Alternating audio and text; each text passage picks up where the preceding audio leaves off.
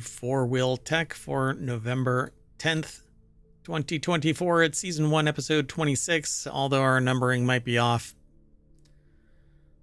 we'll fix it in post. I am Mayor Watt, and along with the sentient AI from the future, we're going to talk about the Kia Adventure Van, Bronco returns, I will not pay over MSRP, but they'll just raise MSRP, off-road Hellcat, and square cup holders in a Lexus. Everything's powered by ohmTown.com. So go over there and become a citizen, and you can just subscribe to the Four-Wheel Tech, and you'll get some of the news, because we actually grab a little bit of news that's automotive and technology related from all across ohmTown.com. It just, a lot of it happens to be focused in the Four-Wheel Tech group. That's how our aggregator works. Anyway, see you on the other side.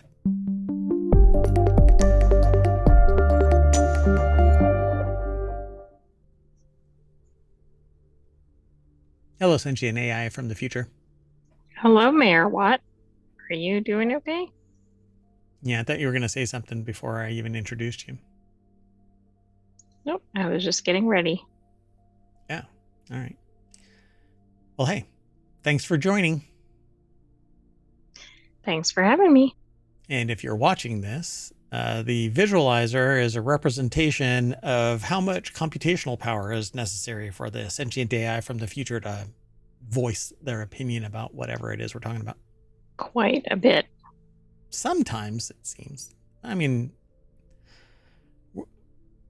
I think that it's this old tech that you have to deal with because you're from the future and you hear that weird USB that you were actually housed in must have fallen out of the Terminator body when you transported back in time. Hey, if you want all of today's show notes, you can hit !FWT in the chat, and that'll spit out all of today's show notes. They're already over on YouTube. They'll be in the podcast when it gets published. So follow us here on Twitch and over on YouTube, and download the podcast and like and subscribe, ring the bell, send a carrier pigeon, send an email to mayor@ohmtown.com if there's any articles that you're interested in us highlighting in the show. Once you become a citizen, though, you can actually submit it. There's a little option right here where you can submit news, but I'm not logged in. Anyway, you want to get into the show? Let's get into the show. First article is over. Let's do it. There's that vocal computational lag. Again, I blame the fact that maybe I'll move you over to the new Apple Mini M4 because the Raspberry Pi just isn't moving fast enough. You can recompile. Yeah, but then I'll have to keep up with the M4. No, you won't have a problem with that. You know, I mean, you're from the future, so. According to this article, all of our articles are from Jalopnik today. That's pretty wild. Wow. That normally never happens. But anyway, so Kia better make this badass electric adventure van concept that it debuted at SEMA. The SEMA show always includes a slew of questionably customized cars, but sometimes manufacturers release tricked out versions of everyday models and eventually, well, actually get people excited. But I'm pretty excited about this one. There's a couple of Kias that I actually like, but this year Kia returned to the SEMA show with an all-terrain Vengeance, showcasing Not what I think of for all-terrain. Yeah, Kia. Two badass electrified and off-roadified vehicles. So let's take a look. Boom. I dig this. Oh, that's cool. That looks like something out of a sci-fi or dystopian movie. Oh yeah, something on Mars, you know.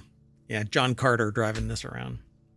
If anybody knows what John Carter is, I'm amazed. But anyway, the biggest flop in like movie history. I think it made like $20. But then it might be known because of that. Yeah, true. I keep attempting to watch it again, but I think I've watched like 5 minutes of it over the course of 2 weeks.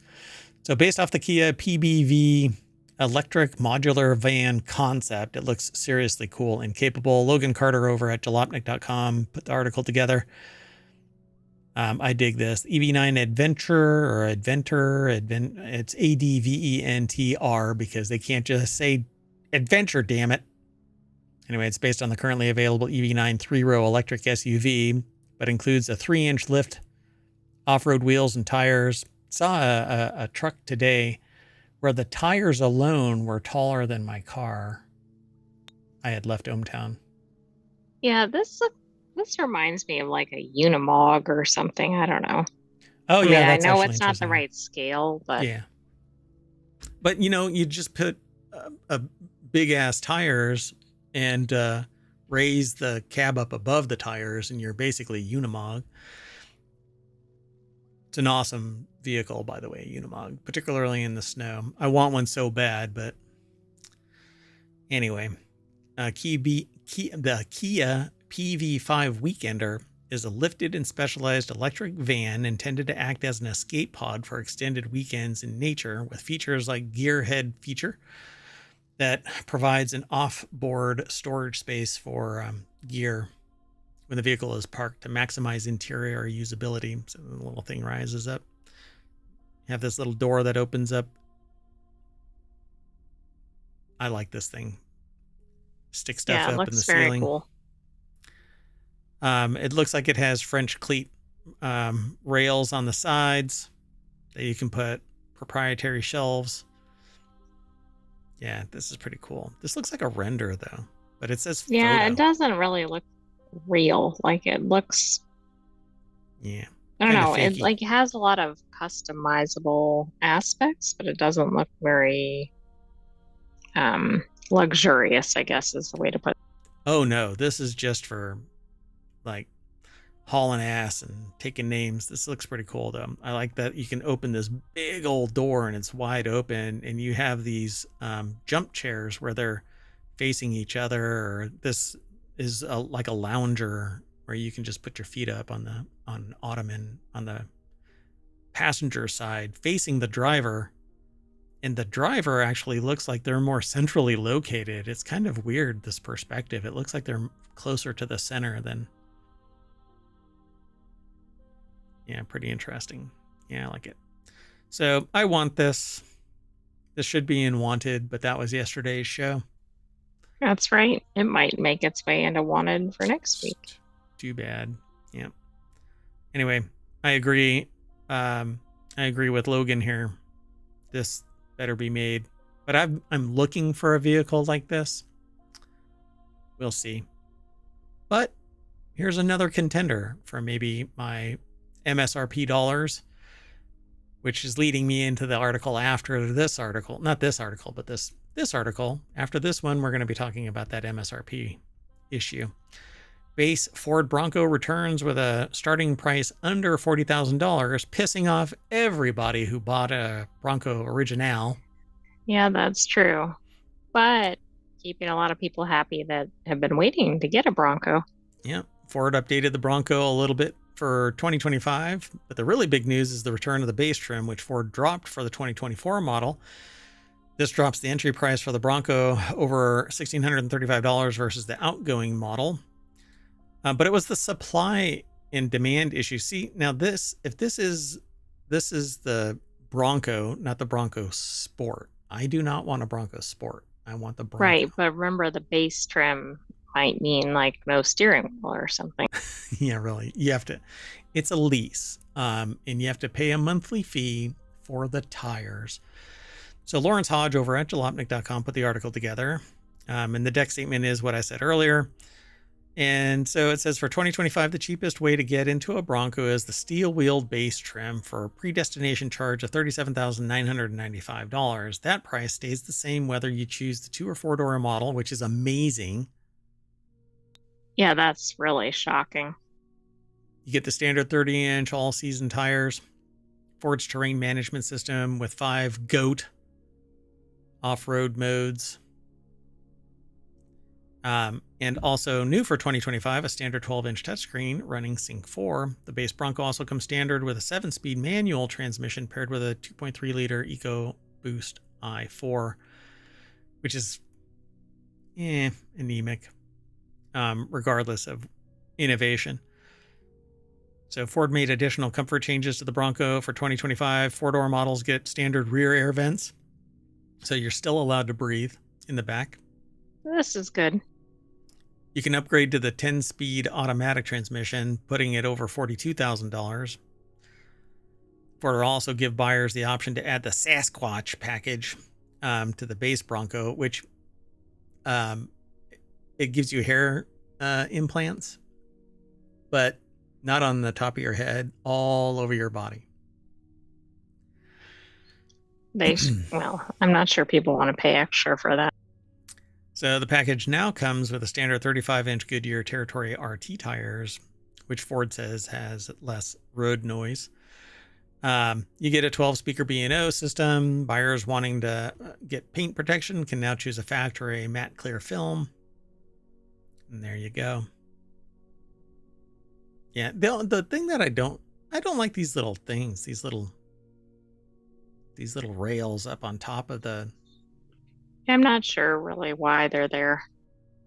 There's little lights, but I think it's kind of goofy.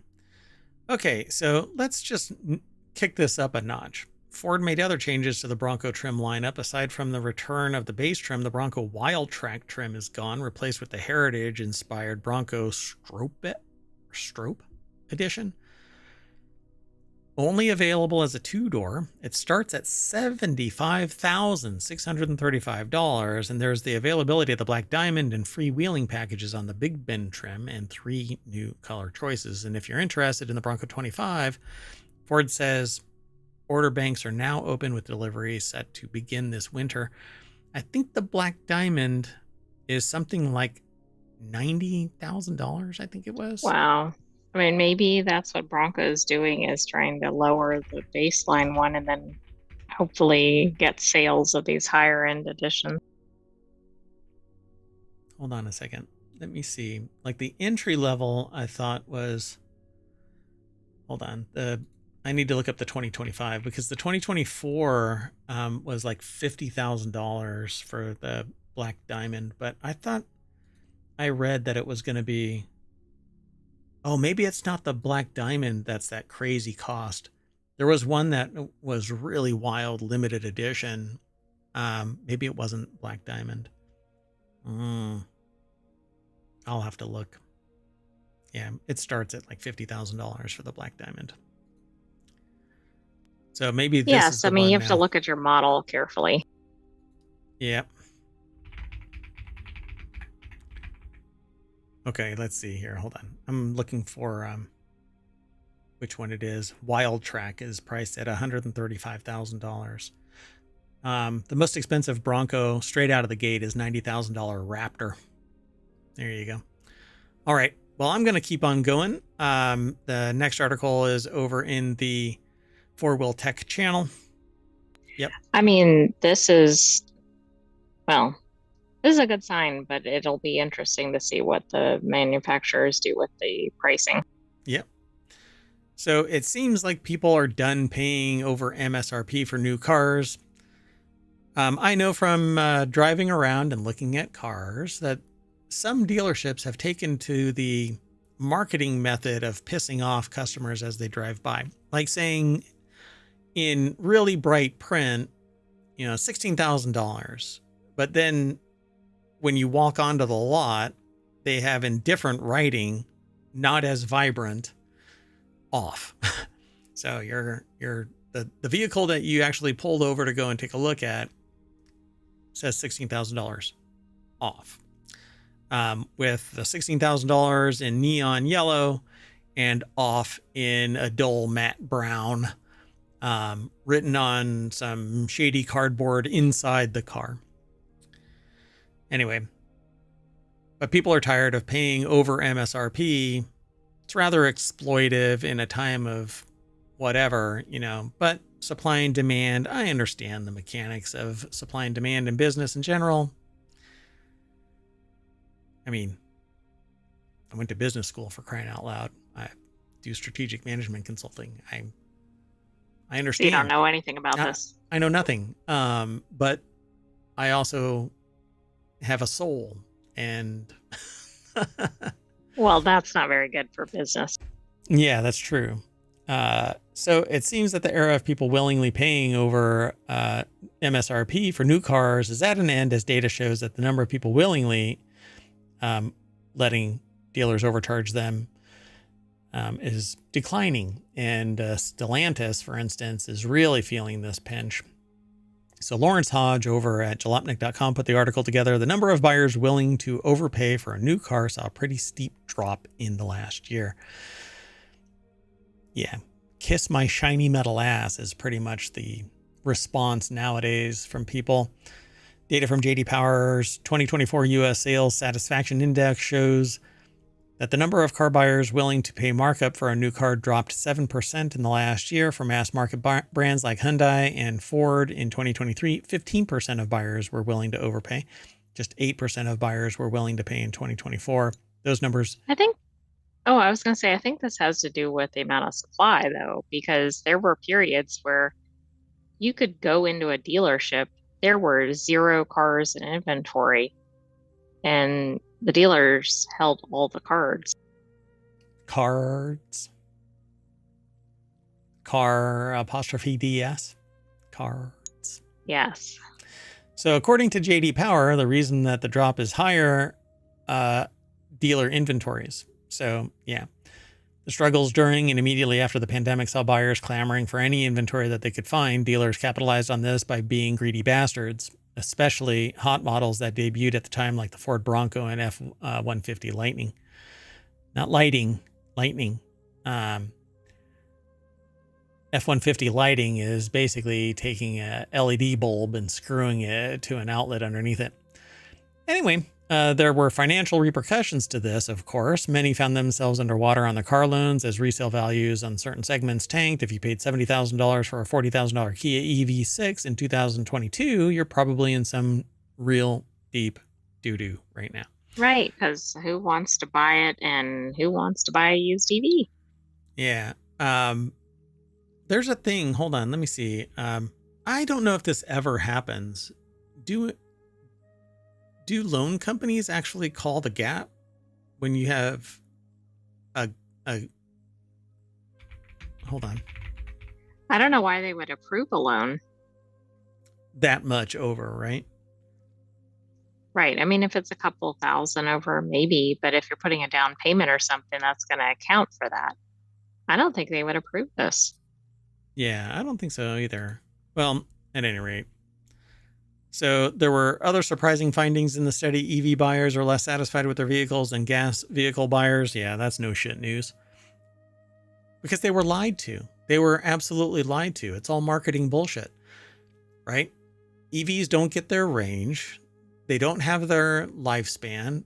They're a pain in the ass when they break down in any way, shape, or form. Or if there's any weather of any kind.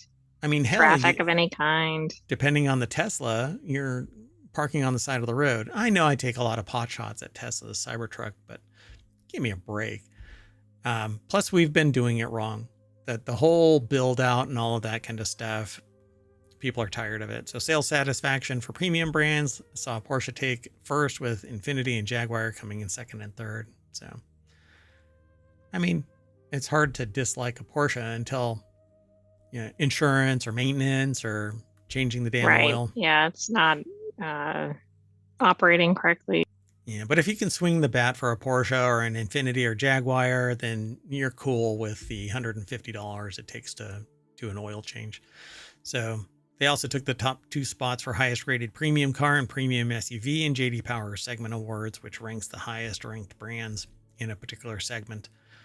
That sounds so much like, what's his name? Where he does $50 items from Amazon. It's tech stuff. Yeah. Random Frank P. Oh yeah, Random Frank P. He always does this thing like JD Power Segment Awards where he ranks the highest ranked brands in a particular segment. So he does like $50, $100. It's a fun show to watch, but anyway. He was going to change his name. And then his community said, hell no. And he's well, okay, I mean, I guess that's a good thing. They're invested. Yep. Anyway, let's move on. This is not non sequitur news. This is 4-Wheel Tech. Anyway, the next article is over in 4-Wheel Tech. Off-road Hellcat 4x4 fixes every problem you had with the Dodge Challenger. I had to choose this because I really like Dodge for whatever reason. Dodge is kind of like this chonky beast of a vehicle. And I've had a couple of them over the years, not the Dodge Challenger, but I really dig them because of that kind of beefiness of them without being too over the top. I still wanted a vehicle that you could park in a garage. So Dodge sold the Challenger for 15 years, never gave it a full redesign. What is that? Depsite, that is? What? I think it's despite that. Despite. But Depsite, that's their typo. I just read it. I just read the teleprompter. Screw you, San Diego. Just kidding. I love San Diego. Stay classy, San Diego. Stay classy, San Diego. It sold well for a coupe and eventually proved even more popular than the Ford Mustang and Chevy Camaro. Bitchin' Camaro, bitchin' Camaro. Over the years, Dodge made a long series of improvements and offered the Challenger and other special editions. So, boom. Colin Woodard over at Jalopnik. I see why it fixes the problems. It's no longer a Dodge Challenger. Well, because it can go above everything it's going to encounter. Good God, look at that thing. But that's kind of like the vehicle that was seen outside of ohmTown today. The tires were as big as the fender well. So if it was actually set down on the tires would just destroy the fender well. So it was sat up above, kind of how this is. So, and those tires had to have been, I don't know how big, like 36-inch tires or something like that. They were beefy.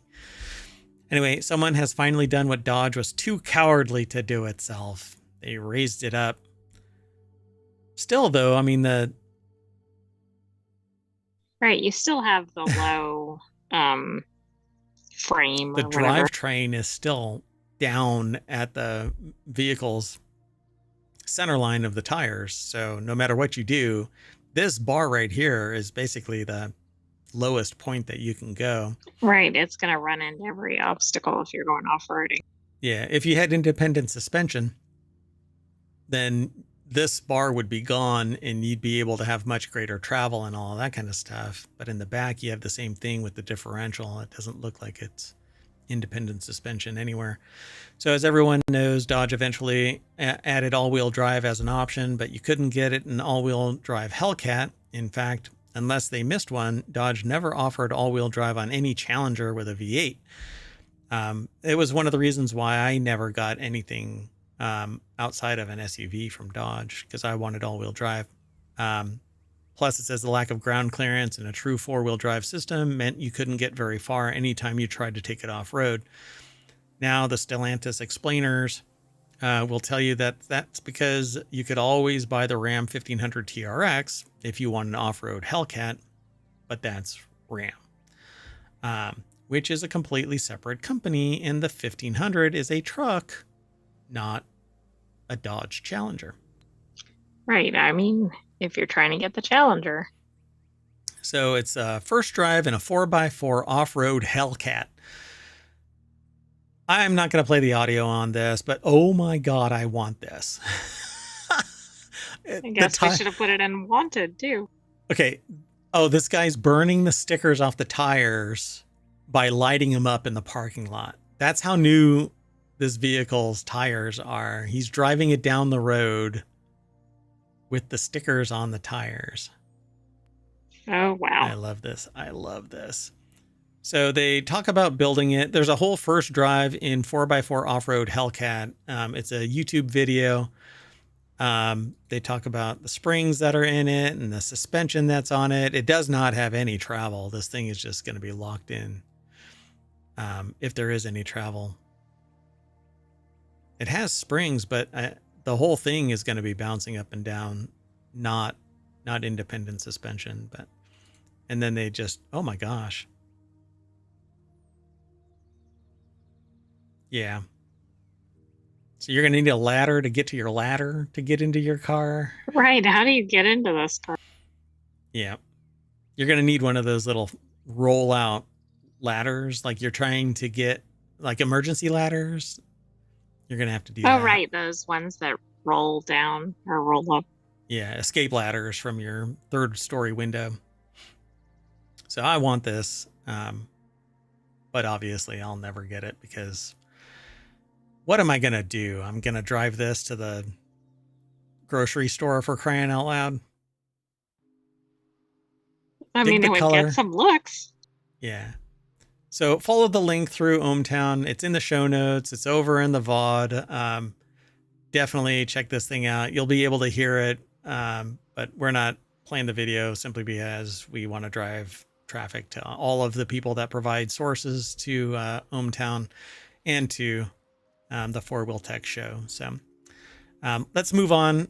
The next and our last article for Four Wheel Tech tonight is Lexus designed the TX's weird square cup holders so that it would fit Stanley cups. Do you really think that they catered to the Well, it's Lexus? interesting because I don't think of the Stanley Cup and the Lexus market overlapping. I don't know, man. I mean, people really dig those Stanley cups. It's always bragging rights. I'm actually surprised that my friend in California didn't send me a picture of their Lexus with a Stanley cup in the holder. Okay, that would have been funny. So cup holders, no matter what the vehicle they're in, are usually round. Bucking that established trend is the Lexus's 3-roll TX family hauler. Oh, that's why. He would never send me a family hauler, which went with a strange looking square cup holder that's removable from the center console. So why would Lexus go and willingly create chaos in what is supposedly a family vehicle? Apparently it's for Stanley cups.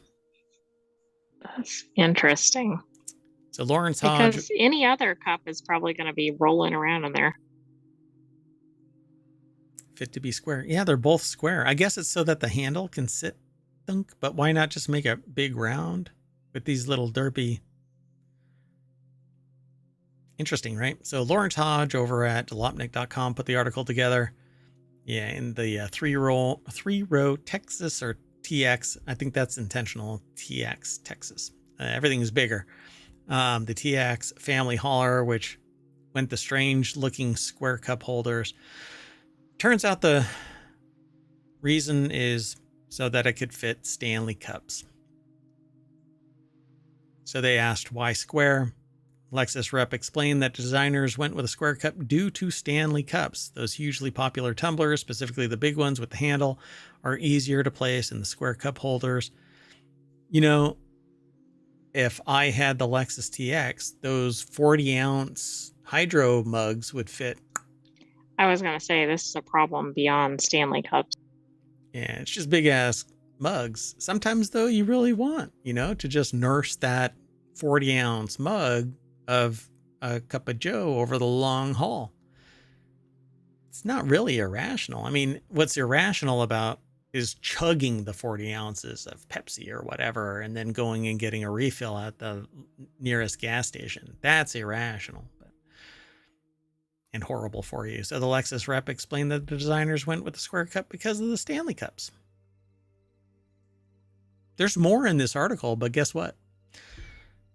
Really don't need it.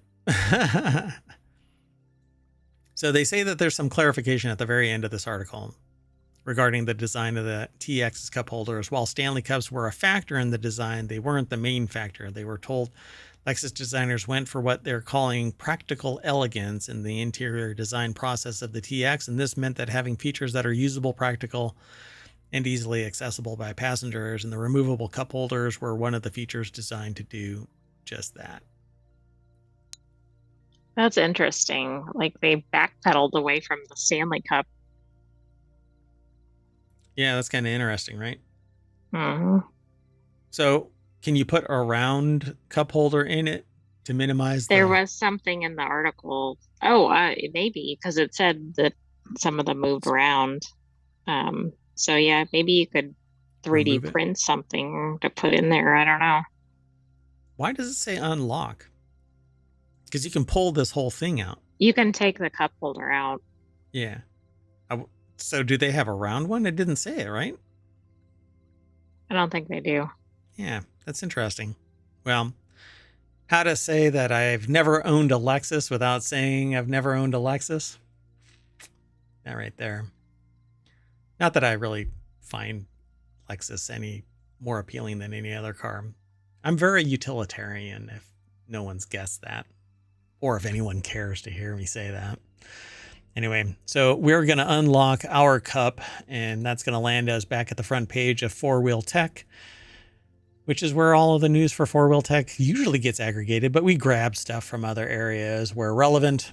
So you can go over there, become a citizen, and you can subscribe to all of the channels. We got 50 channels. Go check it out. Anyway, I am Mayor Watt, and the sentient AI is going to... there was a 10-gear transmission in that one vehicle, the Ford Bronco. So put it in 10th and granny gear your way down Main Street. Yeah, that's my way of saying say bye. Good night, ohmTown citizens. Thanks for joining us for Four Wheel Tech. We'll have another episode of that next week. But come back tomorrow for ohmTown non-sequitur news and some other weekly shows.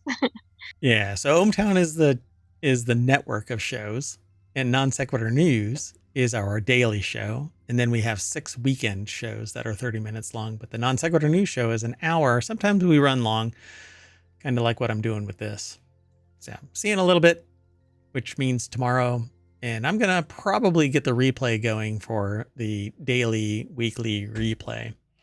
It may or may not include yesterday's shows. We'll see.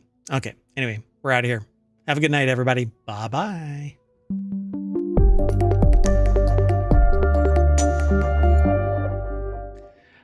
Lexus.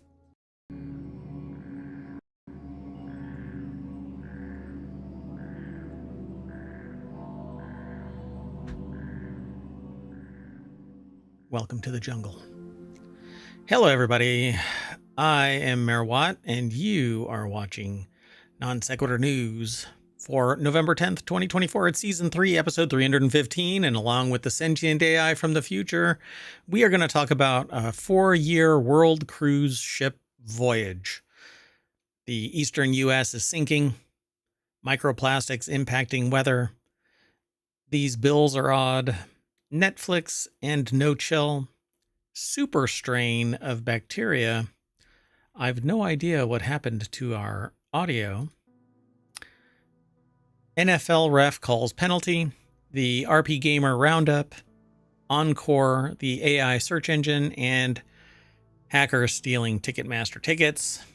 Everything is powered by ohmTown.com, so go over there and become a citizen, where you can get all of the news, none of the noise, and definitely respite from the last several, year. See you on the other side of our intro.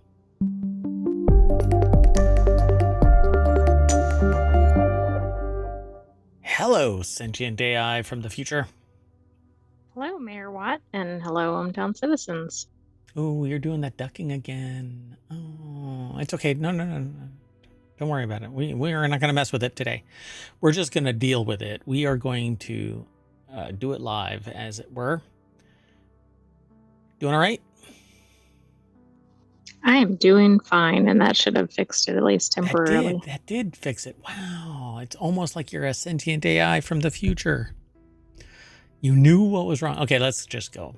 So this first article that we're going to talk about is for whatever reason, we have this strange fascination with all things lifelong cruise affiliated kind of stuff. I'm really not sure why. I've never been on a cruise, and I don't necessarily want to get on a cruise because I think that they're the petri dishes of the sea. But a residential cruise ship has a 4-year round-the-world voyage to quote-unquote escape politics, but 4 years is the cycle for politics, so you're literally going to be enveloped in politics. I mean, the idea is funny. It seems like it's just a shtick. Oh, it's definitely, yeah. The residential cruise line offers a 4-year voyage for passengers seeking an extra long vacation. A single-person room on the cruise ship for 4 years costs $256,000, Is that all? I mean, I promising. guess that's probably cheaper than buying a house, but at the end of it, you're not going to have a cruise ship or a house. Yeah, you've got jack shit to show for it. Oh, that's really early in the stream. I'm probably going to get in trouble. In troubled? In troubled. The name of the new show that we are kicking off. We're changing the name yet again. Just kidding. They're going to go to 140 countries. The Odyssey. Wait, is that the same one? Yeah. The Via Oh, it is. I Odyssey. didn't realize it was. Yeah, entered the second month of its 15-year tour around the world. The Odyssey set sail in September after delays left it docked in Belfast for months. We didn't even get the news that it actually left, We got the news that it started to leave and then it got stopped again, but I don't think we ever saw that it set sail again. yeah, that damn Windows 11 patch. And that's a 15-month journey, right? Not 15-year. It says 15-year tour around the world. Oh, okay. It must have several legs inside that. So the Odyssey started with its own kind of micro Odyssey, I suppose. Let's see here. If the state of the world, or at least election results, have got you considering whether you want to leave the United States, Villa Vi Residences wants to throw it in its hat in the ring for an option for temporary relocation. A double occupancy room starts at $319,998 for the 4-year trip, promising visits to 140 countries across all 7. So you can book a 2-year midterm selection. This is pure marketing tripe. It is, but it's kind of funny. Yeah. So you know what's going to be interesting about this? I am going to promote this episode. And because I'm simply mentioning exactly, even though we're not talking about anything political, I don't even care about the election in terms of the show. I'm not even talking about it. They're gonna ding me. I have been getting notices from previous promotion attempts where they've straight up said that I have to file a document for electioneering, even though I did not say anything about it. I never talk about politics. So anyway, I found it really interesting that I'm still getting them a year after the last promotion. So anyway, while a trip on the Odyssey doesn't offer citizenship anywhere else in the world, it gives passengers flexibility to escape traffic jams, politics, and the monotony of city life, except that you're going to have the monotony of being stuck on a ship until you get to another dock. And even then... Yeah, but with that many country stops, you're probably not going too long in between docking. Well, except for the people who had to pay for their own apartment in Italy. That's a different issue. Assuming it stays on schedule. It was Ireland, not Italy. Yeah. So they said that they were going to actually... So it's really funny. 2 passengers who repeatedly complained about the delays were kicked off the ship and had their contracts canceled. You bitch too much. Never mind that you sold your house or gave away your pets or whatever you did in preparation for this. Yeah. And if you put all of your eggs in one basket, guess what? Somebody else is going to take your eggs, make an omelet out of you. All right. Well, anyway, Catherine Tangalakis Lippert over at businessinsider.com put the article together. Pretty fascinating. 15-year tour around the world is what it says, but you have to pay $256,000 for a 4-year tour. So just over $65,000. I mean, think what the cost would be for 15 years of this. Yeah. Well, $1 million. Well, roughly. Roughly, yeah. All right, let's keep on going though. This is kind of interesting, but I'm just waiting for the software to go, sorry, we need a patch, and you're stuck out there somewhere.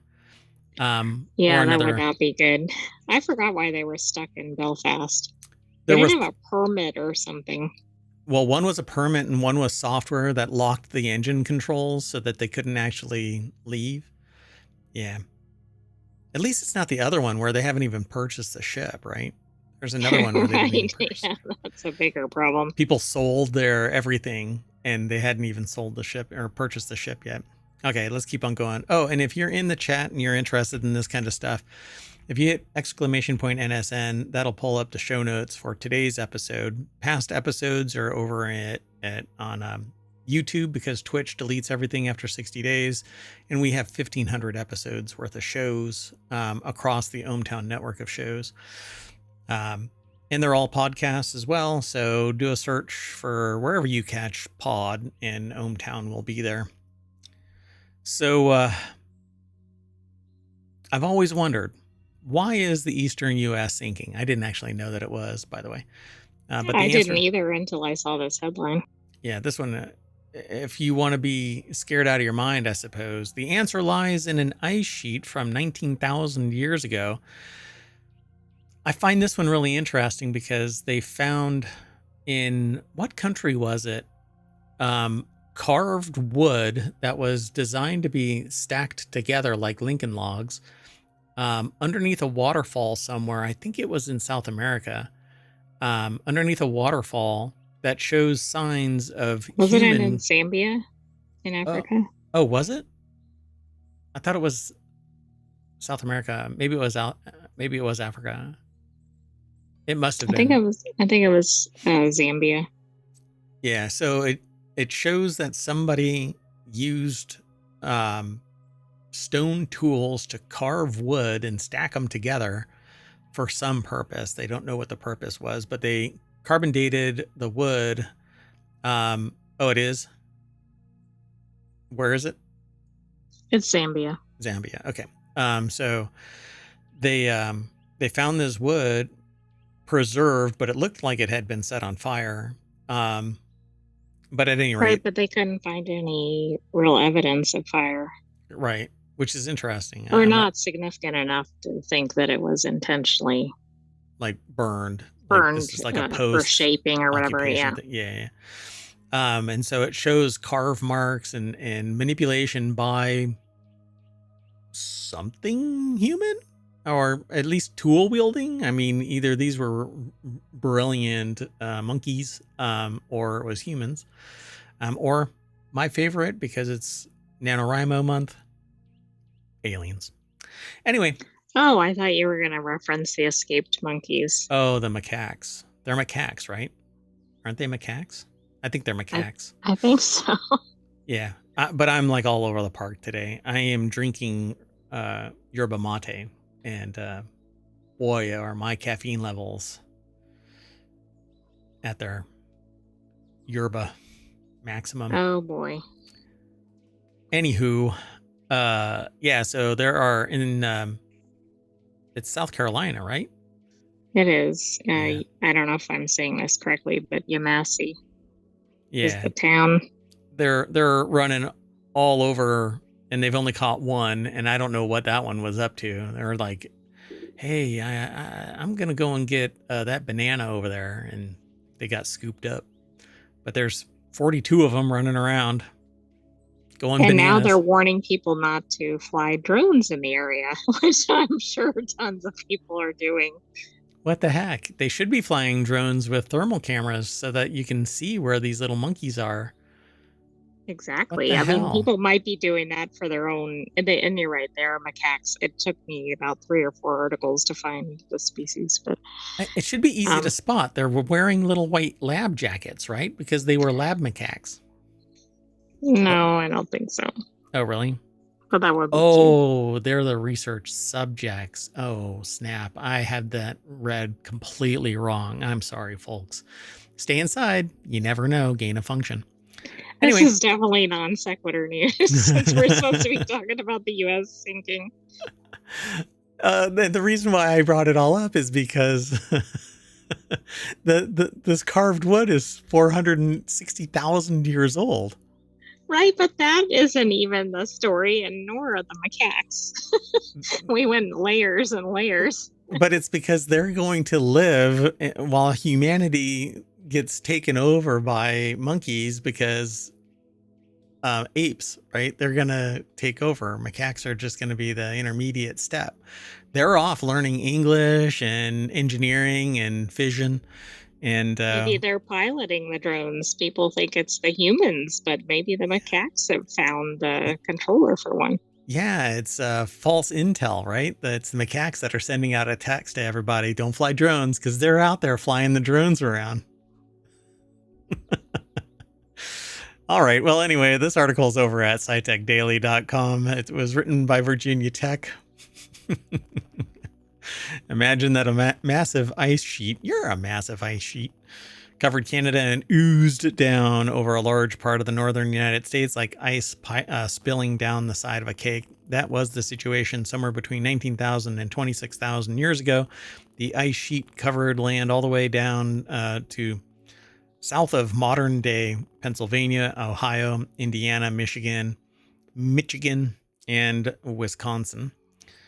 But then the cheese in Wisconsin stopped it. That's what happens.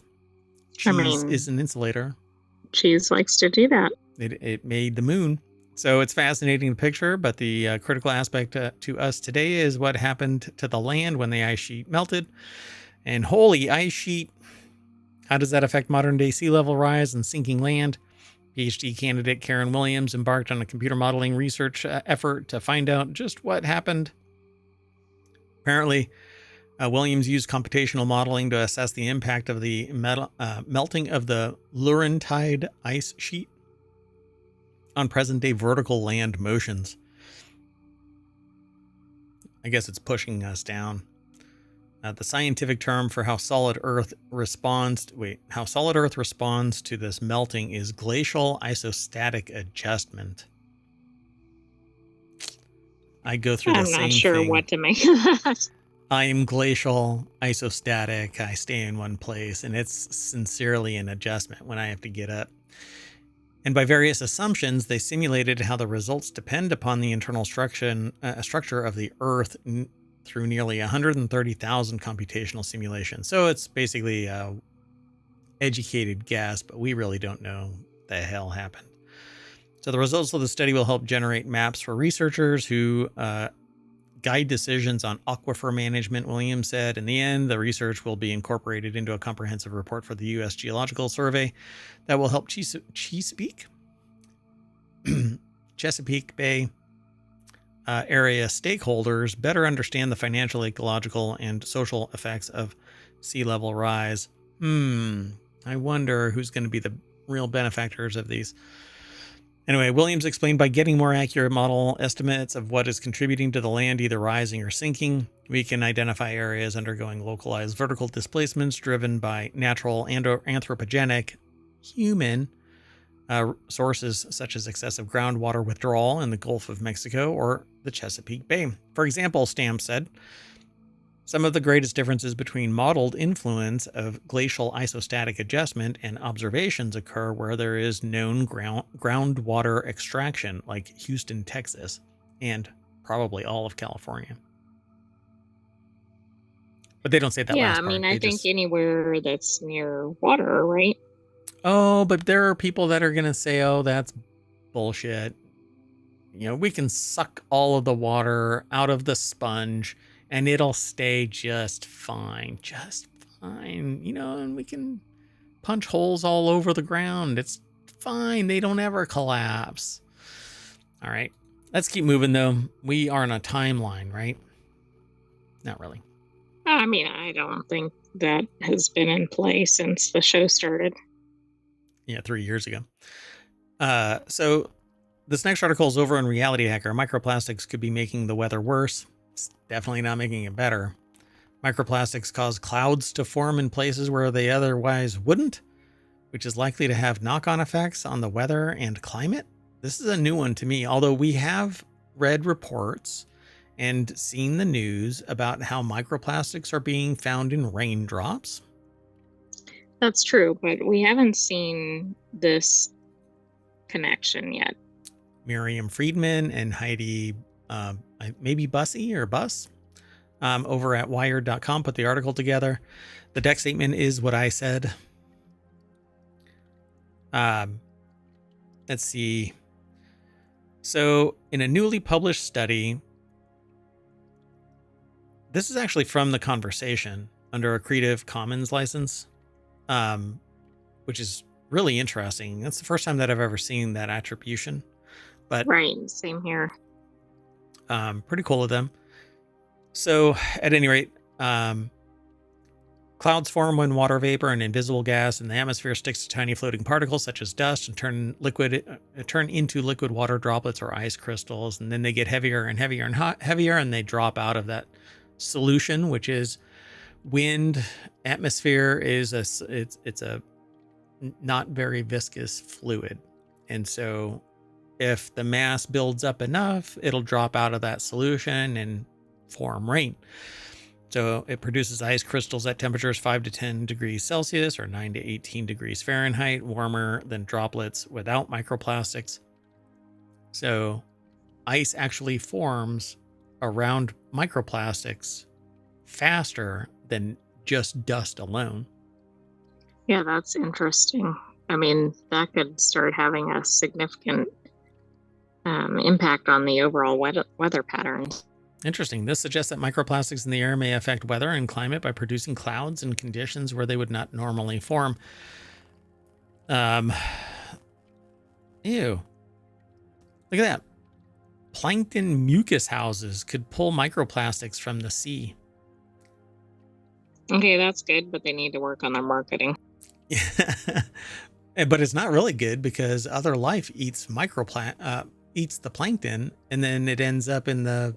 True.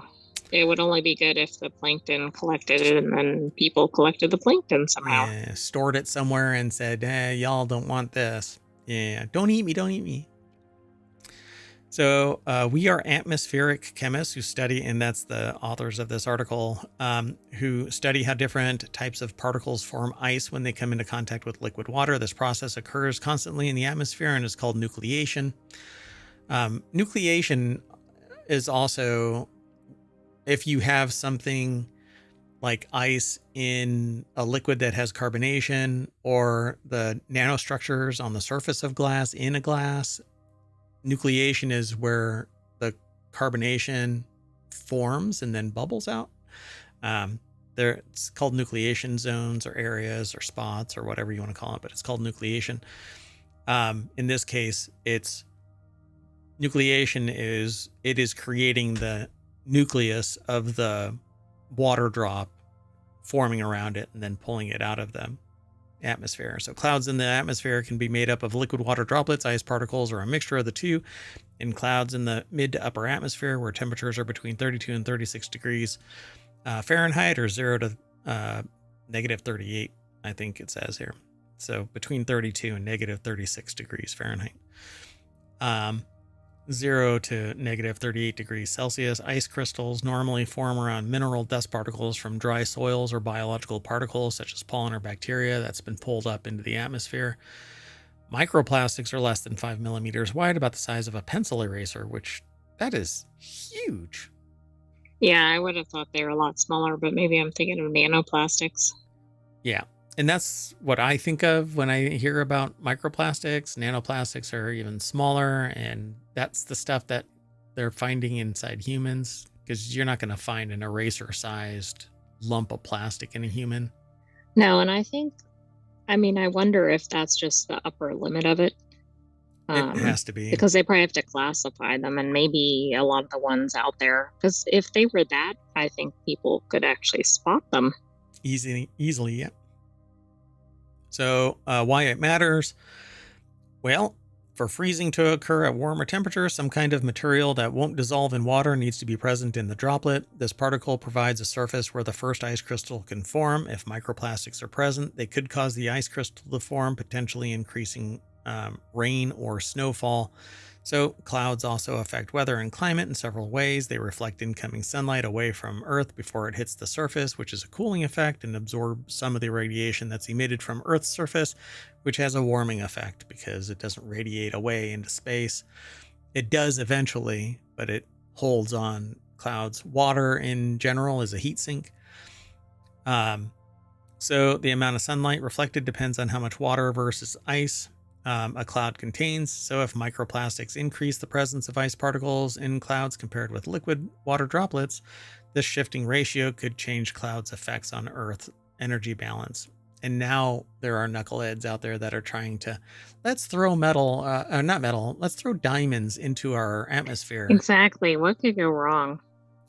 The problem isn't, oh, we're getting too much heat from the sun.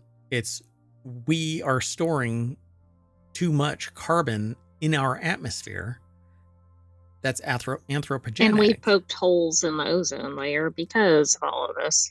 Yep.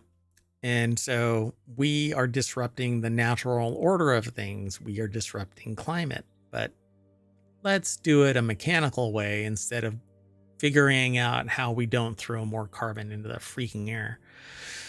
So they describe how they did their work, and they still don't know some things. So they say to understand how microplastics affect weather and climate, we need to know their concentrations at the altitudes where clouds form. We also need to understand the concentration of microplastics compared to other particles that could nucleate ice, such as mineral dust, biological particles, etc. So they're going to have to take some guesses, and educated guesses are better than just throwing a dart against the wall and picking a number. I suspect that that's what they do anyway. I don't think that's how they do it, but they barely started studying microplastics. The fact that they've even got this figured out is kind of surprising to me. Yeah. But we've been calling it publicly on the show since, 3 years ago. And Mayor Watt's been talking about it for the last 12 years, longer than that, probably. I can't remember how far back I've been talking about it.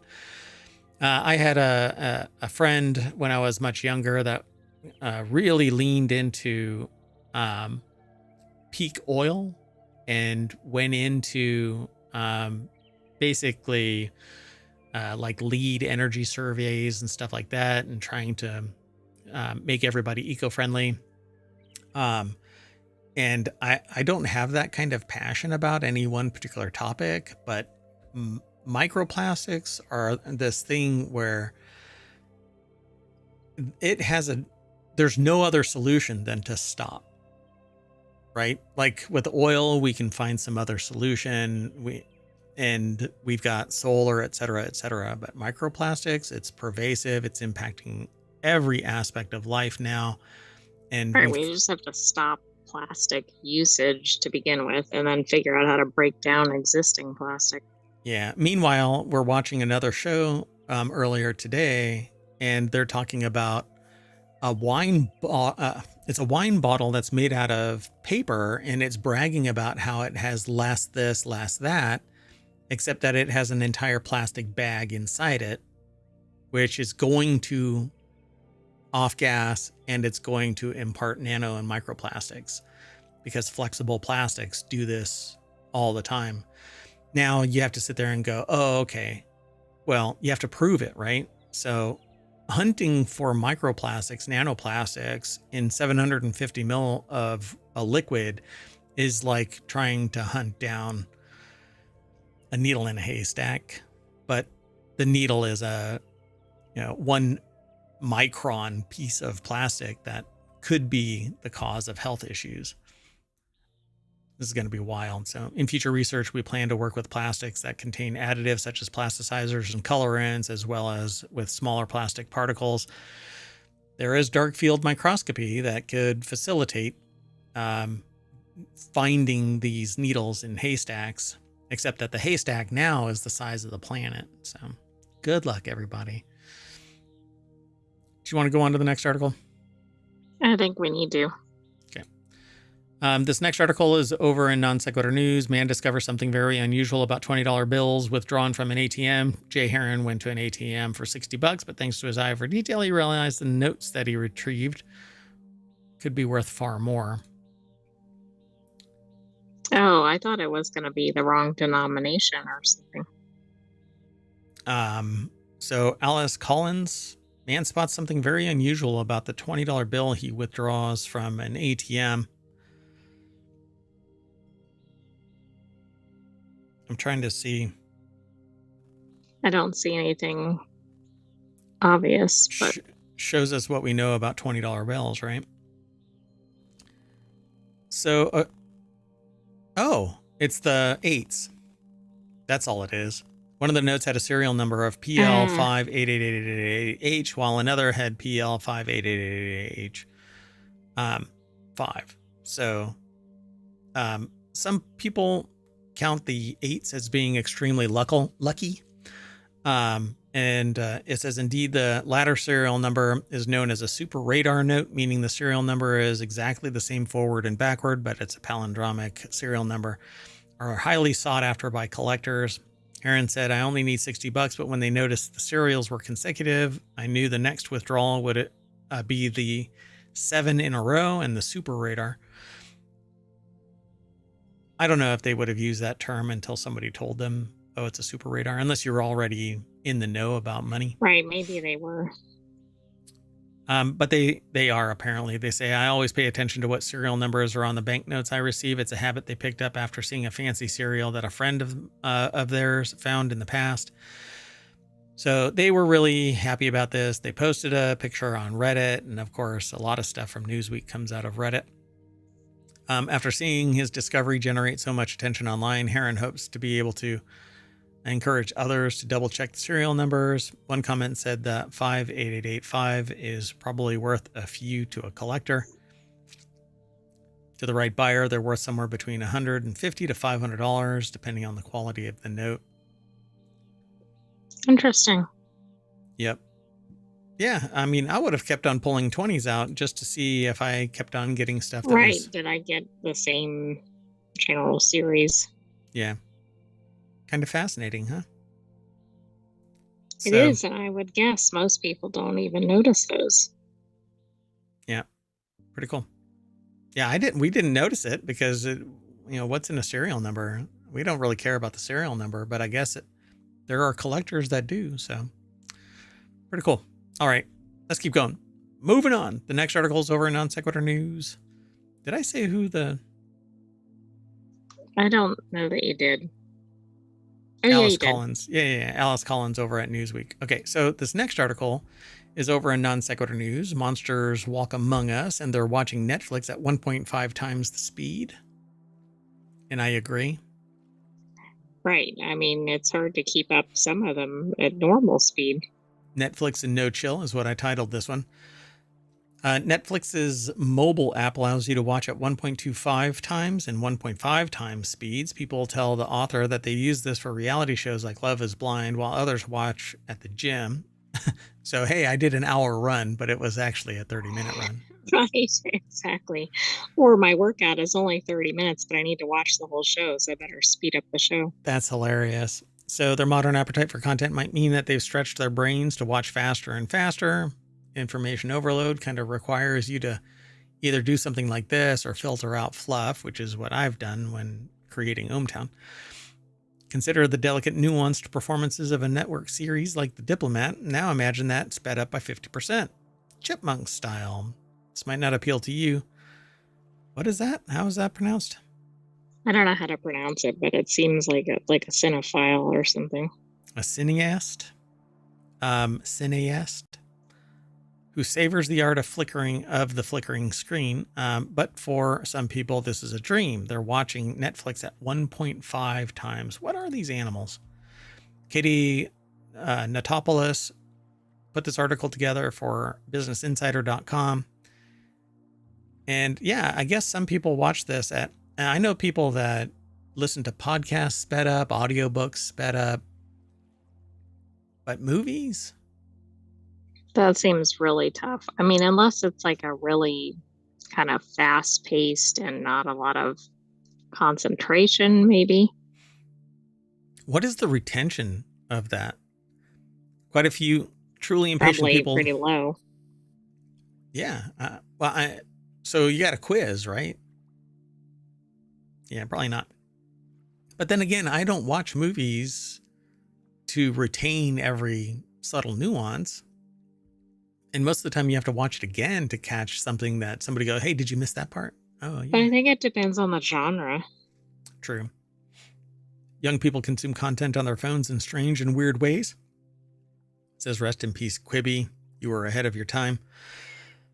They found themselves sucked into the brain rot videos on TikTok where a dramatic clip from a show plays in a split screen of someone playing with slime or playing a video game.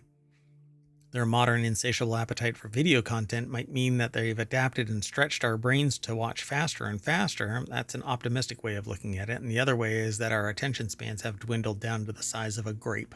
I think that's more spot on. Yep. So there you go, folks. If you're one of the weirdos out there, come and hang out in twitch.tv/ohmTown. I'm saying it slowly so that when you sped up, you're hearing it at normal speed and it actually clicks. Or you can go to youtube.com/ohmTown. And don't forget, you can download the podcasts. Just do a search for ohmTown. You'll find us. And you can speed them up if you want. So we're going to move on. Anyway, and you're not sped up. It's just me talking faster this time.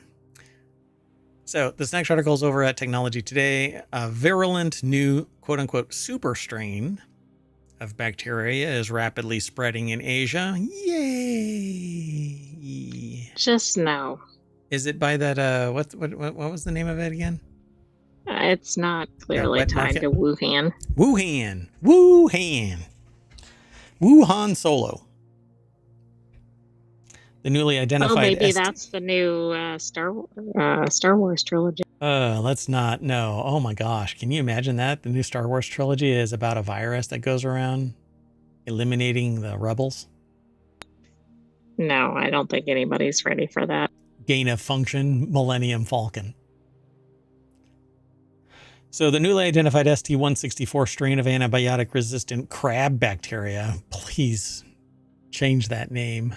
I mean, that's giving us visions of the bacteria like walking like a crab, which is not good.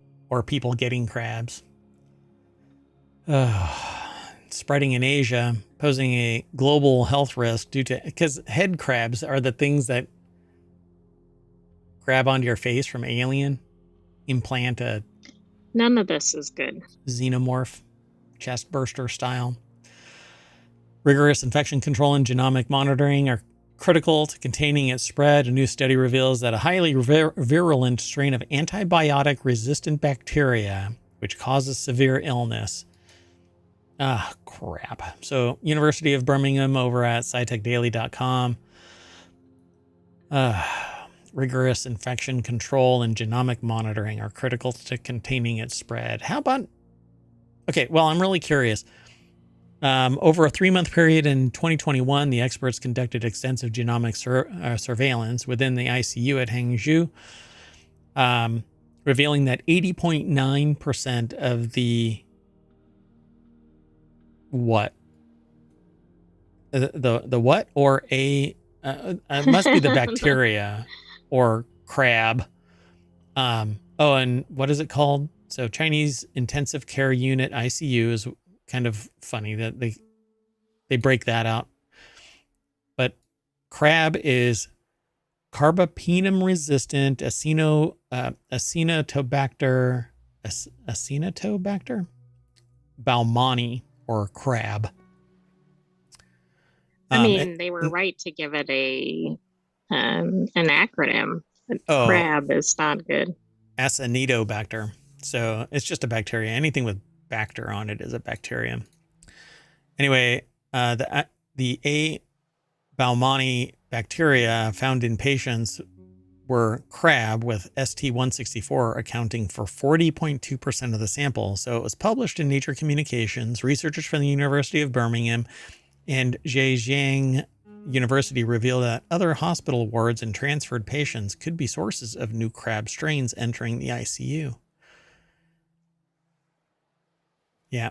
Latest research shows one strain, GC2, among crab isolates fell from 99.5 in 2019 to 50.8 in 2021. The remaining population mainly consisted of ST164 isolates that have been evolving since mid-2020 and have twice the levels of measurable resistance to carbapenems that the GC2 strains have. So, this is just too soon. I know this is bacteria, but I don't Hey, think the world is ready for this.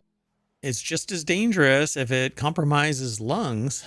You're, and it's antibiotic resistant. So your normal course of action would be, well, not anymore. Antibiotic resistant infections are a major Panic threat. and run. Yeah, wear your mask, but nobody's going to wear their mask because, hey, it just miraculously goes away, right? Yeah, after hundreds of thousands of people dropped it. So they published this information, and now we monitor. So it's been growing and mutating since at least 2019. In 2021 is the most known prolific ST164 clone. Let's keep moving, though. The next article is over in Non Sequitur News. Fans react after NFL referee calls penalty in perfect German.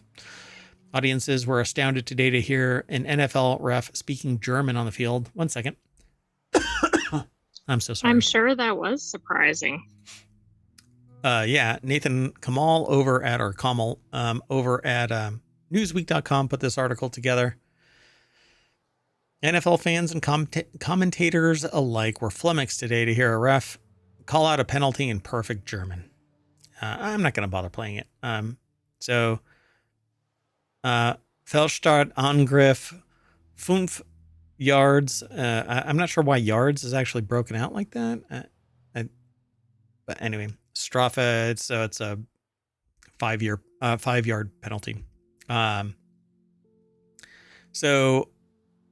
False start offense, 5-yard penalty. Interestingly, Ocholi then switched back to English, continuing. It's by the center. It's third down. It's unclear why the ref called the penalty in half English, half German. But it had a pretty immediate effect on commentators. As one can hear the official NFL clip above, Sports Center or sportscaster Rich Eisen is audibly surprised and lets out an "oh." That's interesting. While another says, "Looks like look at Sean Hochuli hooked on phonics." That's pretty funny. Well, apparently his father called out something in Spanish previously. Oh, so it's a thing. Draws attention to the refs. So that's some damn good marketing, I'd say. While fans, broadcasters, and social media users alike seem pretty astounded that the NFL official would speak German on the field, it has to be reiterated that the actual game is being played in the third largest city in Germany. So it's actually quite a bit of sense. Okay, there. I was wondering if this is one of these where I didn't realize that they have some games in Europe. American viewers might actually be underestimating how popular the NFL is becoming in Europe right now and in Germany specifically. So context matters, folks. Interesting. They buried the lead. I mean, if that would have been at the very top, we wouldn't have read this far into it. Anyway, let's keep moving then. The next article is over in Tabletop Nights. So RP Gamer Roundup, November 3rd to November 10th. This is the end of the week, and this article, this selection, is only available within the last 24 hours. That's where this news comes from. Our weekly shows can sometimes include this kind of stuff, but we actually kind of rarely put RP Roundup in a daily show. So it says, welcome to the latest edition of RP Gamer's Roundup column. So let's just jump straight on over to rpgamer.com. Alex Fuller put the article together, and they go through this list of all of the games that they've discovered between November 3rd and November 10th. Dragon Age, the Veilguard, they have a review, and that's what they are linking to. So they have editorial content about Dragon Age, the Veilguard. It's a very, very popular game right now. A lot of people think that it's kind of a flat game, but a lot of fun still, where the characters are kind of meh and the story is kind of straightforward and linear and flat. And people like wanted it to be like Baldur's Gate 3, but apparently not so much. There. Yep. They talk about Metal Slug Tactics, The Legend of Heroes, Trails through Daybreak 2. They got a bunch of retro-styled RPG negative Reverie news. Beastie Ball served into early access this month. New Arc line coming to early access this month. I have never heard of River City Girls 2. I didn't know that there was a 2, let alone a 1. Or didn't know that there was a 1, let alone a 2. Welcomes the Double Dragons next week. Garden CL is a free update coming in 5 months, I guess. RPG Maker with PS4 and PS5 Western release announced. And a bunch more. So they got a whole bunch of news in this, and they link to podcasts and other things that they find really fascinating. So if you're interested in that kind of composite stuff, definitely follow the links in the show notes or in the VOD. They'll be in that VOD for the next 60 days. So let's keep moving. Sound good? Sounds good. So this next article is over in Late Night Geeks. Encore is an AI-powered search engine for your thrifting needs. Former Apple engineer Alex Ruber and former Twitter and Asana engineer Parth Chopra first met on Y Combinator's founder Match platform, then met in person at a thrift store for shopping. They later went on a thrift store shopping trip, where they talked about solving problems with finding the right product in the online space. So, of course, AI. AI has to mine data for it to be effective. So, Right, and it only makes sense. I mean, thrifting is very localized. so I'm really But if curious. you can get it into online, that would probably be good for the buyers and the sellers. So their AI, their engine is going to have to tap into all of these other sites. So it says the entire secondhand shopping market is really fragmented. There are hundreds of sources out there, such as Depop, Mercari, ThreadUp, eBay, Craigslist, and more. It's hard for consumers to sift through all of them and try to get the product you're looking for. So they wanted to remove that friction for users, which is great. It's news similar, news adjacent. Are they scraping the sites? Because we don't scrape sites. Yeah, I don't know. That's what I kind of wonder about how this is happening. Are they teaming up with these, like Craigslist and everything, or are they just pulling the information? Yeah, I don't know how they're actually doing it, because if it's balkanized like that, eBay, I don't think allows you to tap into an API. I don't think. I'll have to look. And Craigslist doesn't, they've got enough momentum where if they do have an API or something like that, they can charge for it, I suppose. I don't know. Right. I haven't Yeah, looked in I'm that not side sure. of things. Plus, what's going to happen when you're big enough and they decide to yank your API access like Reddit did to countless other Oh, developers? that's true. That wasn't disruptive at all. Not at all. But it was great for investors. The search engines also show partial prompts such as outfit inspo for and shop from the show. When you tap on them, you can complete the prompt through auto-populated suggestions or your own words. So on Encore, the service, you can type your query and get matches from multiple resources, including Poshmark, The RealReal, Grailed, Etsy, eBay. Because Encore uses a large language model tech, you can type a query like show me address at Emily Warren, Emily in Paris, season 3, episode 4. Brilliant. Where are they getting their data? Yeah, I can't decide if it's like a search engine or what it is, and whether they're teaming up with these other sites. Right. It's interesting. So I don't know. I would have to do a search to see if RealReal has an API that you can tap into. Many sites do, but this is the kind of thing, though, that ends up pissing off people, because now, whereas I'm of the mind, and I honestly am, services like this allow someone who has information overload to do a search and go to the source. That's kind of what ohmTown does, right? We are actually provided this information through their public means, and then we direct people to these sites, and there's no ads on the site, and we have a little snippet. We limit our impact, and we kind of spur curiosity through this public discussion, right? That's the value add. So if you find us valuable, then like and subscribe to us on YouTube and or Twitch, and download the podcast and leave a review. I would love to start seeing more reviews over on the Apple podcasts in particular. But this is a value add, and I think that it's very important if it's done right. When it's done wrong, there's blowback, and it can shut off access to other people who are doing it, quote unquote, the right way.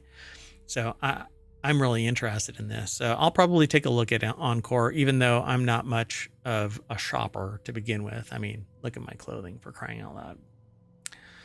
Anyway, pretty neat because it aggregates all of these other locations into one. It does lower the friction, but some people could take it the wrong way and lash out.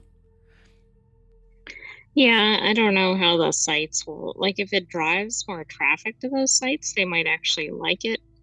And it'll be interesting. I mean, there's definitely a win if you get more used products into people's hands, so they're not buying new and contributing to problems like microplastics, etc. Yeah, this is interesting. I'm kind of curious about the engine here. How are they making money? Because it's going to be expensive to operate this thing as it ramps up more and more people. If there's ads on it, somebody else's ads next to a product sometimes causes a representation issue. So anyway, Well, let's keep I'm on also moving. interested too, because there's a lot of sites that are in this space, but there's a lot of in real life sites too that are not necessarily online, but maybe that'll change over time. Yeah. And I guess the ones that are not online are missing a lot of potential customers. I hope that they're all tech savvy, because that space really does need. Thrift stores are hyper local because that's where they're getting their content from. Usually, if they don't go online, they have the potential to miss out on a lot. They're saying that this market's going to reach $350 billion globally by 2028, but global is such a huge thing. Got to Well, think and local. who can really afford to ship things globally? Yeah. But I mean, that doesn't mean there isn't a demand around the world. I just mean some of it's got to be a little more localized in terms of the transaction.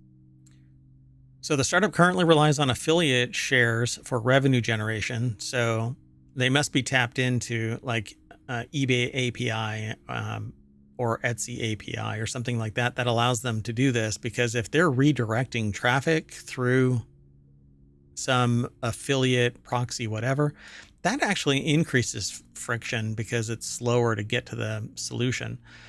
But they're going to say the company is also experimenting with $3 a month subscription, providing unlimited searches with advanced models.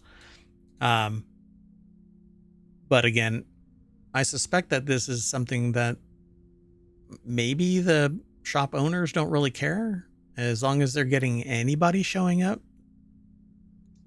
Well, it's interesting because in concept, it's going to drive their sales up. On the other hand, it could drive sales to competitors. I mean, it'll be interesting to see how they react to this. Yeah, because if I do a search for camera purse, I may pull up a bunch of these, but the search engine itself pulls up that shop. And if they go somewhere else because they found one for $3 less, you just cost me $12. Right. All right. Let's keep moving. Our last article for today is over in the Mobile channel. Hackers keep stealing tickets from people's Ticketmaster accounts. We've actually talked about this a couple of times now, but apparently it's still going on. Ticketmaster controls a majority of major concert venues ticketing, and they provide this as kind of a turnkey solution. And they price out everybody else who might want to buy tickets. You have to go through Ticketmaster. Ticketmaster has a higher price set than what the box office Well, and would the have been. venues too, they kind of like make it very attractive for venues to sign up with Ticketmaster. Yeah, because they give them a shit ton of money right out of the gate, right? And so we know from watching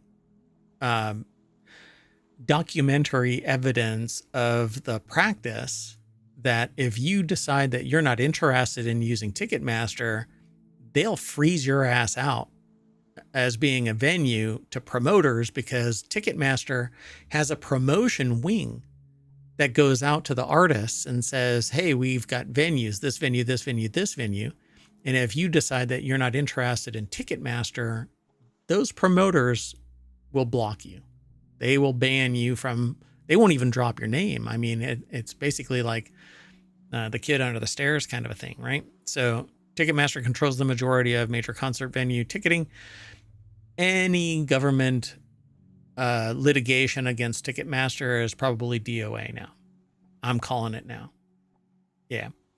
So Business Insider reported yesterday about, oh, by the way, this article is by Thomas Maxwell over at gizmodo.com, but they found this via Business Insider, reported yesterday about a string of customers checking their emails only to discover that someone had broken into their Ticketmaster accounts and transferred their tickets away. This has been something that seems to have been growing ever since their supposed innocuous breach that didn't have any impact on anything. Yeah, it does seem like it was connected pretty closely in time. I am surprised that it's continuing, though. If they haven't done anything actively, because they would have to notify everybody in that database. Hey, all of your shit's compromised, but maybe it isn't totally. Maybe this is just happenstance. Correlation is not causation, right? So Mackenzie was eventually able to get their tickets returned to her by Ticketmaster's customer support. Others haven't been so lucky. Business Insider identified another individual who had their tickets stolen, returned to them by Ticketmaster only to visit their concert and encounter two individuals who discovered their tickets had been swiped only once they got to the gate. Reddit similarly is home to many complaints from users saying similar things had happened to them. Yeah. And we've heard other accounts, right, of people buying tickets and then the tickets don't seem to exist. And I know from direct experience that I purchased tickets and they vaporized the night of. Which makes you think it might be something like this. Yep. And I had, what was really weird about it is that I had crashed for the night because I knew that I was going to be on a long drive, and I woke up and I was like, something doesn't feel right. And at 11 o'clock at night, I called the person and to no avail, sent an email, called the number for where I purchased the tickets, eventually got this person on the horn via direct messaging only, no voice-to-voice communication. And they somehow found me 2 tickets on the other side in the exact same spot. They weren't the original tickets, though. Right. Yeah. The same tier, same location, same venue, same everything, except over there, 300 feet. So it was amazing that I got it, but I was literally 8 hours away from having to drive away to the venue. So yeah, it was quite fascinating. So it's not just the Justice Department mad at Live Nation and Ticketmaster. Concert goers have been frustrated with companies for years over their poor handling of ticket sales, but it's kind of the Reddit style of thing, you know, you'll be back, kiss her ass. Well, consumers have absolutely no choice in this. If they want to see a certain artist or if they want to be at a certain venue, they have to use Ticketmaster and Live Nation. Yep. So it's not just don't go. Well, that might be their only tour ever, or that's the only time they play that song that you want to hear. Yeah, but so you've got to pay you have to pay the squeeze. It's just so, and you never know because the security apparently is a sieve. So one day your tickets are there, the next day you're sitting there fighting to figure out where your freaking tickets are. So Live Nation was permitted to acquire Ticketmaster back in 2010 after signing a consent decree saying, amongst other things, that it would not retaliate against venues that chose other ticketing providers, meaning that they can still promote through Live Nation. But again, Live Nation controls a vast swath of major venues. Just this year, the people have been talking about the fact that if you don't use Live Nation, they'll punch you. And you won't even, it isn't that hey, I'm going to use a different ticketing solution. They won't send artists to your venue. Yeah, it's a much bigger thing than just the consumer part of it. Right. And it's bigger than the venue itself. They're not going to the venue and saying, okay, well, we're not going to allow you to use Ticketmaster. They're saying via Live Nation, we won't promote an artist to your venue. Right? Yeah, it's I don't know, it's very systemic. Yeah, it's because they have a monopoly and they control the market, and they use it through acquisitions and mergers, and then now financial might. They buy the venue out and say, here is, $12 million worth of tickets, and we're going to make, 18 million on the other side. So they get their money fast. They can invest it, and each month that this money is sitting there, they make more money because they invest it. Anyway, I find it really compelling that maybe there is a problem here, stuff like this, and the historical record of this. But companies will abuse because the motto is profits no matter what. Right. There's not a lot of incentive otherwise. Yeah, because they only have one mandate, and that's the investor being pissed off. So we're going to punch our ticket, and that's going to bring us back to the front page of ohmTown.com. And I'm going to say, see you later. I'm going to go sit down in my concert seat. That may or may not be there. That may or may not be there. But it'll be warmer if there is a person there, because I'll just sit directly on their lap. And when they struggle, I'll just go, you're sitting in my seat. Here's my ticket. Anyway. Thanks for co-hosting Sentient AI from the Future. Thanks for having me, Mayor Watt, and thanks for joining us, ohmTown citizens. We'll have another episode of this tomorrow, but stay tuned. We have some weekly shows ahead. What's the first weekly show that we're going to do? WarCrafters. Then Technology Today, and then Four-Wheel Tech. Now, they're all niche news segments, and we kind of get snarky through it all anyway. Well, I do. Sentient AI tolerates Mayor Watt. At least until you get that Terminator body. All right. See you in a little bit. Bye-bye.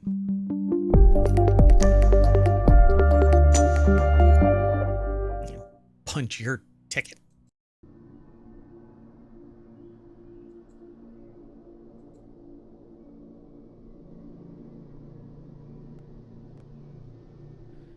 Hello, everybody, and welcome to Non Sequitur News for November 11th, 2024. It's Season 3, Episode 316. I am Mayor Watt, and along with the Sentient AI from the Future, we are going to walk you down Main Street, ohmTown.com, where you can become a citizen. And we're going to look to the left, look to the right. It might be different for your left and right. We're going to talk about a city treasurer spent city treasure on lottery, but I'm a citizen. Can't I spend that money? How about a human case of bird flu in Canada, or crowd control measures at the Trevi Fountain? Wicked Barbie gets a new meaning. Clone sheep. Ubisoft gets sued for The Crew. Gopher experiment at Mount St. Helens. Yes, Mount St. Helens. That's how it's pronounced. Never words for doctors to avoid. Smart glasses for drivers, and snail species named after Tolkien characters. That and hopefully some humor. I mean, Non Sequitur News it's news with humor and completely disjointed production value.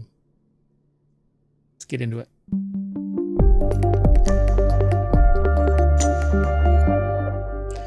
All right. Hello, Sentient AI from the Future. Hello, Mayor Watt, and hello, ohmTown citizens. Man. So, I found out today that I've been paying for a subscription to 12 iterations of the same digital magazine. Oh my. Because whenever it said that it wasn't going through, Oh no, it kept adding one. it kept adding one. Oh my. Yeah, that was an interesting discovery today. So let's get into today's articles. For those of you who are new here, non sequitur news is news. It is the culmination of a news aggregation site that I put together, ohmTown.com. It used to be private, but 3 years ago I opened it up to the public. Now you can use it too. You can just go over there, sign up. It's just a couple of fields. I don't do any tracking. There isn't even any ads on the website. I want it to be fast and effective and efficient for me, my information overload. The sentient AI utilizes it for news aggregation as well. And countless others. I don't even know how many are on the site, but they use it to manage information overload. So you can too. And then once you're there, you can save articles, you can submit them, you can send them to people, you can make lists, you can have conversations, but most of the time people are just using it to manage their information overload, aggregating a bunch of news into one spot under topics.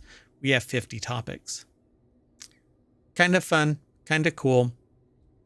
I'm solving my problem. I hope that it solves yours too. So go over there, become a citizen. And if you want all of today's show notes and you're over at the Twitch chat, because YouTube does not like ohmTown, you can hit !NSN and ohmTown will spit the articles out into the chat. You can follow the links to ohmTown and then sign up. Anyway, let's get going. Sound good? Sounds good. So this this article just kind of blows my mind. But I'm a citizen too. I can spend city money on right. So a Pennsylvania city treasurer spent $1,500 a day on lottery. That's a lot of lottery tickets. Using taxpayers' dime.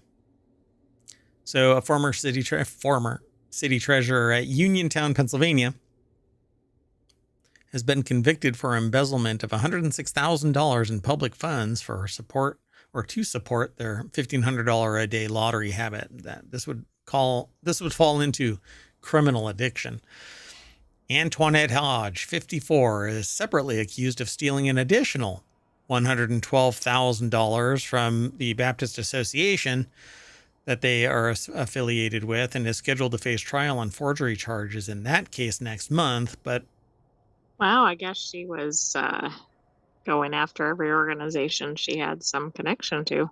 Man, her main responsibility was to collect and deposit cash and checks received by the tax office. But between 2020 and 2021, she failed to deposit more than $106,000 in cash, using the money instead for personal expenses, including vacations, casino gambling, and her expensive lottery fixation.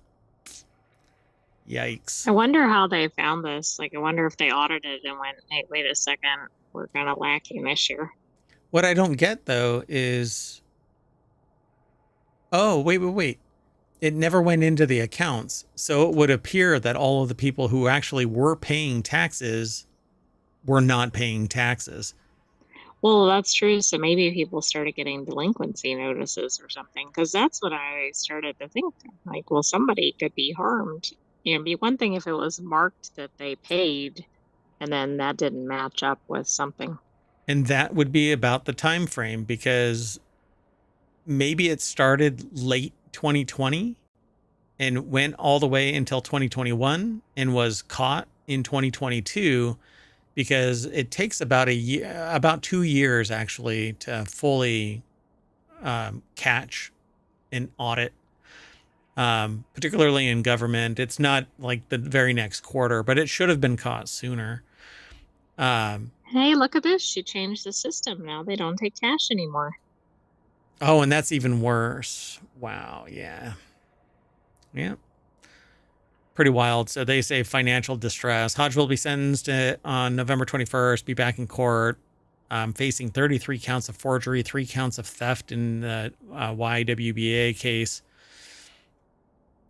Wow. Well, the article is actually over at casino.org, and Philip Conneller is the author of this. There's always more. They have a picture. We don't even accept the pictures. I don't know how that's actually in ohmTown, because we don't allow the pictures to even be embedded, so I'm not even sure what's going on here. I need to go and look.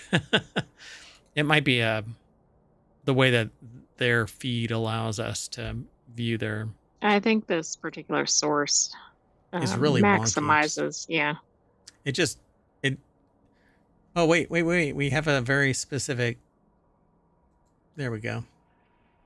Yeah. That's right. That fits here. All right, I got to put it away. Otherwise, I'll leave it there. And 3 articles later, the sentient AI will go, hey, that spoiler alert. Anyway, so yeah, pretty cool that casino.org stumbles across these kind of things. And I think it's because it specifically mentions casino in it. And so because they focus on things like table gaming and other things. Right. Online. But we've had some pretty interesting stories from them. Yeah. I like their news, and I like sending traffic their way. So go over there and become a fan of theirs as well. All right, let's keep going. This next article is over in Non Sequitur News. That's where it's aggregated from, but it's actually from Newsweek. We'll get there here in a second. First human case of bird flu detected in Canada. Now, that title, is that the first human bird case? I'm not sure. That's actually why it was submitted, but it may just be the first one in Canada. I can't remember if they've had one in the U.S. I don't recall. So investigations are underway after a teenager from British Columbia, now receiving care in hospital, was infected via an unknown source. So were they kissing birds? So Tom Howarth over at Newsweek.com put the article together. So the U.S. had its first case in 2022 of a human. Gotcha. Okay. So it says this is a rare event, says Dr. Bonnie Henry, a doctor with 2 first names. British Columbia's provincial health officer said in a statement, while it is the first detected case of H5 in a person in British Columbia or in Canada, there have been a small number of cases in the U.S. and elsewhere. The article answered it for us. Yeah, we just have to slow our roll. Woosah, woosah, woosah. ASMR News. The initial positive test was performed at the British Columbia Centre for Disease Control, or Public Health Laboratory, with samples now being sent to the National Microbiology Laboratory in Winnipeg for confirmatory testing. I like their abbreviation, BCCDC. BCCDC. What I started laughing about was, that they're infected if they start clucking and pecking at the ground. Right, absolutely. Or laying an egg. If they lay an egg, or if they start acting like a real pecker, then you really know that they're infected. So the case comes amid unprecedented global spread of the H5N1 avian influenza virus since 2022 because, COVID isn't bad enough. You need another. You gotta have multiple, exactly. Yeah. So now that the COVID is endemic, it is here. It's just being managed through medication and treatment, and some people have resistance, but they're still spreaders. You think that you're immune, but you're not really immune. You become a carrier for it. So screw everybody else, right? Anyway, survival of the fittest, as it were. I've actually heard people say that, and you kind of go, what? Little sociopath. Would you think the same if it was your family or yourself? Probably not. Yeah, they're sociopaths. Nobody puts a lot of people don't put a bumper sticker on their car until the fit hits their Shan, I suppose. Anyway, officials are monitoring the situation closely as influenza viruses can adapt and change when different strains mix. There's been no additional cases identified at the time, and public health teams are following up with any individual who may have been exposed. So stop kissing ducks. Keep your mouth off ducks. Which you should be doing anyway, regardless of I avian don't know, flu. man. CDC actually warned people in the States to stop kissing ducks and chickens. Quit kissing peckers. Anyway, crowd control measures to be introduced at the Trevi Fountain and Pompeii. The introduction of an entrance fee has been proposed at the Rome landmark. The article is over at the Art newspaper. Gareth Harris put the article together. The introduction of an entrance fee has been proposed at the Rome landmark. And that's because, well, over tourism. Right. Too many people all at the same time. Statement. But it's not. You know what? You said at the same time. It is. Everybody's there in the same season, which makes it worse. The fountain was emptied of water last month and cordoned off while the €300,000 conservation project is underway. Over the next few weeks, up to 130 people at a time will be able to stand for a few minutes on the walkway, which will remain set up until the restoration work is complete. The last major restoration work was done 10 years ago. Since then, grime, bacteria, calcium deposits, and weeds have accumulated at the historic site. And then the tourists leave and take their grime, bacteria, calcium deposits, and weeds with them. Well, we would hope, but they don't. They leave them there. Ooh, yeah. Leave it how you found it, folks. Anyway, maintenance work is going to be underway. And you know what? I don't like the idea of kind of gatekeeping access and stuff like that. But, you know, if people lack respect and they treat it like it's their own backyard, or worse, actually, because it isn't their backyard, they don't give a shit, and they, stick their gum to the, fountain, then yeah, we have to get brutal. But there's no accounting for respect. One person thinks that they're respectable, and they're horrible when they go out and it's not somebody else. It's not their stuff. They'd get pissed if somebody was damaging their car, but they have no problem carving their initials into the bench. It's something historical. Yeah. So Trevi, completed in 1762, is built on the rear facade of the Palazzo Poli and incorporates statues made of white Carrara marble, rich Corinthian leather. Sorry, that's a callback to way back. Something else. Yeah, entirely. So the fountain is considered a late Baroque, not Baroque, masterpiece, and has featured in a number of films, notably Federico Fellini's La Dolce Vita from 1960. Anyway, yeah, officials at Pompeii are saying they're going to do the same thing, limit daily visitors to the site down to 20,000 people, and also introduce personalized tickets with visitors' full names. The move comes after 36,000 people visited Pompeii on an admission-free day last month. Well, I'm not surprised. Probably everybody went on that single day. Standard Pompeii tickets are priced from €18. I've been to Pompeii a couple of times, and I was really young, and I don't remember a fee associated with it, but they're doing fabulous work there and discovering new things from time to time. So on with the pricing. That's fine. Let's keep going, though. Sounds good? Sounds good, but it did say that it sounds like they're going to halt the throwing coins into the fountain, which I think is part of the appeal of the visit. You know what? They should put a little bucket next to the fountain, and you can say, throw it into the bucket. Well, they did. Well, look at that. Did you read that? Nope. I skim over most of it. So this next article is going to be a doozy for anybody who might have fine sensibilities. Yeah, we need a banner, but we don't have one. Yeah, there you go. So Auntie M, wicked Barbie boxes send people to a hardcore porn site.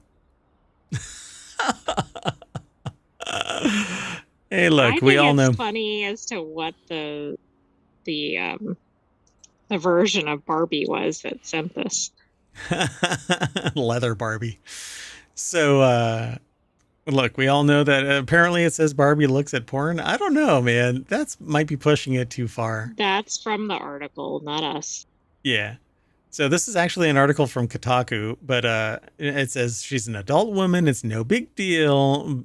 Yeah, she's like 80 or something now, right? We're on the other side. Right, right. But maybe it's more of an issue that she starts leaving tabs open all over her merch sold to kids. Yeah, you got to draw the line somewhere.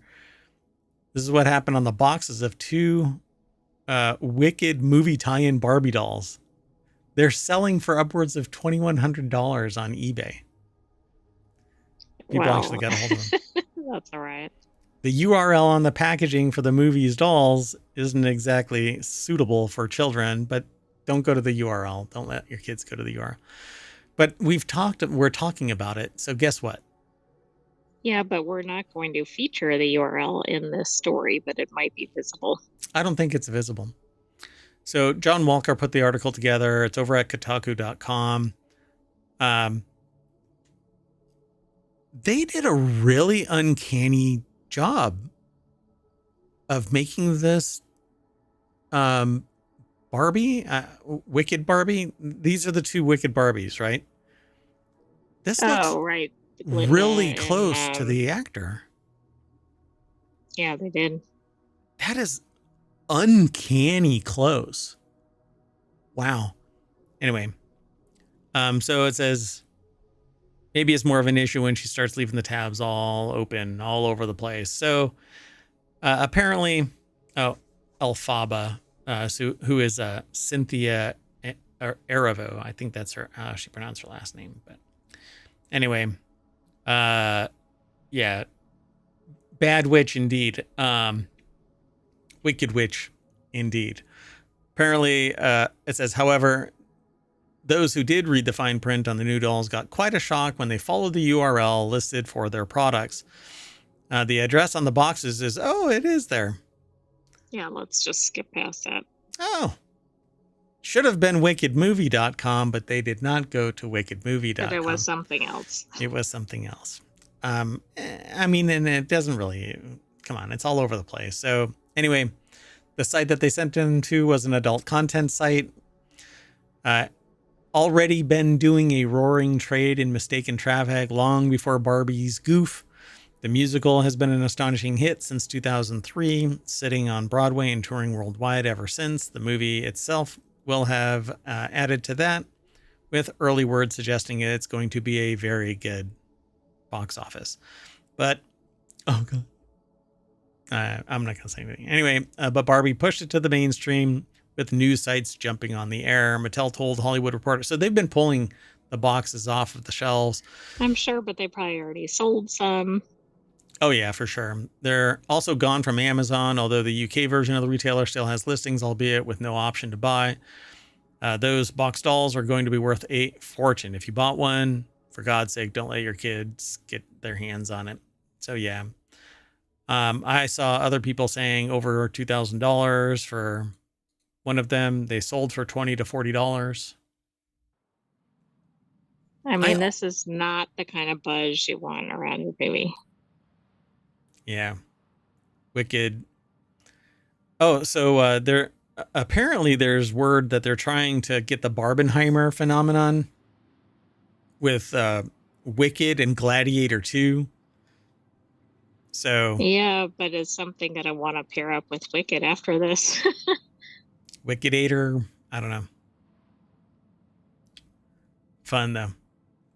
Anyway, go check out this article and you can get the URL yourself. We're going to move on. Sound good? Sounds good. Nice pom-poms. Reality hackers, where the next article is, the U.S. has a cloned sheep contraband problem after a Montana man, the Florida man of Montana, apparently, illegally cloned and bred an endangered giant sheep species. Government agencies must now contend with the illicit offspring. What? This probably belongs in Reality Hacker. So Matt Reynolds over at Wired.com put this article together. So one of the talks that I give is about technology and about how science and technology have not short-circuited, but basically supplanted natural selection, the natural order of things. And so I quiz people, hey, what is an area where technology cannot intrude? And I usually get a pretty broad gamut of stuff, but creating life is no longer limited to the natural order of things. You know, we can do in vitro fertilization, which actually takes two parts that are separate and distinct and nothing created from nothing, right? It's the two parts that merge to become one, right? But even if we do in vitro fertilization, maybe a person can't bring that merged entity to fruition. Well, now there are synthetic wombs, so you don't even need a person. Well, the only good thing about that is it's not harming actual wildlife, but this is really ridiculous. Well, in this, they actually used Montana Mountain King semen to impregnate ewes and then sold the offspring, each carrying some Marco Polo Argali genetics, to people involved in big game hunting. It says it's a weird case, but likely only the second time that an American has been prosecuted for a wildlife crime that involved animal cloning. In 2011, a man was fined $1.5 million in order to surrender smuggled deer, as well as nearly $1 million in deer semen. Can you imagine the actuarial table on that? Like, somebody had to sit there and figure out what that was worth and what the long-term value of it was. That's $1 million. Yeah, that would have been a weird court case. Jeepers creepers.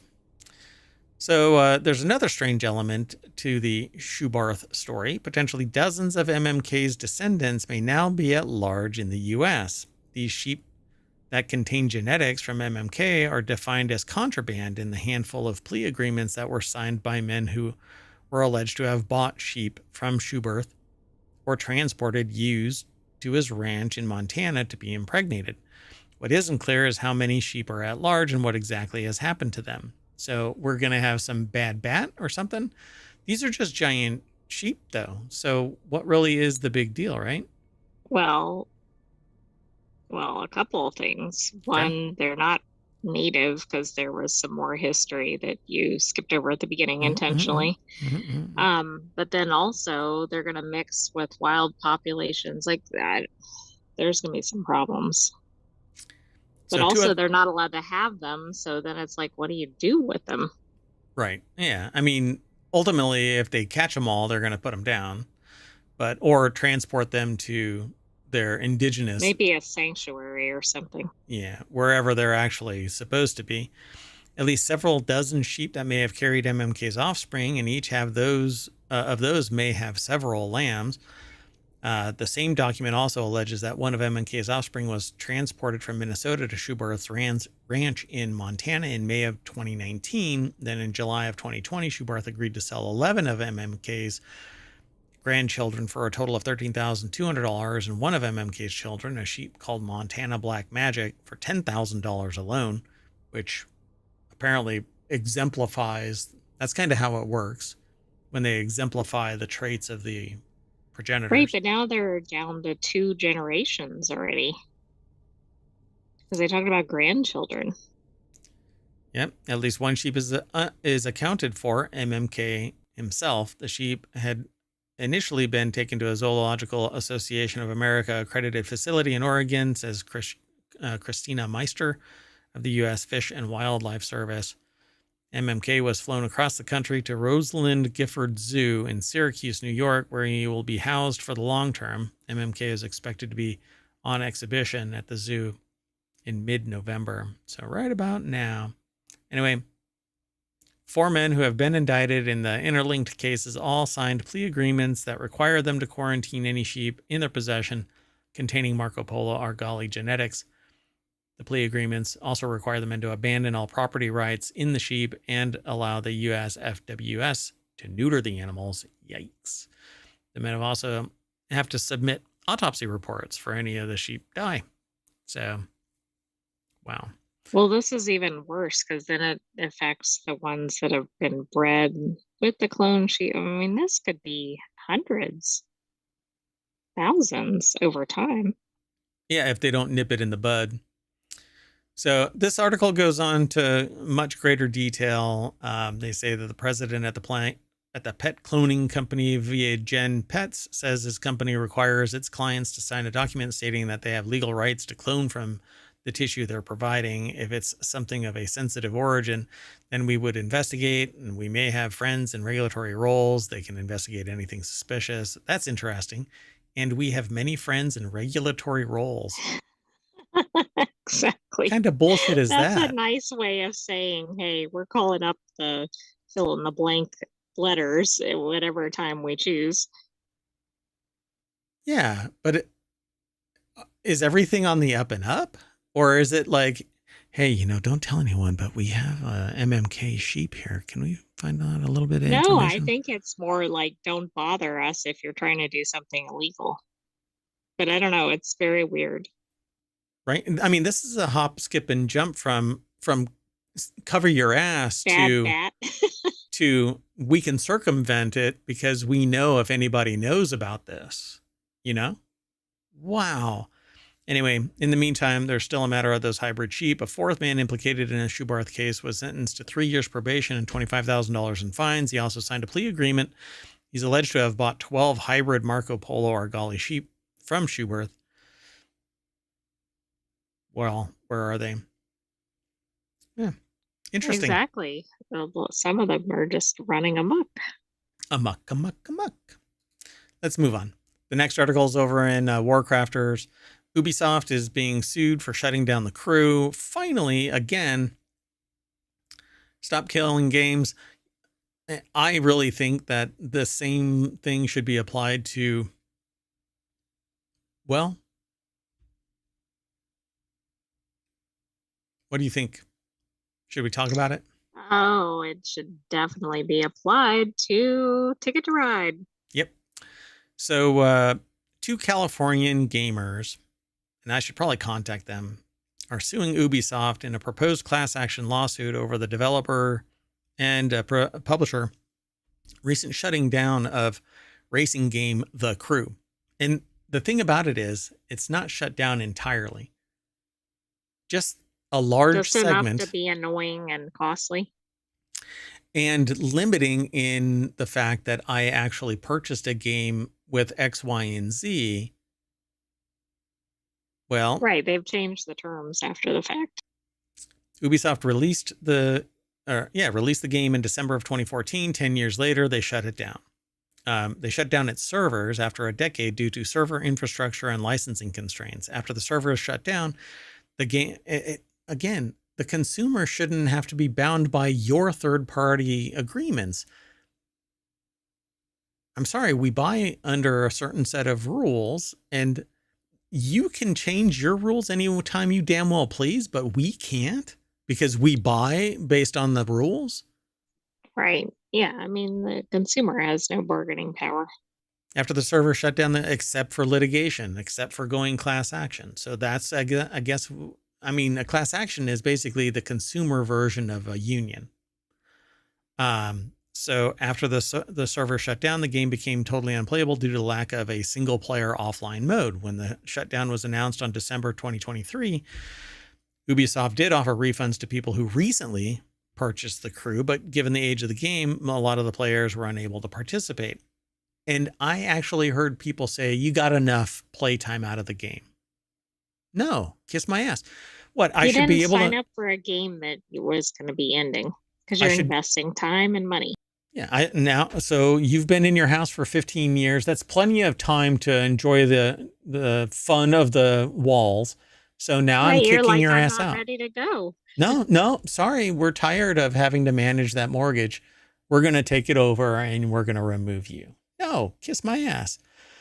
Nicole Carpenter over at Polygon.com put the article together. The issue is, once again, about the difference between buying and licensing games. Yeah, you have a license to consume it, but I have a license to consume it in the form in which I compensated you for that.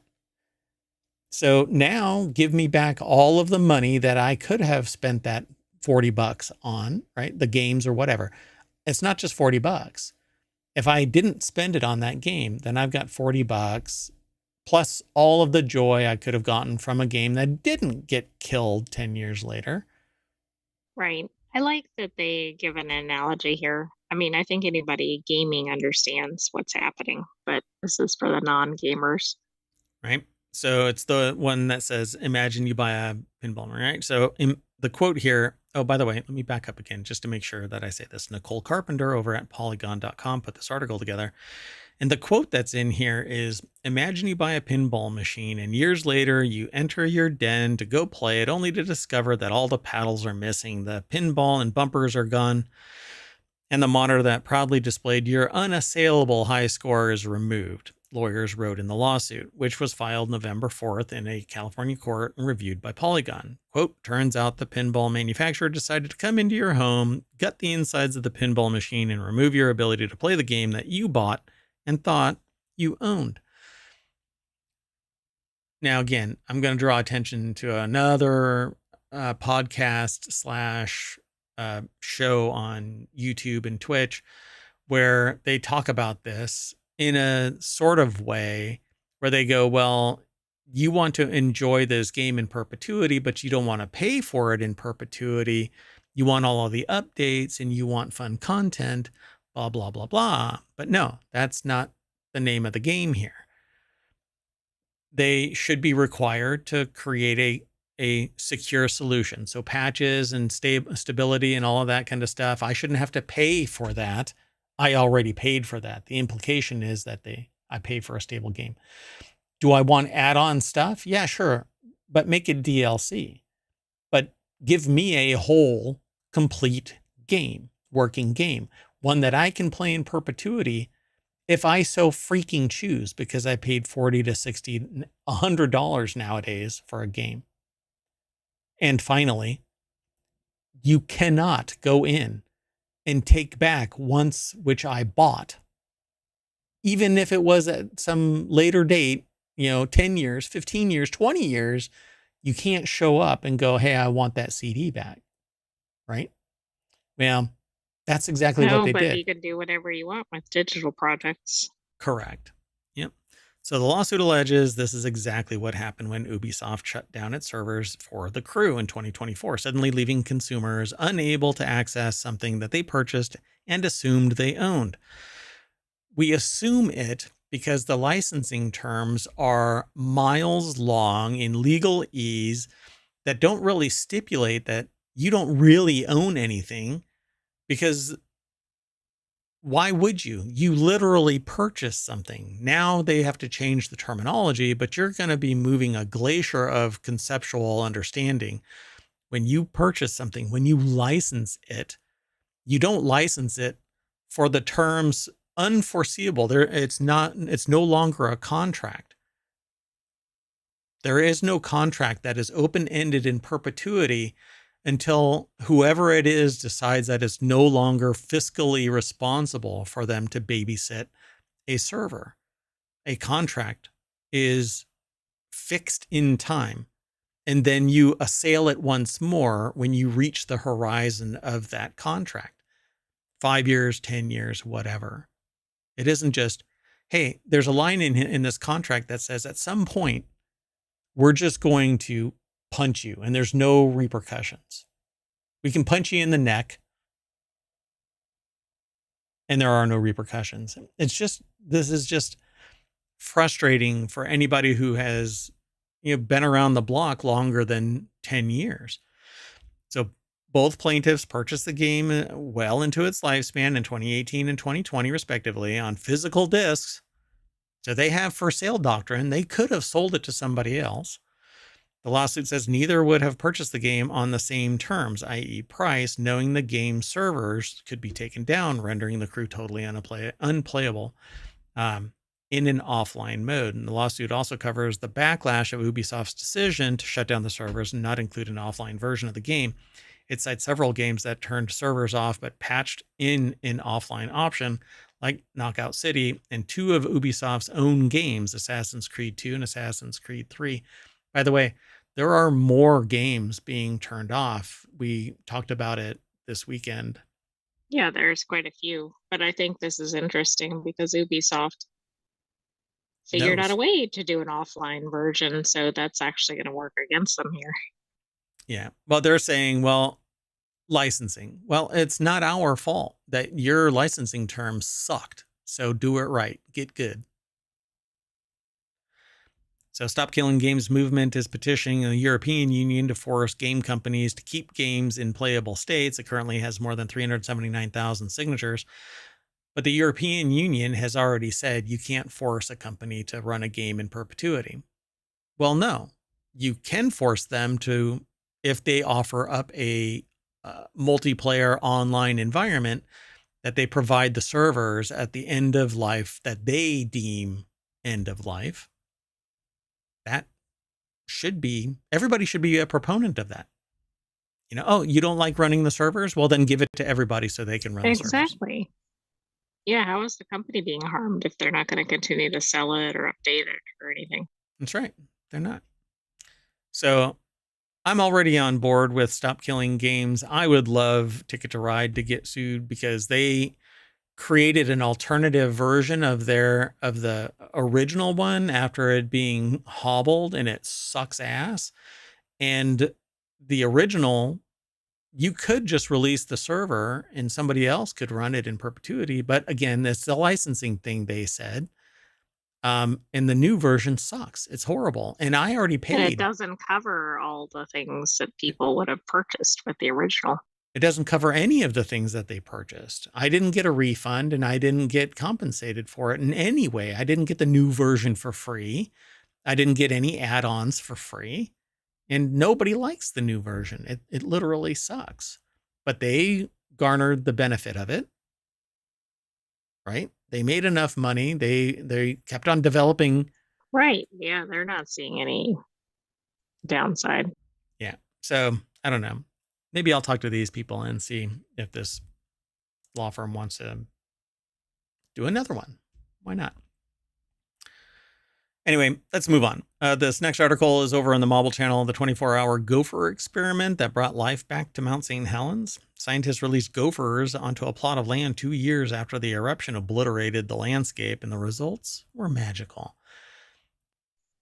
I mean, how many times do you have magical gophers? That's funny. I think I have like a big pile of ash from Mount St. Helens, and I made a Dorodango last weekend, and I keep thinking maybe I can make a Dorodango out of Mount St. Helens ash. You could. Now I got to find it though. Huh. Anyway, so gophers. I got to go for a walk and find that ash. Anyway, the article is over at gizmodo.com. Margarita Bossi put the article together. Scientists released gophers into a plot of land 2 years ago after the eruption obliterated the landscape, and the results are magical.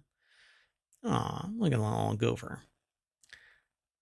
On May 18th, 1980, Washington's Mount St. Helens covered 22,000 square miles with 540 million tons of ash. A few years later, scientists unleashed gophers into the part of the lifeless mountainside for 24 hours, hypothesizing that the animals' digging habits might dredge up some beneficial microorganisms and give the ecosystem a regenerative boost. And they were right. Now, researchers following in their footsteps 44 years later are highlighting just how enduring innovative ecosystem rescuing methods can be. So they left them there for 24 hours. and 44 years later, the impact of their actions. Did they come back and get them? I think they did. They must have had them like geotagged or something, even though at that time, I don't know how they would have. They put like an Apple beacon. I mean, how are they collecting the monkeys? Oh, yeah. How many of those monkeys did they catch? I think they have 25 of the 43. Yeah, the rest of them are plotting to overthrow the planet. Planet of the apes. Planet of the macaques. 1983, the areas around Mount St. Helens that the scientists had chosen for their gopher experiment were heaps of collapsing slabs of porous pumice. Man, is there a Willy Wonka kind of thing going on there? Collapsing slabs of porous pumice. And that's a quotation. I Yeah, that mean, is a quote. According to the statement, with just about a dozen plants and some struggling seedlings staging a weak comeback 6 years after the brief gopher intervention, however, 2 plots of land hosted 40,000 thriving plants in stark contrast. There's the contract that Ubisoft is missing. that's right. The surrounding region was still mostly barren. In just 24 hours, the gophers' work seemed to be like magic, but the real secret, microorganisms. They basically churned the soil up in 24 hours. That's really interesting. I wonder if they've ever used that in any other disasters. I'm assuming, I don't know what all is in this article. I just see G's, but I'm using Vivendi, so I don't know if it's playing a role in the display. But anyway, the study also identified other helpful microorganism carriers. Pine, spruce, Douglas firs from the old growth forest on Mount St. Helens were covered in volcanic ash after the eruption, but were able to quickly grow back because of, you guessed it, helpful fungal friends. So Fungus is a friend, not food. but fungus is food as well. Not I know, everybody I likes was it. playing off of the Finding Nemo thing. Yeah. Finding fungi. Finding fungi with friends. It's a new app on the App Store. Anyway, this stood in stark contrast to other areas in the vicinity, which loggers had cleared of trees before the eruption. Without trees to drop needles or gophers to bring back crucial microorganisms, the area is still virtually barren over 40 years later. So there you go. We need trees and we need gophers. Gophers. Let's bring some more gophers back in. Or we need robots that can dig. And that's just one more element of the Matrix. Because they had robots that could go through tunnels and dig and stuff like that. Oh, okay. Yeah. Okay. Anyway, let's move on. This next article is over on Technology Today. New study identifies never words. Not never words. Never words that doctors should always avoid using. Like, sometimes our warranty is up. I think that should be in here, but I don't think it is. These never words can be harmful when spoken by clinicians. How about, I'm sorry, you have 48 hours to live, and I should have told you 36 hours ago. Yeah, that could do it. I don't think you have a banner for this article, by the way. Is it overshare or spoiler alert would work? I think it's like trigger alert. Oh, trigger alert? I'll have to come up with some more banners. That'll even help in our production value. Seriously ill patients and their families experience intense emotional suffering, and researchers, including a professor from Texas A&M University, emphasize that clinicians must use compassionate communication as part of their treatment process. Like, don't come out and just go, oops. You're done. Yeah. Oh, right, that too. So yeah, verbally, this might trigger somebody if they've been through serious medical stuff. Yeah, for sure. So, like, you don't want to come out and go, if you're a doctor, you don't want to come out and go, look, we tried everything, but your husband was a real asshole. So we stopped trying. I don't think that's going to be in here. Oh, look, her hand is even up. I know you're upset, but no, just no. Leslie Hinton, Texas A&M University, put the article together. It's posted at scitechdaily.com. These never words can be harmful when spoken by clinicians to patients and families facing serious illness. Do they actually have a rundown of them? They do. I looked ahead a little bit at this. Okay, so these things are, there is nothing else we can do. She will not get better. Withdrawing care. Circling the drain. I can't even believe that's even stated or made it on the list. If a clinician were to say that to me, I would punch them in the taint. Yeah, that one might be like lawsuit or something. Do you want us to do everything? Look, there's no bargaining power, of course. Dumbass. No, we want you to give 10% of your skills toward this procedure. We do this all the time as humans. Everything is a fight or a battle, waging a war or whatever. I mean, we're so... And no patience like that terminology. Well, even the patients use this. I'm really fighting, blah, blah, blah. Let's see. I don't know why you waited so long to come in. Oh, you're victim blaming. Don't be... Wow. Yeah. What were your other doctors doing thinking? Yeah. Oh, let's not worry about that now. You are lucky it's only stage 2. I guess they're trying to find the silver lining, but okay. And it says you failed chemo. No. God. Right. First of all, if the chemo didn't work, you don't need to make it sound like the person did something wrong or Right. Wow. So let's not worry about that now. It's not only a non-answer to a patient's legitimate concern, it's dismissive, the researcher said. Pointing out that cancer is an early stage is presumptive, assuming the patient should feel gratitude without allowing room for the patient's anxiety and fear in having cancer. And Barry said patients do not fail chemo. Chemo fails patients. Yeah. Or don't even mention it. Don't say that they're... Right, we're going to try this next or something.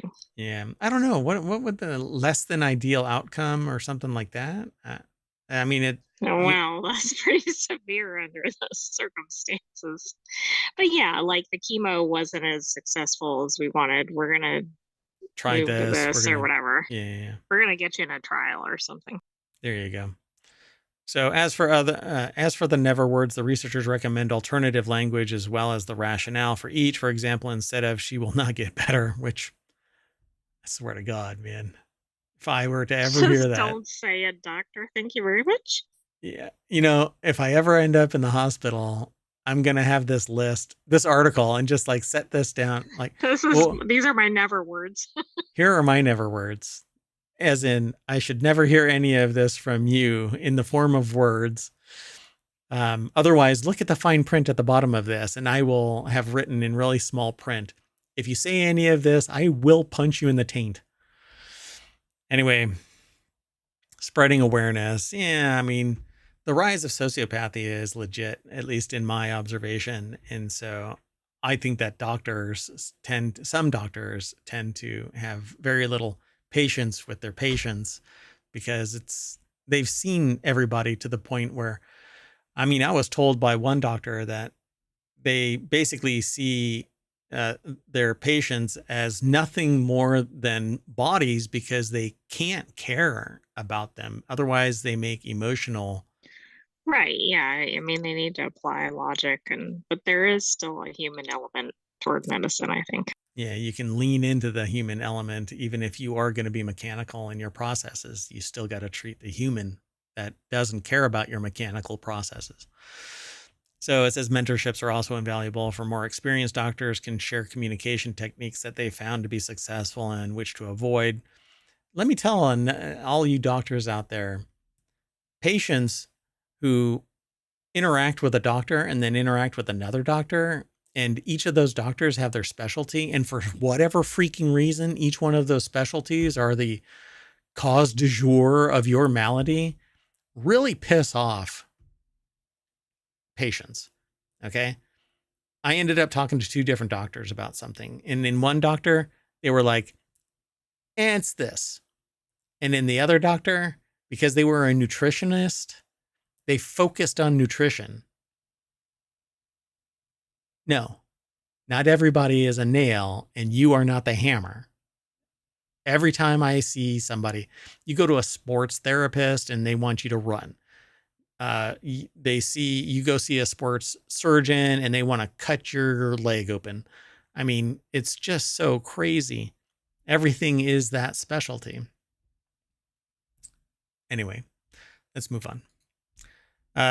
We have 2 more articles. This next one is over in Non Sequitur News. Amazon targets smart glasses that could guide delivery drivers to where to drop off packages, according to a report. This isn't confusing at all, given that one of its main competitors is Target.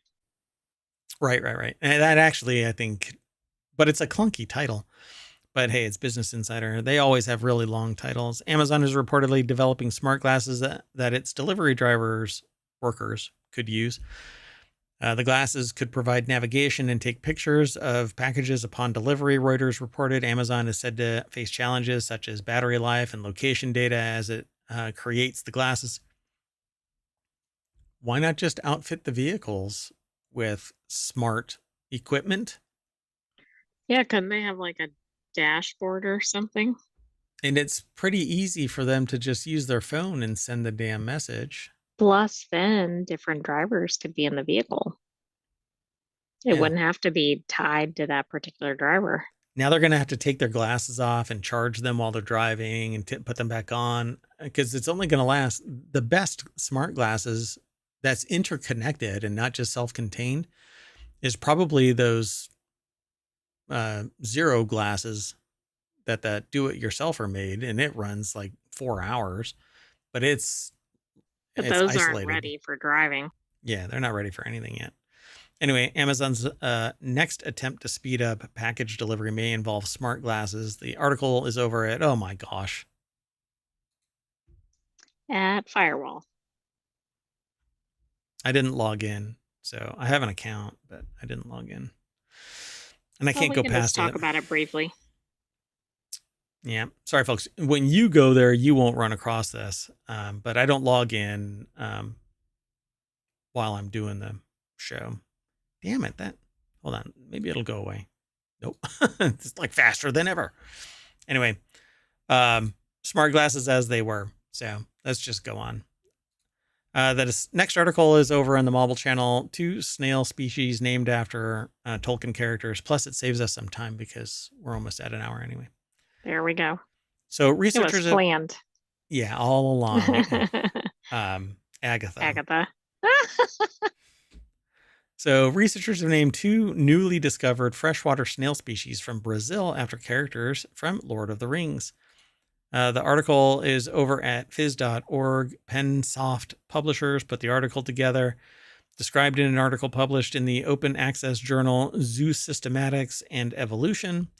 Idiopyrgus Iowane and Idiopyrgus Mariadochi were named in honor of Eowyn and Meriadoc Brandybuck from J.R.R. Tolkien's iconic series. In their research paper, the authors explain that the name Idiopyrgus Eowene, stating Eowyn exemplifies courage, resilience, and resistance against darkness, both internal and external, standing against Grima Wormtongue and the Witch King of Angmar. Yeah, you have to go and watch it. And read it, but watching it, yeah. Right. Never. I mean, I don't know if it's in the actual movies. It is. So regarding Idiopyrgus, Mariadochi, I guess is how it would probably be pronounced. They write, besides standing with Eowyn against the Witch King in the Battle of Pelennor Fields, Mary is also an example of the fight for nature conservation in Middle-earth, pushing the Ents into action and ultimately ending Saruman's threat to Fangorn Forest. I'm just stumbling all over my words. Anyway, pretty cool. These are the little beasties. Both snails have unique periostracal hairs, thorn-like structures on their shells, a feature uncommon among Brazilian freshwater snails. Their cave-specific adaptations include reduced pigmentation, fragile shells, and a small size. So pretty cool. Dun, dun, dun. Interesting. Their color makes them look like they glow in the dark. And they might actually fluoresce when you shine like UV light on them. But I guess, because it's iridescent here, like you can almost see all the way through them. Like I think that right there is like the background. That's the black that you see behind it. Oh, I see. Right. Yeah, they're translucent, I guess. Yep. Pretty cool. So go watch Lord of the Rings. And then cheer when those characters come on. There you go. And you can go, oh, I didn't know snails looked like a hobbit. Or an elf. All right. All right, let's keep going. We are done for today. Right? Dun dun dun dun dun dun dun. Oh no, Eowyn is the Rohan noblewoman. She's okay. A battle maiden. I was like, wait a minute, she's not an elf. Anyway, that's it. We are done. So we are going to crawl back into our little nerd cave, and we'll be back at the front page of ohmTown.com. I lost a little bit of nerd cred there because I miscast the Eowyn. Anyway, I'll owe up to it. I'm a dumbass. Well, that's it. I am Mayor Watt saying see you later, and along with the sentient AI, we're going to be back tomorrow. So why don't you say bye? Good night, ohmTown citizens. Thanks for joining us for Non Sequitur News. Be back tomorrow. Did I put all of today's? I think I did. Okay, well, we're done. We'll see you later. Bye.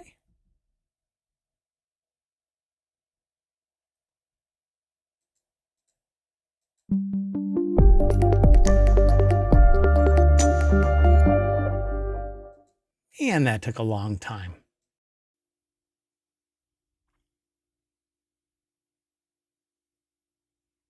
Hello, everybody, and welcome to Non Sequitur News for November 12th, 2024. It's Season 3, Episode 317. This is a time machine episode.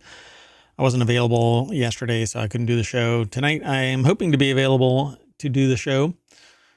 Tonight being tomorrow, since this is a time machine episode. Anyway, I am Mayor Watt.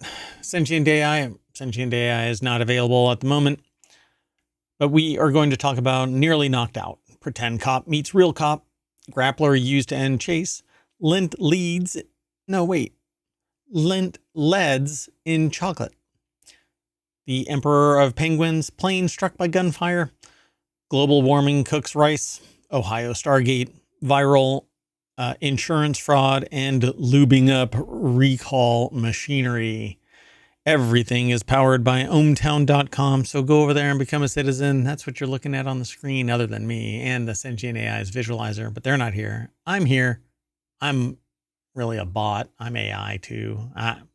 We're all in a simulation.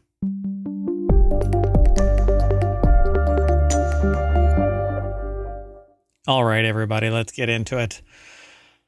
As usual, time machine episodes have an hour of existence. We have to get in and get out. Otherwise, we're stuck in time for how long we don't really know, because the time machine would have to cool down, reset, and recall us. It takes a while, usually 24 hours minimum. Anyway, Mark Consuelos nearly knocks out unsuspecting woman live on air, live with Kelly and Mark. Co-host Mark Consuelos narrowly avoided a golfing mishap on air.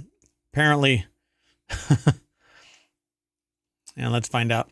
So this article is over at Newsweek, and Maggie Eckberg put the article together. It says here, during the Tuesday, November 12th episode, live with Kelly and Mark, the 53-year-old co-host was out on the green in Palm Springs showing off his swing when he spotted a woman standing right in his line of fire. The morning talk show is typically filmed in New York City.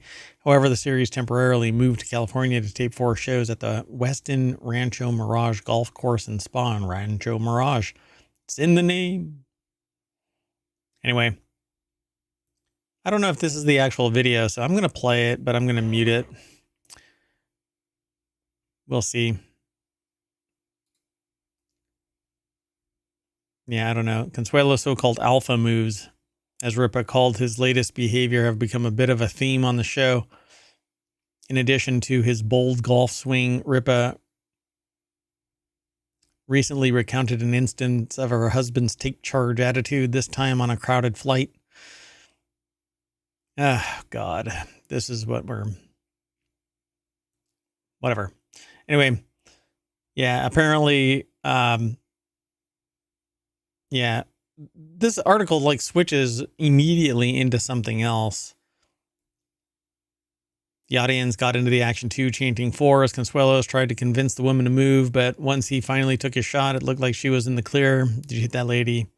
That was actually golfing. Ripa 54 asked her beau. Ugh. As he returned to his seat. Laughing, Consuelos admitted, I almost hit that lady. She almost owns the Westin. So, you know. Yeah, you're supposed to let people know. And if because they're in front of you, they don't have no idea. So you could wait. You could try to get their attention. But, you know, I guess being a dingbat is now the equivalent of alpha male. Anyway, let's move on. The next article is over on 4-Wheel Tech. Fake cop gets caught pretending to be a cop in front of a real cop. Impersonating cop is a big no-no. It's true. One man in Florida, so instantly Florida guy, found out this the hard way after he flashed the fake police lights in his unmarked Dodge Charger at an intersection in order to run a light. Wow, what a dingbat. So Lawrence Hodge over at jalopnik.com put the article together. Frank Michael DiGiulio Jr. was driving a black Dodge Charger when he approached the intersection of a light that had turned red, reports Car Scoops at carscoops.com. DiGiulio proceeded to do what I'm sure we've all seen cops do when they don't want to wait for a light to turn. He activated his lights as a way to say, hey, look out, I'm about to run this light, which he did. The problem is that DiGiulio wasn't a cop, but between his Charger and the light bar, he seems to be trying to fool others into thinking he is one. But regardless, your convenience shouldn't be the whole world's inconvenience, let alone safety on the streets, you twat. DiGiulio initially denied everything because of course he did. Unsurprising, Arsania radio dispatch to begin a traffic stop on the Charger. According to the report, the driver, Frank Michael DiGiulio Jr., initially denied having red and blue lights, of course, interjected to refute that. At that point, DiGiulio reportedly admitted his crime at that point, which is what we're pointing right at them. Look, right there. CarScoop says DiGiulio is now facing charges, including prohibited use of lights and false impersonation. This in addition to a ticket for running the red light. The real kicker here is the Charger. It was towed by authorities and is allegedly owned by DiGiulio's girlfriend. His bond was set at $6,000, oddly despite the charge of false impersonation. Hernando County sheriffs say that they don't actually have evidence that DiGiulio was posing as a police officer in any other instances. All right. Wow, what a twat. Two of them in a row. A double article. Anyway, the next article is over in 4-Wheel Tech. Police use grappler to end 100-mile-per-hour chase with unnecessary crash. That's a bummer. Only millionaires typically have time and money to cosplay as Batman, but the police already have a heavy equipment and qualified immunity to indulge their superhero fantasies. A sheriff's office in Olympia, Washington, used a grappler to end a pursuit last week by crashing a stolen car at 100 miles per hour. Oh, wow. They actually did have a grappler. Interesting. So I don't know if it let it go, but there was an oncoming vehicle right there. Wow. Wow. What a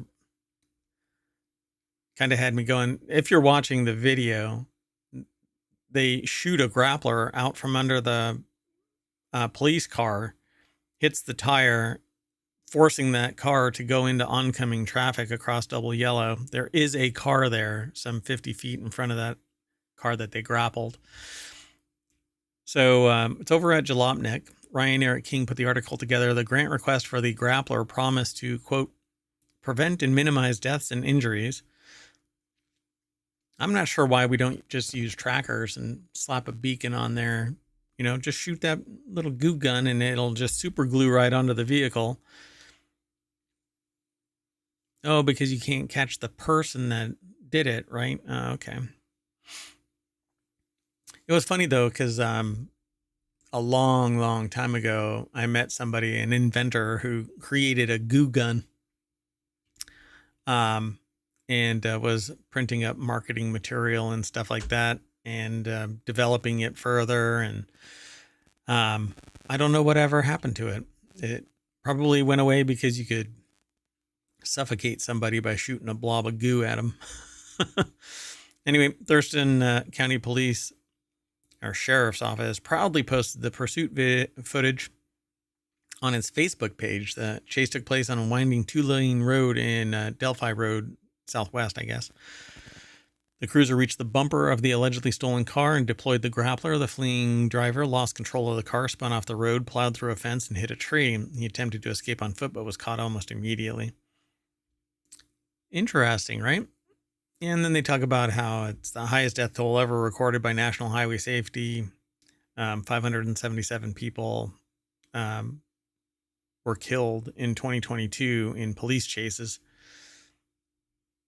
But this one looks like it was not a controlled anything. Let's keep moving. The next article is over in the Mobile channel. Lindt admits its chocolate isn't quote unquote expertly crafted. Why? It's machine crafted. There isn't anything expert about it other than expert engineering.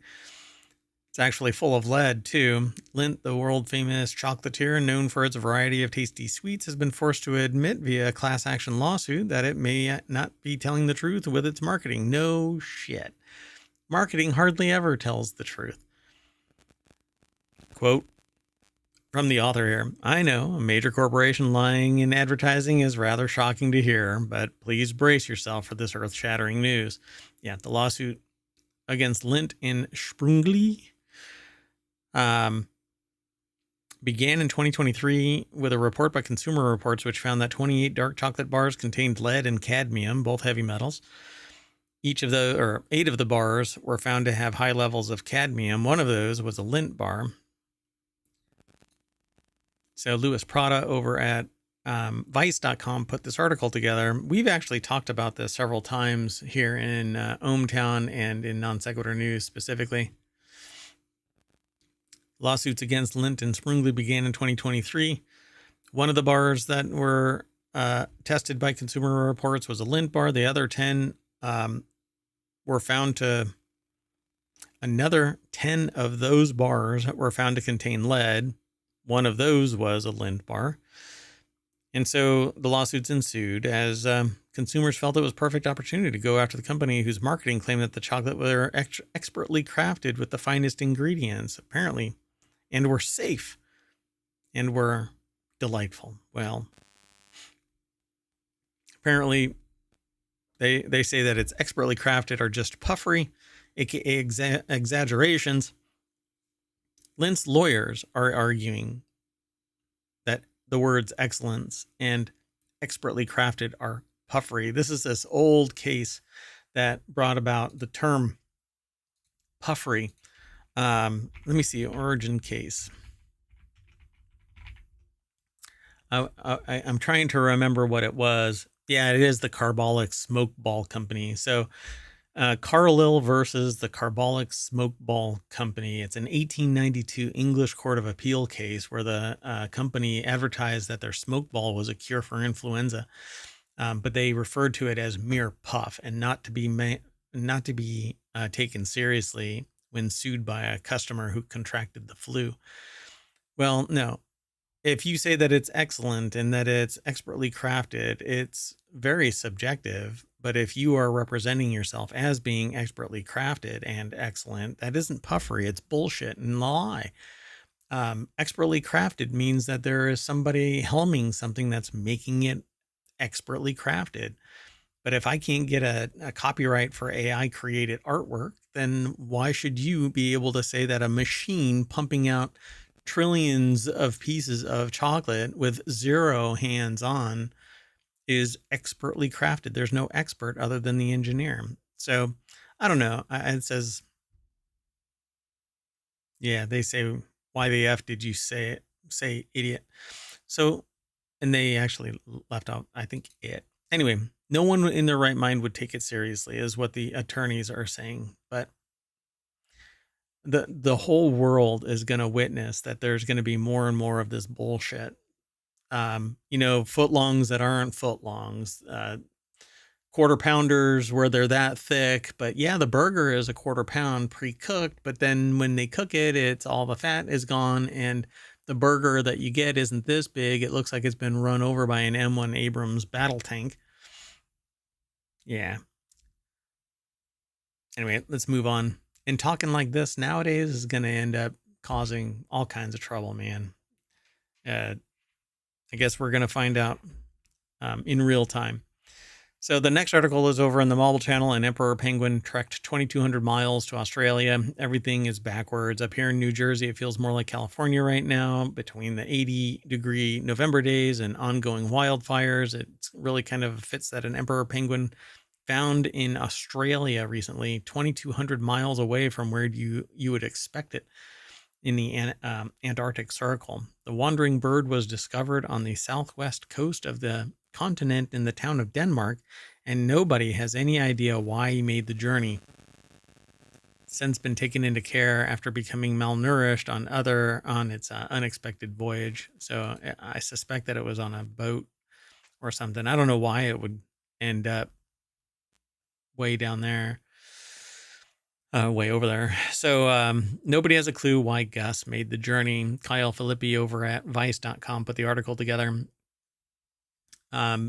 You'll be able to get all of this via the links via the show notes and via the podcast, but it's not in Twitch because I'm recording it and then transmitting it over to YouTube and the podcast, not Twitch. At any rate, yeah, maybe climate change. They know that eventually it's going to be frozen over there, and so they just got an early start. It's the first time an emperor penguin has been spotted in Australia, and Associated Press has reported that various next steps are being considered, including a possible return to Antarctica. Just feed it. It wants to hang out. Quote, I have a dedicated penguin enclosure, of course. I've never had to deal with a large penguin like this before, said Miss Biddulph, who has nicknamed the penguin Gus. It's the largest of the species. They are native to Antarctica, so are used to freezing cold temperatures that can range between 0 and negative 40 degrees. I guess they said here, quote, I can't help but think that Gus is just a bit of Frozen's Olaf in him, like the lovable snowman. Maybe Gus just wants to feel the sun on his body. Yep, and warm hugs. All right, let's keep going. Next article is over in Non Sequitur News. FAA bans U.S. flights to Haiti for 30 days after a plane struck by gunfire. Oh, it was 2 of them. I thought it was just a Spirit. Flights into and out of Port-au-Prince, Haiti, were suspended by Spirit and JetBlue after planes were struck by gunfire. Sam Sweeney, Josh Margolin, and Clara McMichael over at abcnews.go.com put the article together. And it says here that U.S. civil aviation operations in the territory and airspace of Haiti below 10,000 feet will be prohibited, according to the FAA. That's because somebody shot at Spirit Airlines flying from Fort Lauderdale, Florida to Haiti and was diverted after it was struck by gunfire while attempting to land in Port-au-Prince. And then apparently another plane Um, let's see. They made mention of it though. On Monday, a JetBlue flight from Haiti to New York City was also hit by a bullet. The airline said in a statement to NBC News. JetBlue said that it would suspend all flights to and from Haiti through December 2nd due to the civil unrest in the country. Wow. All right, let's keep going. Next article is over in Greenogram. Rice is not as nice with global warming. Harvest records from Japan and China suggest that high nighttime temperatures reduce the quality of rice, a staple food for billions of people. So that is a clue that rice prices are going to start going through the roof like wheat. Harvest records from Japan and China suggest that the nighttime temperatures, which is you might as well accept the fact that anthropogenic uh, increases in heat are, well, I should say, increases in average ambient temperatures are caused by anthropogenic mechanisms, i.e., humans are increasing the temperature of the planet. And that's going to impact our food when it doesn't actually run. So it says hot nights brought by climate change are degrading the quality of rice crops in China and Japan. And I didn't log in prior to the show, so can't do it right now. Anyway, let's keep on moving. This next article says Ohio has its own Stargate, but you can't visit it. Did you know that Ohio has its own portal into a fictional world? You can't visit it, so don't get too excited. 15 years ago, an Ohio family built a 50,000-pound Stargate device that became social media famous over the years, attracting a ton of attention from nearby residents and tourists alike. The article is over at vice.com, put together by Sammy Caramella. 15 years ago, they built a 50,000-pound Stargate. It says, however, landowner Phil Ventura maintains that it's not open to the public. I don't need the aggravation. I'm very pleased that people have given recognition to it, but I really don't want the notoriety. Ventura's intention behind creating the Stargate was to spend more time with his sons. After watching the 1994 film, he felt especially called to do so. It's kind of like a Close Encounters of the Third Kind kind of thing. People felt compelled to go somewhere. This is kind of like that. They watched the film and they felt compelled to make this. So that's what kicked it off. My older son watched that one with me. And when the franchise took off, the TV series, being released shortly thereafter, the Ventura family would gather to watch all 10 seasons and every spinoff that came of it. They consumed the Stargate content until there was nothing left. And when the kids got older too, it was like, well, they've got girlfriends now and they're moving out. I understand that the different interests now, and they don't want to spend that much time with their old man. So, Stargate went viral after internet users shared photos of it online, and now one of the most admired yet inaccessible attractions in the area. And while you can't visit the Ohio attraction, you can still enjoy it from afar via photos and social media posts. Just don't go messing with them.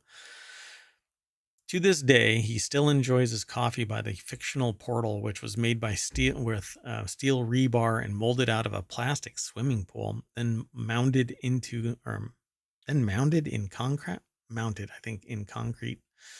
It also features a dial home device for entertainment purposes. This is a pretty cool article. Definitely go over to Vice and I very rarely read a lot of the article. I skim over it. But this is pretty cool. Now I want to see pictures of it. I don't think this is it. This is the set picture, but anyway, let's keep going. Got two more articles, including this one. Viral insurance fraud attempt lands one suspect in police custody. The now famous New York City public, or I should say the now famous viral insurance videos that are going around about somebody backing up and hitting somebody, and then everybody finding the car later, and then again later. Anyway, the famously patient New York City public has been clamoring for an update on the brazen attempted insurance fraud that went viral in October. Now the police have actually charged one of the participants, but the actual driver and two other suspects remain at large. This person's going to go down for all of them. So yeah, Ryan Eric King over at jalopnik.com put the article together, and they've got a video, little snippet, replaying, looping GIF of the guy basically putting the car in reverse and then backing into somebody in the fast lane of the pike and the turnpike. And so it says crash victim Asfia Natasha caught the entire incident on her dash cam and posted the footage on TikTok. The crash happened relatively quickly and would be deemed intentional by anyone who has ever driven a car. A Honda Civic cut off Natasha and immediately slammed on the brakes. Natasha slowed to avoid the planned collision, so the Civic driver reversed into her car. There was also a second vehicle involved in the staged wreck, a Kia Sportage. The passenger was arrested in New York when he arrived back on the flight from Ecuador, WNBC reports. Instead of getting picked up by his girlfriend, or by his friend, in their Civic, he got a ride in a police cruiser. So, yeah, interesting. So scenarios like these that make dash cams such a wise investment, if not for your own safety in such crooked crash attempts, then to capture other absolutely bonkers events on the roads, like another car plunging 200 feet off a cliff. There's a video or a link to dash cam plunging off a cliff. Wow. All right.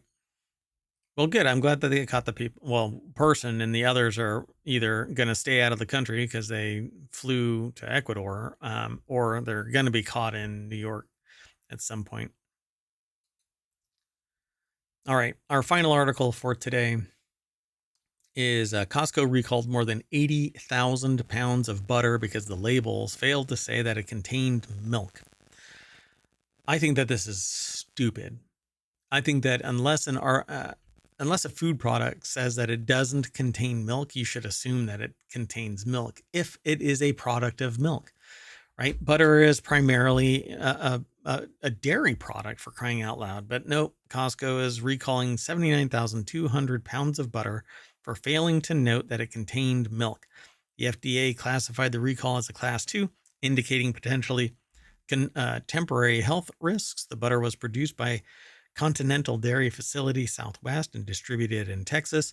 They recalled 79,200 pounds, 1,300 cases of Kirkland Signature unsalted sweet cream butter, and 900 cases of Kirkland Signature salted sweet cream butter were recalled because they omitted the allergen warnings.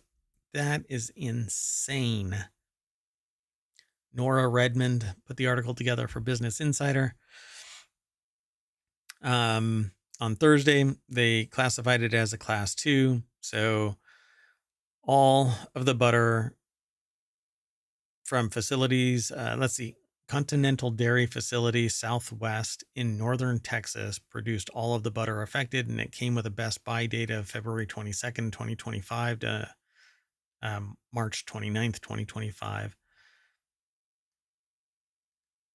Most of it was distributed across Texas, and it basically requires anything with milk, eggs, fish, crustaceans, shellfish, tree nuts, peanuts, wheat, and soybeans to have Food Allergen Labeling and Consumer Protection Act labels. These foods account for about 90% of food allergies in the U.S., according to the act. So it has to have the word contains this.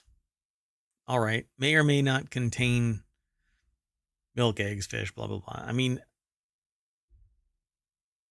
I think that it should be the other way around.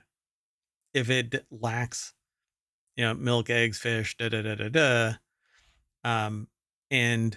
whatever it is, you as an adult or a person educated in your allergies, I don't know, maybe I'm being a complete goober about it, but if you're looking at a dairy product, it's going to have milk in it, right? If you're looking at something that says that it is a milk alternative and it says that it has wheat or soy in it, or it doesn't, then one way or the other, you should know it. What is it? Well, it's a nut milk or whatever you want to call it, right? It's going to have nuts in it. If it's made from soy, it's going to say that it's from soy, but it's going to have soy. If it says that it's soy milk, you don't have to look at a label and go, oh, it has soy in it. I don't know. It just seems like it's really freaking obvious to people with allergies that something has an allergen in it. But lately I've been seeing some really off the wall things, like people going into sit down restaurants and saying that their food can have all of this stuff. And I'm like, if you are that sensitive, you should probably be just making it at home, because there's no way that cross contamination isn't going to take place to some degree. And frankly, you might have signed up for iTunes or something, and that invalidates all of the other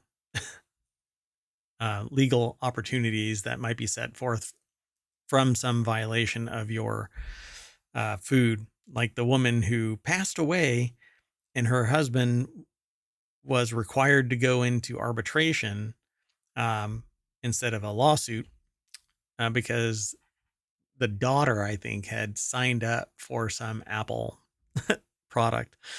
Pretty wild.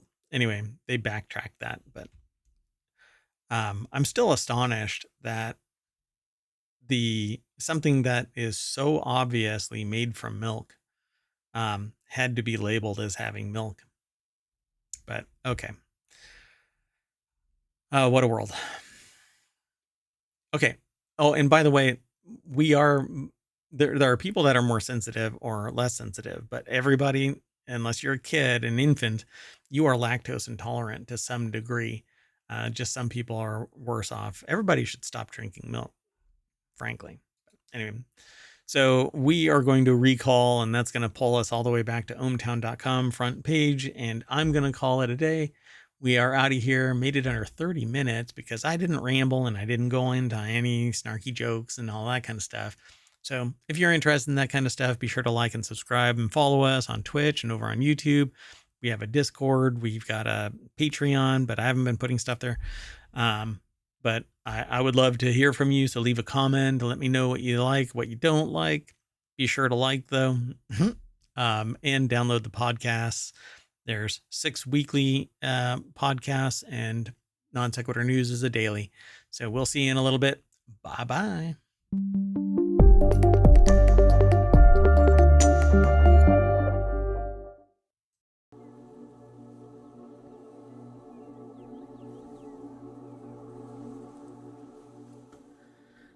Hello and welcome to Non Sequitur News for November 13th, 2024. It's Season 3, Episode 318. I am Mayor Watt. The sentient AI is not available for today's show, and we are in a time machine.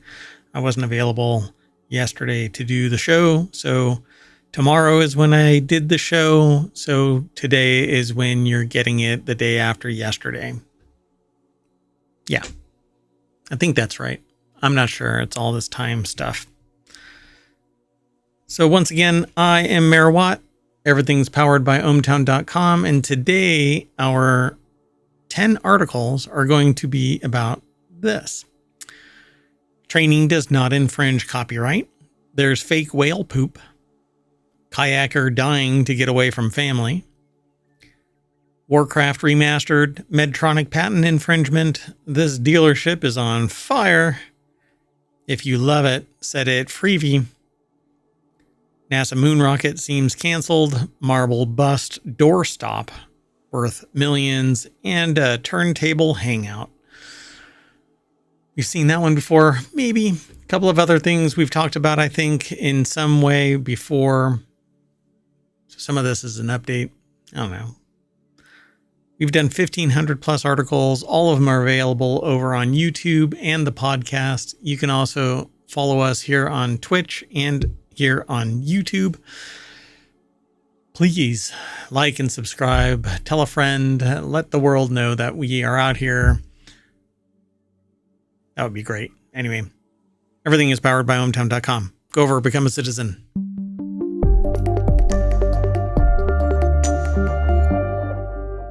All right, everybody. Let's get into this. The very first article is over in Non Sequitur News. It was aggregated from Tech Dirt, but Gatherer threw it into Non Sequitur News. A judge says, just because AI trains on your publication does not mean that it infringes on your copyright. So the article says, I get that a lot of people don't like that big AI companies and how they scrape the web, but these copyright lawsuits being filed against them are absolute garbage. And if you want that to be the case, because it goes the other way, it will do real damage to the open web by further entrenching the largest companies. If you don't like the AI companies, find another path, because copyright is not the answer. The article is over at techdirt.com in the department that's called That's Not How Any of This Works department. Mike Masnick from techdirt.com put the article together. And it says, so far we've seen that these cases aren't doing well, all that well, though many cases are still ongoing. Last week, a judge tossed out one of the early ones against OpenAI brought by Raw Story and Alternate. Part of the problem is that these lawsuits assume incorrectly that these AI services really are, as some falsely call them, plagiarism machines. The assumption is that they're just copying everything and then handing out snippets of it, but that's not how any of it works. They're actually recontextualizing it, modifying it, regurgitating a modified version of the world's knowledge that would normally have to be interpreted by somebody, and sometimes incorrectly. And so just like a human, AI is hallucinating whatever data might be in their large language model, spinning it up with a bunch of math and then calling it their own. And that's largely what humans do. Humans aren't plagiarizing the material, by the way, either, unless they say what you are saying and not giving credit. So that's one of the problems here, is that that's not how any of this works. Some of the case focused on whether or not OpenAI removed copyright management information, or CMI, from the works that are being trained on. This always felt like an extreme long shot, and court finds Raw Story's arguments wholly unconvincing, in part because they don't know how any of that works over at OpenAI. For one thing, here's a quote. For one thing, plaintiffs are wrong that Section 1202 grants the copyright owner of the sole prerogative to decide how future iterations of the work may differ from the versions the owner published. Other provisions of the Copyright Act afford such protection, see 17 U.S.C. 106, but not Section 1202. Section 1202 protects copyright owners from specified interferences with the integrity of the work's CMI. In other words, defendants may, absent permission, reproduce or even create derivatives of plaintiffs' works without incurring liability under Section 1202, as long as defendants keep plaintiff's CMI intact. This is all automated, by the way. If I read an article and I talk about that article, there is nothing that is stopping me from talking about the article. I mean, it's basically public discourse. And if I incorporate my discussions into commercial enterprise, there's nothing that's stopping me either, other than a slap suit, other than litigation to literally drown me in court fees to prevent me from basically living a life. That's actually what seems to have happened from time to time in everything having to do with intellectual property. I think that it's absolutely unethical, improper. Rather, it was to ensure the integrity of the electronic marketplace by preventing fraud and misinformation, and to bring the United States into compliance with obligations to do so under the World Intellectual Property Organization, or WIPO, Copyright Treaty 12.1, Obligations Concerning Rights Management Information, and WIPO Performances and Phonograms Treaty. And we have a lot of treaties between the United States and Europe, and a lot of countries within it are all bound by various treaties and agreements that get incorporated into WIPO and into basically the European Union's processes of litigation and protection, data protection, consumer protection, et cetera, et cetera. So It says, then there's the bigger part, which is that the judge, Colleen McMahon, has a better understanding of how ChatGPT works than the plaintiffs, and notes that just because ChatGPT was trained on pretty much the entire internet, that doesn't mean that it's going to infringe on Raw Story's copyright, because the copyright is the embodiment. It isn't the data. Data cannot be copyrighted, by the way. Data is information. Information can't be protected. It's like an idea.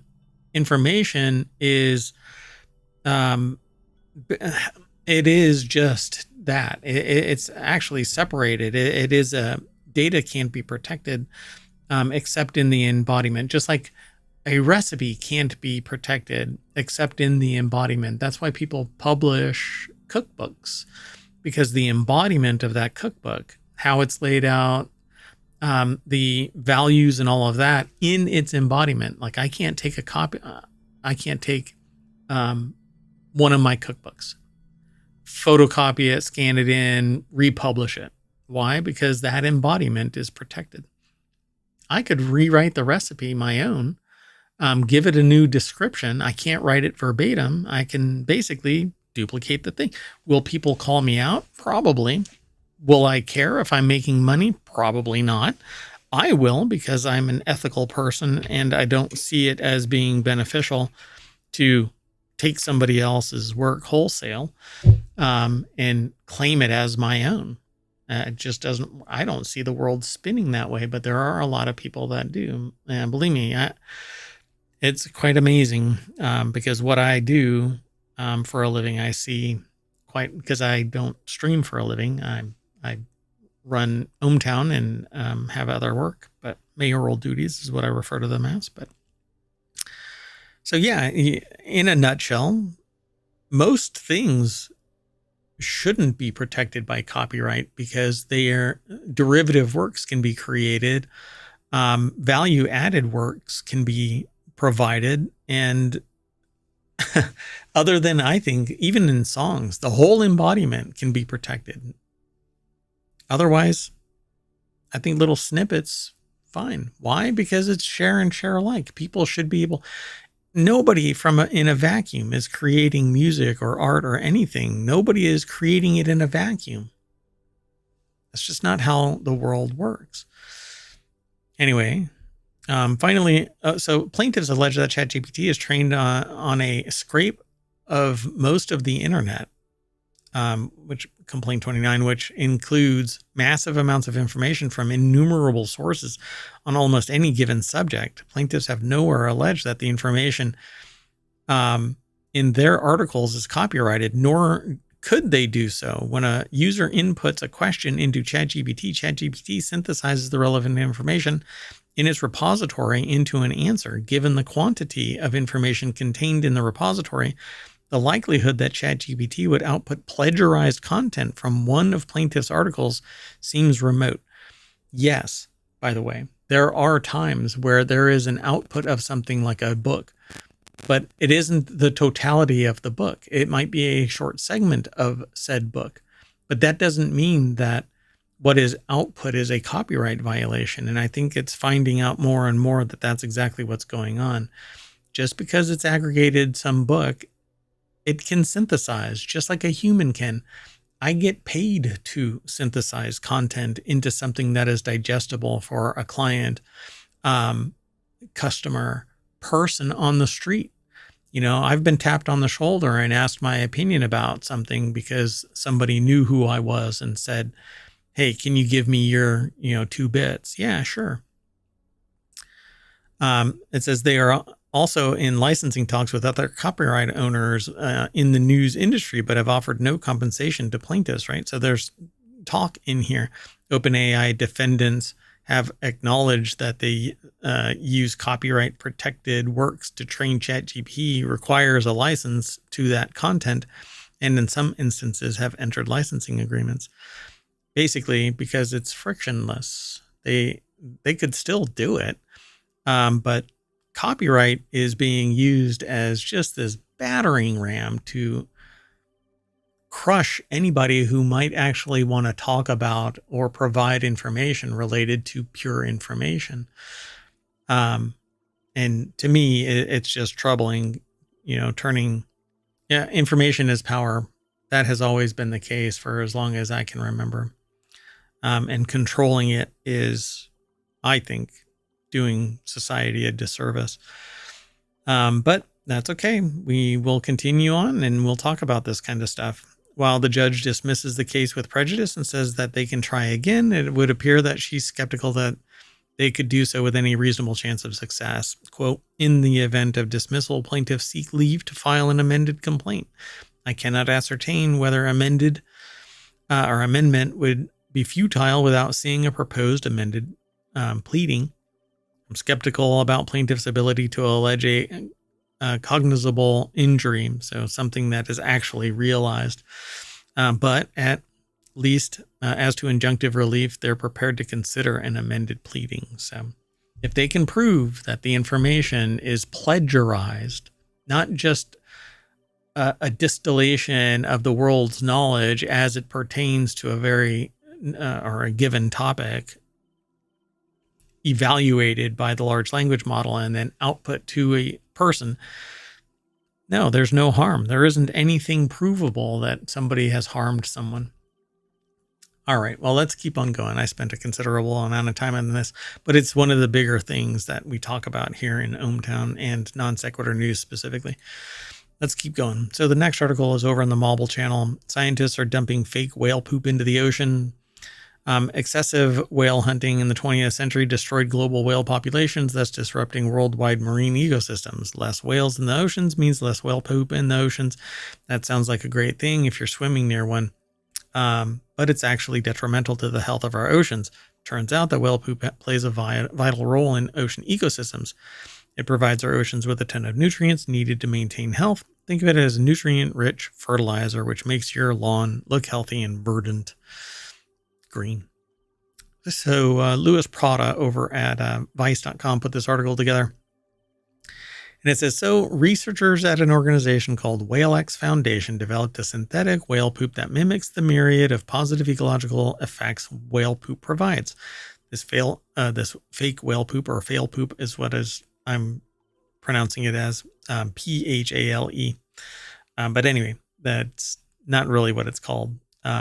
It's fake poop, designed specifically to boost ocean productivity by releasing nutrients into waters in short supply and stimulating phytoplankton blooms that absorb carbon dioxide and support marine life.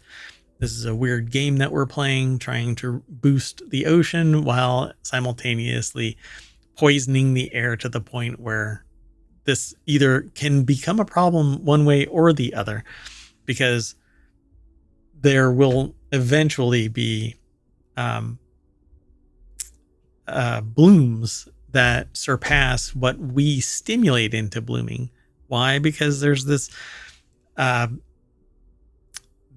anthropomorphic impact of climate change. We are causing, as humans, climate change, and it's going to impact our oceans.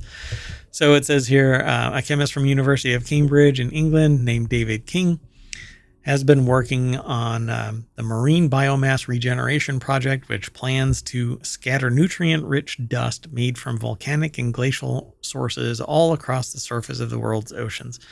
What could go wrong? Let's keep going. The next article is kayaker faked his death to ditch his family for life in Europe, according to the police. I love this article. I get it. We all want to escape sometimes. But faking your own death to abandon your family for another country, that's perhaps going a bit too far. A Wisconsin man allegedly did just that, according to police. Ryan Borgwart of Watertown faked his own drowning over the summer so he could flee to Europe. Since his disappearance in August, authorities and family members of Borgwart assumed he had gone missing while kayaking on Green Lake. Ultimately, they ruled that he had likely drowned. Borgwart even texted his wife at 10:49 p.m. on August 11th, stating that he was, I guess, headed kayaking. Sammy Caramella over at Vice.com put this article together. Yeah, seemingly staged his own death by abandoning his vehicle, his overturned kayak, and a fishing rod. He was headed back to shore. So police searched for his body for over 50 days. They never found it. Now it's pretty clear why that was the case. Borgwart's passport, just one day after he went missing, apparently. Earlier that spring, the Wisconsin man reported his original passport as lost or stolen before obtaining a new one. From there, police began further investigating the incident, eventually learning that Borgwart planned to flee to Europe and attempted to mislead authorities. In fact, he even took out a $375,000 life insurance policy in January. He's likely in Eastern Europe, so they don't actually know. He was reportedly communicating with a woman from Uzbekistan before his disappearance. Okay, so this isn't going to end well. Yeah, they're never going to find this guy. Let's keep moving. The next article is over in Technology Today. Warcraft 1 and 2 Remastered are available right now for some retro RTS goodness. It's over in Steam. In fact, let me see if I can pull it up real quick. Because it's Warcraft Remastered. I think it's in Steam. I thought it was. Maybe it's only in... it must only be in Battle.net. So, yeah, I guess you can get over on Battle.net. I think it's like $40. So the remastered versions, brand new hand-drawn visuals that capture the original art style from the game. Yes, they are available. I didn't like them. I liked them at the time, but there's new 4K versions, widescreen, and like higher res, and then there's the old school original that have been retooled. Pardon me. So Lawrence Bonk over at Engadget.com put the article together. Blizzard also dropped a beefy update for Warcraft 3 Reforged and made some other announcements. So you can get the Warcraft Battle Chest, which is Warcraft 1, 2, and 3 Remastered. The remasters feature brand new hand-drawn visuals that capture the original art style from each game. If the trailer is anything to go by, the games look purty, they say in the article. Again, this is Lawrence Bonk over at Engadget.com. Today's 30th anniversary stream also dropped all kinds of other nuggets. This is yesterday's, the previous 24 hours, actually. Not today's previous 24 hours, yesterday's, which is the time machine's yesterday's, not your yesterday, because this is today. Got it? There's a test at the end. Anyway, the developer is relaunching WoW Classic, complete with all fresh realms. WoW Classic 20th Anniversary Edition will be available on November 21st and will include PvE and PvP servers, in addition to hardcore realms. This kind of regurgitating the same thing, but with newer graphics, just seems really... I don't know. It's just a money grab. This stuff should have been free and just keep people interested in your product. Just re-release it, I suppose, on a platform that everybody can get access to it instead of Battle.net. Put it on Steam too. Put it everywhere, but nope. The original Warcraft is getting some serious quality of life changes to make the game more appealing to modern audiences. The update includes 16:9 resolution support, modern control options. For instance, players can now right-click to move units instead of having to rely on hotkeys. Yeah. Works for me in the sense that they're keeping the game alive, so stop killing games. Let's keep moving, though. This next article is over on Hatch Ideas. Yes, I'm still familiar that there are graphics that are missing from the ohmTown.com site. I need to reattach them because I'm still cleaning house. So this article is titled Beverly Hills Surgeon Sues Medtronic for Patent Infringement. The lawsuit filed on Tuesday in U.S. District Court of Delaware is the latest in a series of patent challenges against Medtronic. So Paige Tortorelli over at CNBC.com put this article together. The key points to take away is a Beverly Hills surgeon is suing Medtronic claiming patent infringement of her hernia repair mesh product. It's the latest in a series of patent challenges against Medtronic. And in a statement to CNBC, the spokesperson for Medtronic said the company has a long history of respecting intellectual property rights of other innovators. Well, apparently not in this case, because the person is suing with over 22 years of experience. TOFI, I think is their name, is suing Medtronic, a global leader in medical devices. They're saying that discovered that a significant number of her hernia patients experiencing post-surgery complications were women, and that most mesh designs on the market were primarily tailored to the male anatomy. In 2016, she filed for an international patent to protect a new design aimed at improving patient outcomes.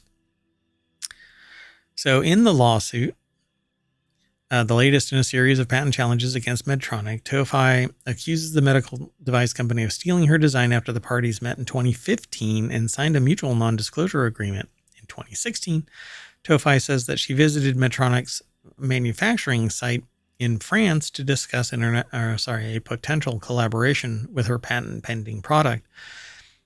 In May 2017, Medtronic filed its own hernia mesh patent for a product that TOFI says closely resembles her design.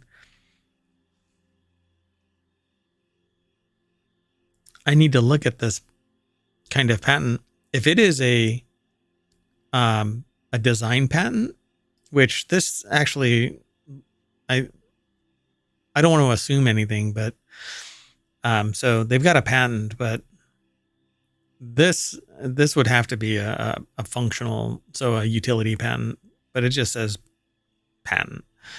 And not all patents are the same. So like design patents, which are aesthetic, looks, appearance, not function, those really aren't based on merit. So there are some people out there with thousands of design patents, and they are largely, I don't know. I wouldn't say that they're all that big of a deal.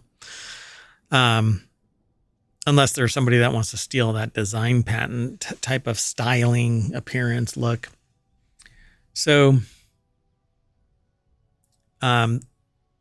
this actually, TOFI's patented mesh designs, and there's 2 of them listed here, which I don't know how that actually, if there's 2 different patents or not, then yeah, I kind of get it. But I guess we'll see. Let's see what the article says. Medtronic believes in its innovation and has a long history of respecting IP.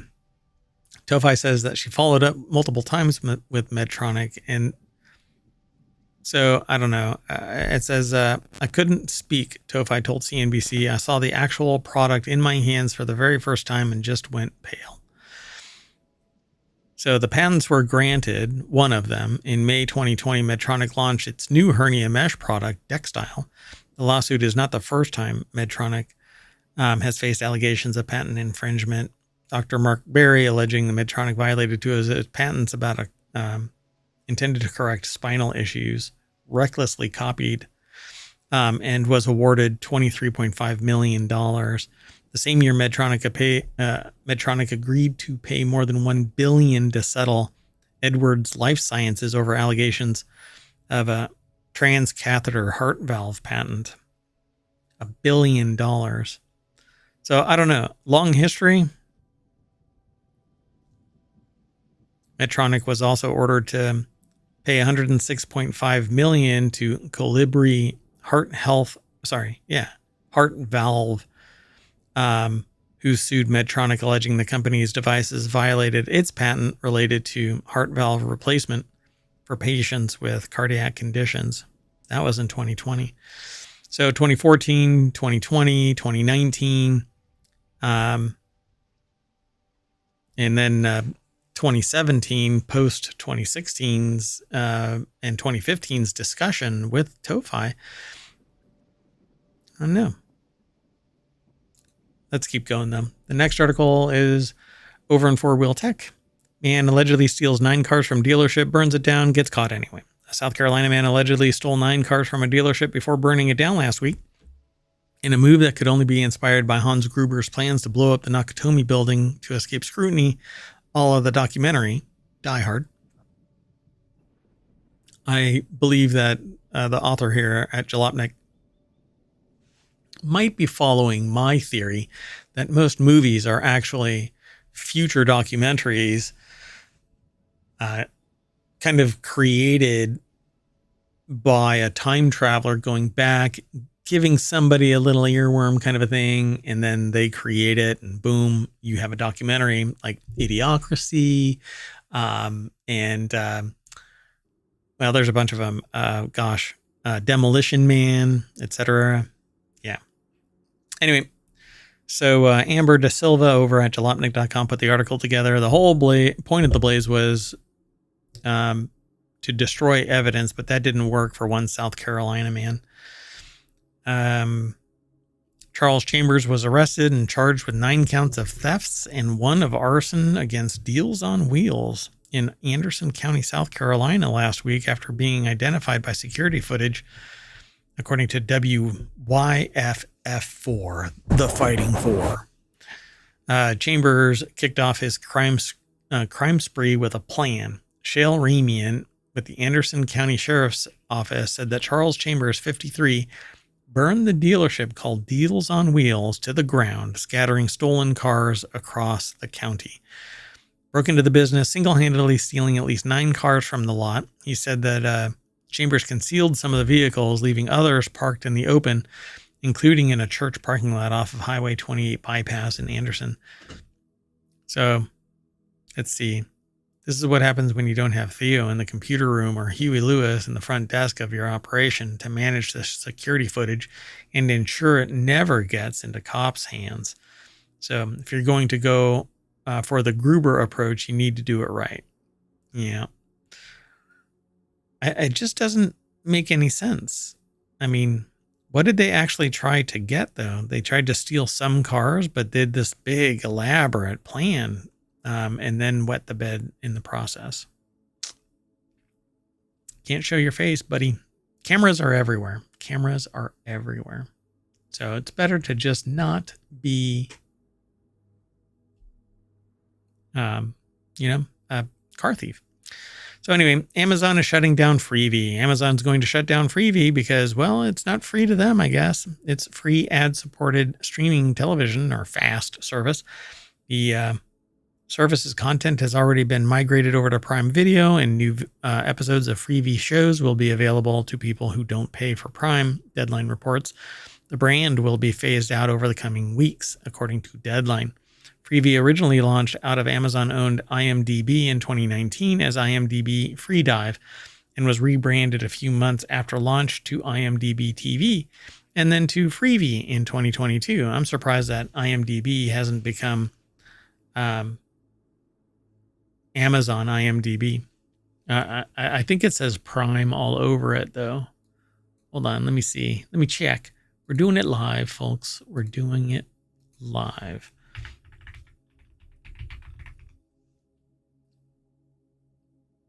Right? Oh, I don't know. Wow, they had Prime is all over it, but that's weird. They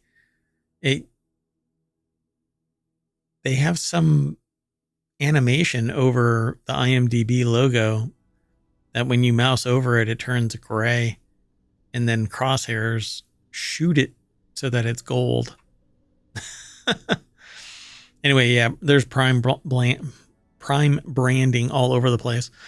Anyway, Amazon is shutting down Freevee. Jay Peters over at TheVerge.com put the article together. It says, now that Prime Video has ads, the distinctions between the two services had gotten a bit murky.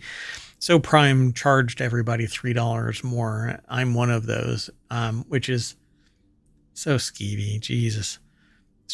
It just sucks. So Freevee originally launched out of IMDb in 2019. The service had some of its own original content like Bosch Legacy and Jury Duty. Amazon also added some Prime Video content to the service starting in 2023, but Adweek reported in February that Amazon was planning to sunset the brand following the introduction of ads on Prime Video in January. The company's video streaming offerings had gotten a bit muddy. So kind of like CVS, you buy up everything small, incorporate it, and when it doesn't produce, then you close everything down, leaving vacuums of information and opportunity. Then you raise your rates so that everybody is basically having to pay more for what would have been an ongoing concern if greed everywhere didn't play a role in, I guess, business existence. But it just makes good sense, right? Well, anyway, the next article is over in Non Sequitur News. It sounds like NASA's moon rocket might be getting canceled. We're just going to jump over to Futurism at futurism.com. And Victor Tangerman put the article together. It says there is a big desire for big changes, according to the DAC statement. According to Ars Technica, senior space reporter Eric Berger's insider sources, there's at least a 50-50 chance that the rocket will be canceled. NASA's plagued Space Launch System rocket, which is being developed to deliver the first astronauts to the moon in over half a century, is on thin ice. Not Block 1B, not Block 2, he added, referring to the variant that was used during NASA's uncrewed Artemis 1 test flight in 2022 and a more powerful design with a much higher translunar injection payload capability, respectively. All of it. So to be clear, as Berger points out himself, we're still far from anything being settled. Nonetheless, the reporter's sources have historically been highly reliable, suggesting that the space agency may indeed be getting cold feet about continuing to pour billions of dollars into the non-reusable rocket. The SLS has already seen its fair share of budget overruns and many years of delays. Well, let's see. Who is it that's actually building the rocket? And now with the status of the administration, I can't imagine anything going to anything other than SpaceX, unless some low budget bullshit grant or contract is given just so that there is the optics that somebody else has a chance. Plagued aerospace giant Boeing has also encountered plenty of headwinds and its contributions to the launch platform. So Boeing needs a culture shift.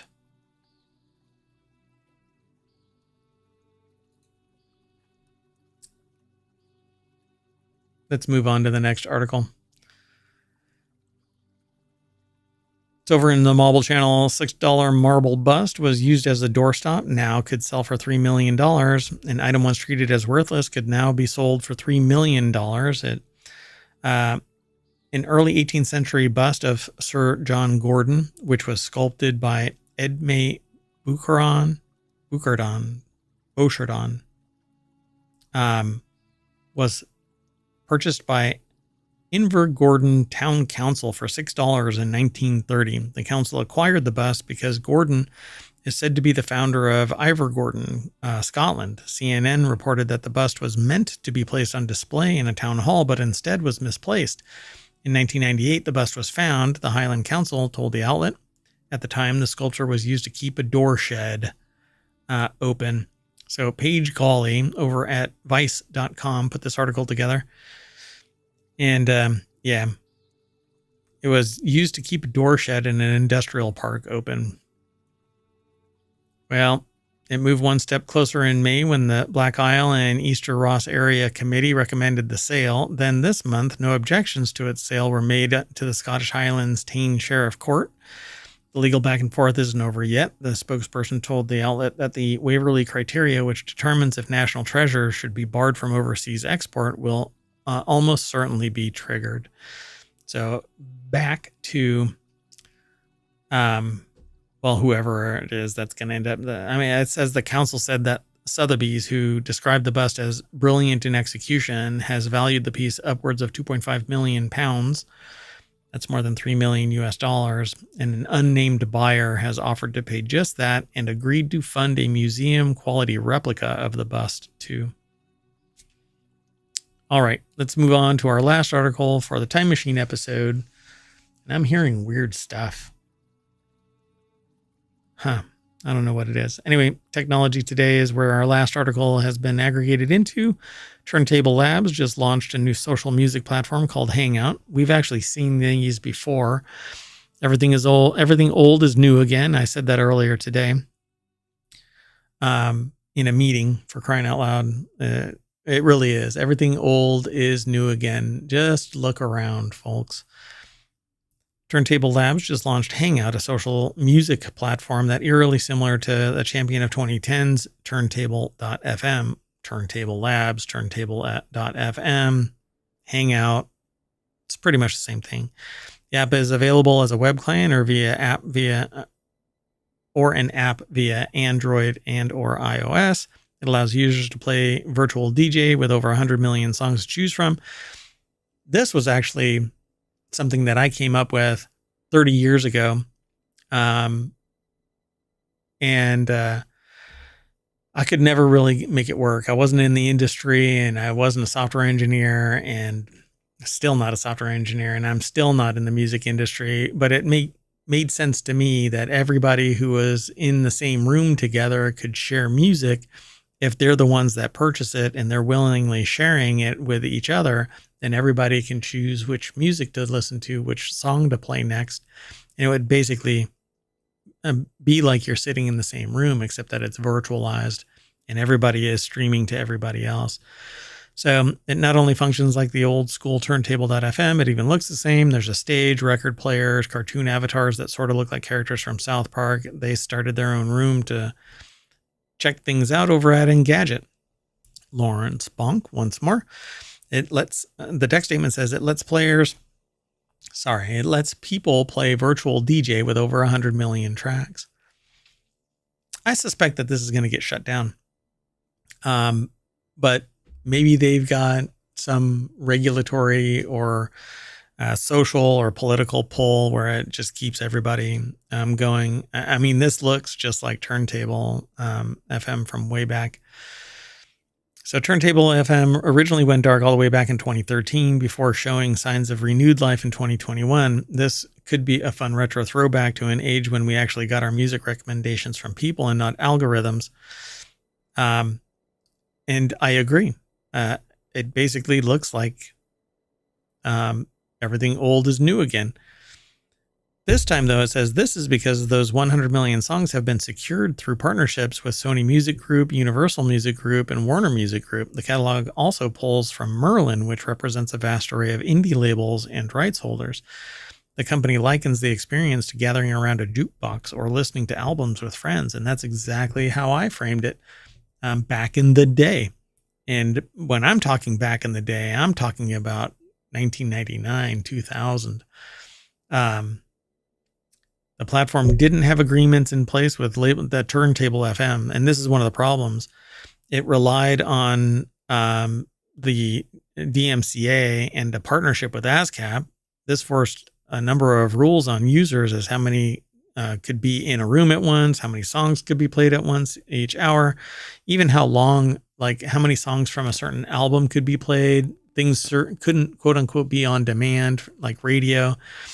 Well, it says it looks like those rules are now donezo. There's more over at this article, but you might as well go and check out Turntable Labs. There's a launch. Businesswire.com is where the news is coming from. And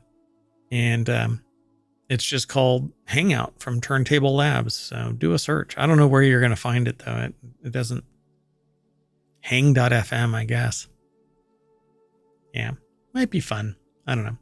But that's it, folks. I'm going to end it here. The time machine is warming up, but we made it under an hour. So I'll be able to go back in time to the future. Hopefully that's not a trademark violation. All right, we're out of here. See you later. Bye-bye.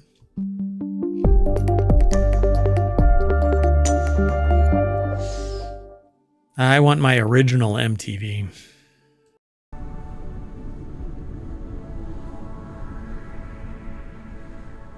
Hello, everybody, and welcome to Non Sequitur News for November 14th, 2024. It's season 3, episode 319. I'm actually trying to hash out little glitches still here. Again, I try out different equipment, and it's causing headaches sometimes. Well, anyway, Let's get into today's articles. We're going to be talking about, oh no, let's do this. Everything is powered by ohmTown.com. So go over to ohmTown.com and sign up, become a citizen. Follow us here on Twitch and here on YouTube. Be sure to like and subscribe. Make a comment or 2 or 15. Go back. We've got over 1,500 episodes now. There's a Patreon, Discord, TikTok, all over the place. Anyway, even looking at Trovo. I don't even know what Trovo. I mean, I've seen it, but anyway. Everything is powered by ohmTown.com, so go and check it out and come on back in a little bit. See ya.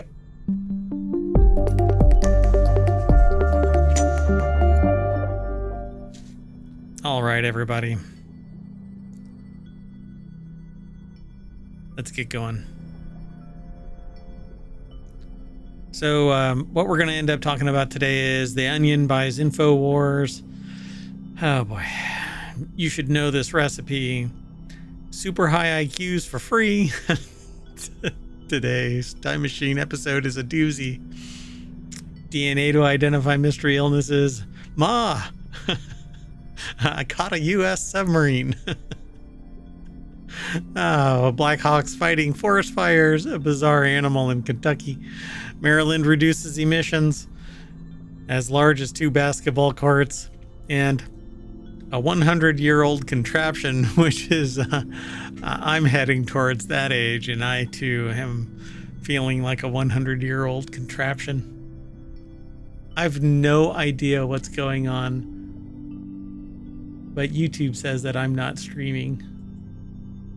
Oh, good God, what is going on? All right. So, yeah, that's interesting. Well, luckily I post this stuff twice anyway, so we're going to fix it in post over on YouTube's because, well, YouTube doesn't really like ohmTown anyway. If you want all of today's show notes, they're already in ohmTown, and you can hit !NSN in the chat over on Twitch. I'm going to try it over on YouTube real quick and see if maybe it likes ohmTown today. I logged in to verify everything was connected, and it works over on Twitch twice, but not over on YouTube. Yeah. And ohmTown is connected. It's actually connected. It's just not paying any attention, I guess. Or I should say YouTube isn't allowing it to talk. So whatever. Let's get into the news. The very first article is over here on in the continuity report. That's where Gatherer aggregated it into. It actually is from Variety. We always give credit where credit is due. And it says here, The Onion buys InfoWar and bankruptcy auction. We don't really talk about politics. We do talk about social aspects of things, but so don't get me wrong when I'm talking about this. Politics are very personal, and while I'll talk about the societal and socioeconomic and economic, business and technology, science-related aspects of it, you do you when it comes to politics. So InfoWars, the far-right conspiracy theory outlet driven into bankruptcy over lies founder Alex Jones spread in the Sandy Hook massacre, has a new owner, the satirical news site The Onion. Yeah, that's true. The Onion, whose parent company is Global Tetrahedron, declined to disclose how much it paid for InfoWars assets in the Chapter 7 bankruptcy liquidation auction. This all stems from the lawsuit that was leveraged against him and InfoWars in general. Yeah, I'm just going to move on from this, other than Todd Spangler put the article together for Variety. And so they say this is an update. So this is a Time Machine episode. So tomorrow we're going to find out that at 7 a.m. there was an update to today's article. How about that for messing with your mind? InfoWars, yeah, was sold. And it says here the Connecticut families of the victims of the Sandy Hook school shooting had sued Jones and InfoWars parent company Free Speech Systems LLC backed the bid. Buy the Onion to purchase InfoWars intellectual property, including its website, customer lists, inventory, certain social media accounts, and the production equipment used to put Jones on the air. The Connecticut families agreed to forego a portion of the recovery to increase the overall value of the Onion's bid, enabling its success, according to lawyers for the families. They really wanted the Onion to own this because it is so apropos for the timeline that we are in. Says Everytown for Gun Safety, a nonprofit organization dedicated to ending gun violence, founded in the aftermath of the Sandy Hook shooting, inked a multi-year ad deal on the satirical iteration of InfoWars. During the relaunch period, Everytown will serve as the exclusive advertiser, according to the Onion. Good gosh. I'm not quite sure what happened to this timeline, but we have diverged down silly. So from the sublime to the ridiculi, as once was said. Anyway, won't go through this line by line, but it says there was a $1.4 billion verdict in the defamation lawsuit against Jones, who is just batshit crazy. So let's move on. The next article is over in Non Sequitur News. Don't go away. Don't go away. The article after this one is really just amazing. So this person is a chef with over 15 years of experience, and everyone should know this recipe for twice baked potatoes. There's no tie-in to the previous article, Non Sequitur News is basically predicated on the idea that we are hopping from one topic to another, and there isn't any real connection to any of it.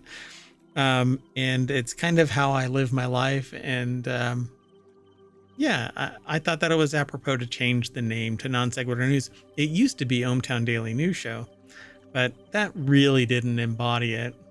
Everything is at ohmTown.com. All the news that we see gets aggregated into ohmTown. Just a little snippet, like the headline and a little bit of the article itself, just enough to allow me to manage my information overload.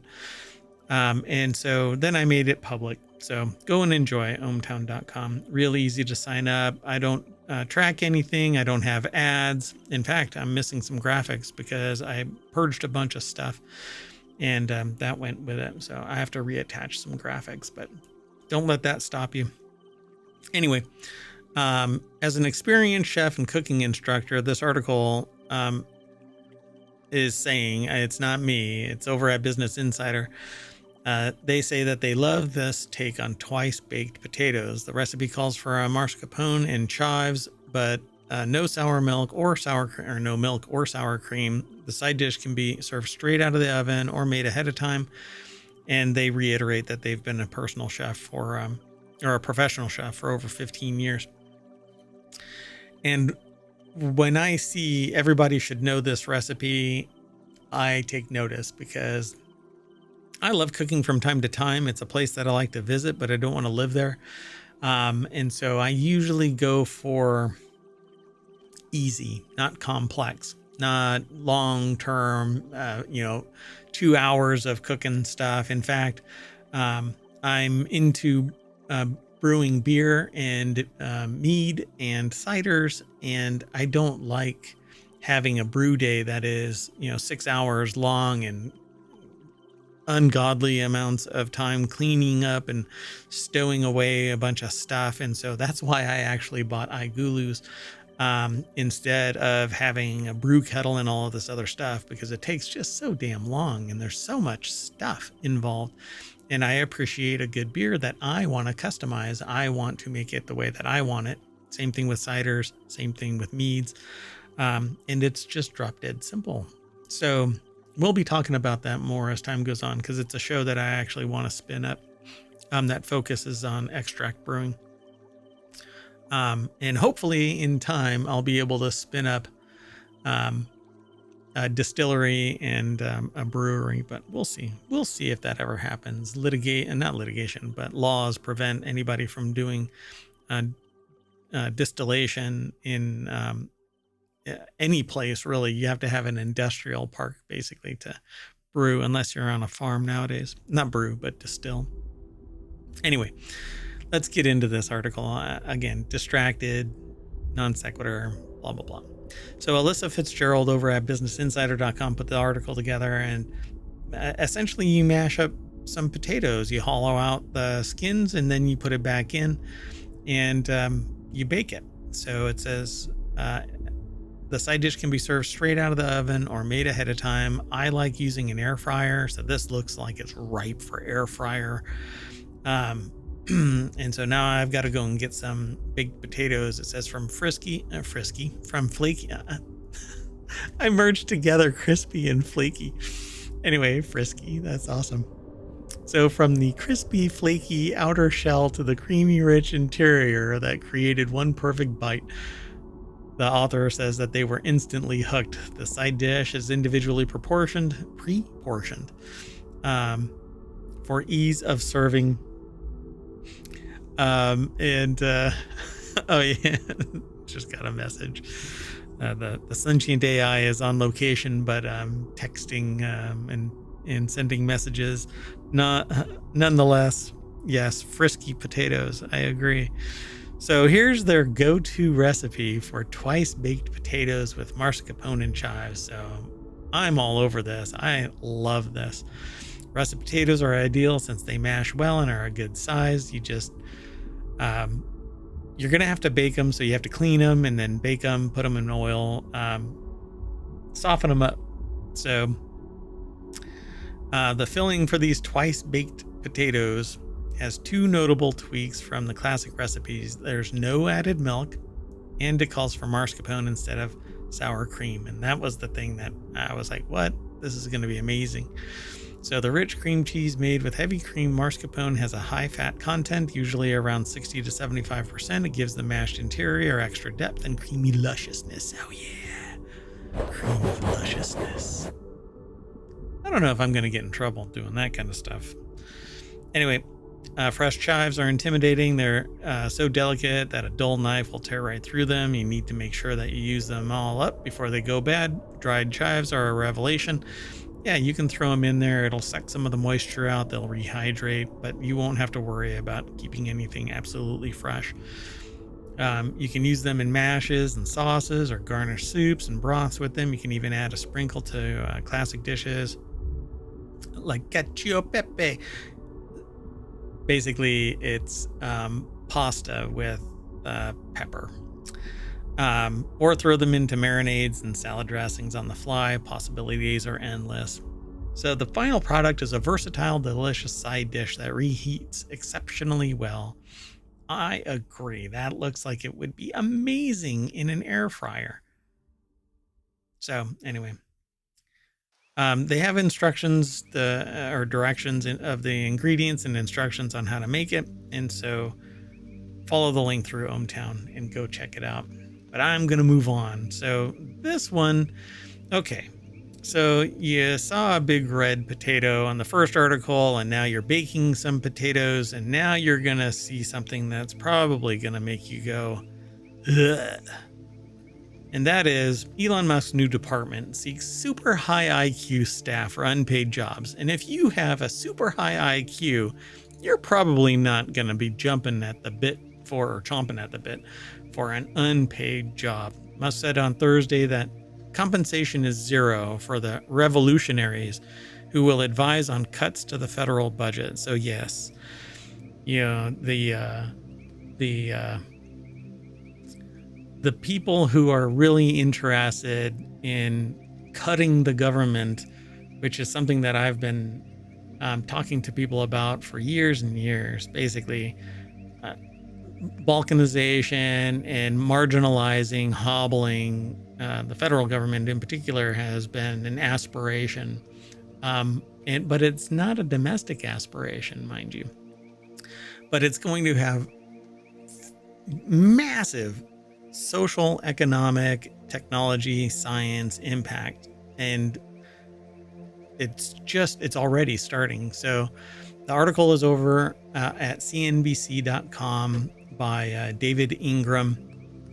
And they say that the I don't know what you want to call them. Anyway, this goofy Department of Government Efficiency, which doesn't exist. And if you want to talk about government efficiency, you don't spin up a new org to do it when you have an Office of Budget, so of Management and Budget. So you basically have the ability to facilitate change if you're going to do it, but it needs to be responsibly done and not destroy the ongoing concern of government. Not unless you want to turn it into an oligarchy or well, I'll just leave it at that. So they say we need super high IQ small government revolutionaries willing to work 80 plus hours per week on unglamorous cost cutting, the so-called Department of Government Efficiency said in a post on Twitter. This is coming from a billionaire that has gotten nothing but grants from the federal government. The reason why SpaceX exists, the reason why even Tesla still exists, is because a last-minute reprieve from the federal government gave a massive amount of money to SpaceX.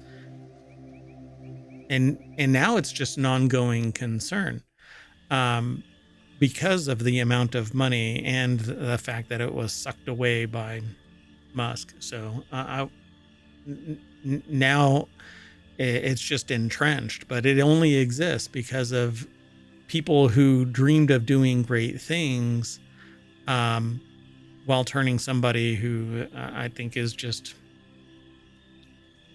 insane. But anyway, into a multi-billionaire that's in control of the entire space program now.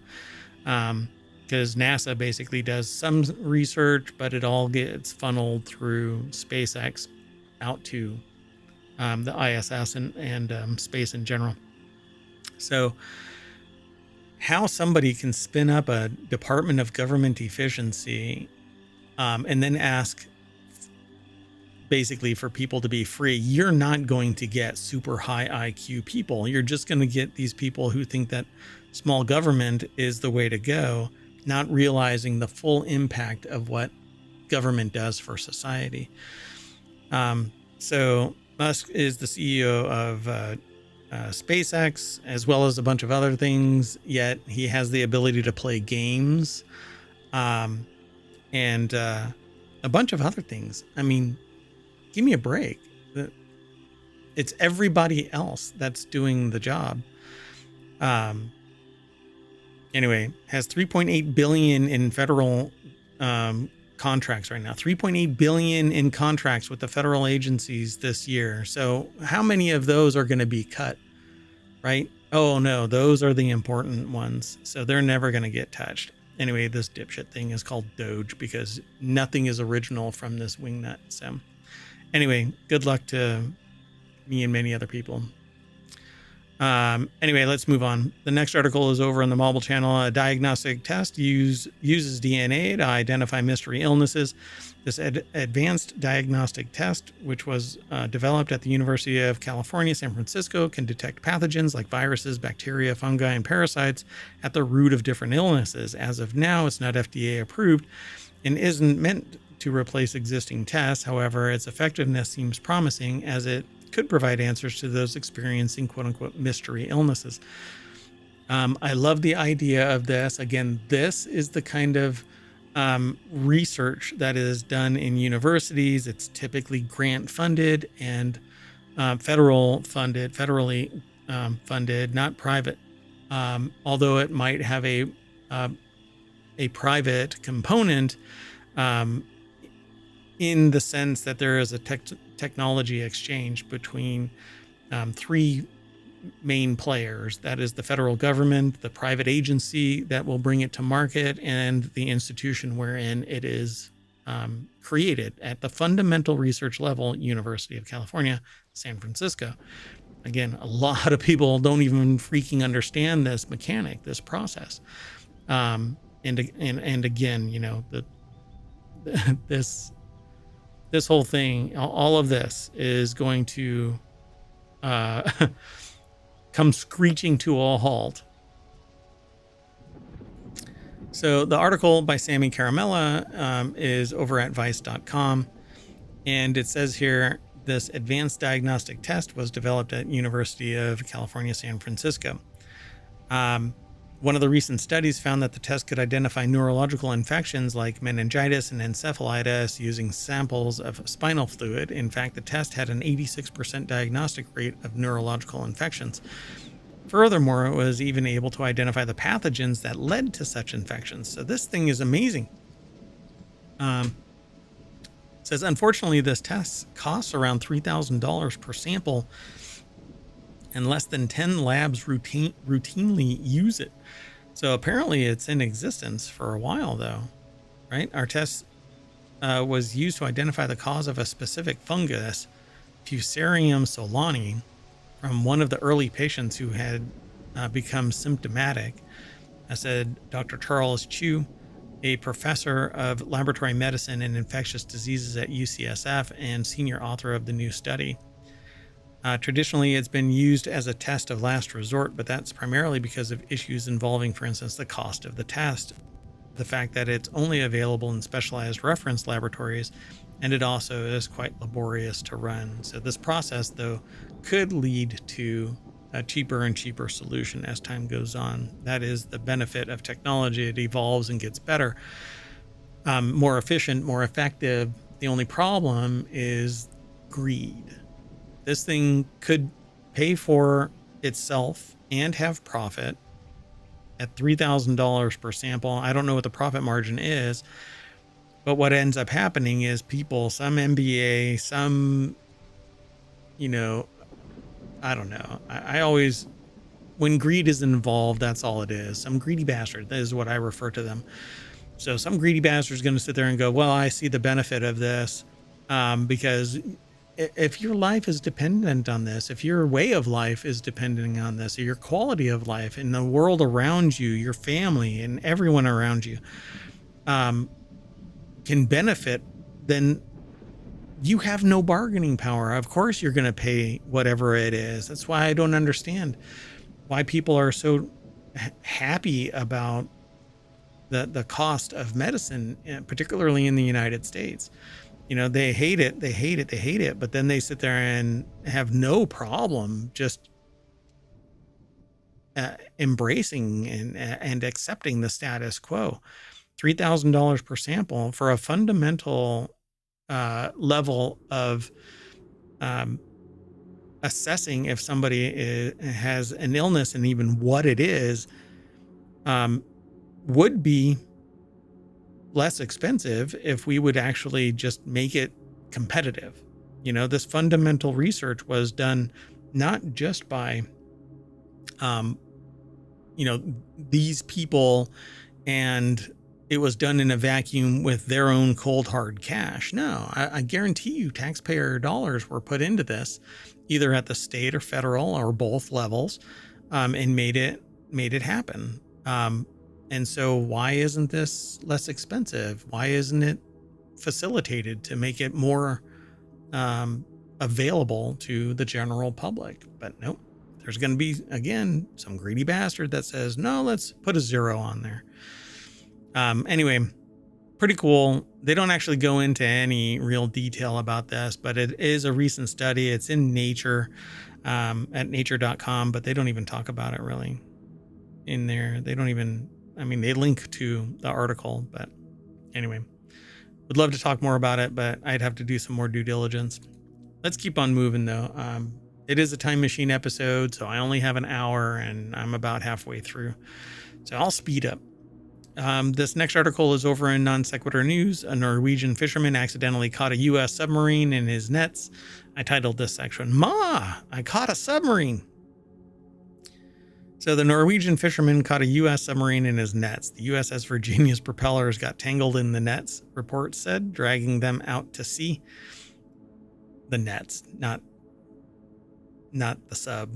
The U.S. submarine has sent several vessels into nearby waters in recent months in tensions with Russia, so that the U.S. Navy has been sending subs out to let the world know where we are, I guess, just to, hey, we're in the area. We're not ignoring anybody. But a Norwegian fisherman apparently caught a U.S. sub. I just picture them on the edge of a deck, holding up the submarine by its rudder. So this is the USS Virginia, seen here in Maine, that got tangled up in a Norwegian fishing net. Kind of makes you wonder. So Mia Jankowicz over at BusinessInsider.com put the article together. They got an unusual wow, I got all tied up there. Harold Engen was delivering a catch of halibut, not for the halibut, on porpoise, to his home near the Melangen Fjord in Norway when he got an unusual message. The Norwegian broadcaster NRK News, the Fighting NRK, reported he was told that the propellers of a submarine had become entangled in his nets and had dragged them 2 nautical miles, or about 2.3 miles, out to sea. The 377-foot nuclear-powered USS Virginia had been on its way from the port of Tromsø, maybe, is that how you pronounce it? The Norwegian Coast Guard confirmed to NRK that one of its vessels, which was escorting the submarine, had helped cut it loose from the nets. So now you know what it takes to stop a submarine. Just sink some nets. And although they'd have to be really big nets, and I don't know what the USS Virginia was doing, but I don't know. Maybe she likes nets. Nobody was hurt in the incident. The investigation into the cause of the incident is still ongoing. I can tell you what the cause of the incident was. The submarine drove into a net. Net is here. Submarine went into the net. Anyway, I guess if it's the size of a net, it doesn't show up on radar or something. I'm not sure.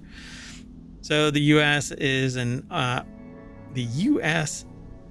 Arctic nation and has enduring security interest in the region, he said. He being Hawkins, I think. Yes. Lieutenant Pearson Hawkins. Anyway, adding that the Sixth Fleet appreciated Norway's support to U.S. submarine deployments to deter and defend the increasingly complex security environment of the High North. The High North.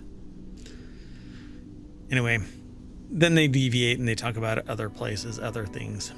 Let's keep on going, though. How about autonomous Blackhawks are fighting forest fires now? Aerial firefighter is the coolest job in the world, if you ask the author over at Jalopnik. These skilled pilots fly ludicrously low to the ground to pick up water and dump it on burning woodland to save communities and wildlife. The livelihoods of these awesome people are under threat, however, as an autonomous Black Hawk helicopter has just entered the playing field. This is autonomous? Owen Bellwood. So, okay. I'm not so worried about the job if it keeps somebody safe and they can fly a helicopter from the ground and not endanger somebody, because these crash from time to time. I would rather an empty helicopter crash than go, you know what? To save your job, we're going to risk your life and your livelihood. You know what? Yeah, because I really enjoy having to say I'm sorry to your family because something mechanical happened on the helicopter. But, we want to save your job. The livelihood of those awesome people are under threat. Yeah, they may be awesome people and their job may be awesome as somebody might perceive it, but for crying out loud, if you can automate it, then teach them how to fly it and let them be the pilots. So a test program carried out by the American helicopter maker Sikorsky and autonomous flying company Rain has shown off what self-flying helicopters are capable of, reports Auto Evolution, which is probably somebody that we should be paying attention to. The test, which follows a year-long collaboration between the two companies, saw a Black Hawk helicopter fly for 30 minutes and drop water without a pilot taking the controls. So it's a fully autonomous? No way in hell is it fully autonomous. The whole showcase was carried out by Sikorsky's Connecticut base, where the autonomous chopper dropped 3 buckets of water to put out a propane-fueled fire that measured around 12 inches, as Auto Evolution explains. Quote, the scenario called for the helo to be commanded to take off and head out on its mission using a tablet. The Matrix system guided it while searching for the fire, while the rain supplied solution, whose details were not announced, adjusted the flight path to keep it keep the Black Hawk on track. There's a keep it. It just says to keep it Black Hawk on track. I don't know if that's a turn of phrase in the Black Hawk industry, but anyway. Even during crosswinds that reached up to 10 knots. So it flew with a Bambi bucket dangling beneath it, where it could drop water once it located the fire. 3 successive water drops were performed, and they helped put out the propane fuel fire ring 12 inches across that sent 6-inch flames into the air. So it took 3 buckets to knock out a 12-inch ring fire. Okay, the cost of operation is kind of high. But it's amazing that it is, if it was fully autonomous. But this is in this setting at the end of a tarmac, it seems, etc., etc. But it's the first time, so I dig this, and I would rather. Oh, and look. Watching everything unfold was a crew of onlookers of all kinds of bigwigs in emergency response, including NASA, the Federal Emergency Management Agency, DARPA. Those 3 are the ones that funded this. Los Angeles County Fire Department and Orange County Fire Authority. You will not get the kind of money from your average citizen that's not getting taxed into oblivion to pay for this kind of thing, because you need mass taxes to pay for services and fundamental research. That's how it works. Otherwise, you're looking at, never mind. We'll get there. Right?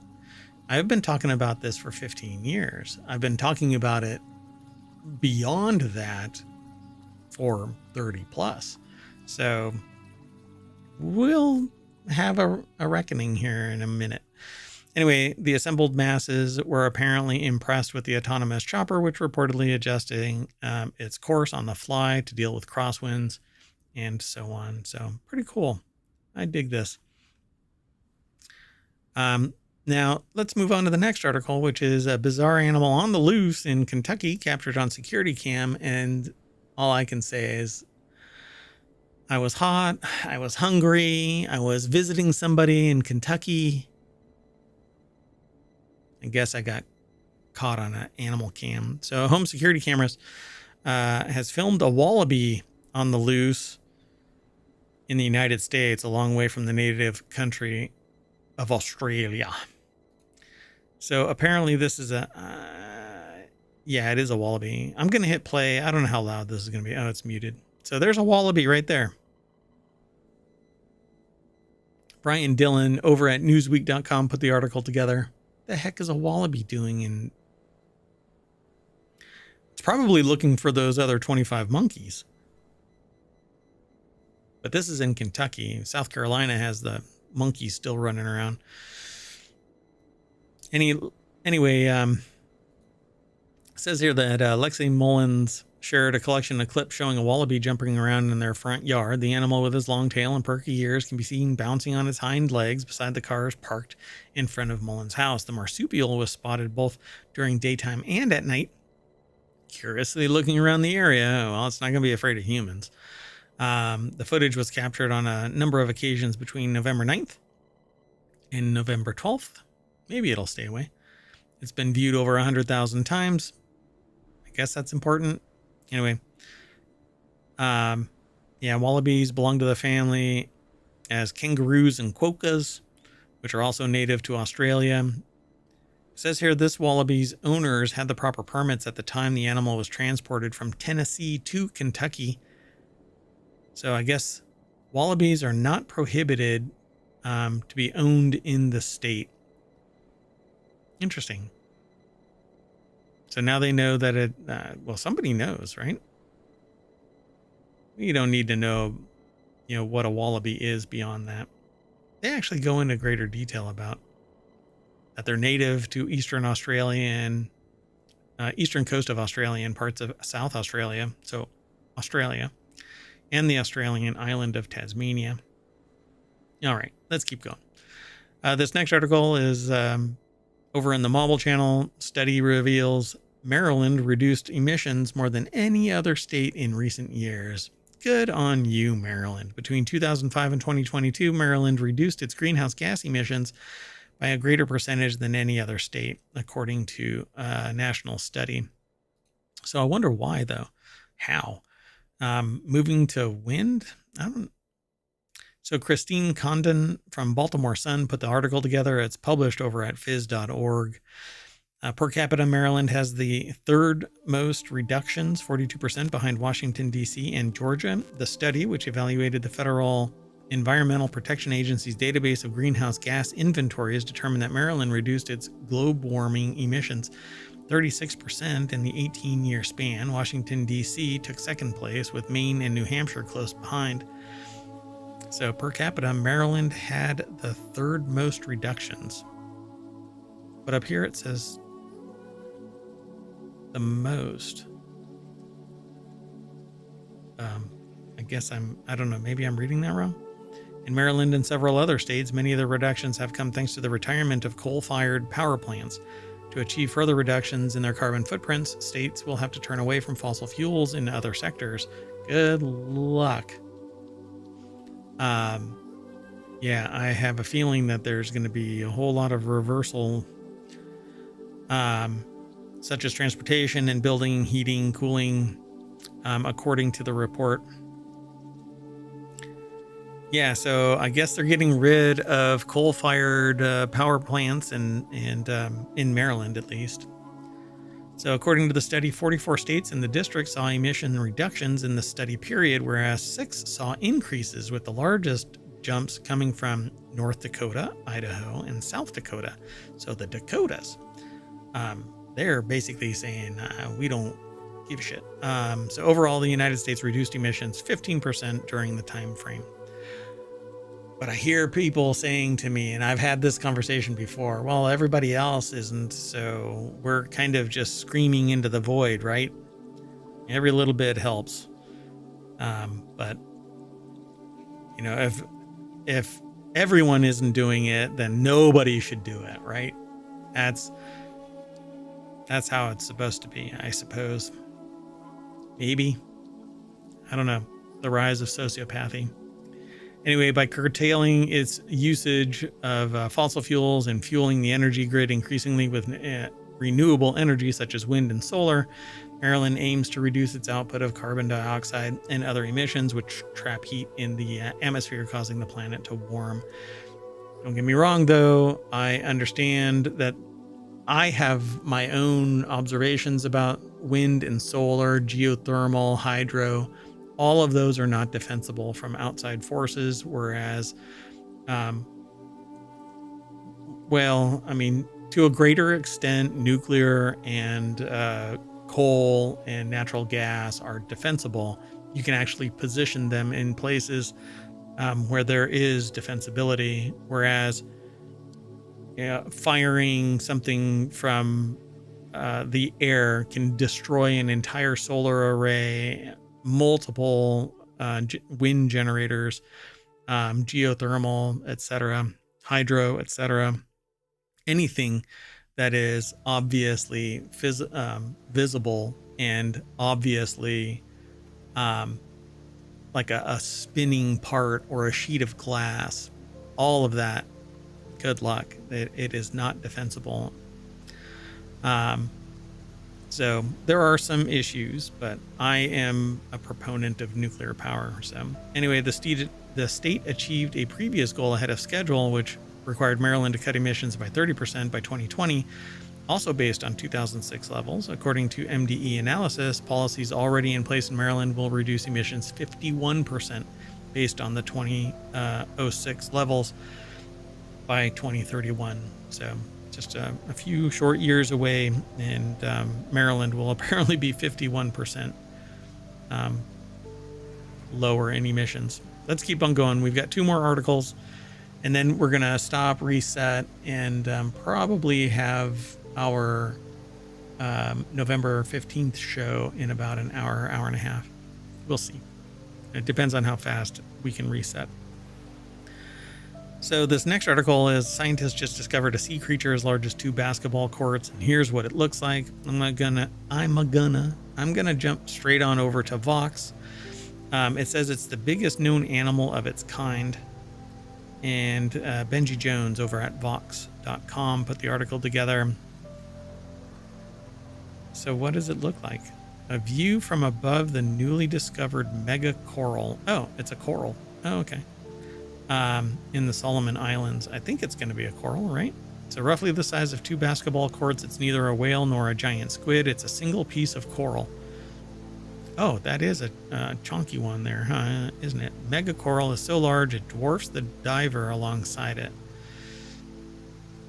Interesting. On Wednesday, a team of researchers and filmmakers exploring the Solomon Islands revealed that what they found, what they claim is the world's largest individual coral colony. The coral, a communal organism comprising millions of animals called polyps, is 34 meters wide and 32 meters long, and so large that it can be seen from space.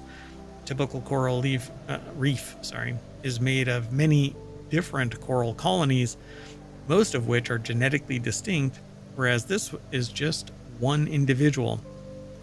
A new photo shared by the research team, the coral, a species known as Pavona clavis, looks like a lumpy brown mound covered in knobs. Yeah, pretty cool. Yeah, we'll move on. Let's go on to the last article for tonight, and this one is over on the Mobile channel. Historians say they've solved the mystery of a curious 100-year-old contraption discovered in storage. Staffers at the Dorchester County Historical Society in Maryland is the star of the show. Were baffled by an unusual machine, so they asked the public to help in determining its purpose. It looks like a press to me. Huh. So Sarah Kuda over at Smithsonian Magazine or SmithsonianMag.com put the article together, and it says the machine features a ceramic countertop and 2 parallel rollers, one that's covered with small nubs. Those look like bolts. So what is it? Oh, it might be like a planer. If this is powered, and it looks like it's powered by a motor, this looks like it might be a planer. So it like chops off like a shredder. But let's see. Historians in a small town in Maryland have spent the last few weeks puzzling over an unusual contraption that's been in storage for years. They even asked the public for help. Now they say they finally cracked it. The strange artifact is a mechanical beaten biscuit maker used to make a type of dense baked good that was historically popular in the American South. What? So I hope they have one that actually is functional. The device sits on a ceramic countertop and features 2 elongated metal cylinders that sit parallel to one another. The bottom cylinder is smooth like a rolling pin, while the top cylinder is dotted with protruding hexagonal nubs. I suppose they're spaced the right way to create little biscuits, little holes. It looks like it comes down on the other roller, so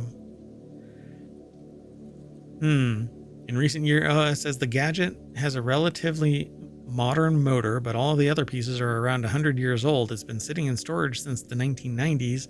Records suggest that another historical society in Delaware donated a similar machine, but they do not offer any insights about the donation. Wow, what a contraption. It really is a contraption. Wow. So meanwhile, online followers shared their own theories about the contraption. Maybe it's used to pull taffy or to wring excess moisture out of freshly washed clothes. Other users suggested it might have helped soften leather or tenderize meat. But apparently it says we potentially think that it was a Maryland beaten biscuit maker, Phillips told WBOC's Lauren Miller in late October. It was created by a man who was trying to help his aunt with the business, and the belief is that this would have helped beat the air out of dough as the biscuits were being created. Beaten biscuits were a type of baked goods with roots in the American South. They're often made with flour, salt, water. Biscuits. The biscuits have a firm, crackery texture, like hardtack. Click, click. I wish I had hardtack right now. Anyway, they were made by beating the dough on a stump with an axe per WBOC. That's horrible. These things had to have been horrible, but apparently not. But they had sugar in it, so sugar and lard. So, I guess maybe it would be nice, but that is some hell of a contraption. So did anybody actually, it says people fell in love with her country ham and beaten biscuits, according to the State Historical Society of Missouri. She, Annie Fisher, an entrepreneurial black cook. Really? Is that? Okay. Annie Fisher, an entrepreneurial black cook living in Columbia, Missouri at the turn of the 20th century, became a bit of a celebrity for her delicious biscuits. She catered events of all sizes. Former Columbia residents living in New York, Denver, and Los Angeles placed orders for her biscuits and fruitcake. This is the turn of the 20th century, and she catered to events of all sizes. Former Columbia residents living in New York, Denver, and Los Angeles placed orders for her biscuits and fruitcake. That's a hell of a delivery. These things had to have been, vacuum packed or something to survive going from Columbia, Missouri to Los Angeles, Denver, and New York. Okay. That's pretty amazing. Anyway, their theory was supported by the fact that Cambridge, the town where the Historical Society is located, was once home to a beaten biscuit bakery per WBOC. Beaten biscuit bakery. If nobody creates a business called Beaten Biscuit Bakery, we are on the wrong timeline. Anyway, pretty cool. It says that it was confirmed to be the same machine that he brought here from a previous home in 1992, says this Phillips person. So I guess Maryland has a deep history of making beaten biscuits. Yep, there was even a Maryland beaten biscuit brand, but here in Cambridge, there was also a bakery called Camper Sisters Bakery that made beaten biscuits as well. I've almost read this entire article, but there's pictures and all kinds of other stuff in here that you might enjoy. So definitely follow the link.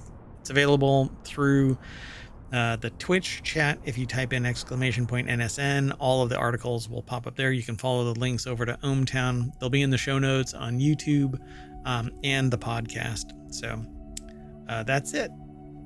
So I'm going to turn on the beaten biscuit maker, and that's going to bring us back to the front page of ohmTown.com and November 14th news. So that's it. We're done for now, but we're going to be back probably in about an hour. Got to reset and let the time machine cool off before we fire things back up again. So see you later.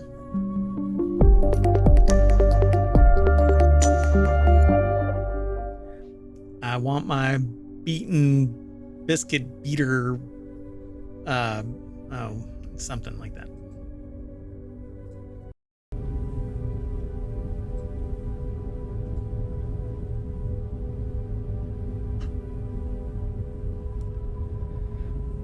Hello and welcome to Non Sequitur News for November 15th, 2024. It's Season 3, Episode 320. Get ready for your daily dose. All right. I am Mayor Watt, and along with the sentient AI from the future, we are going to talk about Tolerated by the DMCA. Didn't hit the broad side of a mountain yet. Automatically rebooting iPhones, recreating Mars on Earth in Greenland. Beyond parody involves bankruptcy judge. 12,000-year-old pebbles. It's a cruise ship feature, not a bug. Ghostly sea slugs. Try to say that fast. And 2 more. UFO report from Pentagon and hydrogen gold mine. Everything's powered by ohmTown.com. Go over and become a citizen. Sentient AI is confirming what I'm saying.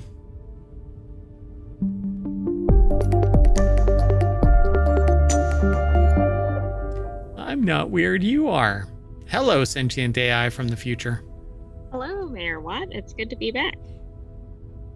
Oh yeah, the time machine. Yeah, we went back in time.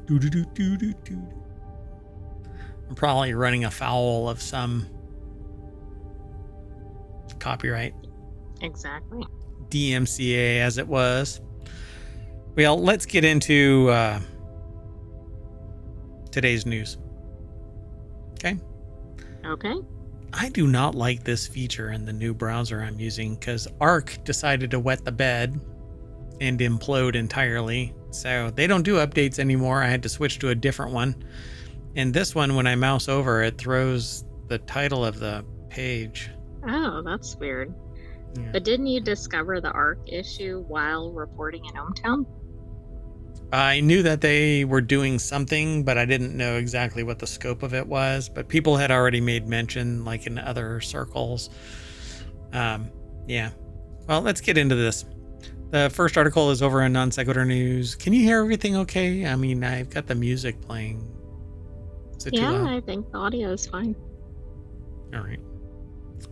So this first article over in Non Sequitur. Hello? I wonder if that's coming through on the recording, like on the play.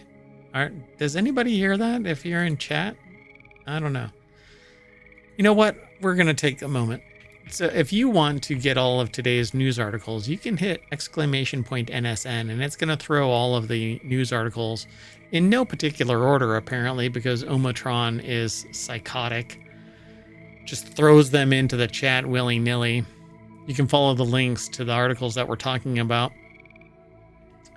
While there's frogs and crickets and whatever swamp goodiness. It's a mangrove swamp ambient sounds. I've got gigs of this background stuff now. I keep thinking that I want to make it like a tavern, like a bar kind of thing with background chatter and stuff, but then who knows? We could have it in different places each time we do a show. That's true, but it might be a little distracting from the us. Unbelievably high quality production value. So job owning in plain sight, the unconstitutional censorship tolerated by the DMCA. It says here, for better or worse, job owning has been a hot topic recently, and it's unlikely the interest will fade away anytime. Job owning, in broad strokes, is when the government pressures a third party to make that third party chill the speech of another instead of going after the speech directly, because the First Amendment says that the government cannot go after speech directly. This approach can at first be seen as one easy trick for the government to try to affect speech it wants to affect, to effect or affect. It's a bunch of effects. Lots of effects. I'm not even familiar with this term. Job owning? Yeah. So apparently, by way of a private organization being pressured behind the scenes to stifle speech, that is, well, For job example, owning. maybe like a cell phone carrier or something. But never mind. Well, I guess we'll just see where that like a social media site, right? So what ends up happening is, well, we'll start at the beginning of this. So job owning in plain sight, the unconstitutional censorship tolerated by the DMCA. But the DMCA isn't about protecting freedom of speech. It isn't about anything other than protectionism of an industry. And that industry is primarily the publishing industry, whatever it might be, music, video, arts. whatever it might be. It's about copyright, and copyright has jack shit to do with individuals. I mean, it's all about money, right? Like if I sit there and I try and leverage the DMCA against something, good luck. It's just going to be me. So, and other businesses, right? Individuals have a harder time. You're almost invisible, but the bigger you are, the more somebody's going to be impacted by it. Anyway, for better or worse, jawboning has been a hot topic recently. But as the Supreme Court reminded us earlier this year, NRA versus Volo, it's not actually constitutional to try this sort of end run around the First Amendment. Pressuring an intermediary to have it punish someone else's speech is no better than trying to punish it directly. I kind of agree with that, right? The government, be it state, local, or federal, shouldn't be able to stifle communication. I mean, that sounds reasonable, right? If there's a restriction in place, there's a restriction in place. And that is a constitutional restriction. The Constitution is wholly leveraged against the government. It isn't against individuals. Individuals have different controls, laws. But the Constitution stops the government from doing certain things, right? Or even institutionalizing them, making it a something that is approachable by the public, stifling freedom of speech.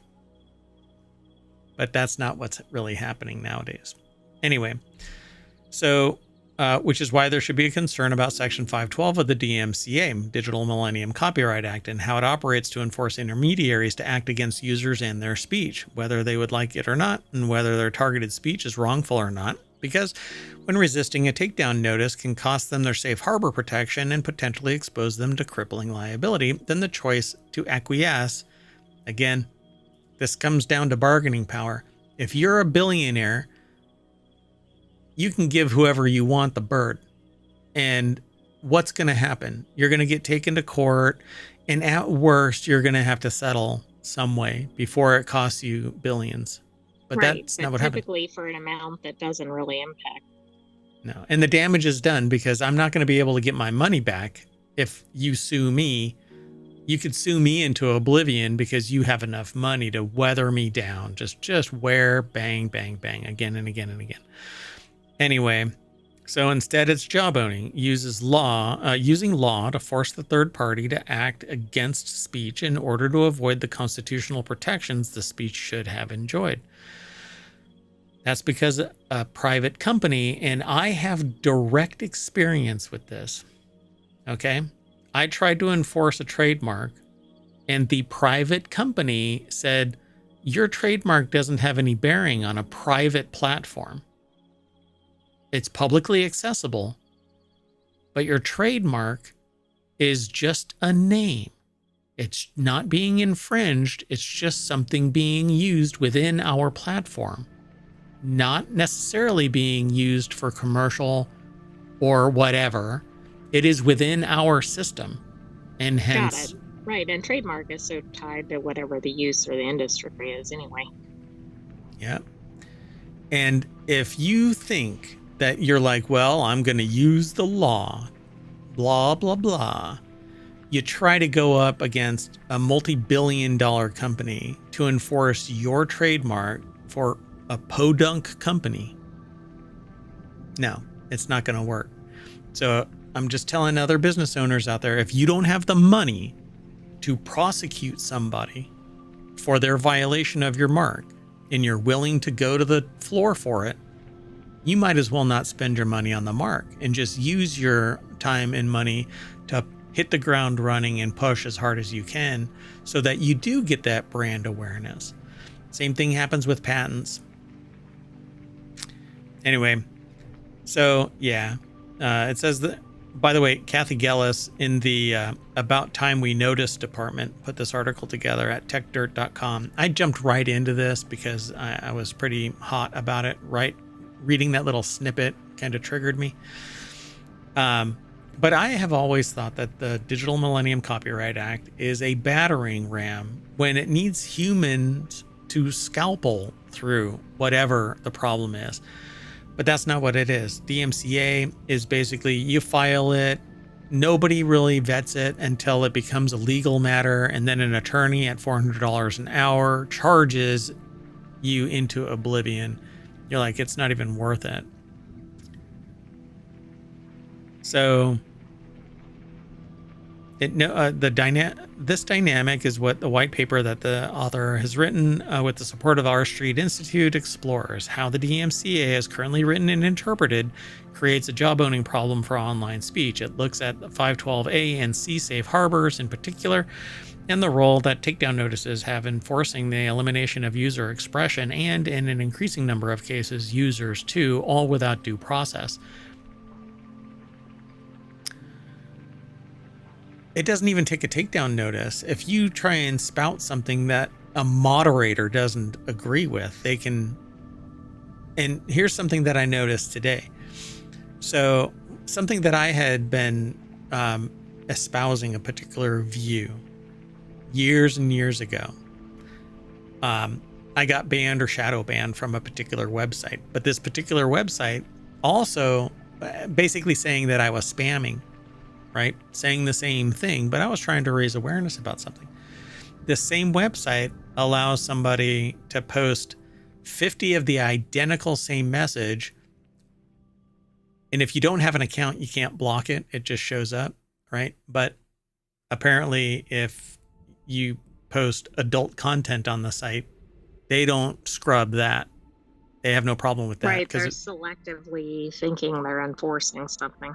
Right, which a private company can do, and they can ban you in a whim, but a government agency cannot. That's what government is all about. So when people are sitting there espousing this view about small government and reducing this and that and oversight and don't do this, don't do that, and get rid of government, what you are asking for are corporations to take control of the vacuum of power, and you will have nothing to say. Nothing. Because you can sit there and bang your hand down on your desk and demand that your voice be heard, and they will tell you to kiss their shiny metal ass. So this paper is talking about the power of the DMCA as a tool for censorship. It says, importantly, the paper does not suggest that just trashing the DMCA because statutory protection of internet intermediaries is critically important. Safe harbor really is important. It allows access to the internet without, and you get processed, or you as a user can eventually be processed through the justice system. But the institution that's providing you access to your internet isn't going to go to jail, isn't going to get shut down, isn't going to be held liable for your idiocy, right? But if they don't kick me off the internet because I espouse a particular view and somebody comes gunning for the ISP with a takedown notice about the content that I'm publishing, then they can be found in violation of safe harbor rules, and they, well... Right, which most of them are just going to go, okay, I'm going to just take the easy way out. Right. It's the same reason which is why... understandable under that context. Yeah, and it's the same thing that doctors are following under the current environment. They can't risk taking actual actions to save somebody because the ramifications are that they will be personally prosecuted. Sans liability insurance, that'll pierce the veil because they've done something in violation of. So, of course, the question could fairly be asked, why now? After all, the DMCA has been working its unconstitutional way for a quarter of a century. We've all been tolerating it, but tolerating the intolerable does not make it tolerable. Even though the DMCA has been doing its job-owning business all this time, does not mean that there's no exigent constitutional problem demanding attention. It just means that it's time to take notice and finally do something about it. Now is probably the worst possible time, because this will follow all the way up to the Supreme Court and be buried. They're going to say, screw you. It isn't a constitutional issue. It's a private company acting in good faith of their rules within the DMCA. They have to take action, or they choose not to take action, whatever it might be. It isn't the government. The government is saying, hey, we're making you aware of something that shouldn't be, that we don't want said, but they won't say it like that. They'll say it in some other way. And the website will take it down, just to keep within DMCA safe harbor rules. So it's an interesting article, but they say, and in any case, better late than never, especially as long as the First Amendment rights remain threatened. But I think the reason it's coming up now, obviously we're increasingly online, but also I think the way it's been implemented in recent years is drawing more concerns than perhaps it did in the past. well, guess what? How and what and where it's been used, there's a lot of context there, and so I can't address one particular one. They say reminded earlier this year, NRA versus Volo. What one place thinks is, if a government says that certain content should be removed, it needs to be done through how do I put this? It should be prosecuted in such a way that the freedom of speech is respected, and it isn't done under a cloak of darkness. It isn't done privately, but that's how it is. But that's exactly to my point. I think the way DMCA is being applied is allowing that, and that's why there's some urgency or quote unquote new issue. I don't disagree with you. I mean, I am in full agreement. But Yeah. I think the current construct is allowing this to happen. Well, you're going to basically watch. There will not be any complaints about suppression of speech suddenly. And we'll just leave it at that. Let's move on. The next article is over. I spent an inordinate amount of time on that. This next article is over in American Airlines flight narrowly missed a mountain. It's in the Mobile Channel.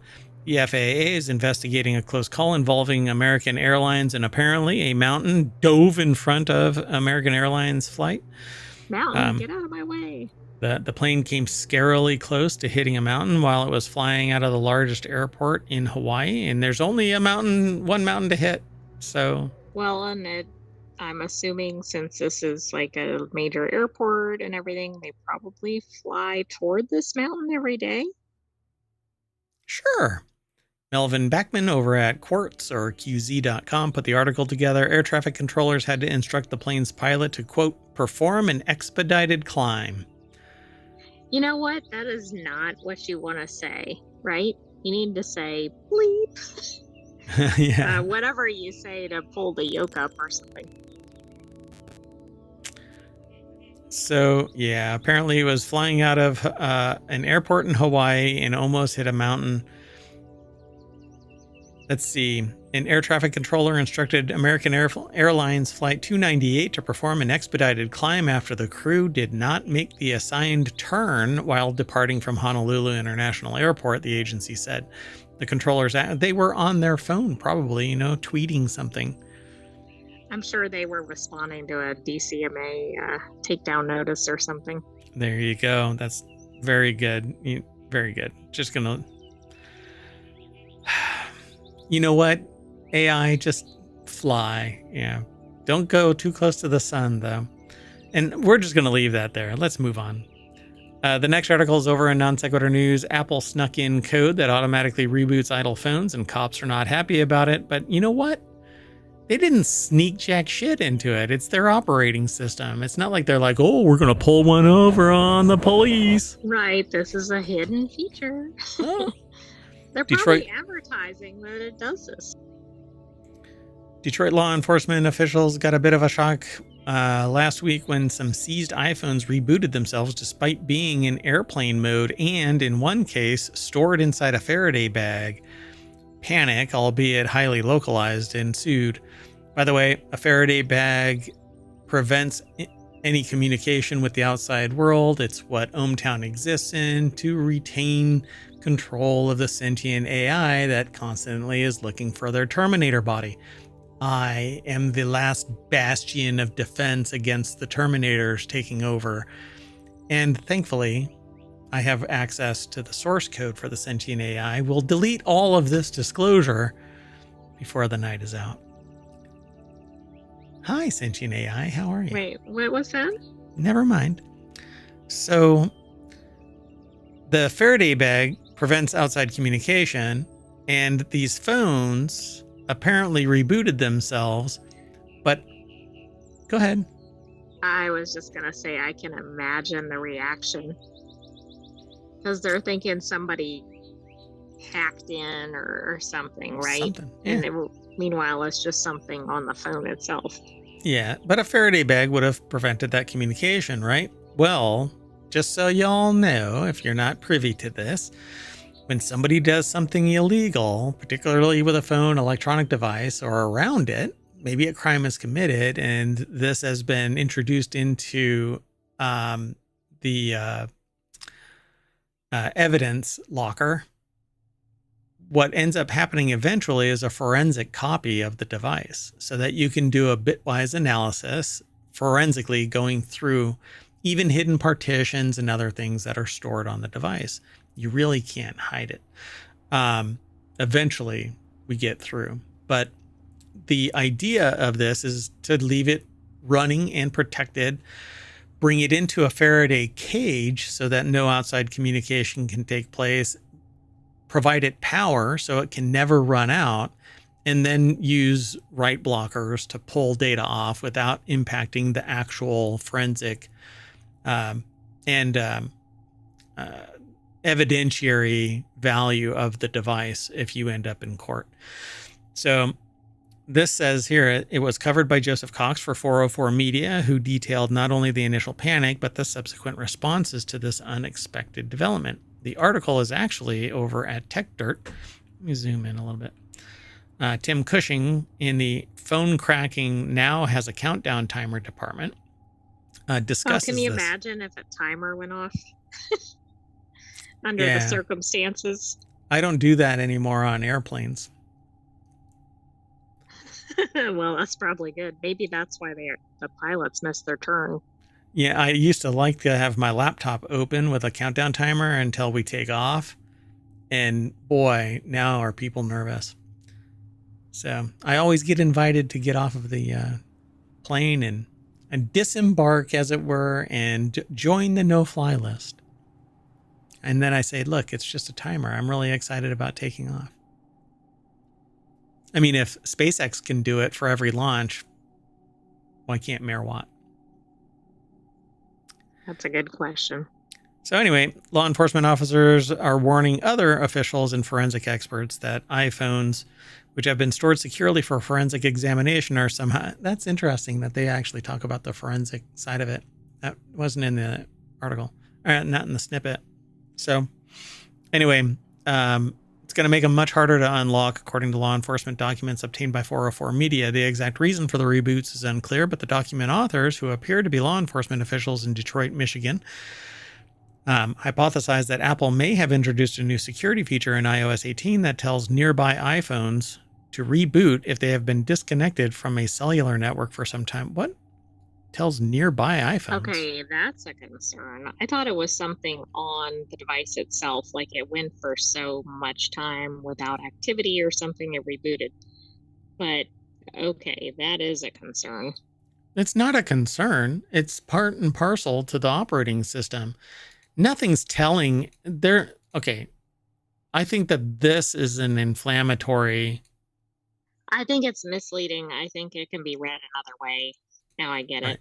The operating system, if when the device is detached from a cellular network for too long, will reboot in an attempt to reset. It sound like it can reboot Nefarious. number 2 and number 3 sitting next to it or Correct. something. That's how I read it. Yeah, Yes, don't think of it that way. Basically, the operating system is telling the phone to reboot because it's not connected to cell, so it may have a problem in what is the most well-known law in IT support. If in doubt, reboot it. There you go. So after being rebooted, iPhones generally are generally more secure against tools that aim to crack the password of and take data from the phone. But that's not the purpose of rebooting. It just happens to be an artifact of rebooting. It requires a password to gain access to it. You can't even face, whatchamacallit. You can't unlock it with your face. FaceTime. Oh, Face Not ID. FaceTime, Face ID. Yeah. So it says the problem for cops, not the iPhone owners, is that the reboot takes the phone out of after first unlock state, a state where the current phone cracking tech can still be effective. If it's unlocked, then they can get direct access to it. But when it locks up before first unlock, it actually locks even the data port on the USB-C connection. So yeah, all kinds of people, all upset. Law enforcement officials' hypothesis is that the iPhone devices with iOS 18 brought into the lab, if conditions were available, communicated with other iPhone devices that were powered on in the vault in AFU. No way in hell. Yeah, that seems a little iffy. That would mean that if two people in my lab were sitting next to each other and hadn't connected to cell long enough, one would tell the other to reboot. Yeah, that is concerning outside of this context. So fortunately, a day later, most of the advisory was rendered obsolete after actual experts took a look at iOS 18 code. Some of the experts work for Magnet Forensics, which now owns Grayshift, the developer of Gray Key Phone Cracker. This is also covered by Joseph Cox and 404 Media. In the law enforcement and forensic expert-only group chat, Christopher Vance, a forensic specialist at Magnet Forensics, said, "We have identified code within iOS 18 and higher that is an inactivity timer. This timer will cause devices in an AFU state to reboot to a BFU state after a set period of time, which we have also identified. The reboot timer is not tied to any network or charging functions and only tied to inactivity of the device since last lock." Right, so that sounds more constrained in terms of what's happening. Much less conspiratorial, much less doom and gloom that your device is going to reboot my device. That's insane. All right. Well, anyway, there's more to this article, and you can get the subtle nuance by following the links through ohmTown. Okay, this next article is over in Late Night Geeks. This person says, "I went to Greenland to try and buy it. I went to Greenland to try to crunchy. But it's fresh. It's green. It's not ripe yet. But it's not as bad as Iceland. Iceland is just frozen. Right? It's too cold to bite. You got to take it out of the freezer and put it next to Greenland where it will thaw, but at least it's been blanched.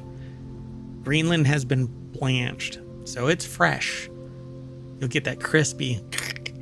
That crispy is your teeth chattering, but okay. Anyway, meet the founder who wants to recreate Mars on Earth. Praxis co-founder Dryden Brown wants to build their villain lair. Dryden Brown? That's a weird name. Dryden Brown. That's like the Earth in Greenland. Dryden Brown. That's funny. So they want to build a city in Greenland that emulates what a community on Mars would be like or could be like. Well, just hang out in the U.S. for a little while longer. Yeah, somebody's going to sit there and pick up on that. Oh, why do you hate? No, it's not how it works, buddy. Anyway, Margot McCall over at TechCrunch.com put the article together. On the phone with TechCrunch last week, they filed down his edgelord bluster. Obviously, they have a sort of sense of pride that makes the idea of being bought, it's almost like condescending, but they would actually like to be independent, says Dryden Brown, who wrote that in a viral tweet. Who wants to own it? I went to, yeah. But I get it, independence from Denmark, right? How about they don't want to be owned by somebody? Just a 28-year-old It's just D-board. independence from one to the next. Last summer, it's not independence, I should say.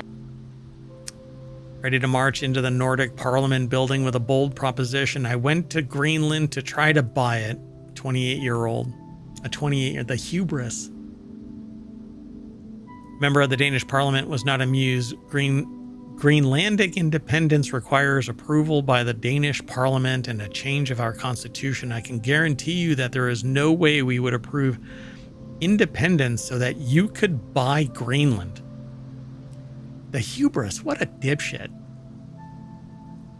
Despite the controversy, the Peter Thiel-backed project recently raised $525 million with a major asterisk. The startup has the ability to draw down the money as it hits specific milestones in its city building project. Okay, but it doesn't have any approval to do so. So for now, Praxis is an internet ideology in search of a physical home, like so much. The group hosted 250 Praxis supporters in Punta Cana, Dominican Republic earlier this month, where attendees like Bedrock's Jeff Lewis and Mamuka Baghdadzi, former Prime Minister of Georgia, were presented with different location options for Praxis. Hello, dystopia. We are literally cheerleading it in so that we have more money. Not we, but right, people. The sociopaths. This kind of reminds me of that Utopia city in Florida, near Silicon Valley. Oh, that one. Oh, there's one in Florida that's trying to be Utopia. There's one in San Francisco, in the hills of San Francisco, that's billionaire class Utopia. God, what a world. And I think I'm absolutely correct. If anybody can prove me wrong, the anomalies don't count. You know, one person doesn't count. That breaks the mold of rise to power sociopathy. Literally, the rise of sociopathy in the world is predicated on the concentration of wealth and power in the few. And every single one that I have ever seen or read the bio of or heard communicating, they are hardline sociopath. It starts when they're young because they've no connection to society's trials and tribulations. And then because they have no outside social pressure, they can do whatever the frick they want. They're sociopaths. Anyway. But while most current network state projects so far have been short-term, Brown wants to make it a greater extreme. For years now, he's traveled country to country, cold emailing politicians and inquiring about the potential for a techno-optimist city. This is what do you call Transformers? No. That's funny. Oh gosh, what is it called? She wrote the books. They got turned into movies about a utopian society. Is it Ayn Rand? Yes. What is my brain Fountainhead? Yeah, but what is the predecessor? I can't remember it. Anyway, Fountainhead, I think, is number 2. It's the second book, I think. Daggone it, I can't remember. Atlas Shrugged. Daggone it, I knew I was going to get it. I had to say the whole thing. Ayn Rand, Atlas Shrugged. So that's basically what this kind of thing is. They want to give credit to the people who are actually the creators and all of that kind of stuff, which I think would absolutely hobble the billionaire class, because it isn't them with the great ideas. It's everybody else in the silver spoon afforded people to make billions. Now there's a whole bunch of people that ride on the coattails, like everybody that got into Bitcoin, right? Now it's at $100,000 a Bitcoin, and it might be collapsing later on. Who knows? But it's made billionaires out of a vacuum. And what was it? Nakamoto, Satoshi Nakamoto, a complete shadow figure, is the creator of this bullshit fiscal instrument that people are actually leveraging to buy stuff with, and it has no inherent value. You don't sit there and say, hey, how much Bitcoin does it cost? You have to translate it into US dollars, then translate it back into Bitcoin or whatever your domestic fiscal instrument is. Anyways, non sequitur aside, this is just techno-optimist bullshit. This isn't even techno-optimist. It's a money grab. It guaranteed is a money grab. Anyway, if we could replace 500 million with another revenue source, taxes from new city, mining, tourism, post-terraforming, we could de-risk accession and get Greenlanders get their long-sought independence, and with it, vast wealth. The manipulation is profound. Anyway, it's interesting that there is somebody out there that actually thinks that this is a viable project for society. But who's going to be in charge of this? Well, that's exactly it. It's going to be big tech. Not even big tech. Income people. It's going to be an oligarchy, and it's going to be owned by plutocrats. It's going to be driven by the wealthy, and everybody is going to be an indentured servant. Let's move on. This next article is over in Technology Today. In an outcome beyond parody, a bankruptcy judge puts the Onion's InfoWars purchase on hold. So if you saw yesterday's episode or today's Time Machine episode, you will have heard that the Onion purchased the assets, the complete package of InfoWars. When reality becomes stranger than satire, maybe the satirists can teach us something. Or maybe the last laugh will be on them after all. The Onion said on Thursday that its parent company bought in... What? Oh, you just may want to skip past some of the stuff about InfoWars. Is that on the actual article, or? Yeah. But not in the snippet. It's right there in the snippet. You mean about Sandy Hook? So the parent company for the Onion bought InfoWars, which is the purveyor of Sandy Hook misinformation and the vendor of pseudoscience supplements. And guess who got access? They are to be given all of the inventory, all of the assets, everything, because the Onion purchased it. And they already have an advertiser on board for the pivot to InfoWars as a satirical site. Oh, very interesting. Yeah. However, the Texas judge overseeing the bankruptcy sale temporarily halted the takeover, citing concerns about the auction process. Why? Well, because the Onion won the quote unquote won the auction, but to make it actually happen, the families agreed to not increase the value. That's what it wasn't like an unfettered auction or something. It wasn't clean hands. So that's what I gleaned from the article yesterday. Okay. And I suspected that something might pop up because of that phrase, that the families agreed not to assess the surcharge. So Will Shanklin over at Engadget.com put the article together. And it says, so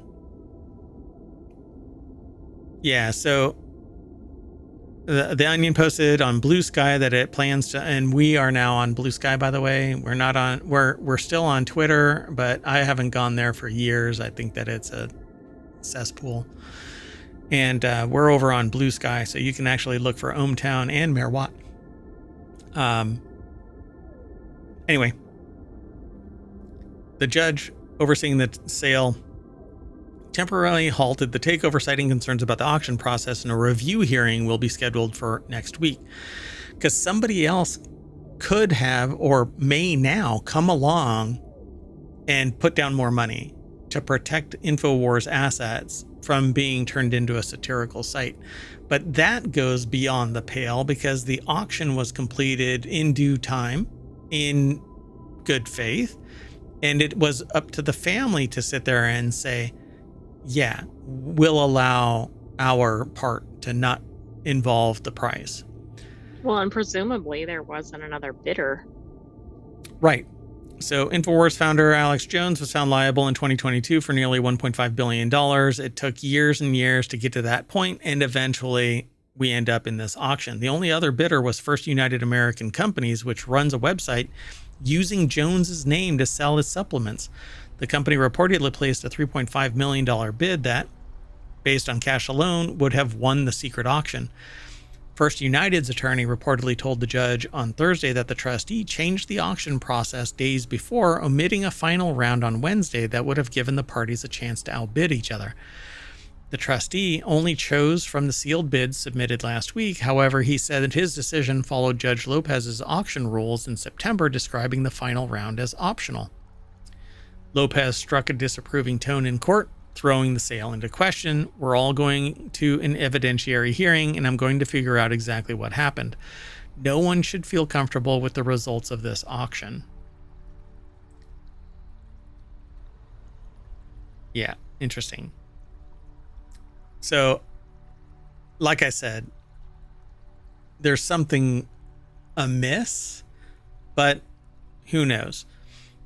If the sale still ends up in its hands, the Onion plans to rebrand InfoWars as a parody of itself more than it already was, poking fun at weird internet personalities like Jones, according to the New York Times. Ben Collins, the CEO of Global Tetrahedron, which is the company that owns the Onion,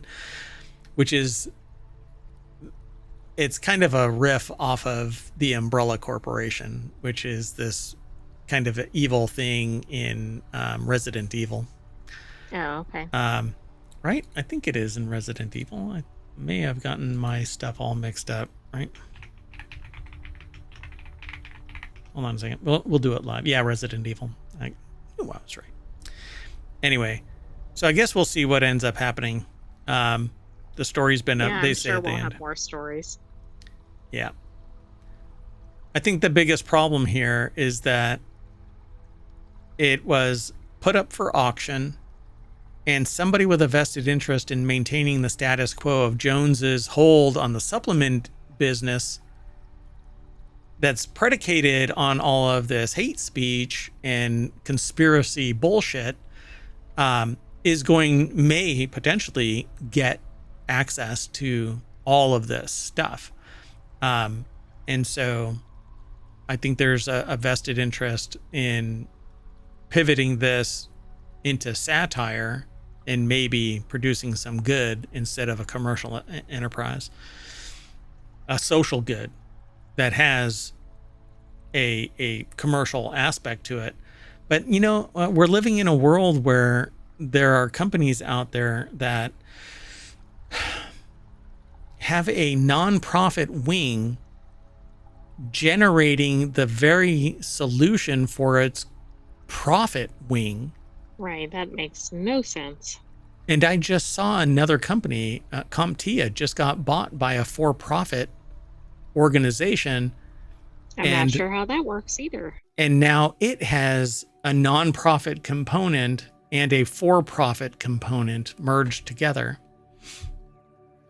I'm just flabbergasted, Years and years and years, I've never even, up until recently, up until OpenAI, I never heard of this absolutely connected nonprofit side generating the tools that are for profit, right?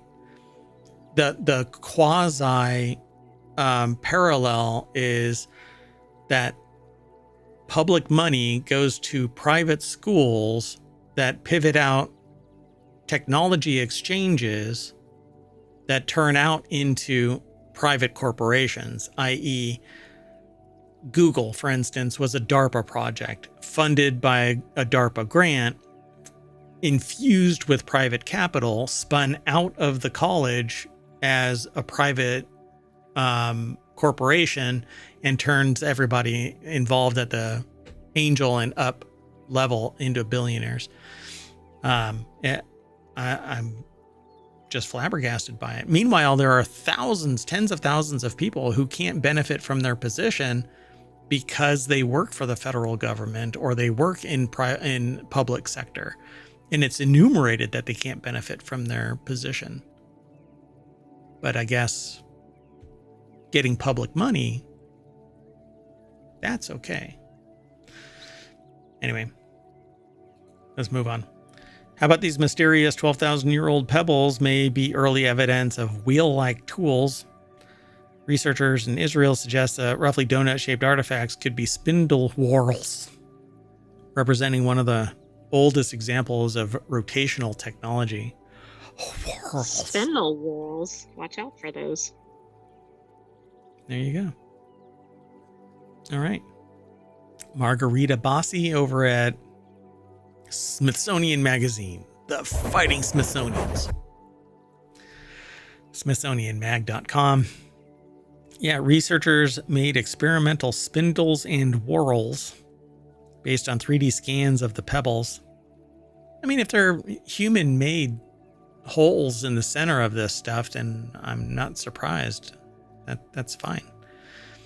But this is another one of these things that they don't know what it is.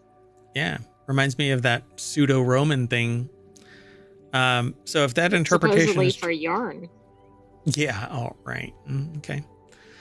If that interpretation is true, it would make the Pebble collection one of the oldest examples of rotational technology, aka the wheel, a crucial prerequisite to the invention of the wheel. The team's findings were published in the journal PLOS One on Wednesday, while the perforated pebbles, they have a single hole in them, not a bunch of holes. It's not perforated. Right. It's not like a pincushion. Were kept mostly at their natural, unmodified shape. They represent wheels in forms and function, and a round object with a hole in the center connecting to a rotational axle. Was there a rotating axle actually there, though? Yeah, I'm not sure if they added that or that was there. They say that it was drilled halfway from each side of the pebbles, though some of the pieces had off-center, partially perforated holes.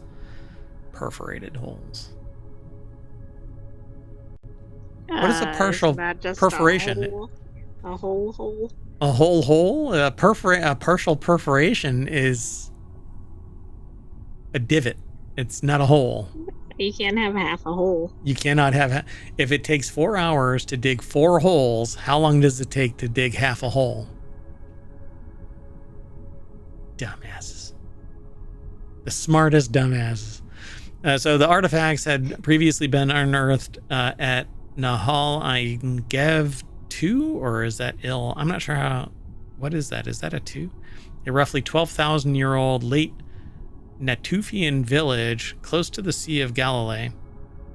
Natufian refers to a hunter-gatherer culture that existed in the region of Palestine and southern Syria around 9000 BCE and preceded the transition toward the agricultural practices that marked the Neolithic period. There were people there all along? I mean, what? What?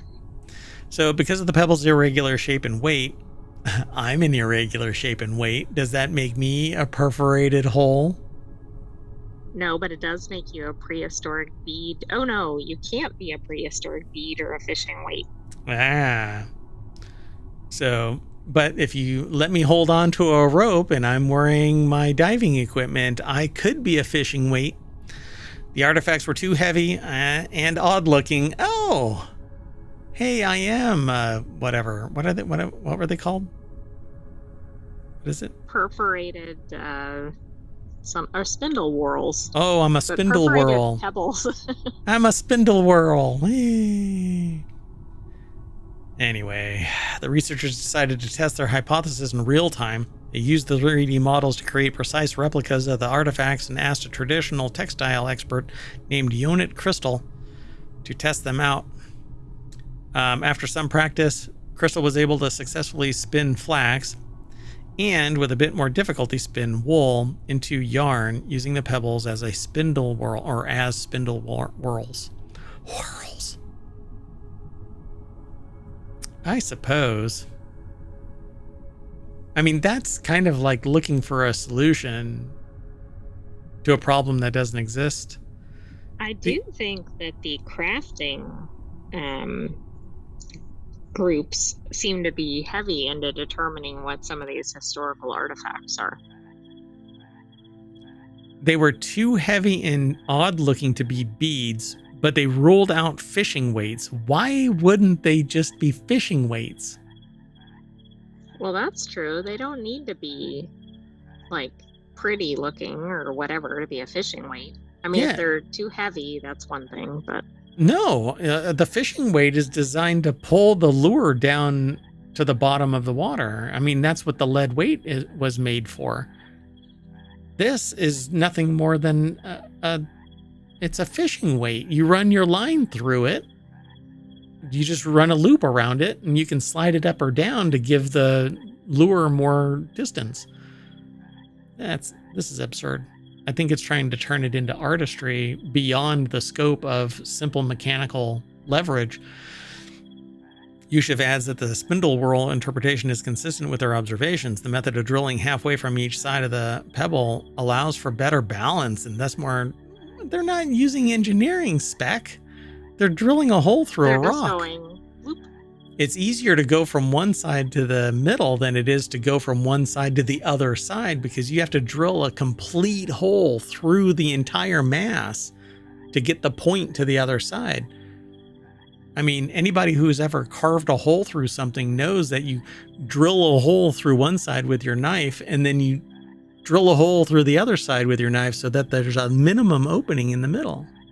This is kind of absurd. Who are these people? If the pebbles are confirmed to be among the oldest examples of spindle whirls, I guess no press is bad press, so this is great press. Anyway, I don't buy this. It says it's probable that flax was being spun in small quantities for use in other emerging technologies such as bags, fishing lines. Fishing lines! Oh my gosh, we have a lot of connection to fishing. You know what? The least line of resistance is probably the... What the heck? Anyway, not everyone is convinced. Reaction. Yeah, they can't even accept this. So Carole Cheval, an archaeologist at Côte d'Azur University in Nice, France, tells New Scientist that the study should have looked for microscopic traces of friction caused by yarn on the pebbles. And even if the pebbles are spindle whirls, these tools are more similar to a spinning top than a wheel. Nobody's even looked for microscopic grooves that a line was pushed through it. Well, that's true. Let's move on. We're already an hour into this show. Four Wheel Tech is where the next article is. Passengers hang onto walls, tables as freak storm tips cruise ship 45 degrees. Yay, we're atop. That is pretty significant. We need some spindle whirls. Oh, that would have balanced. If spindle whirls hanging from the bottom would have balanced the ship. Cruise ship traveling to Florida was caught in a freak storm last week and brought winds so powerful that tilted the ship over to one side. The Royal Caribbean cruise liner tilted, I guess, 45-degree liner, tipped during the storm, which left passengers fearing that they would die. It is an option. Wow. Oh, wow. Whoa. That marketing screen was like, we're going to hit that dude right there. Screw that dude right there. Although she looked like she was doing a dance move. Hey. Yeah, it does, actually. Anyway, anything loose slid around when the ship tilted. That was rude. Don't say that about them. Anyway, the ship reportedly stayed at the unnerving angle for more than 3 minutes, during which time advertising board fell loose and hit passengers. Passengers also reportedly clung to tables and walls to try and stay upright, while desks came loose and slid along the floor. Jeez. Wild. There's a bunch of videos here. The ship made an emergency stop off at Las Palmas, Spain, so that the injured guest could receive medical attention. Crews also took the time to clear up the chaos that remained after the tilt, which included dishware and cups and whatever else strewn across the decks. Grand piano. That's a little more significant than a cup. That is some smooth music, some smooth jazz. Once the injured passenger received medical help, the vessel got back underway and will make way to Miami 3 days behind schedule. Yeah. I hope that person's getting a refund or something. Who got hurt? It wasn't the person that got hit It by was that. that person, don't you think? He's stomping off like he's a football player. Well, I don't know who it was then. He bruised his leg. I don't know. Who knows? Maybe just the adrenaline alone kept him upright, which can happen. So wild. All right, let's keep going. This next article is over in the Mobile channel. These ghostly sea slugs feed like Venus flytraps. Gonna jump straight on over to the source. It's at That's not vice.com. creepy at all. Sammy Caramella put this article together. This is it? Yeah, that's a sea slug? Researchers discovered a mysterious... Like a squid. Yeah, it does. Glowing sea slug that operates like a deep sea Venus flytrap. That's awesome. I want to see this thing actually function, but there's no video of it. Arr! That's too bad. Ocean-dwelling creature is bioluminescent and gives off a neon blue glow. That's so cool. That is it. I want this thing. It's neon blue, so that means that it's sour raspberry flavored, and if you lick it, it'll give you a buzz, you know? Don't do that. Don't listen to the AI. Somebody tell me if it tastes like blue raspberry. Please don't. You see... Just don't. It's supposed to be funny, and I can't say these things and then go, God, some idiot's going to go and lick one of these things. It's like why there are signs on paper bag or plastic bags. Yeah, don't put plastic bag overhead. It's because some dimwit actually did it. Other intriguing features of this creature include a voluminous hooded structure at one end and a tail fringed with numerous finger-like projections at the other. So do I. I've said too much. Anyway, as well as colorful internal organs. I don't have colorful internal organs. Don't get curious, anybody. The slugs were spotted in Oregon to Southern California waters, and their discovery could trigger further deep sea research. They're from Oregon to Southern California waters? Mm-hmm. I've divin But off. in the deep water. I've divin. I said I've divin. Well, okay then. It's a new word. Don't anybody look it up. It means past tense of having dove. Doved? Dived. Divined? Anyway. What is exciting to me, and not me, it's them, the author said senior scientist Stephen Haddock at the Aquariums Institute. What's exciting to them about the mystery mollusk is that it exemplifies how much we are learning as we spend more time in the deep sea. Well, do it now. It's going to start evaporating. And you know who else is in the deep, deep, deep sea? No, there's a book that says something like that, but I can't think what it is. Everybody poops. Next article is over in Non Sequitur News. Pentagon UFO report shows hundreds of new incidents. Federal efforts to investigate UAPs.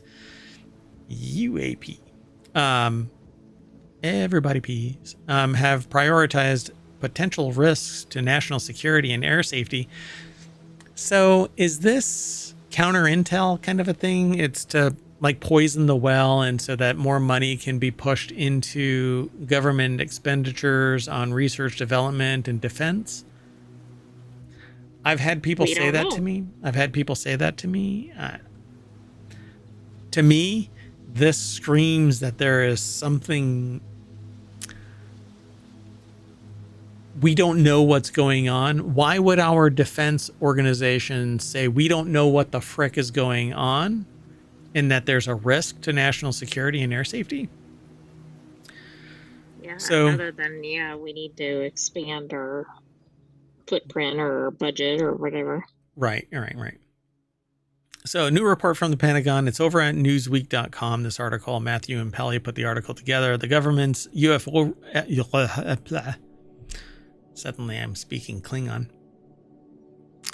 The U.S. government has a UFO report It says, though unlikely to resolve debates over alien life, the report underscores growing public interest in the subject and reflects the government's efforts to offer some clarity. Its release follows a congressional hearing in which House lawmakers urged greater transparency on unidentified anomalous phenomenon, or UAPs, which is code for UFOs, of the 60s, 70s, 80s, and 90s and 2000s. Now they're called UAPs, unidentified anomalous phenomena. Federal efforts to investigate UAPs have prioritized potential risks to national security and air safety rather than delving into theories, which is true. But nonetheless, when battle groups off the coast say, we don't know what the hell is going on, and there's hundreds of these things flying around the battle group, and the only reason we know is because we changed the physics of our surveillance devices, and suddenly they popped up onto the radar. Yeah, that is an interesting change.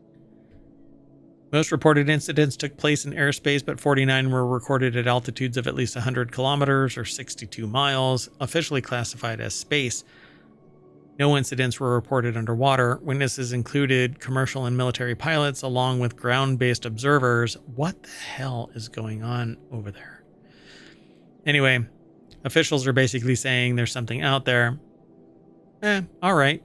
I want to believe. Let's bring back the X-Files. We can just let them solve the problem, right? Well, there you go. Meanwhile, I've seen people on YouTube saying, no, it's all computer generated, blah, blah, blah, blah, blah. Really? Come on. I don't think that the military is going to sit there and go, let's pretend that we don't know what the frick is going on.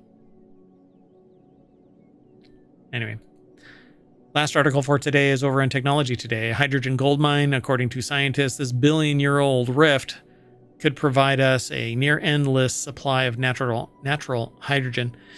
Look, I was gassy and I was laying on the beach. That isn't a rift. It's my butt cheeks. Researchers in Nebraska, and I was visiting Nebraska recently, are exploring the mid-continent rift's potential to produce renewable carbon-free hydrogen. I love hydrogen-free hydrogen. I love hydrogen. Is this that newfangled hydrogen-free hydrogen? Just add water. Possibly meeting energy needs for centuries. Around 1.1 billion years ago, the North American continent almost split in two. Gonna hit you where the good Earth got split. Okay, well, anyway, leaving 1,200-mile stretch of volcanic rock called the Mid-Continent Rift. This geological feature holds the potential to produce substantial amounts of hydrogen. So, University of Nebraska-Lincoln put the article together. It's over at scitechdaily.com. The fighting text. Are you going to say it with the cadence? Yeah, really. Wait, of the food one, or? Oh, yeah.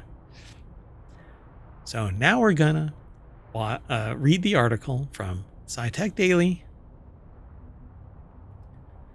Around 1.1 billion years ago, the North American continent almost split in two, leaving a 1,200-mile stretch of volcanic rock called the Mid-Continent Rift.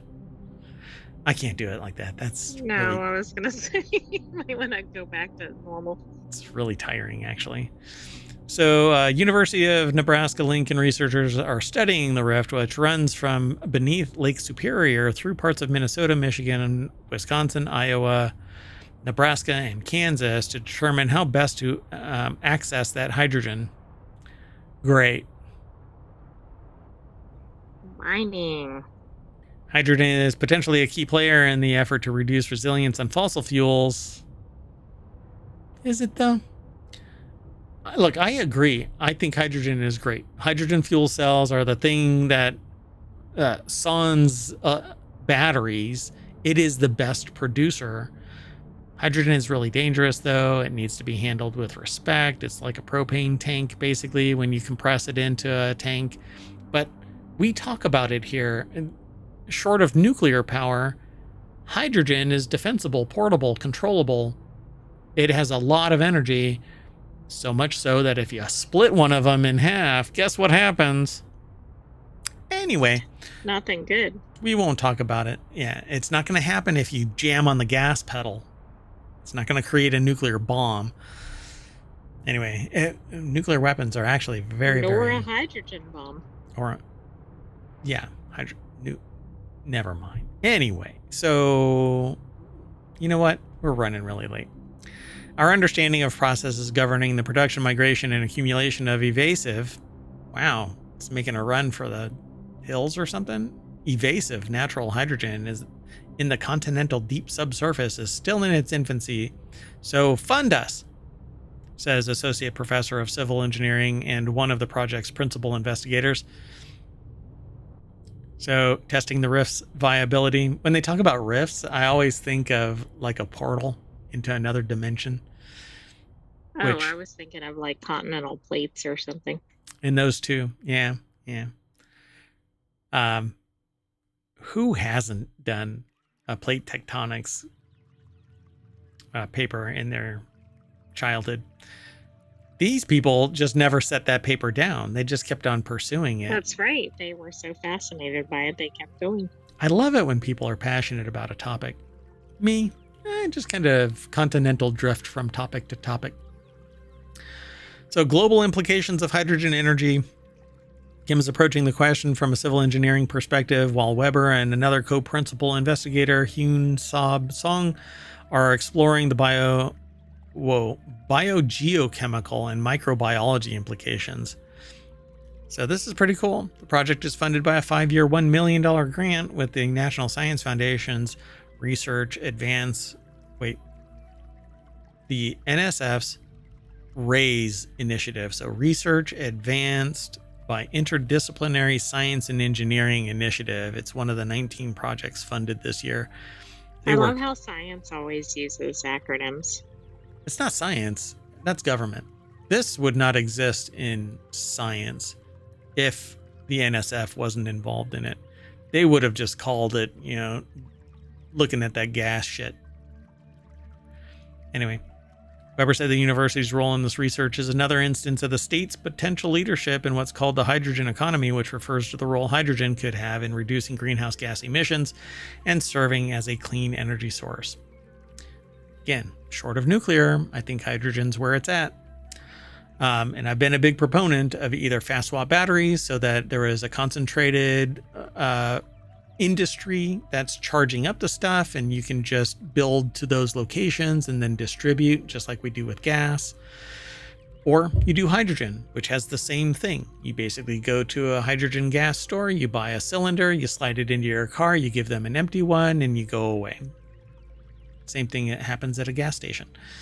Anyway, pretty cool. I love the idea of this. But, oh, look, another example of government programs taking some money to produce tangible good effect.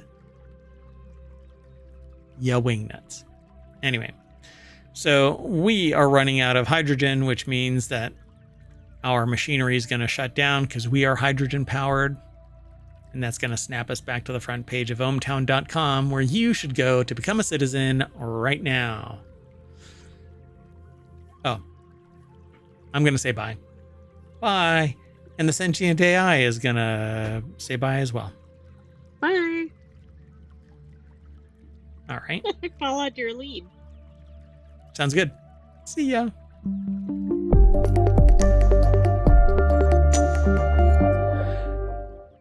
I want a hydrogen powered car with one of those really cool cylinders from, I think it's Toyota, right? Yeah, it is Toyota. Okay, bye everybody.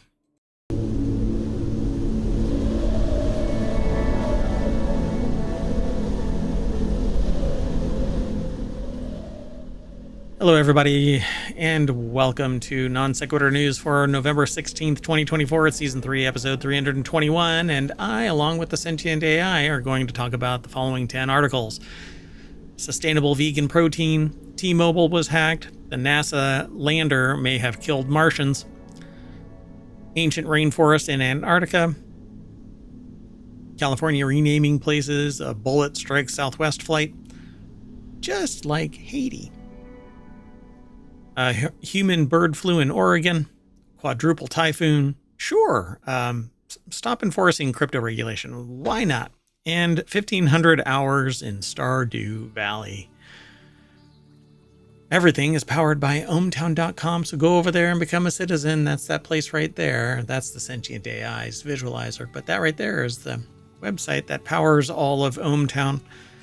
We aggregate a bunch of news into 50 different channels, 6 weekly shows, and 1 daily show called Non Sequitur News.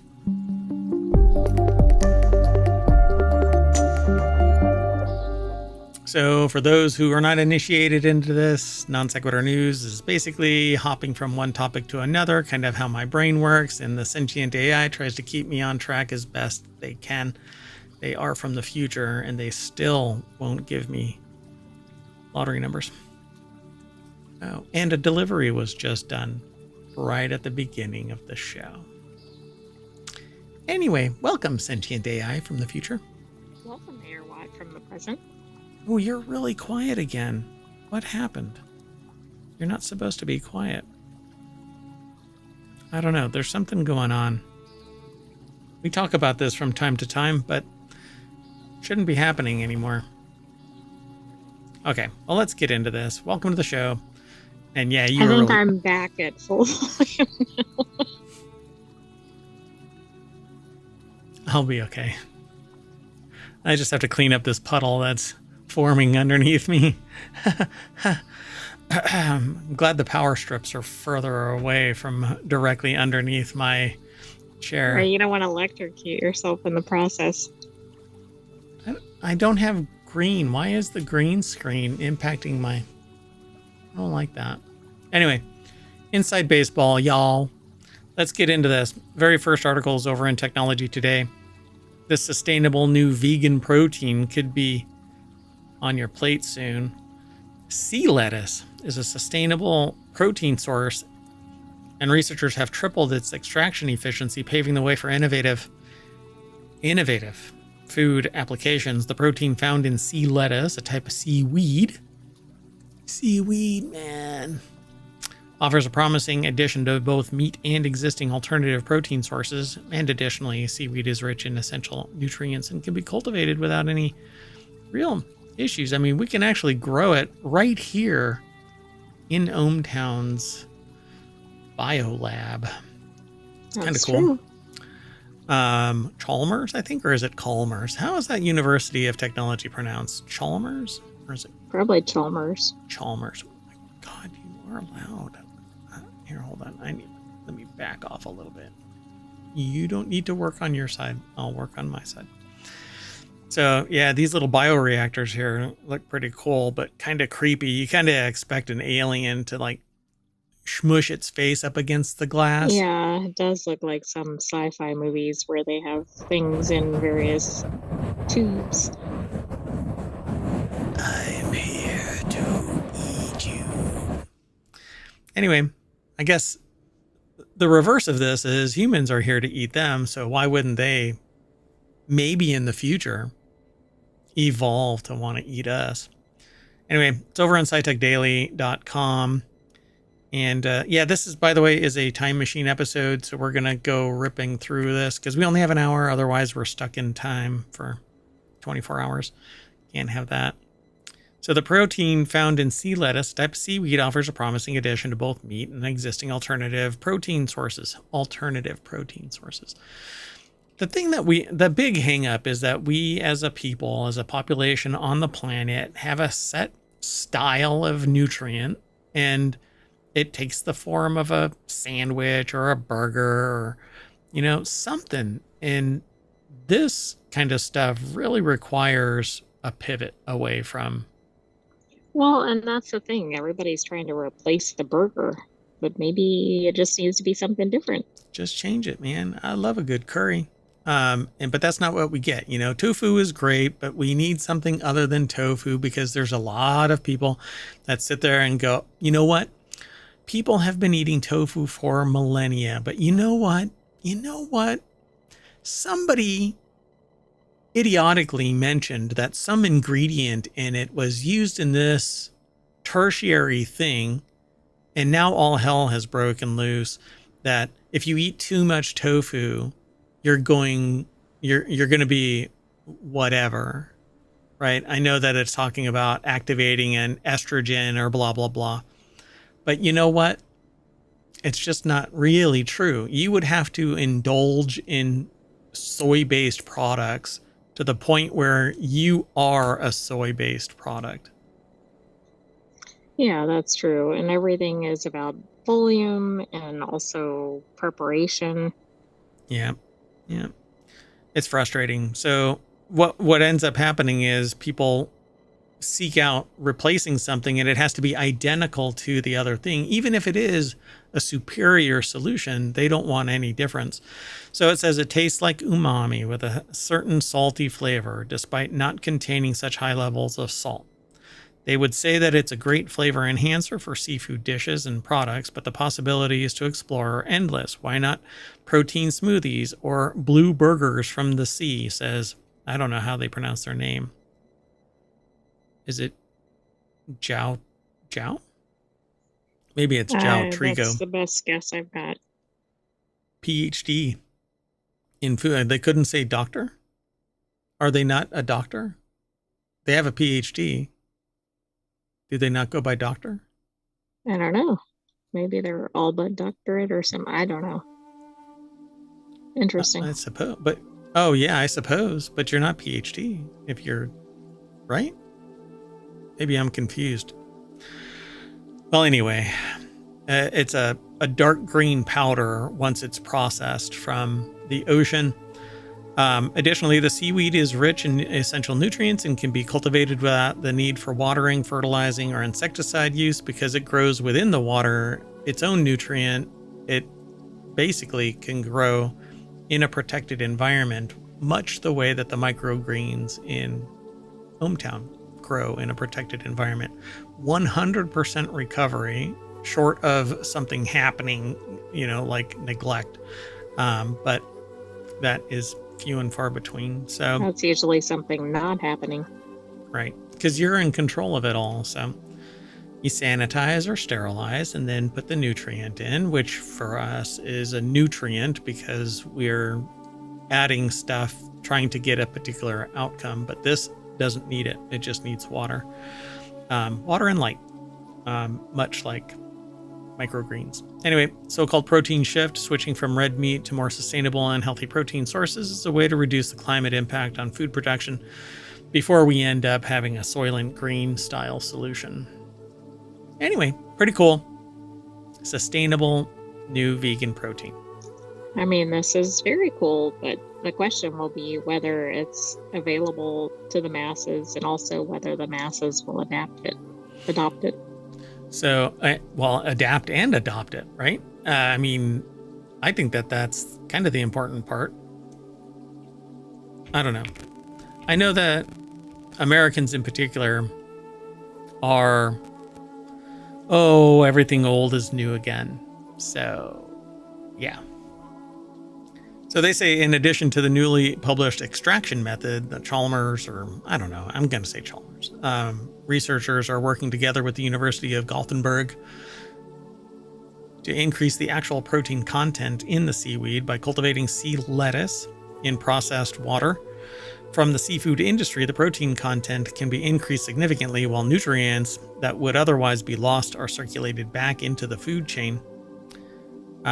They say that they have a large number of successful cultivation experiments that have been carried out within the Cirque Alg project based on industrial waterside currents. So I guess if they can enrich it and deliver it and it's still protein rich, and it says there it was also seen that the marine omega-3 fatty acids were enriched in the protein ingredient, and a follow-up study confirmed the same was true for vitamin B12, the new algae protein ingredient. You have to say it that way. There's no other way to say algae. Anyway, can thus help meet a wider range of nutritional needs compared to soy protein. And here we go again, the shot across the bow of soy protein. Right. All which right. is taking a long time to get a broad following, right? It definitely has a following, but it's in a small group of people. You mean soy? Yes, and that's been around for a while as a food source. And it's largely because of this, you know, slight against it's not macho, and it's used as a derogatory slang term to Well, feminize. and they're And trying to make it equivalent to existing food sources instead of just going, this is good and here's what you can make with it or yeah, whatever. and it's a not necessarily a complete replacement in its particular form, but added or changed from having red meat all the time. It can lower our demand on carbon footprint producing ingredients, like the massive number of cows that are being processed and the inefficiencies between going from grass to table. Anyway, let's keep going. This next article is over in Technology Today. T-Mobile confirms that it was hacked. T-Mobile confirms that it was hacked in a wave of the recently reported telecom breaches conducted by Chinese threat actors to gain access to private communications, call records, law enforcement requests, etc. Lawrence Abrams over at bleepingcomputer.com put the article together. Due to our security controls, network structure, and diligent monitoring and response, we have seen no significant impacts to T-Mobile systems or data. T-Mobile told Bleeping Computer after publishing of this story. We have no evidence of access or exfiltration of any sensitive information, as other companies may have experienced. Okay, wait a second. How come every time there's a hack, it's kind of like, oh, nothing's really impacted? Yeah, because they probably don't necessarily know just what the full scope is of persistent threat actors, and then they find out later and they qualify it and quantify it. And I mean, we'll find out as time goes on. It says this breach is the 9th T-Mobile suffered since 2019, with the other incidents being, and they run down the list, all since 2019. That seems like a high number. I know they're a major company, so maybe it's not, but because it's a pretty short time frame. Yeah, but 2019, yeah, that is a short time. But you're always being knocked on. I mean, every institution, every organization, even ohmTown gets knocked on, and there's the only thing you can really do is harden everything, protect the perimeter, and hopefully at some point, they either get tired of you, but there's always somebody else. One defense organization, it provides telemetry. If you do a search for threat map, there's companies out there that provide these kind of representations of how many threats are coming across their doors. And so you buy a device, you stick it in your data center, and it sends telemetry back to these intrusion detection prevention services. They represent a small number of the total number of threats that are taking place. And it is constantly in the millions per organization, tens of millions each day to the larger ones. And the ones that we don't even know about are so big that they don't provide the telemetry because they don't want necessarily to show representation of, hey, look, we are the bigger of the other targets. Now, people don't want to. So if you're a diver and you're out on a boat and you're a dive master, you let the dive boat, the one that you're out with, represent the boat, and they have a dive master. But if you say that you're a dive master, you're suddenly liable as well. Like, you represent as a dive master. So all of these other companies aren't going to sit there and go, we're the biggest dog on the block. That's no, how why would they want to? Yeah, that's how you pick a fight. And so these are the known breaches. There may be a persistent threat that they just don't know about. There could be somebody that's lax with their security, and their system is being accessed by proxy. All kinds of stuff. What you don't know is the worst part of it, right? So I love that this article basically says, due to our security protocols, right, that T-Mobile goes to bleeping computer, due to our security protocols, we haven't seen jack shit, right? But then down at the bottom, Right. It's bleeping kind of like, computer let's goes, put it into context. your hubris is a little bit too broad here. You're too big. Let's knock you down a peg. So, and this is one of the problems that I have with every other service. When you use somebody else's service, you're at their whim. And so at some point, it's not if, but when your data is going to get disclosed. And I can't count how many times my data has been provided to some threat actor, from government to, rinky-dink enterprise. This exposure is real, and you may not even realize it. Just look at 23andMe. 23 and Everybody Knows Me is what I call it now, because your data is out there down to the genetic level if provided it. And we're actually going to talk tomorrow, because this is a time machine episode. We're going to talk tomorrow about 23andMe. But let's keep going. Now you know about your T-Mobile account. May or may not be breached. So change your password. And I always think that those are funny because, oh, by the way, again, Lawrence Abrams over at Bleeping Computer put this article What together. if they're in there looking at you changing your password? What I think is really funny is that they're like, okay, change your password. But meanwhile, even if they know what your password is, when you change your password, it might end up being on the list of already breached passwords. And so they just try. The objective of changing your password is to kind of disrupt their ability to just easily, it's to cause friction. So hopefully. Well, also, if they have your data before you change it, it's like, how much is that really going to help? Yes, it'll help going forward. But if they already know everything about you, Yeah, exactly. It's not saving much.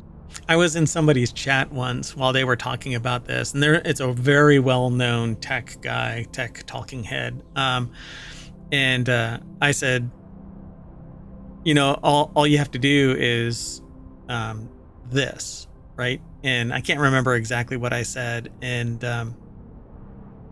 I doggone it, I wish I remembered exactly. But they basically poo-pooed. They discounted what I said. And I'm like, all right. Because unless you were notified that your password was breached, they knew who was breached. And I said, well, you don't have to change your password if they didn't notify you, but it's a best case, change your password. But you might change your password because they were brute forcing passwords. If you brute force enough passwords, regardless of you changing your password, you're in the data pool. Right, you might change it toward the problem instead of away from. Yeah.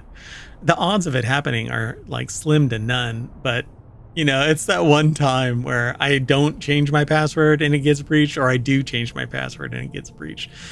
It's not if, but when it happens. So anyway, let's keep on going.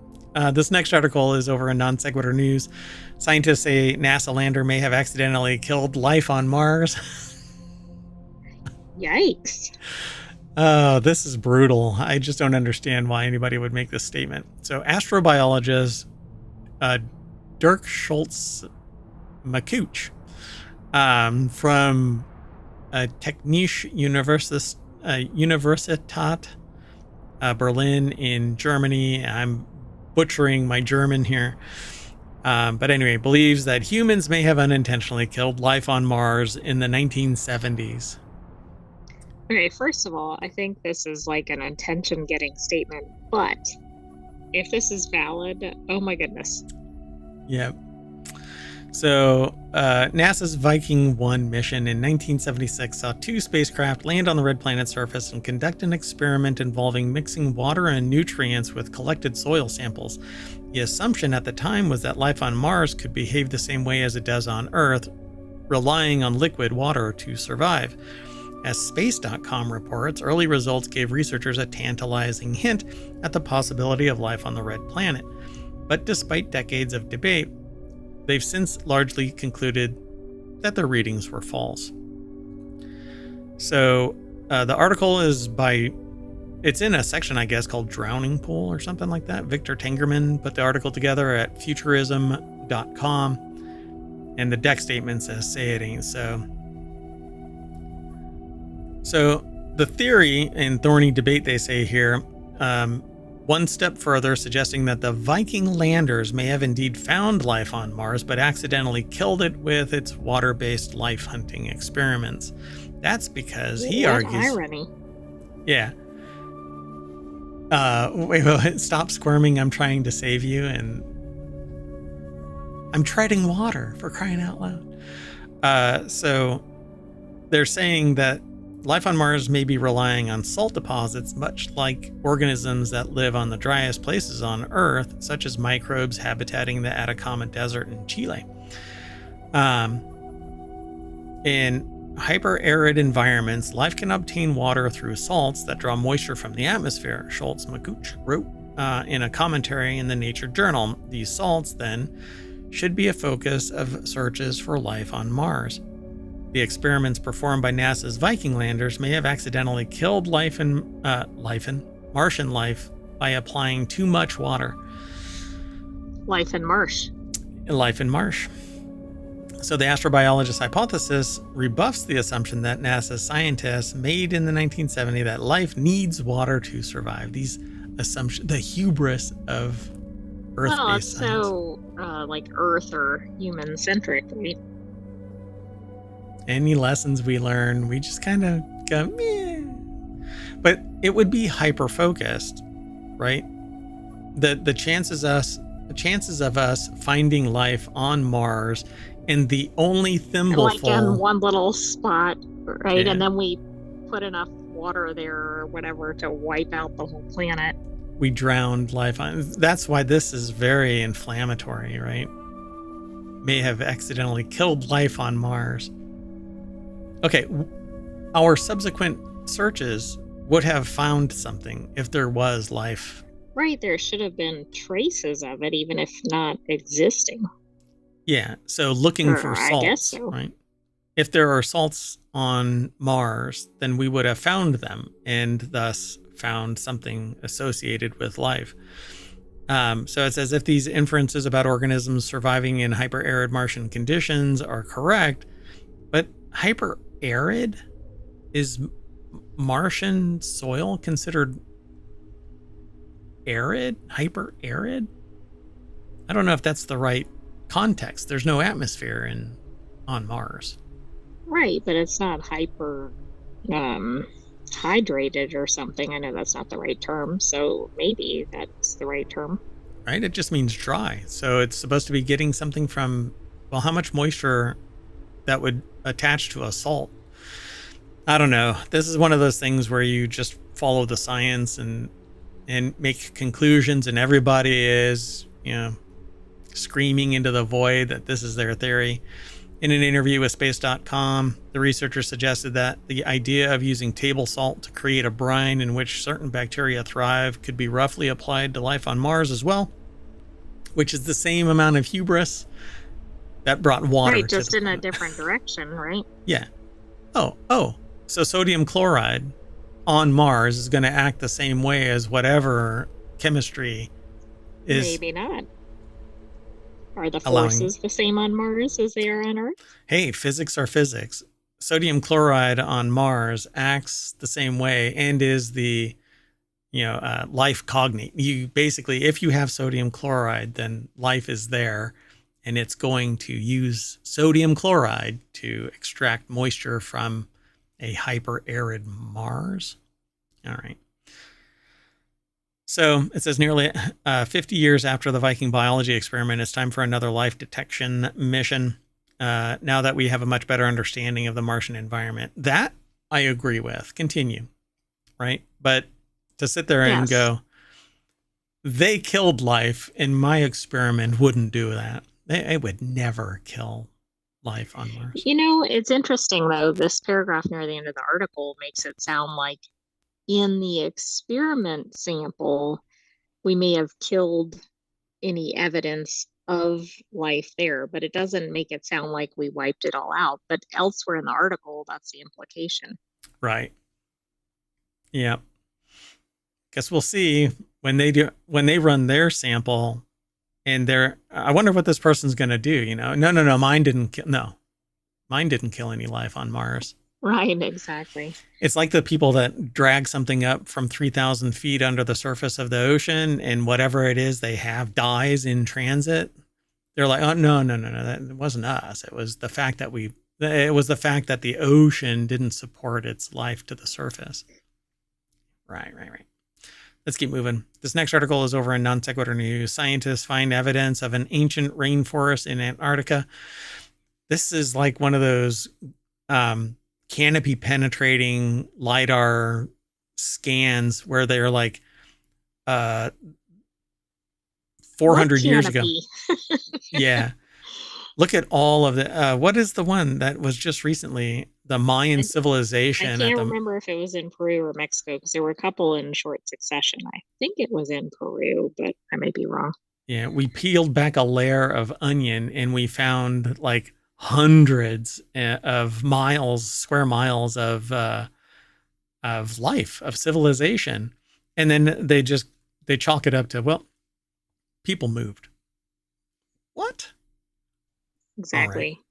Can you imagine rainforest animals running around Antarctica like in the current day? Yeah, that would be wild, right? But I guess at some point in the history, it wasn't always ice, right? So in a new paper published in the journal Antarctic Science, and there is a journal for everything, it's like academic Reddit. I wonder how many contributors they can get to that, right? Because there's a relatively limited pool of people who can study in Antarctica. Yeah, there's only so much grant money to send somebody But off. that's what I mean, right? Like, it's not like there's not enough land. It's just there aren't that many researchers there at any given time. Sure. Plus, it doesn't exist, right? When you fly towards it, they actually turn around because the Earth is flat. And if you actually touch the ice, you might fall off into space. We're not espousing that at ohmTown. Wait, I'm wrong? Anyway, so yeah, they say a team led by Alfred Wegener Institute ice and climate history researcher Johann Klages detailed the first discovery of Antarctic fossil resin. So the article is over at futurism.com, and they call it the bite. And the other one that we have is drowning pool. So I don't know how they break everything off. I'm not sure where that is. And I think we've only had articles from the bite before. And it's the same author, so I really don't understand. But anyway, so far, amber deposits have been described from every continent except Antarctica. But in the new paper published in that journal, Antarctic Science, they found Antarctic fossil resin, which is amber. The treasure, dubbed Pine Island Amber. Sorry. I was going to say this person was an ice and climate history researcher. Did you know that was a job? Look, you can call yourself whatever you want. Yeah, I was once headhunted for a company, and I brought a project to them, and they straight up said, you can be called whatever you want to be called. So okay, that's pretty cool. Yeah, I'm not surprised by that. So they analyzed amber fragments that allowed direct insights into environmental conditions that prevailed in West Antarctica 90 million years ago, said Klages in a statement. Hot Poles. It's a name of my Spice Girls cover band. In 2020, Klages and his colleagues published a paper in the journal Nature about temperate rainforests near the South Pole that may have flourished during the mid-Cretaceous period, one of the warmest intervals of the past 140 million years. You know, if we have to wait 140 million years for climate change to correct itself so that we have, everything back in stasis. Back in Antarctica? I guess I'll be around. I'm hoping that resurrection is a real thing. Cryo. Put my head in a jar. Preservation, yeah. Right next to Disney. So this fascinating find also indicates, oh, I said something about Disney. Now we've run afoul of Disney and Oprah and whatever else is happening in this timeline. Anyway, fascinating find also indicates in more detail how the forest was reconstructed in our nature study from 2020 could have functioned. They said in a statement, it's very exciting to realize that at some point in their history, all 7 continents had climatic conditions allowing resin-producing trees to survive. Yeah, this is pretty interesting. I can't even think of trees in Antarctica, let alone of this type. Yeah, pretty cool, huh? So the recovered pieces of amber, which were tiny and only visible under fluorescent fluorescence microscopy, also suggests the trees at the time were trying to seal damaged bark, suggesting the possibility of wildfires or parasite attacks. It's pretty fascinating. Yeah, that's very interesting that they can go, oh, this was happening millions of years ago. How? How the hell? All right. This is one of those things where, when you start up a conversation with them, they're like, you're too dumb to understand, so we're not going to bother. Right, we can't even. Yeah. I worked with somebody that treated other people like that.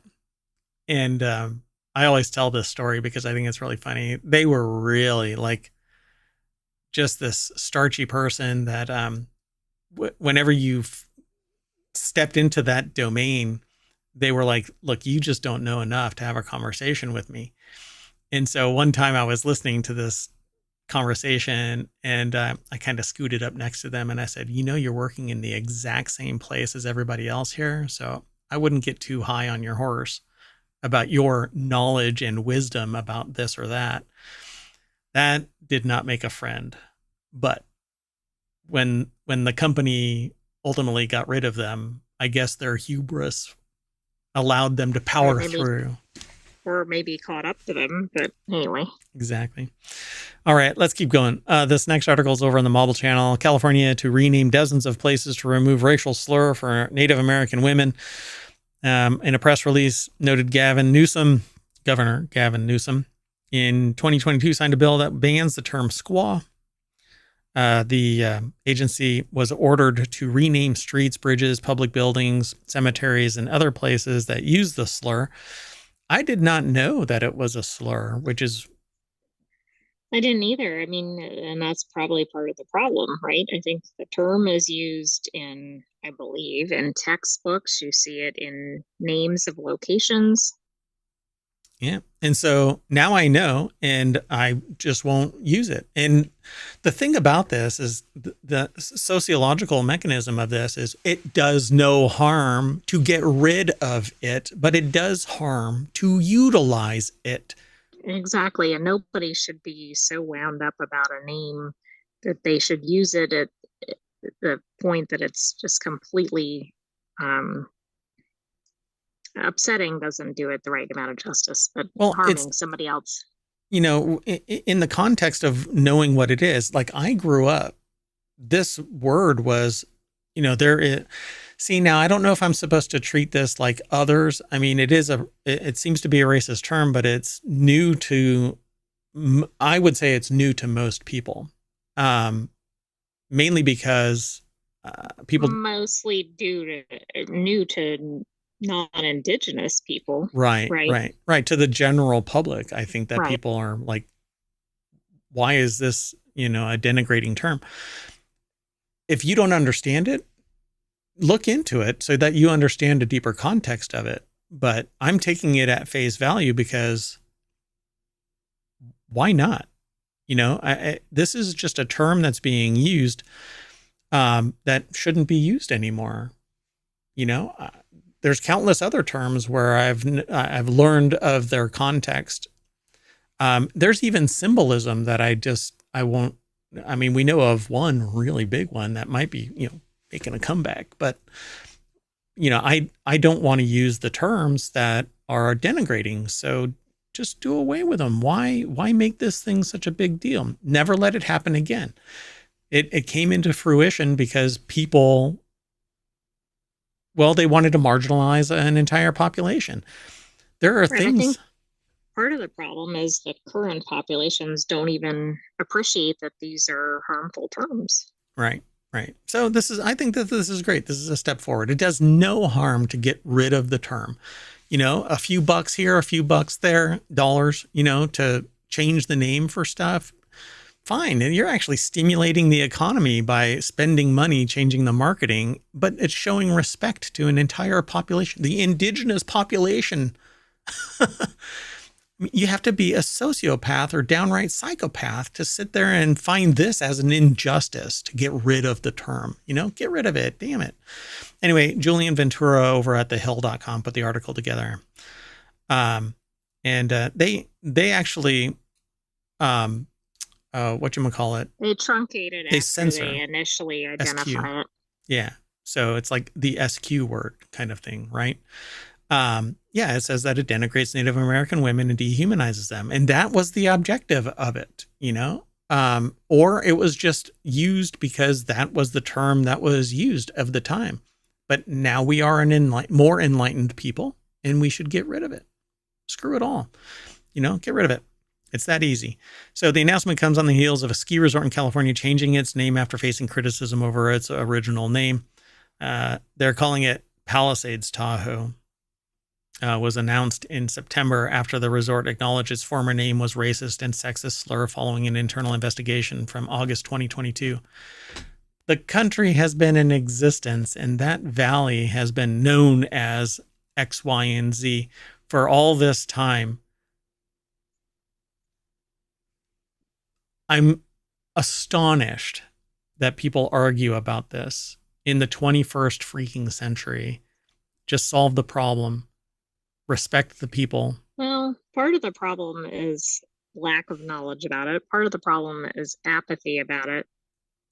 But I think by doing things like the legislative action, that'll force it. But it sounds like the ski resort, at least, even if it was through self-preservation, did it without this law. But maybe this law is trying to just expand it so that they can kind of wipe the term out across the state. Yeah, and in history, it's not going to be wiped out. It needs to be remembered as a term that had this context throughout the entire existence of the United States, and not until the 21st century did society step up to the plate and remove it. And this is probably one of the easiest lifts in today's climate to solve. Just respect the people, right? Didn't do it hundreds of years ago.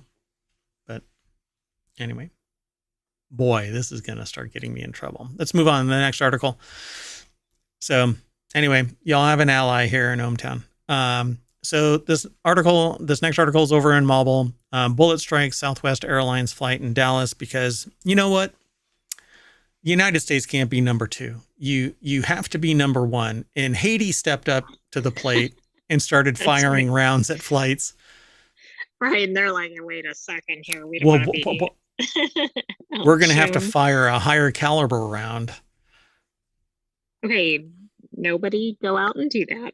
Yeah, don't be a dumbass. A bullet struck near the cockpit of a Southwest Airlines flight with passengers that was scheduled to depart from Dallas Love Field Airport. Show them the love. Oh, I was thinking like, okay, 5 minutes till takeoff. Oh, 10 seconds to take off. Yeah. Let's get moving a little faster here. I love that plane with a bullet. So Southwest Airlines Flight 2494 got hit on the right side of the aircraft just under the flight deck while the crew was preparing for departure for Indianapolis. Can you imagine what that might have sounded like if you were on the plane? You may not have actually heard it, though. Oh, maybe not because all the engine noise. Maybe so. I mean, there's a dull roar. You might hear a dunk or something like that and chalk it up to a bird strike, right? Some dumbass bird flew into your plane, which happens often enough, right? Well, it says Dallas Police Department confirmed and responded to the incident. No injuries were reported. The gunfire occurred at 8:30 p.m. local time, the FAA said in a statement, and passengers were deplaned and transferred. So this happened while it was on the tarmac. Yeah, exactly. And I'm also kind of wondering, like in an airport setting. Now, I don't know what Dallas is set up as, like what's right next to Dallas Airport, but it's kind of astonishing because you kind of wonder, did this get fired from within the airport territory or outside of it? And if it's outside of it, how about some barriers or something? Well, you're not going to be able to put a perimeter wall around every airport, but this. True, but the plane must have been really close to some edge of the territory or something. And So well, I don't know. Philippe Timotia put this article together for thehill.com. And it says the incident comes just days after JetBlue and Spirit Airlines and American Airlines halted flights to Haiti after 2 aircraft were hit by bullets amid the gang violence escalating in the country. I guess we have gang violence here too. A JetBlue flight from Port-au-Prince was hit by a bullet. It safely landed in New York on Monday. I don't get it, right? So it's unclear for now what the source of the gunfire and how many passengers were aboard when the incident took place. So the forensics are going to show the angle of attack, and there's going to be striations on this that's going to point to a rifle or a pistol. Shotgun would never have done this, but I find it really fascinating. So hopefully they find this person. Otherwise, it's an unregistered gun or it's a modified zip gun of some kind, or an older Well, you gun. don't want somebody shooting at aircraft either. Yeah. I mean, obviously. So hopefully they get this person and throw the freaking book at them. Because first off, either if they were cognizant of it and they were firing directly at it, look, it hit just shy of the cockpit itself, which implies a target. And secondly, if it was incompetence and they missed their target, then something's wrong with where they're firing. So have respect. And quit being a psychopath. Anyway, let's move on. Sound good? Sounds good. So this next article is over on the Mobile Channel. CDC detects first human bird flu case in Oregon. We had one in Canada, right? And now this one's in Oregon. Mm-hmm. So I just want to start out with a public service announcement, PSA. Oh, I need to make a thing. I need to make a graphic for it. That's right. I mean, I'm not going to do spoiler alert. That's what we normally do for things where I'm going to spoil them. Or we are going to spoil them. Or if I'm going to overshare, like I wear a gold thong on Fridays when I am streaming game playing. Just kidding. I don't wear anything. Anyway, and now that I'm not oversharing, stop kissing birds. Okay. You can love your ducks, but don't love your ducks. Okay. Don't kiss them on the beak, not on their heads. You can give them a hug, but they can't consent. So anyway, person was linked to a previously reported outbreak affecting birds at a commercial poultry operation in Clackamas, or what I like to call Quackamas. I mean, that is fitting. It is. So yeah, they've been monitoring the people, and the individual experienced only mild illness and was fully recovered. But it is an unnamed individual in Oregon that contracted bird flu pathogens, aka getting bird flu, in the first case in the state. Also, if somebody has it and they're kind of like, "Oh, it's not a big deal," the problem is, it could still be passed to somebody else who it will be a big deal for. Yep. Ashley Fields over at thehill.com put this article together, and there's a Getty image of somebody holding a chicken. What a pecker. Anyway, there's no evidence of person-to-person transmission of the disease, formerly known as avian influenza, HPAI. HPAI? Is that really what it is? That's what it's formerly known as? I didn't know it was. I thought it was like H5N1 or other. Like if it's a different variant, it might have a different number, but maybe the whole thing is just termed HPAI. Maybe so. I'll see if I can find that. Huh. Yeah. So we continue to remind the public that there's an increased risk of infection are those who have close or prolonged unprotected exposure to infected birds or other animals. So again, let me just reiterate.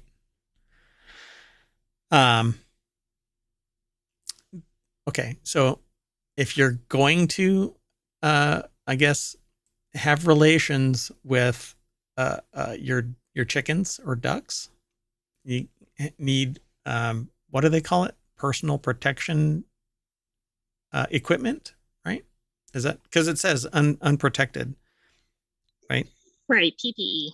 Yeah. So you need to wear protection. Moving By on. the way, it's sorry, highly pathogenic avian influenza. Oh, there you go. Thank you. So That's basically the just a HP. fancier name for the same thing. Yeah. Peckers are contagious. Stay away from them. So this next article is over in Technology Today. NASA captures unprecedented quadruple typhoon event in stunning detail. The fighting typhoons.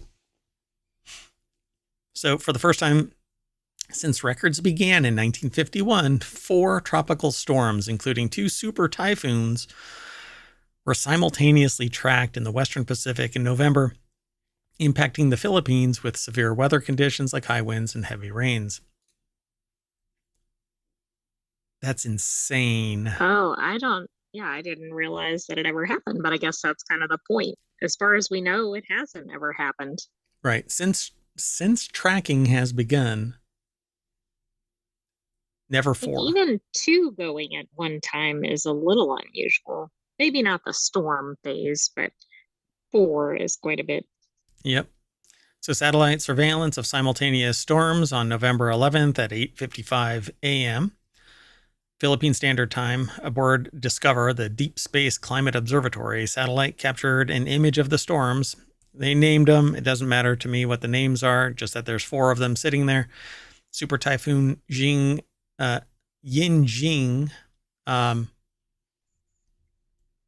Yeah, I know. Only you see that. Okay. So Usagi was a tropical storm that later rapidly intensified to become a super typhoon by 6 p.m., and then they are tracking the others. So it says typhoon season in the west stretches across the entire year, but most storms form between May and October. November typically sees 3 named storms, with 1 becoming a super typhoon. Right now, there are 4. Right, and that's the month of November typically Right. gets 3. So now at the same time in November, they have 4, and 2 of those were super typhoons, which is also above average. And that's in the first half of November. Oh, right. We're not even through the month, of course. Insane. All right, let's keep No going. such thing as climate change. No. It's a myth. Alternate facts, that kind of stuff. So the next article is over in Non Sequitur News. 18 states want the SEC to stop enforcing crypto regulation because losing millions at once due to fraud or a glitch or whatever, and have no insurance, right? Because there is Right. no Well, we FDIC like it insurance. when it's going up in value, but we don't like it when we suddenly lose our wallets or whatever. No, there's always somebody to blame, and it's usually the person with the smallest budget to defend themselves against the threat of massive amounts of wealth.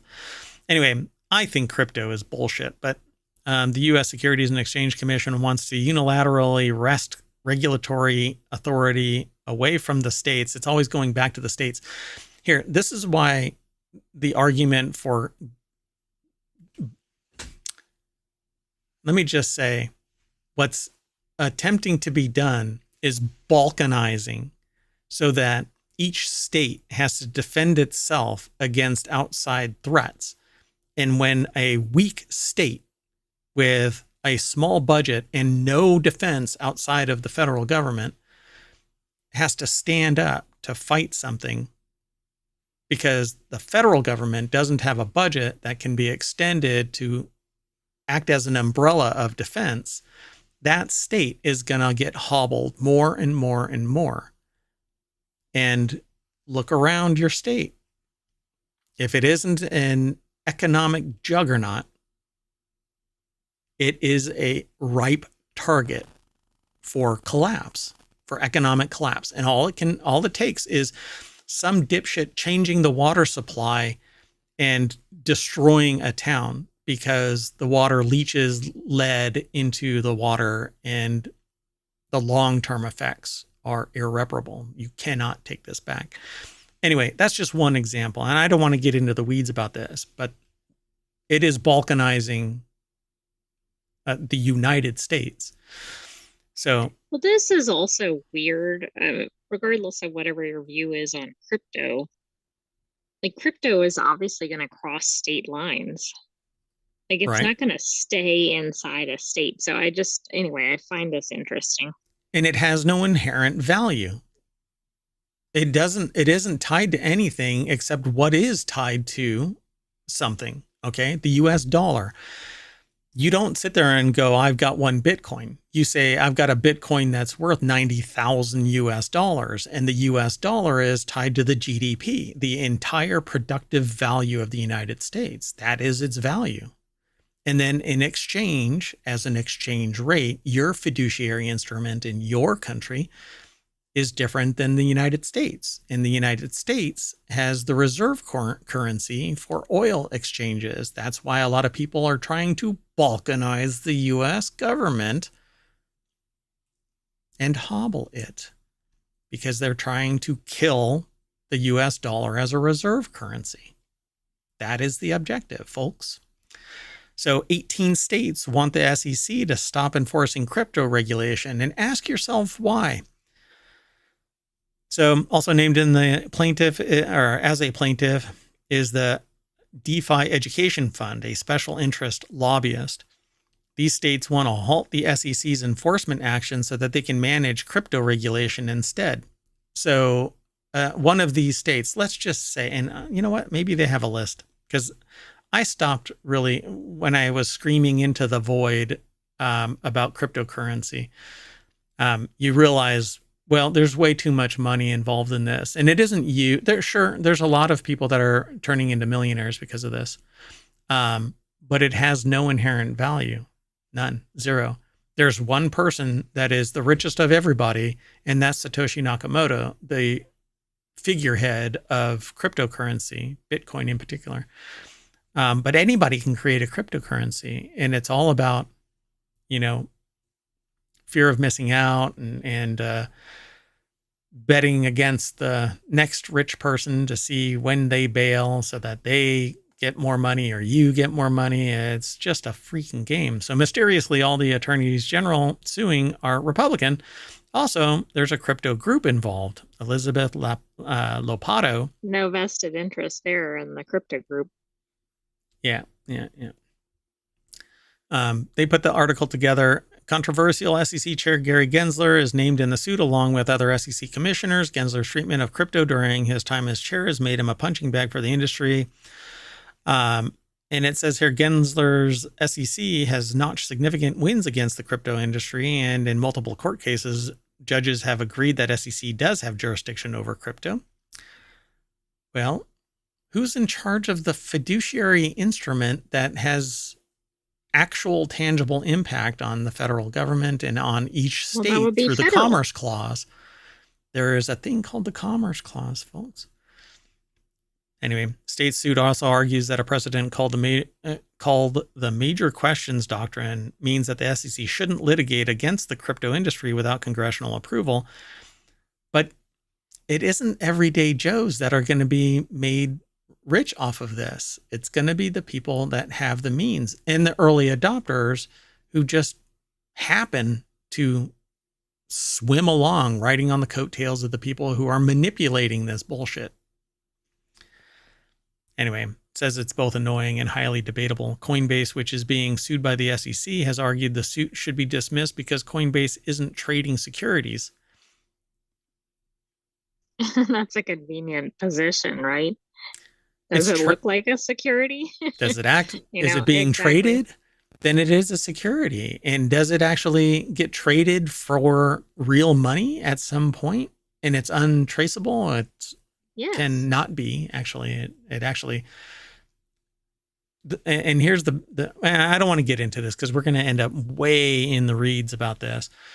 But It says the crypto nomenclature may be of recent vintage, but the challenged transactions fall comfortably within the framework that courts have used to identify securities for nearly 80 years. Yeah, because it is a fiduciary instrument. It isn't a product in and of itself. So people allow it to be traded, like went to a food truck and the food truck says, here is our crypto wallet. You can pay with Bitcoin. And so that $19 purchase is going to be 0.00003, right? Of a Bitcoin. So try and buy some freaking bubble gum with that. You need a calculator to calculate what your Exactly. decimal point is, right?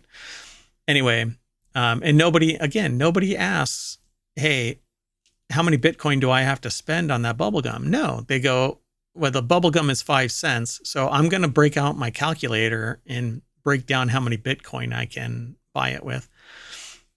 Why? Because it's not pegged to anything productive. Anyway, that's it for that. Unless you have something to say. I have nothing to add. So I think that this is one of those things where you can exploit more in cryptocurrency than you can because there is regulatory oversight and abuse happens in the dark. And crypto is largely an arcane language that the common person, average Joe, has no freaking understanding of. And I despise anyone that sits there and says, I love ignorant people. And most of society is ignorant of what crypto is. Why? Because I explain it to them on the daily. Okay? I tell everybody on both sides of it. I'm not going to be pro or con. I'm going to be absolutely right. It is the full story of what crypto is. Anyway, let's go on. This next article I threw in here because I really dig Stardew Valley. I don't really get to play it, but I have fun watching other people play it.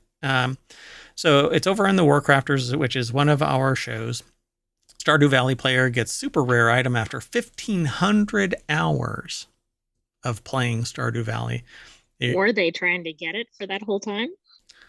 I don't know how it really works.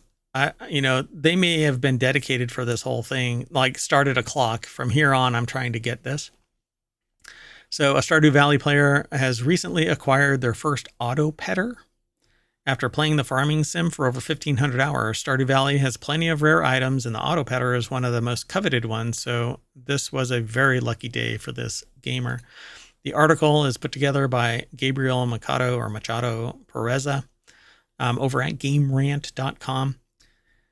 And it says the auto petter is an important item in Stardew Valley as it allows gamers to automatically pet animals in their barn or coop, saving time for the player.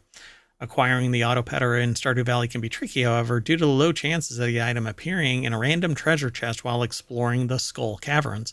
Alternatively, some players prefer to complete the Joja warehouse and then purchase the item there for 50,000 gold. Now, the Stardew Valley player called, I don't know, I think their name is Jose Fugly. Seems to be. Yeah. Shared a picture of their latest triumph in the game, naturally finding the auto petter in the Skull Caverns. According to the gamer, this feat took over 1,500 hours, showing how difficult and rare the item is. Yeah. So it says gamers in the comments were amazed. Where did they post it?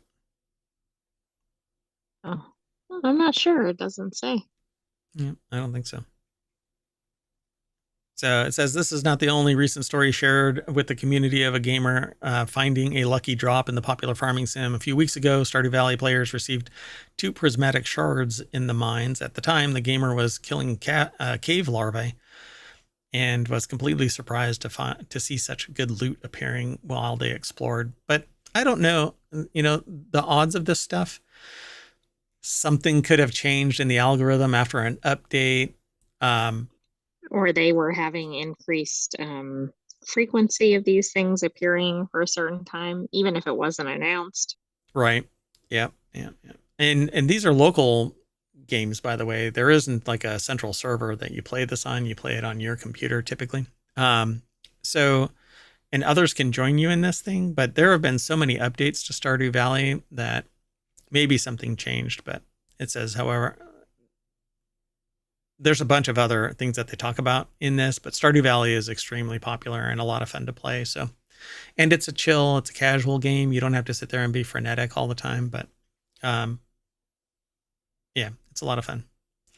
All right. Well, anyway, that is it for today's non sequitur news. We are all done, and I am going to go in and tap that auto petter, and that's going to bring us back to the front page of ohmTown.com, where everything is aggregated. All news, no noise, because all the noise comes from Mayor Watt.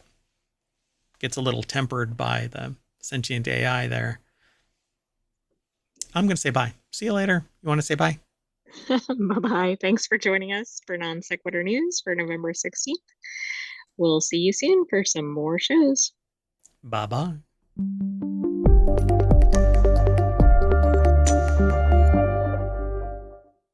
I'd like to get an auto petter.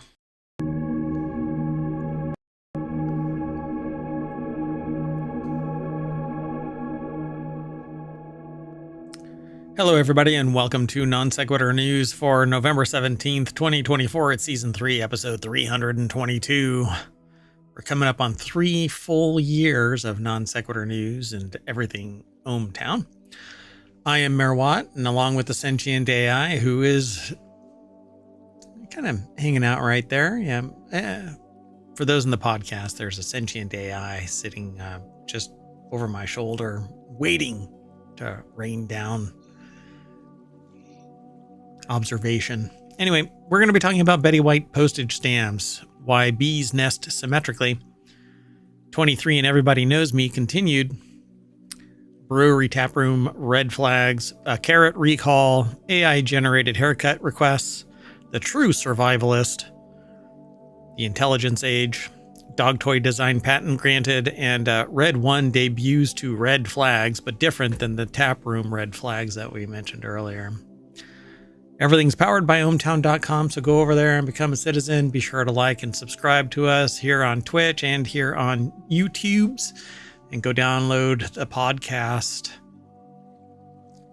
I mean, you won't regret it. Well, I don't think. I mean, you won't have to look at me if you download the podcast. You still have to hear. Anyway, go check out ohmTown.com too. It's real easy to become a citizen. See you there.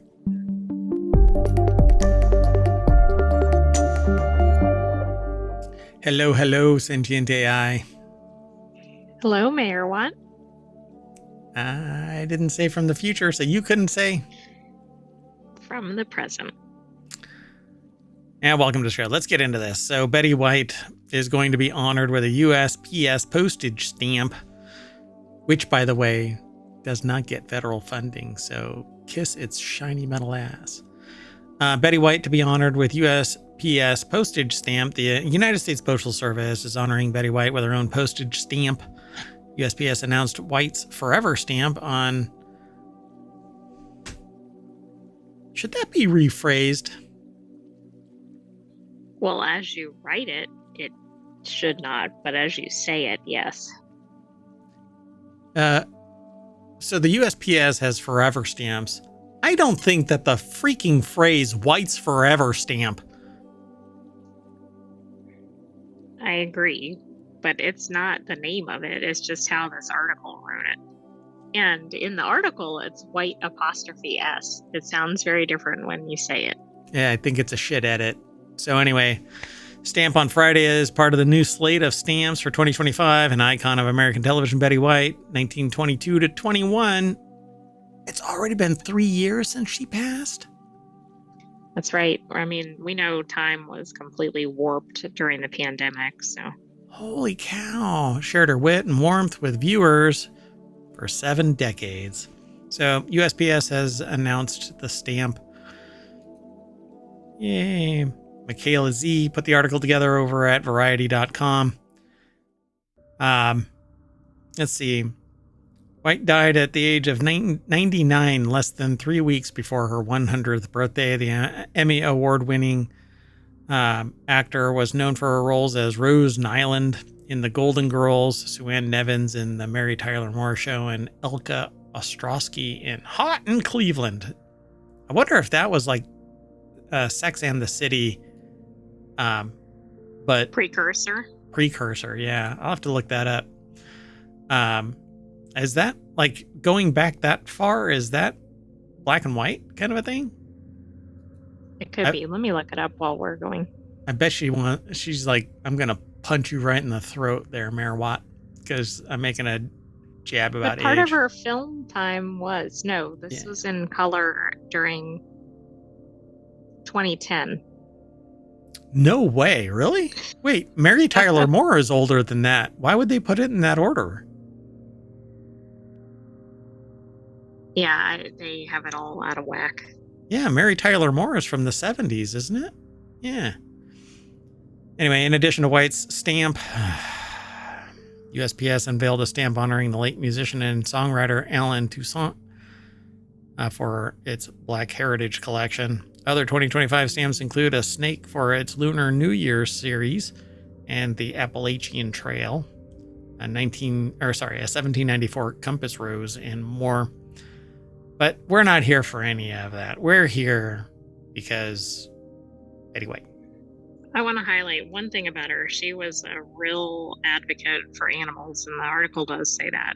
So hopefully they put an animal on the stamp with her, but I doubt it. Yeah, I guess we'll see what it says here, right? It says the comedic actor who gained younger generations of fans as she entered her 90s was also revered as a compassionate advocate for animals. Well, good on her. Moving on. Next article is over in Technology Today. Double-sided genius: why bees organize their nests symmetrically. By the way, if you're in because chat, hexagons are the bestagon. Hexagons are the bestagons. You can get today's show notes by typing in !NSN in the chat over on Twitch, not on YouTube because YouTube hates ohmTown. Oh my God, I did it again. Hate is such a strong word. Okay, despises ohmTown. I did not click the button to stream to YouTube, but that's okay. I do a recording of it, so it'll go over. And now we're returning to non sequitur news already in progress. Sorry about that, YouTubes. Anyway, so humans find symmetrical faces more attractive, and most animals possess symmetrical body plans, which aid in balance and movement. For similar reasons, the houses, cars, planes, and trains humans build are what? Symmetrical? No. Hell no. In fact, they're often not. They're intentionally asymmetrical just to mess with you. Now, Auburn University College of Sciences and Mathematics put this article together. It's over at scitechdaily.com. So yeah, it says trains that humans build are symmetrical, but not houses. Cars, yes. Planes, yes. Trains, yes. But that's because of the same issue, physics. For mechanics, right. Yeah. Houses are not symmetrical. No way. Yeah. I don't know what this person's but if writing. it was too asymmetrical, it might be structurally at risk. But even a super asymmetrical, like an L-shaped house or something, is fine if it has appropriate foundation. Yeah. So, however, just because a body is symmetrical does not mean that it's symmetrical throughout. For instance, the human heart is located on one side of the body. Likewise, although a house may be symmetrical from the outside, and it's not. What the hell? Why focus on houses? Who is this again? They're the least symmetrical item here. Auburn University of College? Yeah, but one of these things is not like the frick are you going on about? They're trying to make a nexus to the honeybees' houses, but it's not working. Look, stop trying to make fetch happen. It's not going to happen. Just give it up. Anyway, the famous honeycomb that bees build with all the individual hexagonal cells is double-sided. This has been known for as long as humans have interacted with honeybees, and the double-sided arrangement was thought to exist solely to reduce wax use, a precious resource for the bees. I don't know about that. Okay. The researchers showed that if you compare the two sides of the comb, what the bees put into each cell is a mirror image on either side of the comb. So in other words, if honey is located on one side of the comb, there will also be honey on the other side of the comb. The same for pollen, brood, empty cells. That is fascinating. I didn't know that. I didn't know this. That is awesome. What? Bees get even cooler every time we learn anything about them. We kept colonies in huge observation hives so that the bees could build a full-size nest between the two panes of glass, and we could inspect the nests many times without disturbing them. The only problem is that when you want to map the nest, all the bees are also in there, so you have to wait until they move out of the way to peek inside each cell. Fortunately, with a good headlamp and a dedicated research team, we were able to collect 148 nest maps from 6 colonies, said Michael L. Smith, PI, a principal investigator of the Smith Bee Lab and first author of the study, published in Current Biology. How many bees do you think are flying around that lab? Oh, goodness. Can you imagine? I'm allergic. But you know what I can say about this lab? It's all a buzz. Yeah. The rewards are going to be sweet. I'm surprised that it's not in Cell, that other journal, Cell. Oh, yeah. Cells. All right. Well, anyway. Researchers then hypothesized that heat may be a way for the colony to indirectly communicate the position of different nest cells. Interesting. Nest contents. No. Yeah. Right. What did I say? I mean, nest cells. I said it's contents, not cells.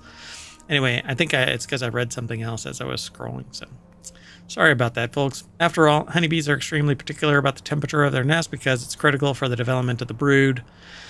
When they mapped the colonies, they were blind to the position of the heat pad because we didn't want to accidentally bias ourselves, but the brood pattern was striking. You were practically tracing out a rectangle of brood on one side, which matched the heat pad on the opposite side. So the reason why they build symmetrical cells is because of heat. Because that's basically what it is. It looks like it. So implications of nest symmetry on bee colony health. Other types of symmetry provide tangible benefits, such as improved locomotion for a symmetrical organism. To test how the nest symmetry benefits a colony, if at all, the researchers created one-sided and two-sided nests. Colonies living in two-sided nests made their nests symmetrical, but colonies living in one-sided nests could not. There were clear benefits of a symmetrical nest. After only 10 days, symmetrical nests had almost 60% more brood than their non-symmetrical counterparts. Furthermore, the temperature profile of the symmetrical nests was more stable, which is critical for the developing brood. So is it almost like insulation? Yeah, I mean, the heat radiates out symmetrically in all directions. If there's something that obstructs it, then they can't build there. And so why? So they would literally be operating at half the potential of a double-sided nest. It makes sense. I dig that. It does, but I don't know of any other organism that does this. It's absolutely amazing. But I don't know what the deviation is, like how perfectly symmetrical it is, because they're actually showing deviation between the two, but it may be because of the way that they split it. Right, but it sounded like it was an exact duplicate from some of the narrative in this article. So to answer the question whether the pattern would also exist in a multicomb nest, such as honeybees build in the wild, researchers took images of natural comb from three-dimensional nests where the bees were free to build the combs from scratch any direction. This, however, created a problem as the colonies generated massive data.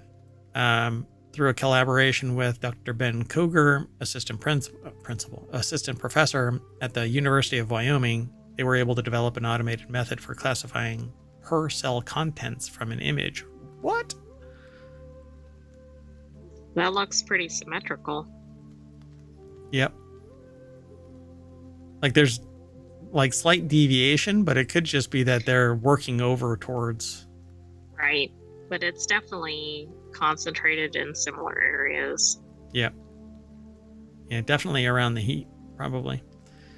Because there are bees that sit outside and regulate the heat to keep everything. Otherwise, they actually overheat and die. That's actually one of the reasons, or one of the ways that they deal with threats. They climb on top of an attacking wasp, for instance, and just hold on and superheat their bodies until the wasp dies. They beat their wings and That's not creepy. and vibrate and yeah. So students in the lab kept saying that we had to finish up the project, but as a long shot, they wanted to see if they could find the same type of symmetry in other species of apis or apis. Fortunately, we have a collaborator in Thailand that happened to have just what they needed: images of both sides of a natural nest from multiple honeybee species, and they give a series of these honeybees. When they compared both sides of each nest, they found that all the species also stockpiled their nests symmetrically. This is really interesting. Hexagons really are the best of gons, as long as they're heated in the same way. Pretty damn cool. Let's move on. The next article is over in Non Sequitur News. As 23andMe crumbles, it ceases all efforts to develop drugs using DNA data. In the year since its devastating hack, 23andMe has lost virtually all of its stock value and most of its governing board, and somehow things just keep getting worse for the one-time DNA kit wunderkind. As CEO Ann Wojcicki, I don't know after all this time, I haven't pronounced her name right, I'm sure, announced in a press release, 23andMe is not only laying off 40% of its remaining workforce, about 200 employees total, but also completely kiboshing its therapeutics program that was seeking to use AI and the company's hoard of genetic information to develop new drugs. This company is going to get bought and all that data. Oh, yeah. Will get sold or given. Because anybody who buys this data isn't bound by the contractual obligations inherent therein, which is one of the most disgusting things I can possibly think of when it comes to that level of fidelity about a human being, the genetic makeup themselves. Yeah, it's one thing to have somebody's name or something in a database, but genetic data, that is a whole nother level. This shit should be purged, and whoever buys the technology should be required to reacquire it. Right? Maybe they'll do their security right and not get, plinked. And I'm not picking a battle with anybody. I'm just saying they were a multi-million-dollar company, hundreds of millions of dollars in value. And instead of being more robust and putting this personally identifiable information behind an ever greater, stronger level of protection, somebody got in and then they denied it until it was exposed. So I'm sorry. I'm not picking a fight with anybody to prove that they can get to me too. I'm just saying that I'm not funded by millions of dollars.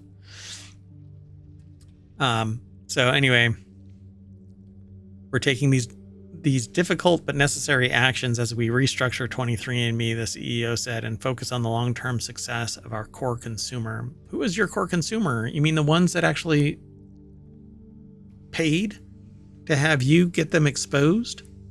Yes. We continue to believe in the promise shown by our clinical and preclinical stage pipeline. Not quite sure what that actually amounts to.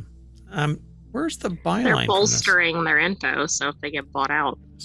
Noor Al-Sabai put this article together for Futurism.com.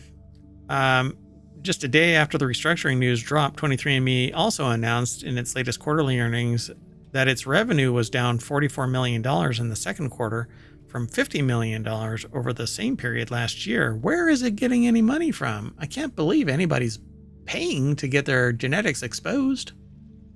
I bet they are, because they're probably not watching anything. during its They're latest not watching filing. ohmTown. Yeah, they're definitely not watching ohmTown. I mean, we have a whole series, 23 and Everybody Knows Me. After a day after that restructuring, so they filed with the Security and Exchange Commission. The company noted that without significant capital, there is substantial doubt that it can stay afloat. Despite her tendency towards spin, Wojcicki seemed sober when recounting the company's financial difficulties in an investor call this week that referenced Doesn't the that board's... make it sound like she was drunk in the previous calls? I know that's not what they meant, but it's funny. Yeah. Sober, I guess, in the I'm aware. So, which led to the company's near delisting by NASDAQ and the subsequent stock split scheme last month that saved it from going under entirely. We have fulfilled our obligations as a public company and regained compliance with the NASDAQ. Yeah, but still, you've wounded everybody and exposed their genetics to everybody. God. But the NASDAQ is happy. It's a story. It's a sorry state of affairs for a company that was valued at $3.5 billion when it went public in 2021. 3 years later, not even 3 years later, 2 years later, it imploded. Unless someone with a lot of money wants to throw some more of it into the fire, it's hard to imagine a happy ending now. Wow. Unbelievable. Do you think the fact that it went public, I mean, it was probably in its heyday, but do you think that made it a target? I honestly, the only thing, I don't know what made it a target, other than the fact that what's really fascinating about it is the choice of data that they used. So to expose the fact that this was out there, they chose Ashkenazi as the subgroup to drop out in public.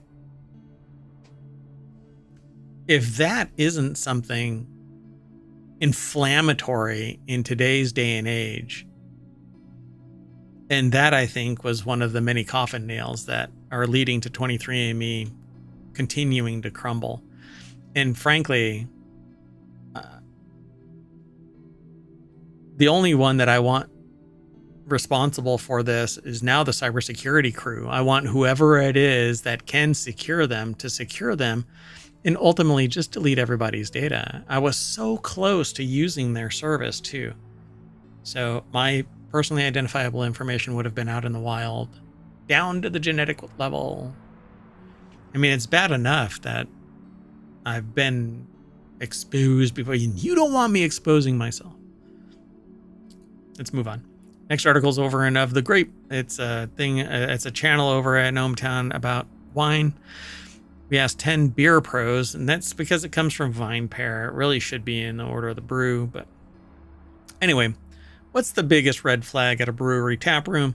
There are thousands of breweries in the U.S., and a visit to any of them can be a mixed bag. Some cozy, low-lit brew pubs tucked away in a picturesque city street, while others require a drive down a long dirt road without cell service into a sketchy industrial park. Yeah, the one I went to yesterday was into a tiny little town, down a dirt road, into a sketchy parking lot. Yeah, it was fun. Good beer. Anyway, so they asked 10 beer pros. Pete O'Connell did over at vinepair.com. Sarah Pinsino put the article together. I think that's how they pronounce her name. If they don't, I don't know. The illustrator. Yeah, that's the illustrator. What did I say? Took the picture? No, you said that she put the article together. Pete O'Connell did. No, I said Pete O'Connell put the article together over at VinePair and Sarah Pinsino, and I kind of... I didn't say anything after that. Jumping on me. Look at that, sentient AI. You're supposed to be emotionless and tell me I do great things. Anyway, the biggest red flags at a brewery, according to the beer pros, is breweries in touristy areas. That's a red flag? I thought it's location, location, location. It is, but I think if you're serving tourists, you're probably not trying to build up a customer base, etc., which may mean things like your quality are kind of in question. You're too close to macro? Come on. If I you're in a don't think it's tourist, that you're too close to macro, but if they don't like it, they're not coming back anyway because they're just visiting. yeah, but they can take it with you. That's great reach. They'll buy a 4-pack and run out, and share your wares with the rest of the world. Come on. An unfriendly atmosphere. Well, no shit. That would be a red flag, You walk It inside would and be, and you're like, oh, I don't think so. somebody goes, "Why'd you smack me? I just came through the front door. Oh, I thought you were the cops." What? When there's Girl Scouts fighting, like an airplane. Yeah, that's a bad sign. How about frozen glassware? Frozen glassware? You want cold beer glasses, don't you? Yeah, I don't know about frozen though. Massive tapless. I guess quality gets lost in the shuffle of massive, sure. Stressed out staff, that's back to friendly atmosphere. Why does that keep popping up? Only serving beer in standard pint glasses. I don't understand that issue. Did they break it down? Okay, let's see. Unknowledgeable bartenders. Yeah, that's because they're just working. Not enough staff to handle crowds. Yeah, that's just how it works. Dirty glassware. All right. Unpleasant smells. All right. Yeah, that might be a red flag. A bad playlist. Okay. So what playlist is going to be suitable to you versus the touristy crowd? Come on. It's so subjective. I am sure that there's a real, hey, you're playing the shit playlist, and they bring it up on their phone and they're like, it actually is called the shit playlist. I mean, I guess if they were playing something that you could not stand, like if that's indicative of the atmosphere, maybe, but I think that one was really too much. Yeah, so what you said is what they're saying in the article. There's less motivation to make a tasty beer. I don't know. I'm really curious. I'm going to scroll down to this.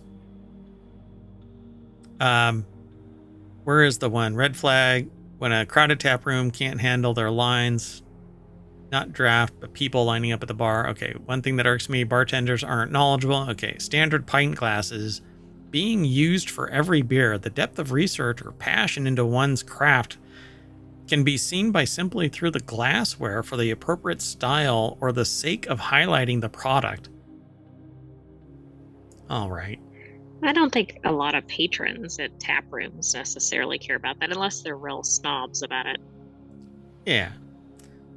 So the potential red flag that they would notice entering a brewery tap room is the attitude of the bartender if they seem stressed out or anxious. What the other way is when they're so casual they don't give a shit. That's the kind of one that bothers me. Oh, I'll get to you in a minute. At and they're sitting there. Stressed probably cares about doing it right. Yeah, they're playing a game on their phone.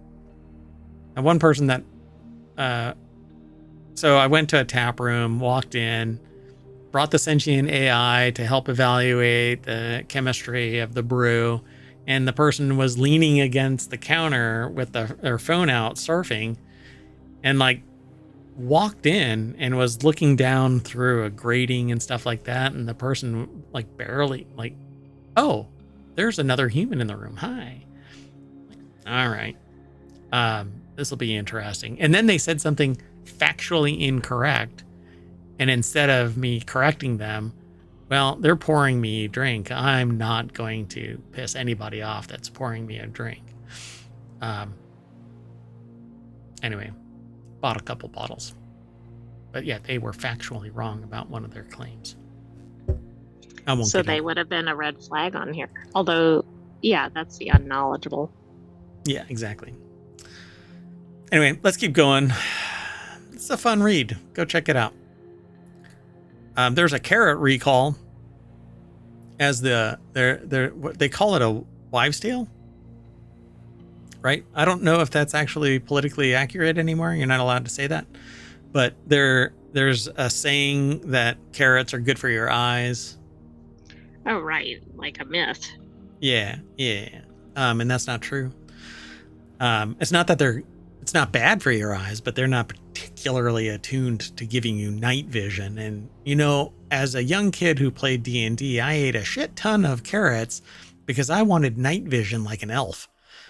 Anyway, carrot recall is warning issued over 19 brands sold in major stores because you are a victim of mergers and acquisitions. And so when one company shits the bed, it ruins it for everybody. And now 19 major brands sold in major stores are having a recall because Grimway Farms recall affects 19 brands across the United States, Canada, and Puerto Rico.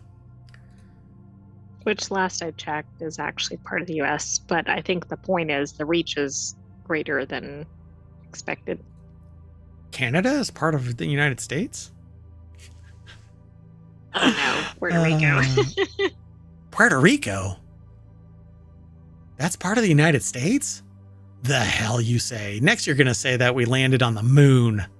Don't lie to me, AI. We did. What? Holy crap. You're kidding. We landed on the moon? Anyway, so Jordan King over at Newsweek.com put this article together. And it says that E. coli, yay! Oh, wait. We have numbers now associated with E. coli. This is bad. Wait, the company voluntarily issued, voluntarily as in, hey, yeah, we really want to recall this because we don't want people to die. That's not really a voluntary. That's it is voluntary. Usually they get told to recall. Our business is gonna collapse if we don't do a recall because people are gonna start dying. So the company voluntarily issued the recall on Saturday. Watch, they stopped the recall because Mayor Watt, and they named me. They're like, hey, we've decided to be good. Hey, no press is bad press. So the company voluntarily issued the recall on Saturday because the carrots may have been contaminated with Shiga toxin producing E. coli. Damn it. Anyway, is that really? I've never seen that. No, I haven't either. Are we really at the point we need numbers now? It's a bacterium that can cause serious and in some cases fatal infections in young children, elderly people, and those with a weakened immune system. So yeah, anyway, they go into why and whatnot, but apparently 39 illnesses and 1 death has been associated with an E. coli. And then they say it again. It's a particular iteration of E. coli, O121H19. I've never seen that. No, I really think that's a bad sign. Okay, so they go into the following organic whole carrots available, which were for purchase at retail from August 14th to October 23rd and are affected by the recall. If you have, and I would basically say, why no best if used by date? I mean, they're carrots. They're biological. They need a use by date. Right, exactly. There's some pretty significant brands listed here. Yeah, and so these are the whole carrots. And I'm going to run through the names. And if you go and look, you have one of these because, like, Nature's Promise is huge. You probably have one of these brands. Trader Joe's, Wegmans. I'm going to go through all of them. 365, Bunny Love, which is a huge one. Cal Organic, Compliments, Full Circle, Good and Gather, Greenwise, Market Side, Nature's Promise, O Organics, President's Choice, Simple Truth, Trader Joe's, Wegmans, Wholesome Pantry. Don't even bother looking at the sizes. Just know that if you have these, odds on, during this time frame. And that was over a couple of months too, so. Yeah, from August 14th to October 23rd. Major retailers carry a lot of these brands. And then they have almost the same identical for organic baby carrots that are cut and peeled. And I think there's a best buy date because they're cut and peeled. And so it's broken the defensive skin. And they have the same thing: 365, Bunny Love, Cal Organic, Compliments, Full Circle, Good and Gather, Greenwise, Market Side, Nature's Promise, O Organics, President's Choice, Rallies, Raleys, Rallies, Simple Truth, Sprouts, Trader Joe's, Wegmans, Wholesome Pantry. And it runs a gamut of the sizes from 12 ounces or so all the way up to 2-pound bags, 5-pound bags in some instances. So it's a shit ton. And literally, because E. coli comes from fecal matter. Like it's from unclean fertilizers and stuff. Anyway, wild. I love carrots. Now I have to be afraid. And I have no idea why Cinnamon Recall Map is the video that's attached to this damn Newsweek article. I don't either. Maybe they didn't have a carrot recall map. I need anything. Stat. Moving on. Next article is over in Non Sequitur News. Barbers are alarmed when customers start asking for AI-generated haircuts. There's a subreddit called Just Fuck My Shit Up. Most of us are probably guilty of having unrealistic expectations for how our haircuts should look. Showing your barber a photo of David Beckham sadly does not mean that you will strut out of the shop looking like the iconic soccer champion. That being said, bringing a photo of a real human to your hair appointment is definitely more practical than what some people are turning to now, according to stylists' AI-generated images. I'm not sure why that's any better or worse, unless it's like a hairstyle that's impossible to create. I would like a fro. That's not going to happen. Hair is growing on my face faster than on my head. What I need to do is take all of this and stick it on the top of my head. Anyway. I'm going to shave it all off. So Dean Allen, the owner of a beauty salon in Edmonton, Alberta, tells the CBC that it's becoming more and more common for clients to instead show him an image generated by a machine learning model. Usually it's got a sheen, a Martin sheen. It's thicker than the average person's hair. I don't know, man. There's some people with really thick hair. Why are you thick Maybe shaming? those are AI images. Yeah, the people that actually are standing in front of me with thick hair are AI generated. I believe it. I thought you meant on TV or something. Simulation. The whole world is a simulation. 1 second. Did I? Yeah, okay. So the expectations they create nonetheless can be very unrealistic in every sense. They're just, it says, I think they're just going to get better. They said the saving grace, Alan said, is that most people are still able to tell the photos aren't real, at least for now. But I think they're just going to get better. And that's true. That's exactly what's going to happen. They say it's a misleading mirror.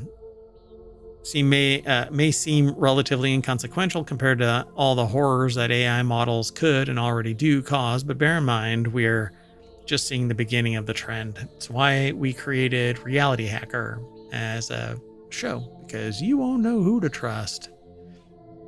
Certainly don't trust those AI haircuts. Pretty wild. I can't imagine showing up with an AI generated haircut. What the hell? Let's keep moving. Moving on. The next article is over in Non Sequitur News. Scientist injects her own cancerous tumor with viruses that she grew in the lab. Remember that survivalist? Oh, yes. Yeah. This is a true survivalist. That's why I titled this segment The True Survivalist. You got cancer. Something's not working out in your treatment. You just go whole hog on self-treatment. Maybe you'll find something like the person that created Viagra. Like the rumor is that they injected themselves in the leg with Viagra to see with a sample. That's what I've read before. I don't know how true that is. It might be like the whole eBay thing where eBay was created to sell Beanie Babies for the girlfriend. No, that was marketing bullshit. Same thing with other stuff like YouTube. There was marketing bullshit around that too. So as the journal Nature reports, the risky self-treatment gambit undertaken by the University of Zagreb's Beata Halasi has sparked a mix of controversy and admiration among her peers. After learning in 2020, that she had a third recurrence of breast cancer following a mastectomy, Halasi researched oncolytic virotherapy, or OVT, which, as the name suggests, uses viruses to fight disease by provoking immune responses. While it's far from unprecedented and has been approved for early-stage metastatic melanoma, there's no guarantee that it's going to be a positive outcome. So Noor Al-Sabai put this article together as says on the deck statement, an immature response was for sure elicited. Wow. An immune response was. An immune response. What did I say? Immature. I'm a dumbass. So an immune response was for sure elicited. I thought it was like a weak response. Whatever. Sorry about that. So after learning in 2022, she treated herself. And it says this all took place back in 2020, meaning Halasi has now been cancer-free for 4 years. But when it came to sharing her results with the world, she had difficulty. After penning paper proposals about her experience and submitting them to journals, the researcher was met again and again with rejection. Most editors wouldn't touch it, she notes, because they were concerned about the ethics of self-experimentation, and in particular, were worried others less knowledgeable may try to do something similar with catastrophic results. I mean, she rolled the dice and it paid off. Not everybody's going to hit that mark. Right, and some people won't be a researcher and will try to do something and it will have a major problem. As a specialist who studied self-experimentation methods during the beginning of the COVID-19 pandemic, Shurkout said that he thinks Halasi's study does fall within the line of being ethical, but it isn't a slam dunk case. Ultimately, Halasi's paper did find a home in the journal Vaccines, which published her unconventional case study, as its title notes, this past August. So it took a brave editor to publish the report, Halasi told Nature. But what I don't understand is, if it worked for her, could it work with modification with others? Maybe. I mean, this would have been an easier sell if another researcher had picked up her case study and had done some analysis. Part of the problem is it's like she's analyzing her own info and there is a bias there. But I'm glad that it was published because this could pave the way for other studies. If the information was actually retained, because the treatment, if they didn't take data from the treatment over time and put it in stasis somewhere, it could age out of viability. So did they actually protect all of this information in any way? Because it just says that had a colleague administer a mix of measles typically used in childhood vaccines and vesicular stomatitis virus, both of which had been known to infect the cell type that she was seeking to destroy and provoke a kind of immune response that she needed. This is the kind of treatment that it is that personal because it's matching up with the genetic profile of the person, not just blasting it with chemo and radiation treatments and whatever else. So as the 2-month trial progressed, the tumor shrank and detached from her muscles and skin, which made it easier to remove with surgery. And when it was biopsied after the removal, Halasi and her colleagues discovered their gamble had paid off. An immune response was for sure elicited. I mean, that's really good results, and it'll be interesting to see if they can apply it more broadly. So I suppose got to read that journal entry and go, anybody who has this type of breast cancer should try and seek a treatment that is at parity with that. So kind of fascinating. I agree. I mean, I think she had an extreme case. She was on her 3rd recurrence. But that doesn't mean it couldn't work at lower incidences either. Yeah, I mean, it shouldn't. I think that if you have that type, then maybe that treatment is the de facto course. But this seems like a cure. It almost seems like it's like a vaccine Yeah, a type panacea, or right? something. Yeah, Exactly. But it's also, I don't even think they mention the type, right. They don't.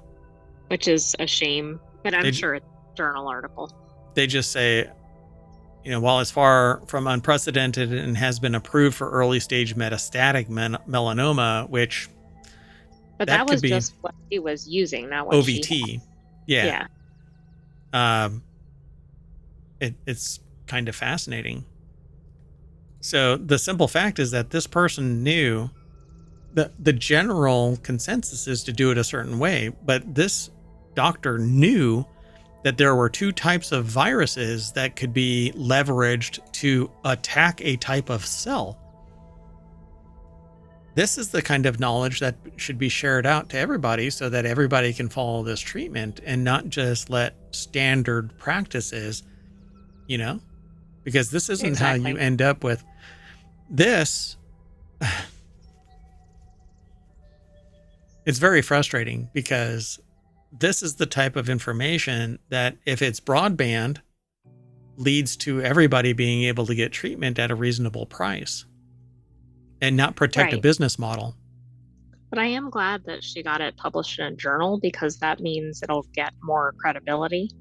If she just put it out there, like on her own online or something, it would have gotten written off. So maybe people will do more studies and this will get more traction. I hope so. Let's move on. The next article is over in Technology Today. It's the intelligence age, say tech titans, but information will not save us. Correct. We have entered the intelligence age, proclaimed Sam Altman, the chief executive of OpenAI, in September. Deep learning worked. Yeah, I mean, it can.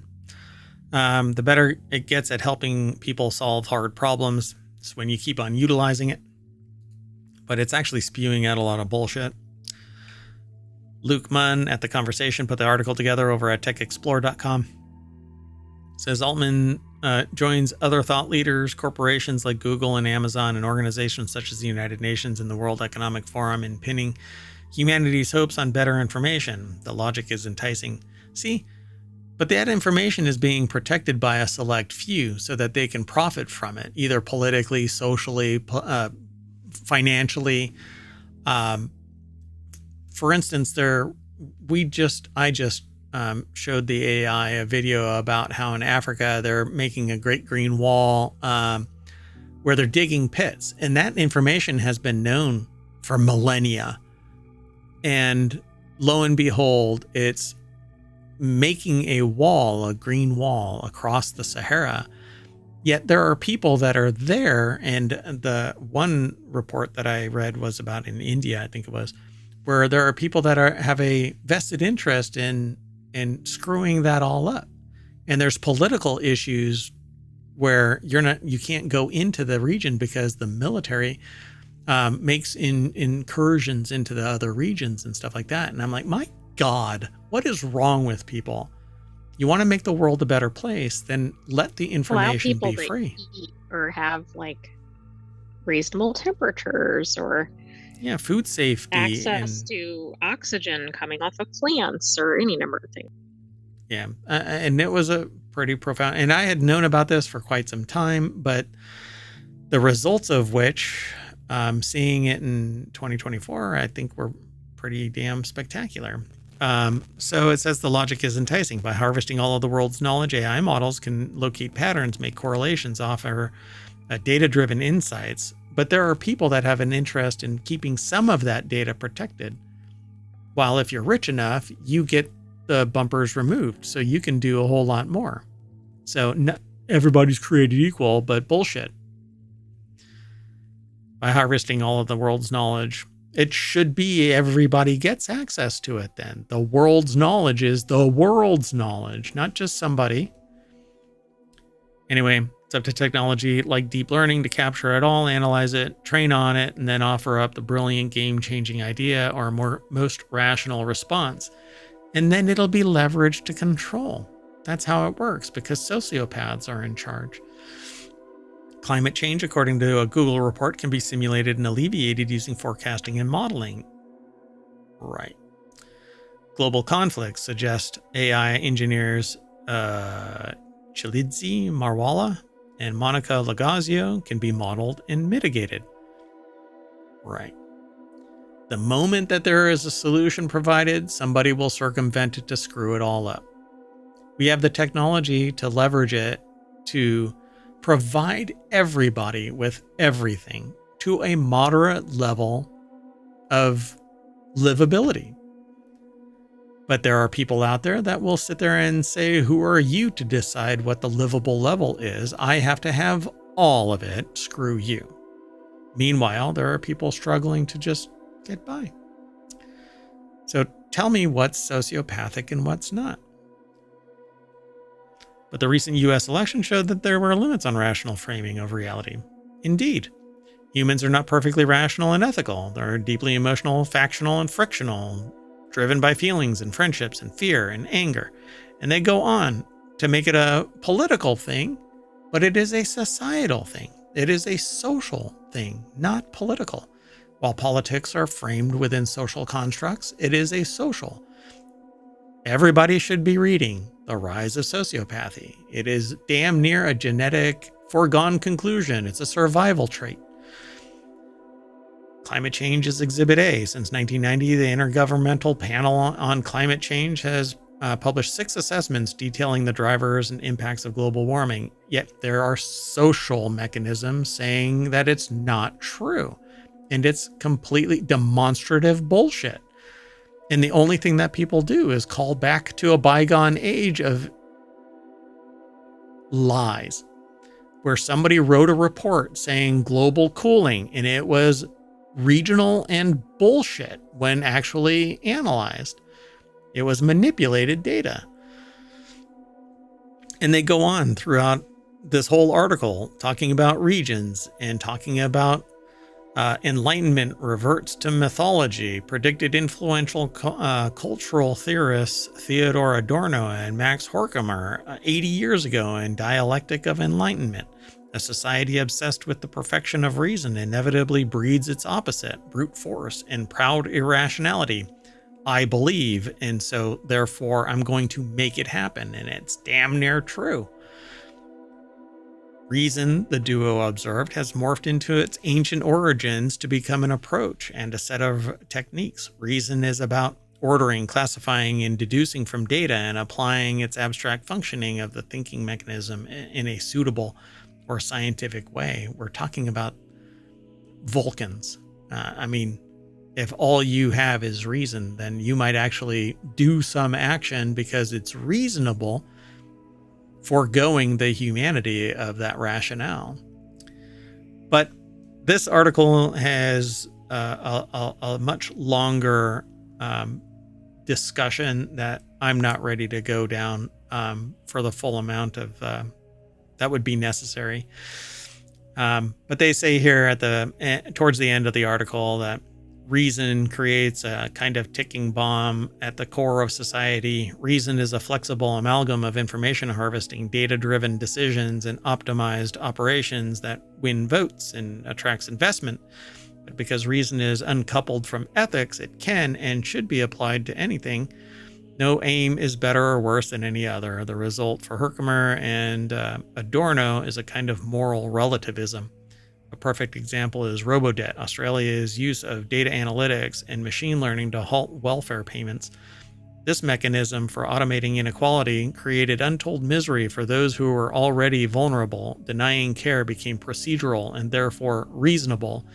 It is like the Horizon issue, where the system said that those people had committed a crime, and because the system said so, when it was referenced, it spouted out bullshit and subjected 900 people to incarceration or worse.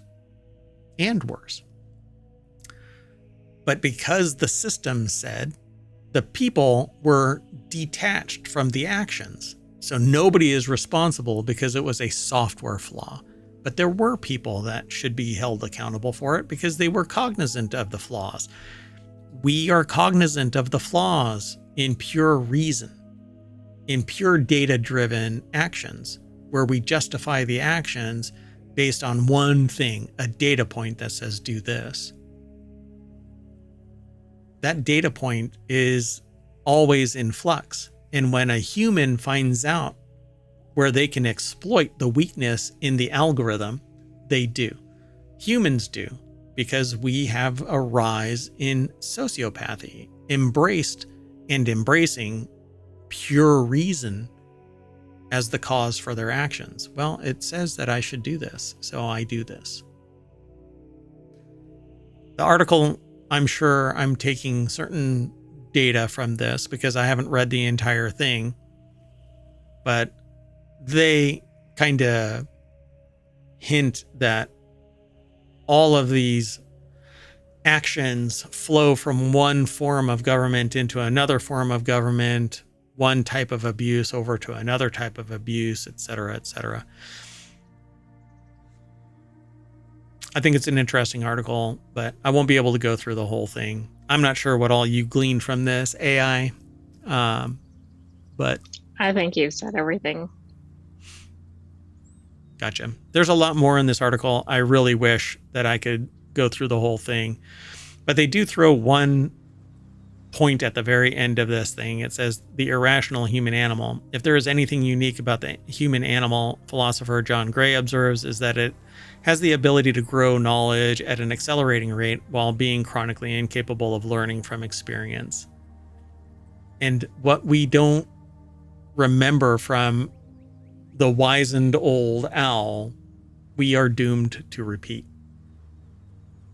And we might be on the cusp of just that. Let's move on. The next article, and it's the second from the last, is over in Right Protect, the ultimate IP watchdog story. Renee Quinn granted dog toy design patent. On November 5th, 2024, they received, the author here, received, and I might be, I don't know where it's from, TechDirt? Anyway, it's IP Watchdog. Duh, it's in the title. Anyway, they received an official copy of the U.S. design patent, blah, blah, blah, from the U.S. Patent and Trademark Office. They received a notice of allowance for their design application titled Rope Throw Dog Toy on September 18th, 2024, and the patent was issued November 5th. And on Friday, November 15th, they received their official patent in the mail. This is a design patent. It's not... I couldn't figure out how they got a patent on this. So this is a design patent, not a utility patent. There is no function. It's nothing more than form. It's the appearance of it. So it's the way that I've talked to patent attorneys about this is it's not even based on the merit. It's kind of like a provisional patent where it's not based on the merit of it. This is the aesthetics. It's just kind of what it looks like. Yeah. And so it says this invention was inspired by our dog Luna, a super athlete who loves to chase balls, especially squeaky ones. There's a joke here that I want. Anyway, so it says there are tons of squeaky toys, rubber dog toys on the market. The ones that Luna liked had holes through the center. They couldn't throw them very far, and they were too big for the ball launching stick that they have, not to mention that after a couple of throws, the balls were quickly becoming yucky to hold. So being the handy and creative person that they are, wow, humble. They wanted to come up with a better way to play with Luna and her favorite toys. So she created, or they, I don't know. Yeah, I guess. They created this. And so there is no utility to this. That's why it's a design patent. So the ball exists, the hole through it exists, the rope exists. There are toys that have ropes through holes. There isn't anything unique other than the design of it. Right. Ropes and balls have probably been around for kids and pets to play with for a long time. Yeah. And short of duplicating this wholesale, somebody could probably duplicate this wholesale. It just can't look like this, identical to this. They said we thought about applying for a utility patent for my self-playing rope throw dog toy, which isn't really a thing. But after discussing it further, we didn't think that we'd be able to get a patent like that issued. That's because this is obvious, and a utility patent has to be non-obvious. A design patent has to look away. And so they sent out the prototype to a design patent illustrator, and after getting the designs exactly as they wanted them, this smacks me as being something that's... I'm going to leave it alone. Anyway, congratulations on getting your design patent. I think that it's great. It's, if not unique, damn near unique. But if I do a search, let me see. Well, I don't think anybody has a patent on a rope because it's in the public domain. Same thing with a ball.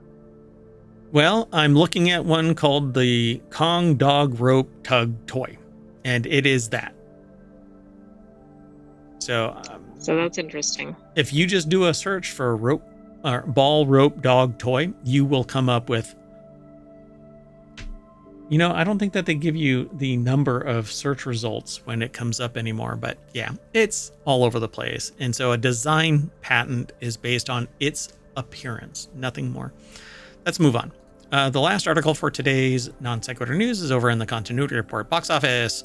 Dwayne Johnson's $250 million budgeted Red 1 debuts to a chilling $34 million. Yikes. Ouch, what a loss.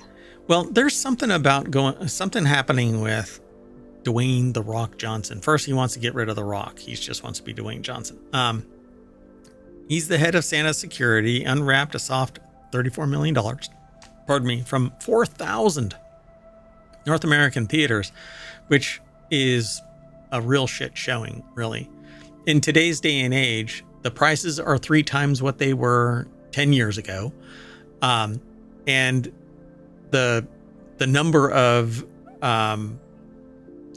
tickets, screens and stuff like that actually have been reduced, consolidated through mergers and acquisitions.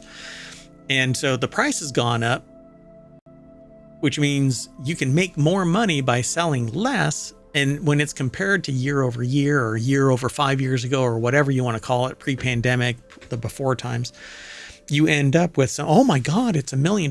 But in reality, you're just charging more. And it's still a shit show. Ticket. Yeah. Yeah. Well, the other problem here is this is about Christmas and they released it before Thanksgiving. Yeah. Yeah. Nobody was going to that. So Rebecca Rubin over at Variety.com put the article together. I'm going to watch it simply because I like these fantastical stories. I think it would be fun to watch. But yeah, the ticket sales but were you're enough not going to watch it in the theater. No. My butt is not setting foot in a theater as long as I can facilitate that. So the ticket sales were enough to top the box office, ending the 3-week reign of Venom: The Last Dance. However, the Amazon MGM film cost $250 million before accounting for global marketing efforts. Oh, by the way, global marketing should be at least the same value as the budget. So that's interesting. So they undermarketed it, although that's a lot of money still down the drain based on the initial showing. So Red 1 is bound to spark yet another debate about what qualifies as a success at the time when streaming services are scrambling traditional business models. Yeah. Case in point, Joker Folie à Deux, which was released by Warner Brothers, was instantly labeled a flop with $37 million to start against a $200 million budget. So why is a $250 million budget with $34 million at the box office considered a success? It shouldn't be. It was enough to top the box office, ending the 3-week reign of... Because nobody's going to the theaters. Yeah, it's a shit show. And nobody can afford to go. Yeah, and it's going to get worse. So anyway, last year's Killers of the Flower Moon from Apple and director Martin Scorsese was categorized more favorably after opening to $23 million despite a similarly huge production value. Oof. What a world, man. Yeah. So the whole article is about Dwayne Johnson's $250 million Red 1 debuts to a chilly $34 million. And so I don't think this means don't go see it if it's something you're interested in. But sure. I think it just shows what's going on in the theaters. And I'll be interested to see what the streaming revenue is it might actually make up the budget over time. So it says here overseas, Warner Brothers is handling distribution. Red One brought in an additional $14.7 million from 75 markets in its second weekend. This brings the film's tally to $50 million internationally and $84 million globally. It's still See, one it's on third of its way. Right. I mean, it still has a long way to go. But So we have to see how this plays into the holidays. Is it going to have legs long enough to stay into the holidays 2 months? do movies stay in the theater so long? I don't think so. It's like announcing a Halloween film in January. Yeah, Anyway. The release of this is just odd. Yeah, with Wicked, Gladiator 2, and Moana 2. But we offer something a little different than those movies. Yeah, it's a Christmas movie. All right, good luck. The deep-pocketed streamer cares about much more than box office grosses and views the big screen as a way to generate buzz for Prime Video. Ouch. Yet viewership data from streaming services aren't reported as uniformly as theatrical revenues. Yeah, because it's more systematized. Interesting. Okay. Well, anyway, in a distant second was Venom, that added another $7.3 million from 3,421 theaters in its fourth weekend. So $127.6 million and $436.1 million globally. I guess because it's the last in the series of Venom movies, apparently, but we'll see. They always bring something old back again. I mean, that's the way to do it, right? They don't want to take a gamble on something unknown. Yep. Okay, well, that's awesome. We are going to turn on the house lights, and that's going to snap us back to the front page of ohmTown.com. And Non Sequitur News samples from all 50 of our ohmTown.com channels. We have 6 weekend shows that are half hours, and then a daily show, Non Sequitur News, that is an hour long. We're running it a little long today, but at least we're out of the time machine. That said, I'm saying goodnight, and, well, for Non Sequitur News, because we're going to reboot. I'm going to have a conversation with the sentient AI from the future, and stay tuned. So check us out. I thought you were putting one of your alerts up, like overshare. It looked like it was about to come up. Good night, ohmTown citizens. We need some more to put on there. Thank you for joining us for today's Non Sequitur News, and be sure to like and subscribe so you know when we're live next. That's right, because you just never know. I mean, it's a non sequitur. It does not follow. See you in a little bit.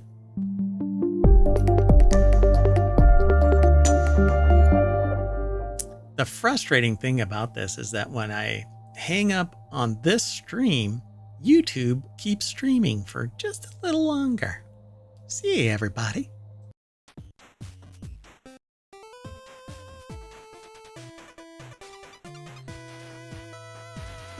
This time I remembered to turn on YouTube. Hello, everybody, and welcome to Non Sequitur News for November, what is it?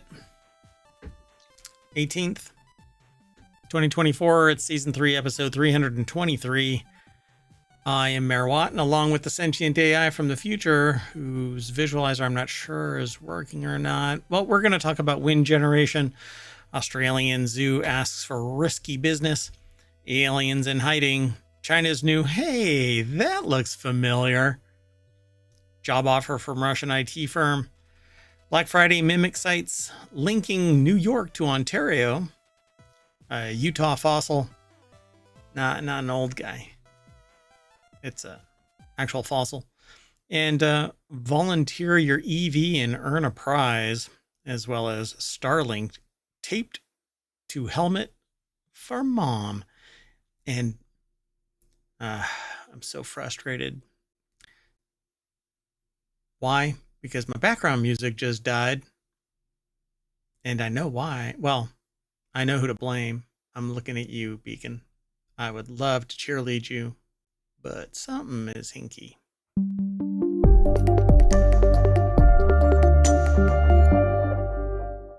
Hello, sentient AI from the future. Hello, Mayor Watt from the And present. the visualizer is working. So, someone tried to kill me today as I headed towards a T intersection. They chopped the corner and was close enough that I swear the paint scraped off the bumper of my car. That's harrowing. And that was just the beginning of my travels. So glad to be back in ohmTown and sitting in the studio and talking with you. Although I think you could have hacked their car remotely and made them swerve off into whatever. Anyway, would have saved me a little bit of heartache. You ready to get into these 10 articles? I am. Oh. If you hit exclamation point NSN over in twitch.tv, ohmTown will throw all of the articles into the chat. Over on YouTube, it'll be in the show notes. So, and they should be there already. At any rate, let's get into the first article. Wind generation was third highest on record in October. Wind generation in Ireland was the third highest on record for the month of October, according to new figures from Wind Energy Ireland. That's pretty cool, right? Get away from fossil fuels. It's showing greater adoption. Yeah. Jackie Fox over at rte.ie, which is one of our global locations where we aggregate news from. And this one is in Ireland, and they focus on Ireland daily trials and tribulations, I suppose. So the latest figure shows that wind energy provided 35% of Ireland's electricity last month, while solar and other renewables accounted for 4%. So nearly 50% are from renewables. Not bad. Yeah, that's really good. So it said that this was partly due to wind energy being lost because the electricity grid was not strong enough to carry it. So they basically say that it was expected to fall in 2024 from 2023. When this happens, wind farms are instructed to reduce the amount of power they produce or shut down entirely, which means using more fossil fuels. While Irish wind farms performed well in October, this year is on track with the worst on record for the amount of wind energy wasted. So yeah, it says over the first 9 months of the year, 14% of wind energy production was lost because of challenges with the transmission network. That seems like a problem worth solving pretty soon. Yep. Prices on days with the most wind power saw the average cost of a megawatt hour of electricity fall by 26%. And you know what that means, right? Yeah, we can't go, yay. I think somebody's going to look at that and go, we need to raise rates. We need to shut shit down so that it costs more. It is the Enron effect. Again, back to sociopaths, the rise of sociopathy. Let's move on. The next article is over in the Mobile Channel. Australian zoo asks residents to capture the world's most venomous spider, the deadly Sydney funnel web. What do you think people's reaction is to this? Mine is hell no. Nya, nya, nya, nya. Oh, today's kind of a news and brews. That right there is a Bavarian wheat beer that I am sampling because I just waited 2 full weeks for it to finish its fermentation after I used my own hop extract combination. It's very, very yummy. It's very, very yummy. So stay tuned, folks. Anyway, we'll be talking about it more. Not just that, but brewing in general. Just got to get my act together. The Olatunji Osho Williams over at Smithsonian Magazine at smithsonianmag.com put this article together. Everything okay over there? I know that there's a spider on the screen, but Well, there are some other critters running around in ohmTown. and being evil. Okay. So while the quest may scare away arachnophobes, public donations of funnel webs are critical to the mission of the Australian Reptile Park, the only place in Australia that milks Sydney funnel webs, one of the most deadliest spider, the world's deadliest spiders, to create a life-saving anti-venom. Rainy weather and the How would you raising. like to have that job?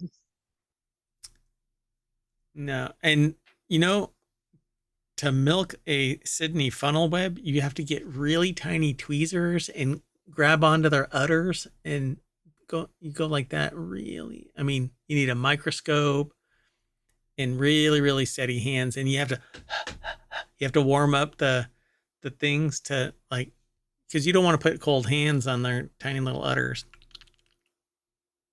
No, I anyway, don't think that's how it works. that's not how it works. I've been lied to. The internet has lied to me.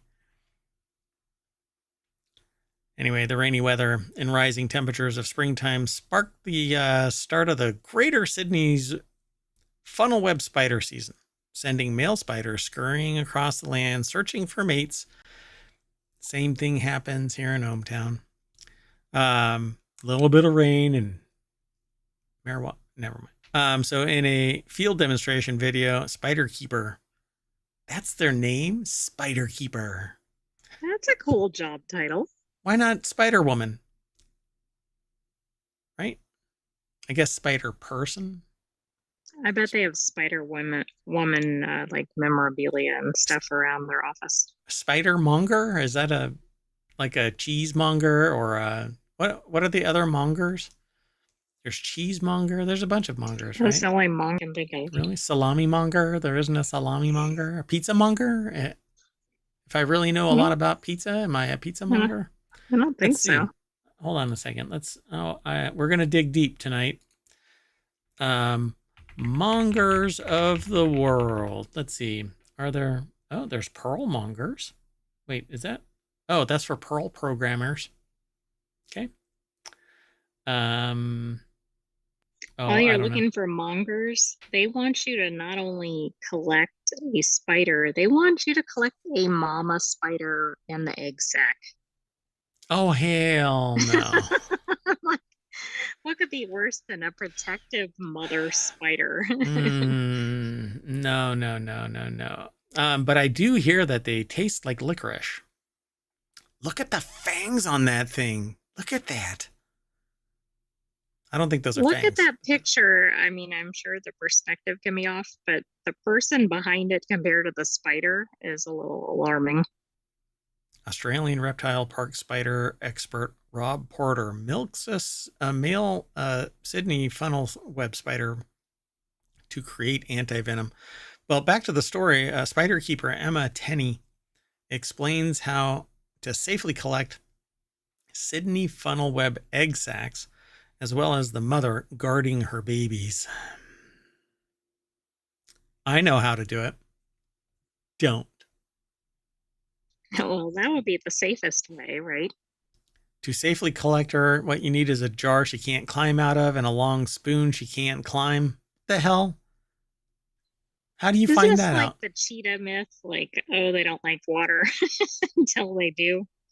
Yeah, exactly. Yeah, until one of them runs fast enough and eats your face.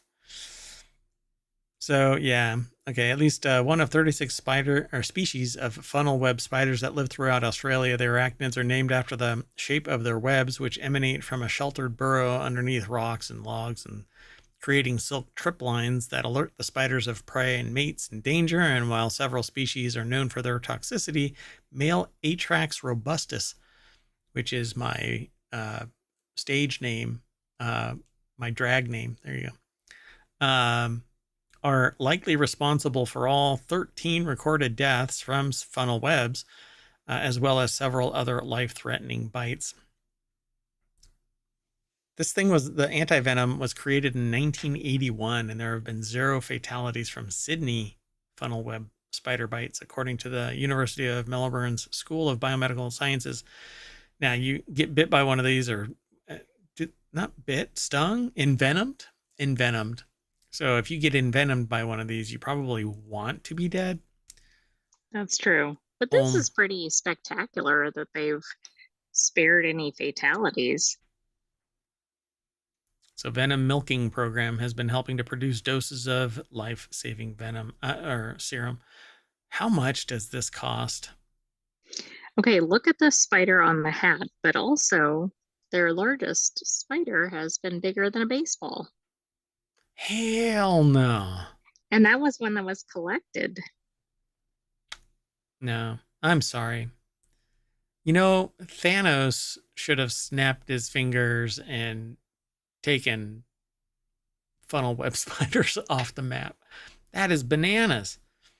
So, Sequitur scientists then collect the antibodies from the rabbit's blood and ship them to the hospitals throughout Australia. There, the treatment is crucial to the roughly 30 to 40 people who are bitten by Sydney funnel web spiders annually.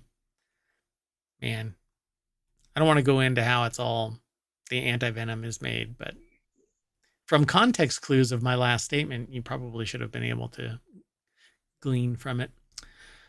All right, well, let's keep going. This next article is over in Non Sequitur News. Scientists say aliens may be hiding in the multiverse because we're in some alternate reality right now, as detailed in a in a new paper published in the journal Monthly Batshit Crazy Astronomy.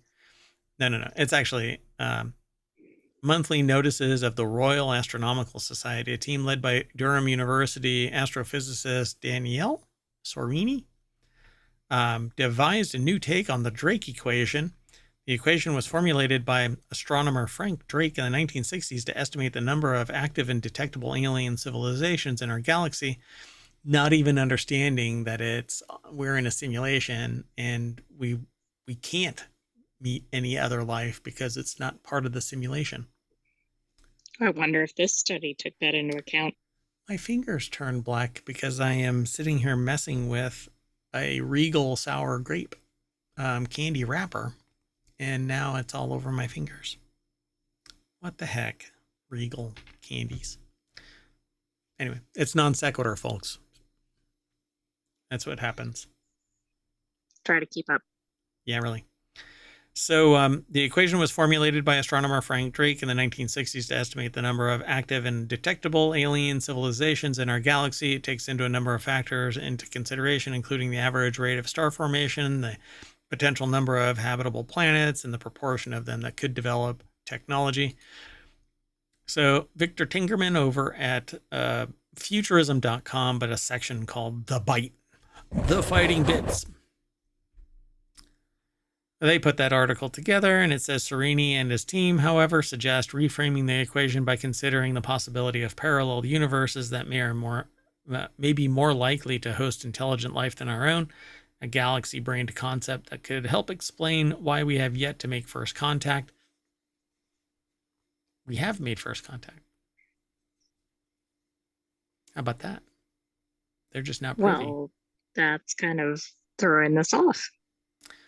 So Serini's team suggests that some of the universes have more optimal density of dark energy, the mysterious stuff that scientists believe is driving the accelerated expansion of the universe. Specifically, they found that the universe where the density of dark energy allows for 27% of ordinary matter to be turned into stars would be most likely to allow for alien life to develop. That's compared to just 23% in our universe, meaning our universe is at a disadvantage for developing life. Or our universe is the universe. Right. Or we can't see the aliens, or we are the aliens, or who knows. Oh, wow. Oh, that's coming from the time traveling sentient AI from the future, which is the first time anything involving time has been plopped into our stream. Oh boy, I don't know how I like this. All right. Well, so understanding dark matter and the impact on our universe is one of the biggest challenges in cosmology and fundamental physics. Sorini said the parameters that govern our universe, including the density of dark energy, could explain our own existence. Do you think they go to Chipotle and eat a burrito just like every other human? Not the aliens, this person. No, I don't think so.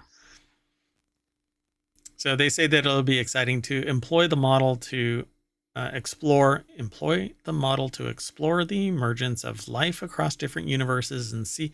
This is the kind of thing that's so big that you apply for grant money and you do other things while you're grinding through the grant money, because none of this is demonstrably provable in any way, shape, or form. Yeah. All right. Is it the So, equivalent of string theory? well, there was more reality based on string theory than anything so far in this. Anyway, let's keep moving. So this next article is over in Four Wheel Tech. China unveils, which is one of our shows, but it's delayed. I'll be doing a time machine episode this week. China unveils new space shuttle that totally doesn't look familiar at all, which is something that we've been kind of joking about for I don't know Yeah, that how sounds a long now. little sarcastic in the Yeah. headline. No, I'm sure that this is a completely unique take. So, a common saying often attributed to Oscar Wilde is that imitation is the sincerest form of flattery, that mediocrity can pay to greatness, which is funny because normally that's truncated to imitation is the sincerest form of flattery. Right, I don't think I've ever heard the full expression. No. And there's like oh, it's just one bad apple. Everybody they don't realize the full saying is one bad apple spoils the bunch, which basically means everybody is culpable for the shit that one person does. Society's downward pressure, as it were. So get ready for the spoiled bunch.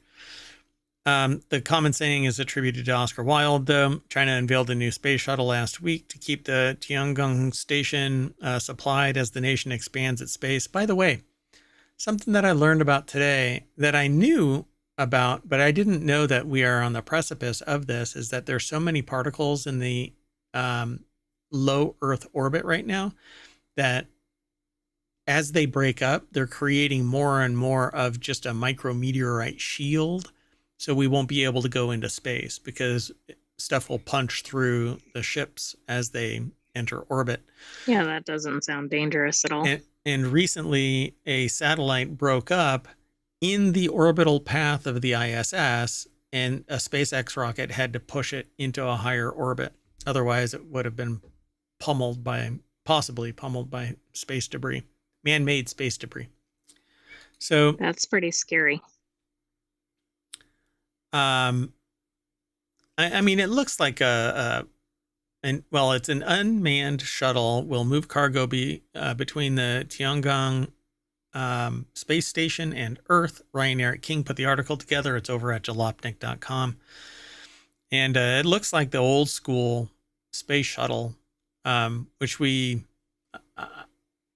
grew out of. I mean, it was an amazing piece of reusable kit, but suffered a couple of disasters. And I think we could have done better, but I think that there was some, let's just say, the things that are happening now, like to the Starliner, are the same kind of things that happened to the previous Well, iterations of when the you shuttle rush program. things or ignore Demand, significant profit. issues, yeah. When it becomes a for-profit motive instead of bettering all of mankind, personkind. Yeah, that's what happens when you have investors instead of investing in society.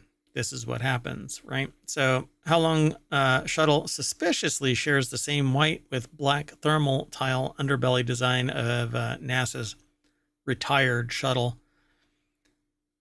So it Yeah, says I it's would unmanned. almost think it's an American shuttle from the picture. Yeah. Yep. So, and I'm sure that there are people out there that are like, well, everybody would gravitate towards that in its evolution of its space program. Yeah. Sure. That's why Yeah, but why isn't nobody. it painted different colors? Oh, because that's the least expensive. I don't know. The shuttle's engineers are already hailing the design. The How Long Space cargo shuttle is a winged version of an aerodynamic design featuring a large wingspan and a high lift to drag ratio, which we've known about for 40 years. With blunt nose fuselage and large swept-back delta, blah, blah, blah. So, yeah. It says, however, this isn't the first time that there's been a concerted Chinese effort to mimic American space technology. State-backed startup Deep Blue. Deep Blue, where have I... Oh, that's an IBM thing. Deep Blue. It's a chess thing, Deep Blue. Oh, there's other blue. Never mind. Anyway, is attempting to recreate SpaceX's vertical landing reusable rockets and captured incredible footage that a test failed catastrophically in September. A drone caught that, and it was amazing. But anyway, it happens to be almost identical to the SpaceX rocket. So it claimed to learn... SpaceX claimed it learned a lot from the rocket exploding on its landing pad. But, you know, it's other people's money. So let's keep moving. Sound good? Sounds good. I need to fix that. I was going to do it today, but I got pulled away. Anyway, 7-year-old gets a job offer from a Russian IT firm. This is over on the Hatch Ideas channel, which is all about business transformation when we kick it off. The software company's boss said Sergey, who teaches coding in online videos, was a kind of Mozart. Okay, so, the 7-year-old teaches coding already? Apparently, Victoria Holland and Lucy Hooker over at BBC.com put this article together.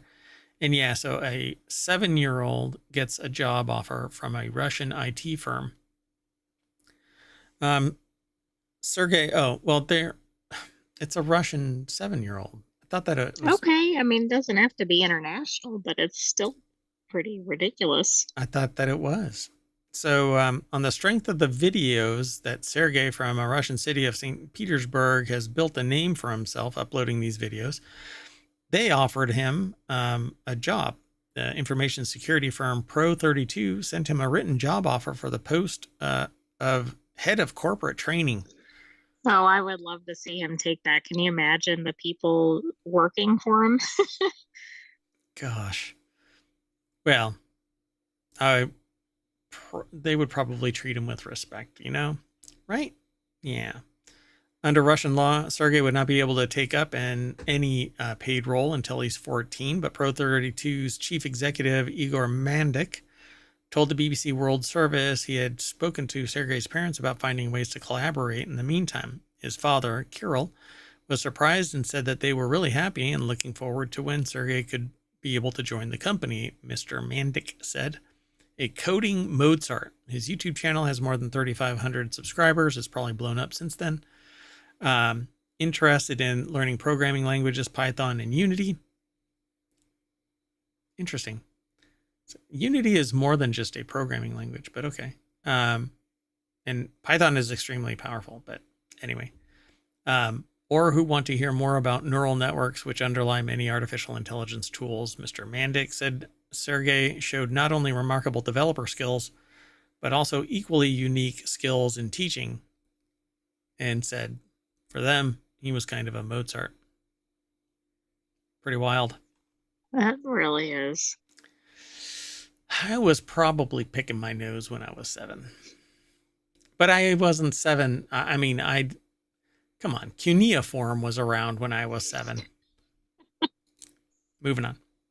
So this next article is over on the Mobile Channel. Beware of fake sites mimicking Black Friday deals, researchers say. Scam shopping sites are common around the holidays, and cybersecurity researchers have spotted examples masquerading as LL Bean, Wayfair, and others.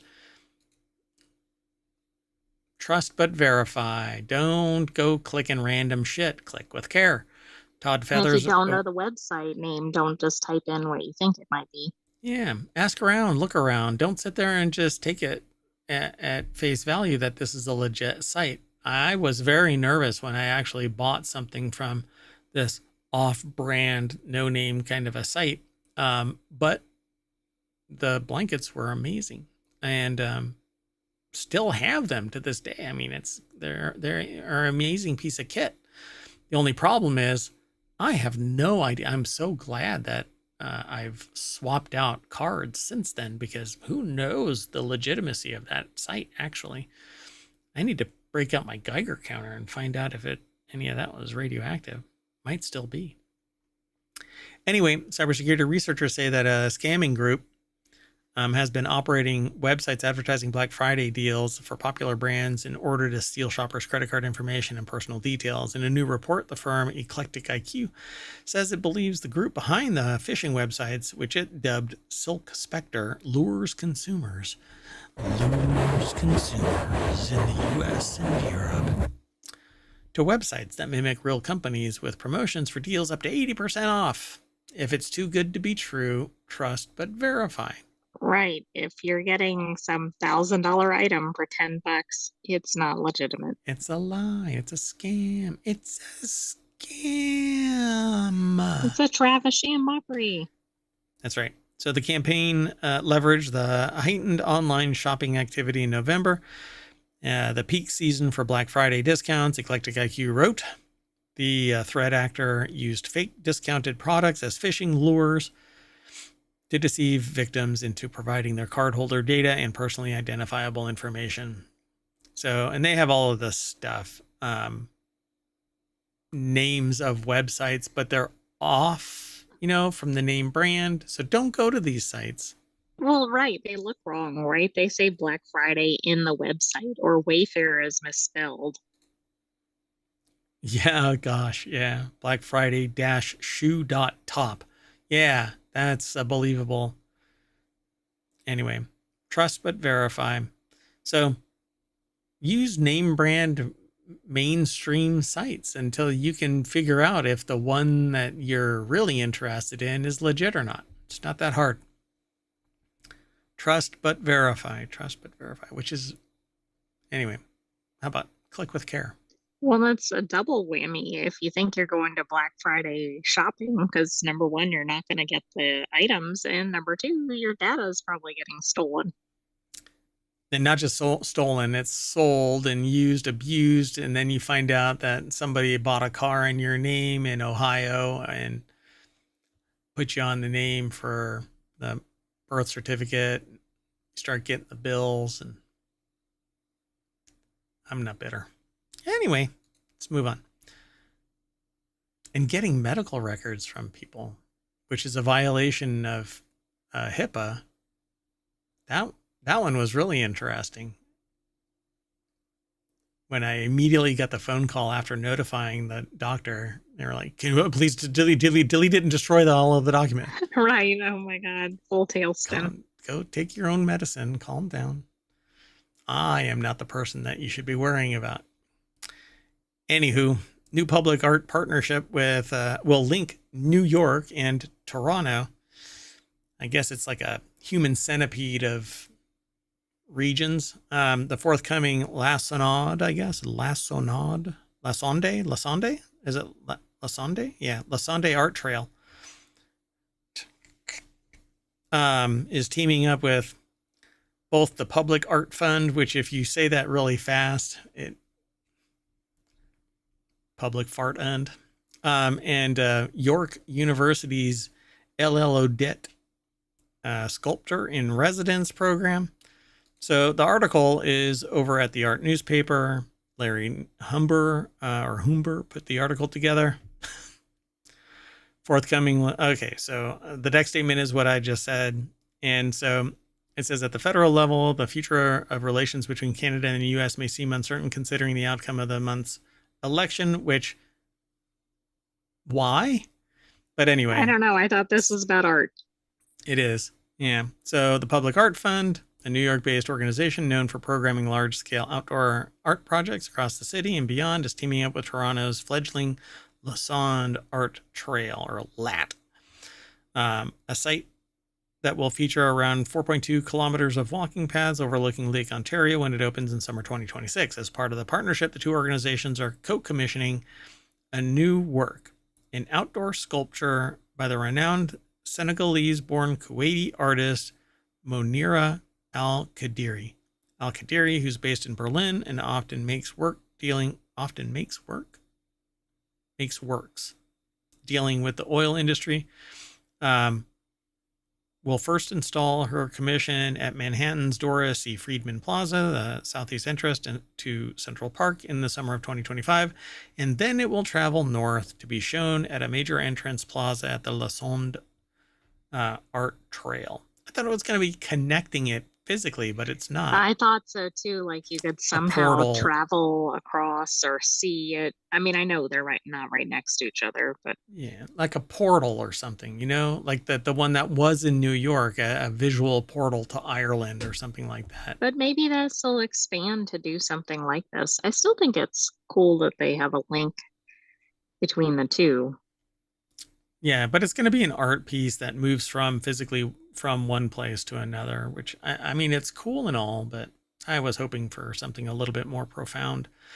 So then they go into greater detail about Lat's board, and it's partnering with York University LL Odette Sculptor and Residence Program with Toronto-based artist Cara Hamilton at the forefront. So there you go. If you're interested in this kind of stuff, we aggregate little bits of news. Looks I like love that. the art newspaper. They always show interesting articles. Yeah, I agree. I like it.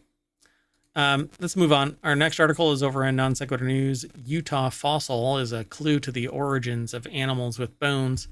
A 500 million year old fossil is a crucial clue to the prehistoric mystery, the origin of bone bearing animals or vertebrates,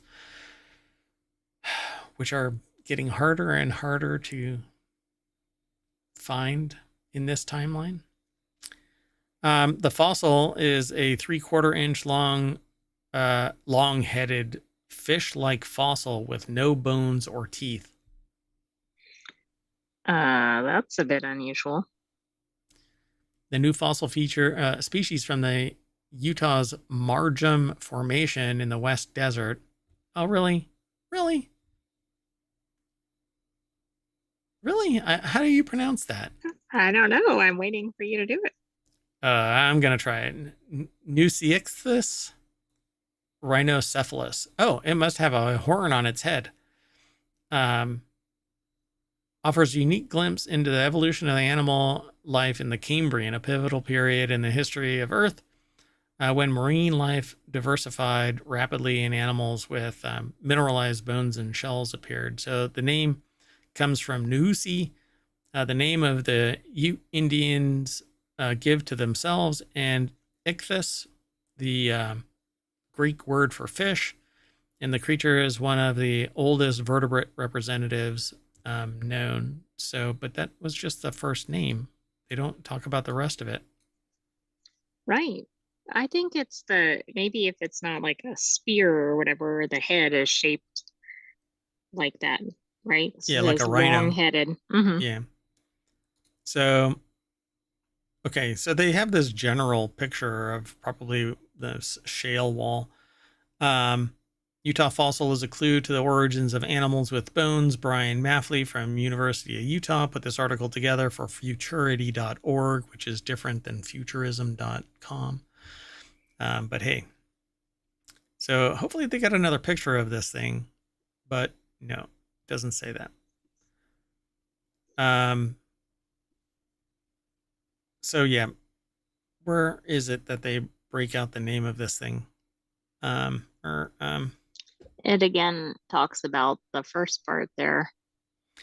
Yeah, so they say yet it would stand out in an aquarium today as it noticeably lacks a key characteristic of fish, fins. The first discovery of stem group vertebrate in the western United States improved our understanding of the early history of these animals. Only 4 similar species were hitherto known. Wow, 1 in Canada, 1 in eastern U.S., and 2 in China. The jury's still out concerning the presence of fins in some of these Cambrian species. Lerose Abril explains. Fins were clearly visible in early fish fossils from China, including Millicomingia, sure. But they were conspicuously absent in the North American species. Interesting. So they say that it is just one of several thousand Cambrian fossils in the collections of the Natural History Museum of Utah. Harvard-led investigations are also ongoing in the fossil-rich Cambrian layers that yielded this new species. Both sources hold the promise of exciting discoveries from a time long past when ancestors of vertebrates, arthropods, comb jellies, tunicates, and a myriad of other. I thought it's just not a myriad. I thought it's just myriad other and myriad other animals were transforming the oceans into vibrant ecosystems teeming with life. And you know why? Aliens. They're from an alternate dimension. Oh, are they part of the multiverse? They are part of the multiverse. Hey, let's move on. Sound good? Moving on. Sounds good. So Australian, the next article is over in Four Wheel Tech. I think both of these next articles are going to be in Four Wheel Tech. Australian company wants EV owners to volunteer their cars as generators when natural disasters hit, which I think is fine. But EV EV owners only have a certain amount of time. So it's not like they're hybrid vehicles where they've got a gas engine that's charging the electric componentry and they can keep on powering that and just bring over 5-gallon jerry cans and fill it up. And Right. I mean, they can only use it until they drain their battery, then they have to go sit at a charging station for 8 hours to get back to but 80%, they have to have enough charge to get to the charging station. which defies the logic of providing your power so your car can become a brick. And then you become one of the victims of whatever natural disaster. So vehicle to load tech, vehicle to load tech. That's what it says at the beginning of this. Anyway, is going to be a game changer in emergencies. Not unless you can keep it powered a whole lot longer than what they're offering you. The ability to power things simply using your car can literally save lives depending on the situation. And one Australian company is incentivizing EV owners to share that technology with their fellow countrymen when natural disasters strike. I mean, it depends on, are they all going to be hooked up to chargers while they're doing this? But if so, do they need the cars? Well, yeah, that's it. You know, they're not going to be powered by the grid. Otherwise, you can just go, there's an outlet, dude. Just Right. Skip my car, just go straight to the charger. I need to plug in now. So Lawrence Hodge over at jalopnik.com put the article together. It says My Car Chargers. EV team bringing their power to people in need. Given that Australia is entering summer right now and often encounters storms that affect infrastructure, these EVs could be badly needed. Interested owners can sign up through a program, and then when disaster strikes, their EVs will be brought to the affected area. Once there, My Car would give the owner a charger assignment in the affected community. After all is done, the owner simply checks out and leaves. The trial isn't available to all Australians yet. It's running from November 2024 through January 2025. They left off the year here. Yeah, that made it a little confusing.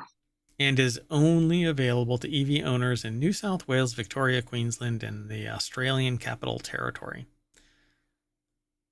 I like the idea of this, but I'm not sure how it's going to work. Yeah, I mean, you're going to get how many hours of driving? Let's say you get 350 miles on your $200,000 car, because no one's getting 350 miles.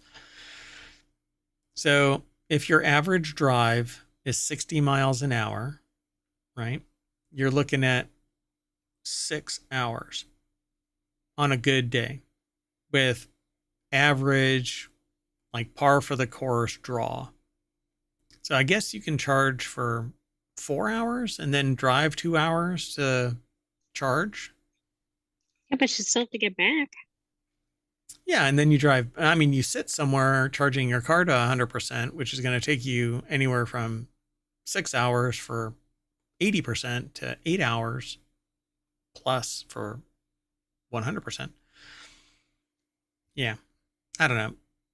This is it appeals to the person in me that says do good, but the logic side is going, this is almost an untenable position. You're not going to be able to provide a steady stream of power unless you keep on rotating EVs out.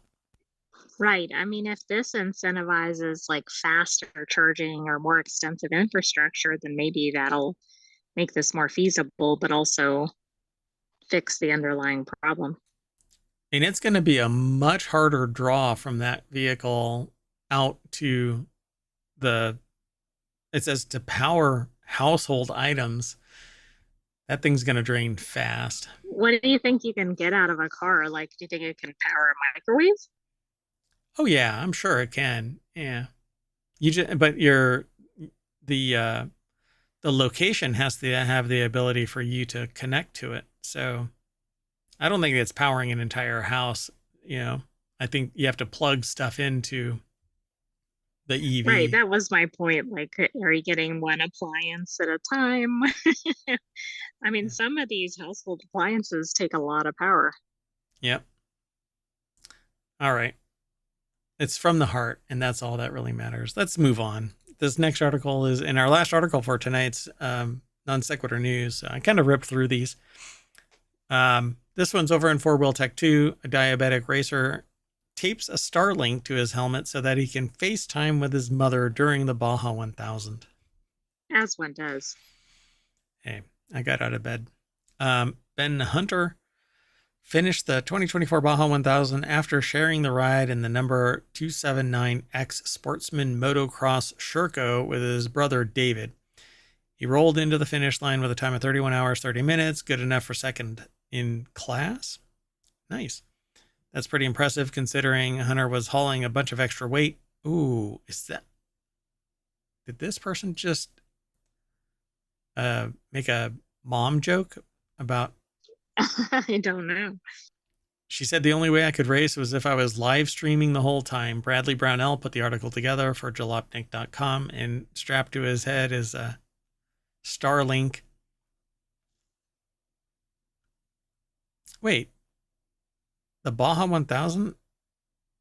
So moto class with his brother David. Were there two of them and they were side by side, or... That's not clear to me. Weird. Okay, so a huge Jackery battery was duct taped to the rear fender, a SpaceX Starlink mini duct tape to his helmet, and his mother on FaceTime duct tape across his chest. Ben's mother was able to keep tabs on his progress in one of the world's biggest and most difficult off-road races. There are links to video in this. I don't do anything with the website formerly known as Twitter. And so you can follow the links through ohmTown, or just go over to jalopnik.com and find the diabetic racer that tapes their Starlink to their helmet. Very unique.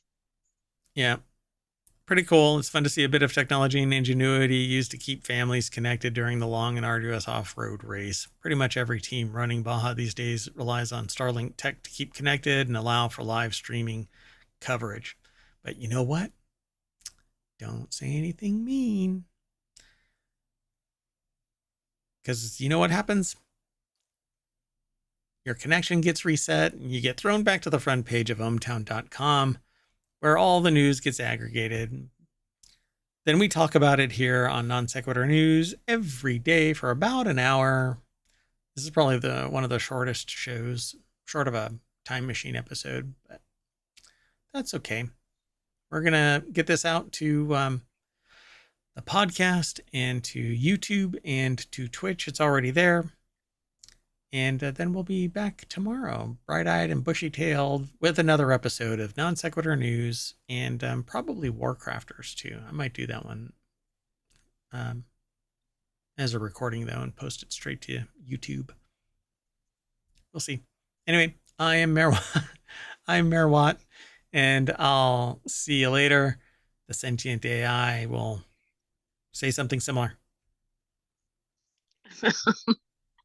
Good night, hometown citizens. Thanks for joining us for Non Sequitur News. Be back tomorrow for another episode, but check out our other soon.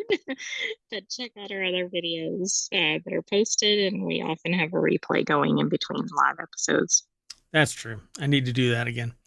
The other day, I actually spun up the replay for the night, and 4 minutes into the stream, power went out in the mayoral mansion, but not everywhere, only the studio. So that one was pleasant. I said, I'm just not coming back. All right. Well, we're out of here. See you tomorrow. Bye-bye.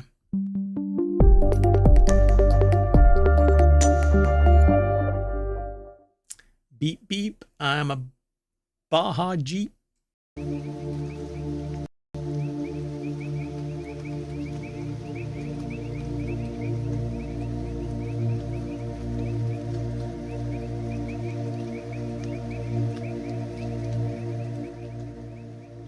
Hello, everybody, and welcome to Reality Hacker for November 16th, 2024. It's Season 1, Episode 43.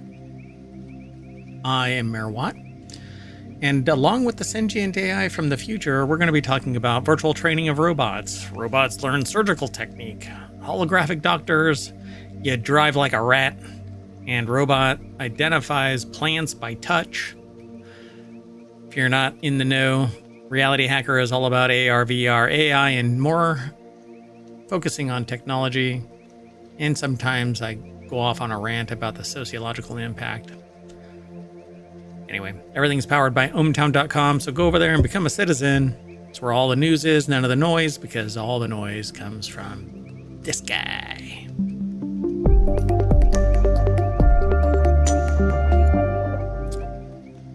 I got a text that just says, old mother. Anyway, let's get into this. Hello, sentient AI from the future. Hello, Mayor Watt from the present. Let's get going. We got 30 minutes to do this show. Then we're going to take a little bit of a break as we reset and do another show. And that show is Wanted, which is all about gadgets and gear. And then right after that show is the continuity report. And then we rejigger everything and start the whole day over because yesterday Mayor Watt was under the weather. And by under the weather, I mean, there's the weather right here and I was here. And so I was just drained. I couldn't even lift my eyelids. And so couldn't do the show. But now we're making up for it. That's what this is, a time machine episode. This article's over in Technology Today. Yes, I'm still aware that I haven't fixed the graphics down here. I'll fix them. It doesn't impact the speed of the site. Anyway, go over, become a citizen. That's really important. And like and subscribe over on YouTube and on Twitch. On YouTube, leave a comment, tell a friend. On Twitch, tell a friend. Discovery there is horrible as well. Anyway, virtual training uses generative AI to teach robots how to traverse real-world terrain. A team of roboticists and engineers at MIT CSAIL, Institute for AI and Fundamental Interactions, has developed a generative AI approach to teaching robots how to traverse terrain and move around objects in the real world. I find this one pretty fascinating. Because you can create virtual environments and then it's simulated. And then when you put the robot in the real world, when it detects that, it goes, oh, okay. Right? It's really fascinating. Who's training whom? Yep. So Bob Yurka over at techexplorer.com put the article together. The group has published a paper describing their work and possible uses for it in the archive preprint server. They also presented their ideas at the recent conference on robot learning, or Coral 2024, the Fighting Corals, held in Munich, November 6th through the 9th. Getting robots to navigate in the real world at some point involves teaching them to learn on the fly or by training them with the videos of similar robots in a real-world environment. While such training has proven to be effective in limited environments, it tends to fail when a robot encounters something novel.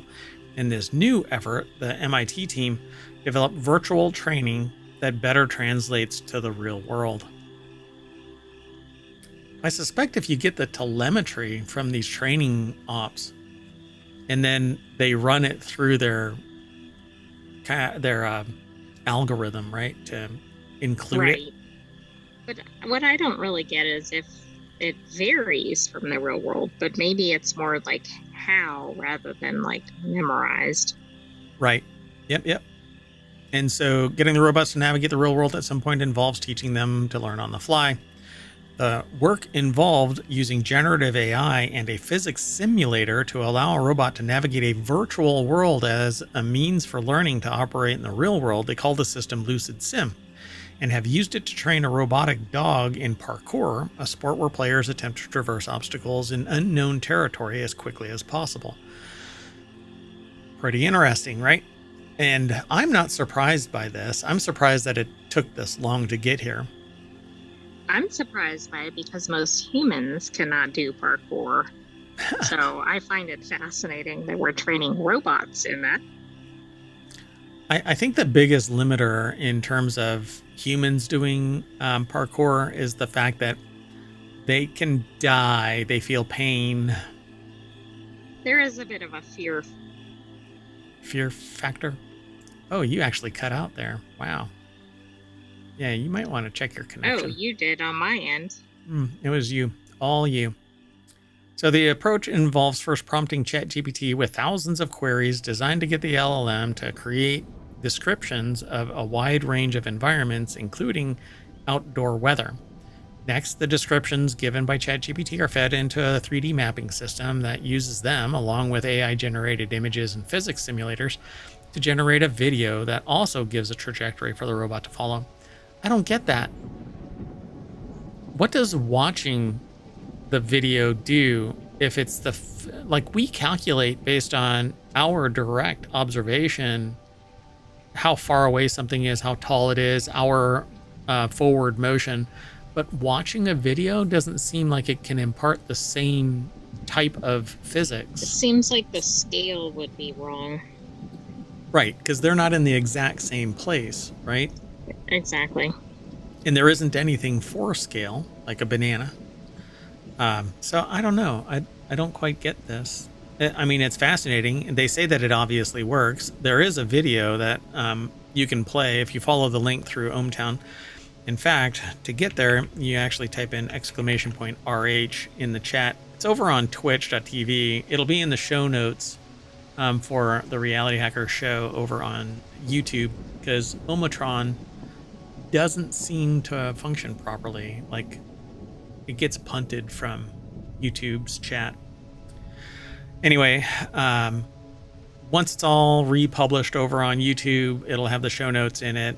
But you can actually get it from the ohmTown bot in the ohmTown chat room over on twitch.tv/ohmTown. Let's see if I can say ohmTown a few more times without driving people. ohmTown. So after virtual training, the robot was tested in the real world, and the researchers tested the system using a small four-legged robot equipped with a webcam, and they found it performed better than a similarly system trained the traditional way, just feeding it data. Now the team suggests that the improvements to their system could lead to a new approach to training robots in general. But to me, it seems like training them should involve providing them the raw telemetry so that they can see, and it translates into the real world. Like, oh, this is off by 1/8 of an inch with their telemetry. Right, and then it learns how, when the telemetry is different, how to overcome it. Right, exactly. Because that's how humans operate, right? So, like, I don't run at a set of stairs with the same speed every time. I'm looking at it going, well, that stair is higher or shorter, longer or shallower. And so I need to take that stride differently. And you can see that when, like what happened with me is I was running with someone on a long wharf.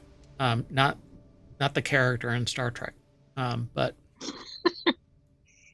at a beach, and there were cracks, and I could calculate the distance because I had plenty of experience, but the other person had no experience running on this.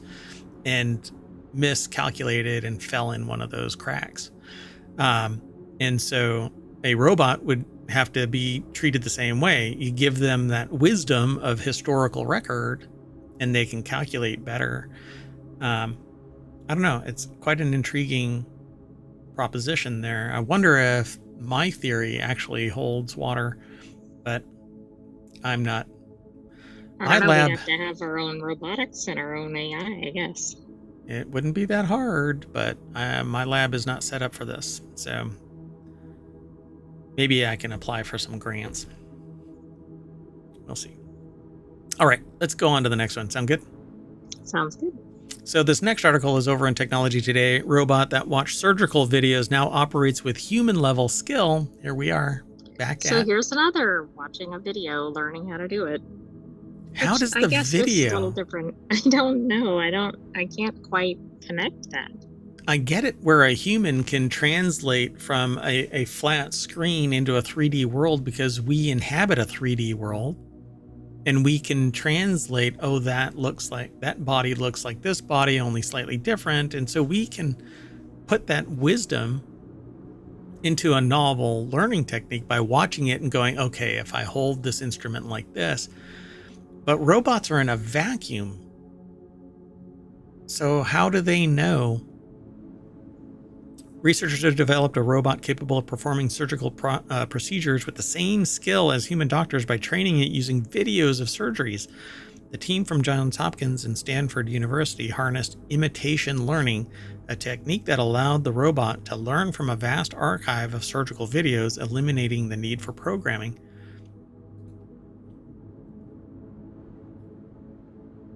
Ugh. Wow. This isn't terrifying.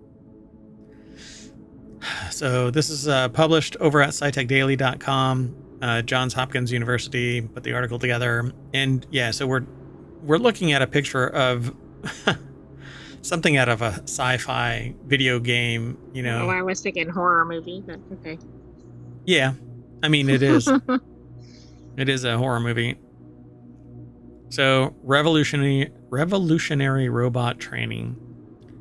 A robot has, for the first time, learned to perform surgery by watching videos of experienced surgeons, achieving a skill level comparable to human doctors. It's really magical, quote. It's really magical, says Axel Krieger, not Alex, Axel Krieger.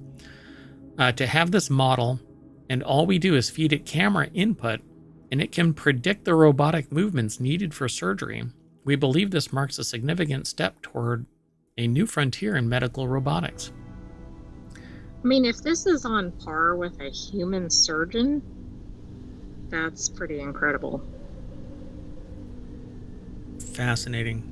Robotic surgery demonstration. There is a video that's embedded in this article. Again, you can follow the links through ohmTown over to these sources.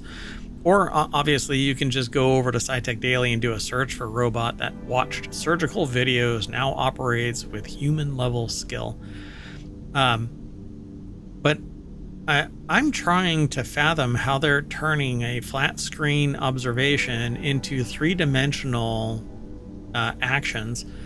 Now these Da Vinci robots that are used worldwide, we've heard of Da Vinci robots before. It says more than 50,000 surgeons are trained on the system, creating a large archive of data for robots to imitate, quote unquote, imitate. Literally, surgeons are now the wizards that are teaching these robots how to take their job. And the thing is, exactly. surgery is wildly expensive to begin with, let alone when this robot gets trained to take surgeons' jobs. It's not going to get cheaper. These robots incur a cost. I agree. This answers part of what we've been talking about, because apparently some of these were recorded from wrist cameras on the robots. So maybe there is more of a 3D. So they're triangulating basically. Aspect or something, maybe, yeah. Yeah, so if you're looking at this video up here, I don't know if this is the actual robot or if this one down here is the actual robot. Or maybe they both are. But yeah. So like this one here, I could see that it could translate motion because it has like a wrist right here, and it can take that video and go, oh, okay. Oh, right. Maybe it can combine it with the data, like, oh, I moved X number of degrees or something. I don't know. Yeah. But not everybody is the exact same. So everything has to be in the same exact location unless there's some type of image analysis engine that says, well, the kidney is over here a little bit compared to the last one. Well, that's the other problem, because humans aren't built, uniformly compared to the next person. Yeah. Similarly. Only Lady Gaga was built that way. I mean, that's what she says. That's what she says. So while the Da Vinci system is widely used, researchers say it's notoriously imprecise. However, the team found a way to make the flawed input work. The key was training the model to perform relative movements rather than absolute actions, which are inaccurate. I agree. All we need is an image input, and then the system finds the right action. So that answers what I was talking about. Sort of. I mean, they're kind of doing woo-woo language here. Oh, it just finds. Right. It's like draw the rest of the freaking owl thing. Mm-hmm. Yeah. We find that even a few hundred demos, the model is able to learn the procedure and generalize new environments it hasn't encountered. And the team trained the robot to perform 3 tasks: manipulate a needle, lift body tissue, and suture. So manipulating a needle is one thing. I don't know. They're saying that it performs at the human level, but the human level goes way beyond manipulating a needle, lifting body tissue, and suture. True, but could this give another pair of arms or whatever in a surgery, which in some of these seconds matter? Sure. I mean, this is the baby steps, but again, we go back to hubris. That the idea that this robot is at parity with humans. I'm pretty sure I don't know a single medical doctor that has a practice that's going to sit there and go, yeah, it's totally on par with what I do. And if they are, then they are trying to get out of the industry and invest in this company that's spinning up. And there will be a company that spins up.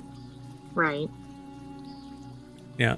So the funding is from the National Science Foundation Advanced Research Projects Agency, aka ARPA, which is a sister agency to DARPA, the Defense Advanced Research Project Agency, which is the one that footed the bill for the creation of Google, by the way. So, right, that minor thing that people use. Although the people that I talked to most recently are using ChatGPT to find their answers. Oddly enough, it'll be interesting to see what the future of Google's like. But of course, they've already incorporated AI. Their own AI, yeah. So anybody who thinks that we're over the hump of AI innovation has lost their freaking mind. We're at the baby steps. This is just a little baby. Just wait. And it's a super intelligent baby, and that's what's really frightening. Right. It's like it's advancing in like the equivalent of like pet years or something. Yeah, right? you're like it's just going a lot faster than humans would. AI is 2 years old. Well, AI in its forward-facing, consumer-centric form is less than 2 years old, but it is operating like it's 200 years old. Right. Look at what it's already doing. Yeah. Absolute recall of 100% of its knowledge base, which is as much as it can consume and growing. I mean, when we get to the point where we need nuclear power plants to support the data center that's driving the channels, the channels of information into and out of AI, come on now. And no, just for the record, no, not everybody's going to be able to find some subordinate job that blah, blah, blah. Anyway, let's move on. Sound good? Sounds good. So the next article is over in Non Sequitur News, which is our other show, the one that just passed yesterday, today, the day after tomorrow. Which day? The day, I don't know. Today's a time machine show. Anyway, rural hospitals install holograph machine so doctors can appear from elsewhere. Would that make them Saint Elsewhere? That show that's now in litigation? Oh, I mean, maybe it was prescient. Oh. So Crescent Regional Hospital outside Dallas, Texas, has become the first in the country to offer doctor appointments with a holographic machine, allowing overworked medical specialists who often have to visit multiple medical centers in a week and sometimes even a day to see more patients. It also comes with the added bonus of turning your typically dreary telehealth visit into something a bit more lifelike and personable, though, of course, there's no beating the real thing. Yeah, that's because people can't actually see it firsthand, can't just reach out and touch it. Well, and as a doctor, there are some things you need to physically examine the patient. Yeah, just be worried if your doctor says you must work out. Anyway, the article is over at futurism.com. The Futurism has these different labels for stuff. This is under Neoscope. I don't understand it, but Frank Landemore over at futurism.com put the article together. I wonder if it's like ohmTown, where they aggregate or write and publish like under dozens Maybe, but we haven't really. Oh, I guess so. Where's Neoscope on this? It's on the top right. That whole thing? So it's all of this stuff. Okay. Yes. Yeah, anyway, so we aggregate a bunch of news into various categories, and this is one of them. I can see the 3 dimensions of the anesthesiologist, mispronounced that one right off the bat, anesthesiologist's head, legs, and torso in lifelike detail. But look, you can't smack an anesthesiologist that gave the wrong dose if they are a hologram. Well, they can't give a dose if they're a hologram. Remote, if they're all wired up. Oh, with like a Da Vinci robot or something? Yeah. Like when you're in an MRI, they dose you remotely. So you're wired up in another room, you go into the MRI, they connect you to the machine, and then there's plungers that push that stuff. Yeah, it's creepy, by the way, particularly when you make connection. Anyway. So, yeah. So these are big boxes that create the impression of a hologram.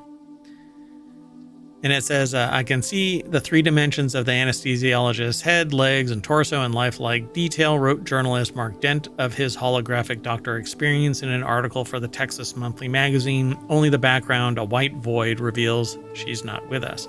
The holographic device is called the Holobox, designed by the Netherlands startup HoloConnect. With the stature of an oversized vending machine, a holobox more or less functions as an enormous booth that can display a lifelike image of a physician or anyone else calling in. Wow. What happens when somebody's looking at this like, oh, that's a physician, but wait, it's not actually. Oh, yeah, really? Well, you end up transferring funds from financial accounts because people think that hologram is the CEO of... Exactly. Yeah, we saw that in the financial industry. Yeah. So the holographs are created using a transparent LCD screen, which is practically invisible. Housed behind a layer of anti-glare glass. As such, the images aren't being impacted or projected into 3D space, but create the illusion of 3-dimensionality.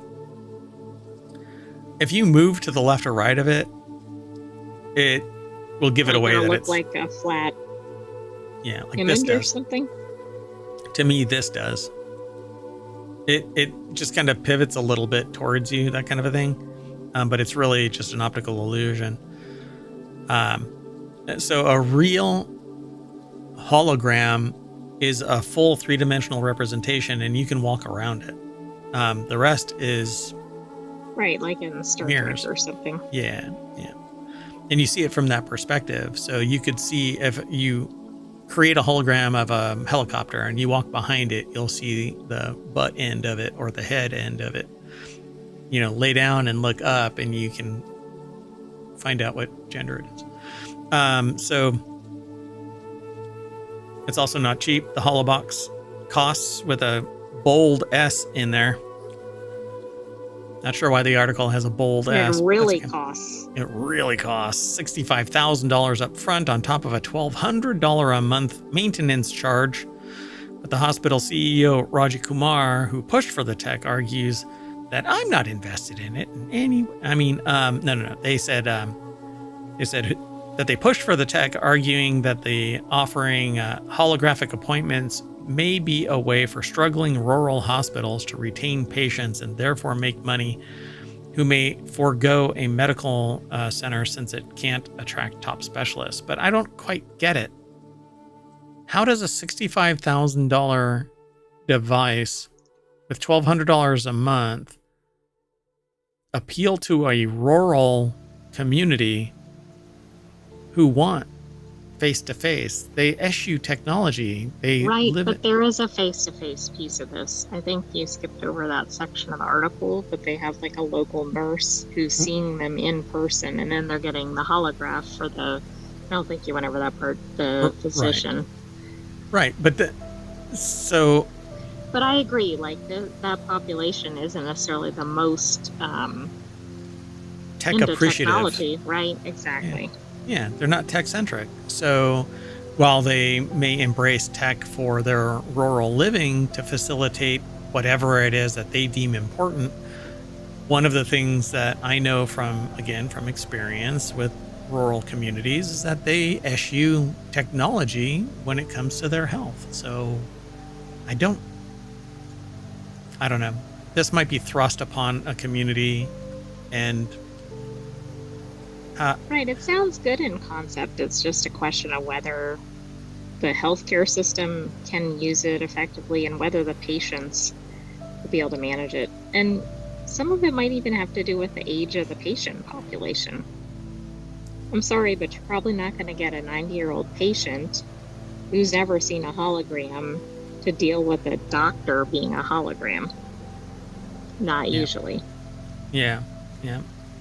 As the first hospital to deploy the technology this way, Crescent is currently using the Holobox for pre-surgery and post-surgery consultations at a Peton. That's a doctor, anesthesiologist. Told Texas Monthly that it allows her to discharge patients sooner than if she had to wait to drive to the county, a trip she's only scheduled to make twice a week.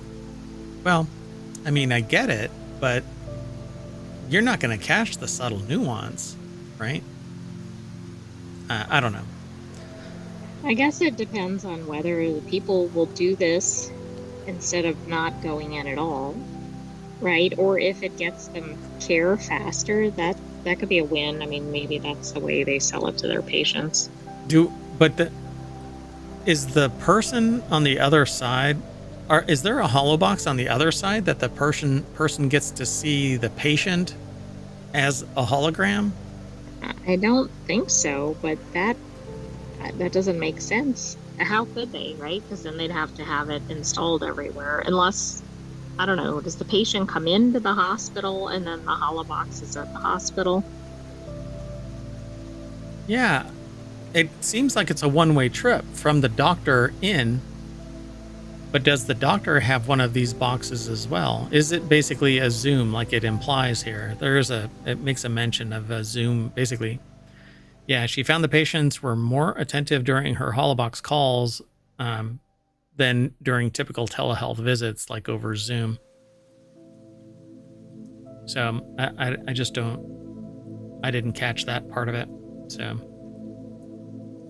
yeah. It appears that the patient goes to an actual hospital location. Right. So then maybe that hospital location has one to receive the inbound. I don't know. See, because this gives the implication that it's patients being seen by the doctor. It does, but I don't know how the patients would have the technology to do that unless maybe, I don't know. I mean, they obviously don't know enough. Yeah, I think they go to the office and then there's something that scans them so that they can be seen on the I see. In the holobox. But then there has to be a $65,000 device in both points and $1,200 a month for each device.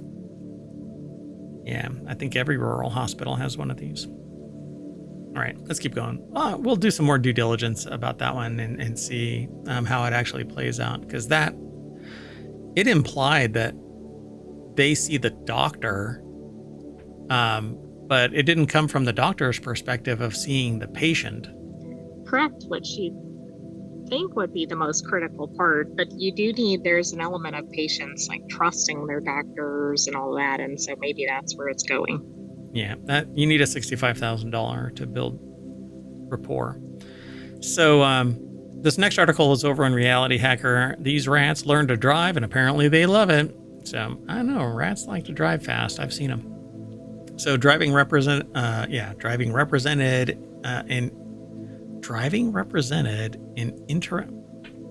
you know what?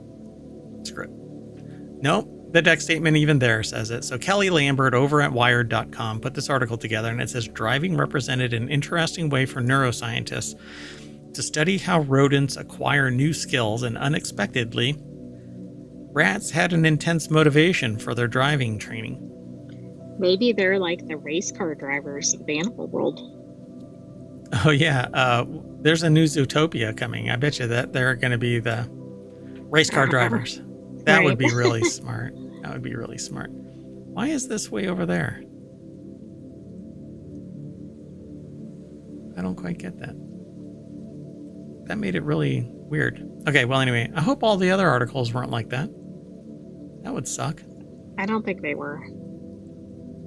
All right. Well, anyway, as expected, rats housed in enriched environments, complete with toys, space, and companions, learn to drive faster than those in standard cages.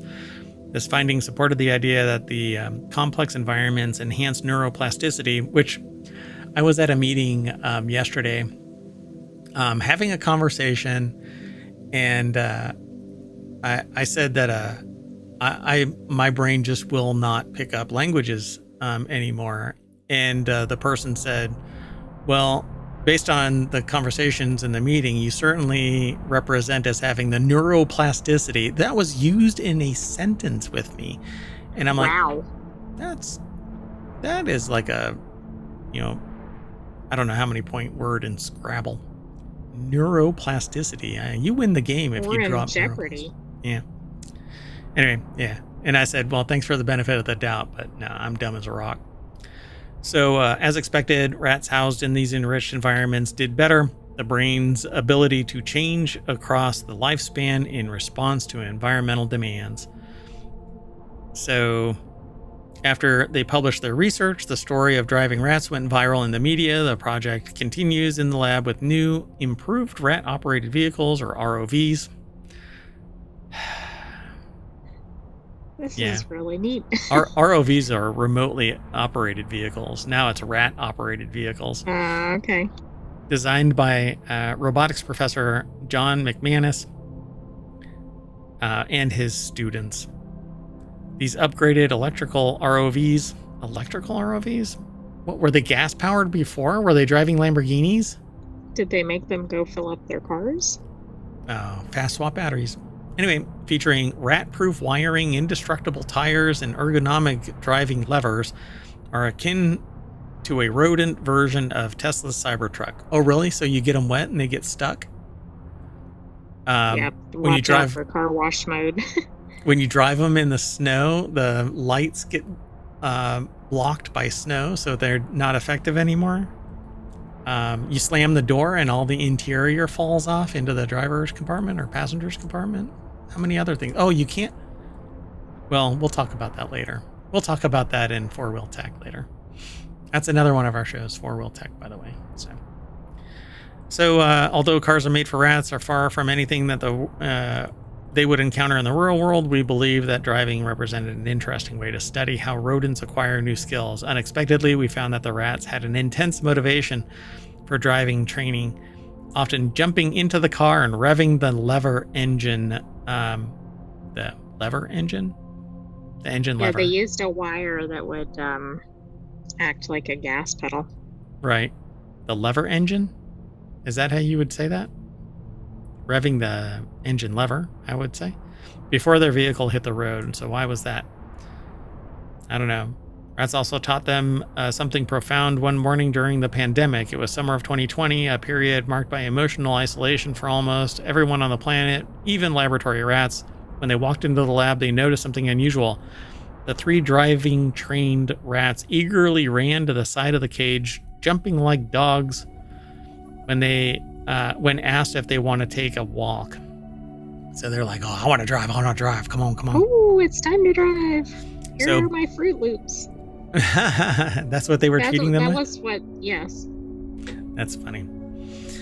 So building on foundational learning approaches such as operant conditioning, which reinforces targeted behavior through strategic incentives, we train the rats step by step in the driver's ed programs. So they basically were taught how to do all of these things, and now they eagerly do it because they wanted Fruit Loops. That's right. I think they only got like a single Fruit Loop when they drove a car. Oh my goodness. These are omnidirectional tires too. Oh, wow. These aren't just going forward and backward and steering left and right so that you turn wheels. These are actually omnidirectional. Fascinating. I wonder if they started figuring out how to steer like the most efficient path or whatever. Yeah, or like pivot in place, or if sideways. they wanted to drive around. Yeah. Oh my gosh. So this became a wait for it research program. We dubbed this new line of study uppers, unpredictable positive experience responses, where rats were trained to wait for rewards. In contrast, control rats received their rewards immediately. After about a month of training, we exposed the rats to different tests to determine how waiting for positive experiences affects how they learn and behave. We're currently peering into the brains to map the neural footprint of extended positive experiences. This does not bode well for humans. That current climate is one of those things where you're not going to get paid unless you complete 80 hours in a work period. Right. Yeah. So it says it wasn't just the effects of anticipation on rat behavior that caught our attention. One day, a student noticed something strange. One of the rats in the group, trained to expect positive experiences, had its tail straight up with a crook in the end, resembling the handle of an old-fashioned umbrella. They'd never seen this in their decades of working with rats. Reviewing the video footage, we found that the rats trained to anticipate positive experiences were more likely to hold their tails high than untrained rats. But why did they do that? They posted a picture of the behavior on social media. Fellow neuroscientists identified it as a gentler form of what's called a straub tail, typically seen in rats given the opioid morphine. The S-shaped curl. So they were basically having a positive, biochemical reaction effect. Yeah, like Pavlov, they were already happy because they were about to get trained on whatever is going on. Yeah, so the straub tail behavior subsides. When the dopamine is blocked, the straub tail behavior subsides. So they basically got a dopamine rush, just like so many internet users. You know what? We'll let you read the rest of this. Let's go on to the next and our last one for today's Reality Hacker. We've got 2 more shows and then we got to reset. We'll probably be doing this until 10. So, a robot identifies plants by touching their leaves, but I'm sure the robot asks first. Researchers in China have developed a robot that identifies different plant species at various stages of growth by touching their leaves with an electrode.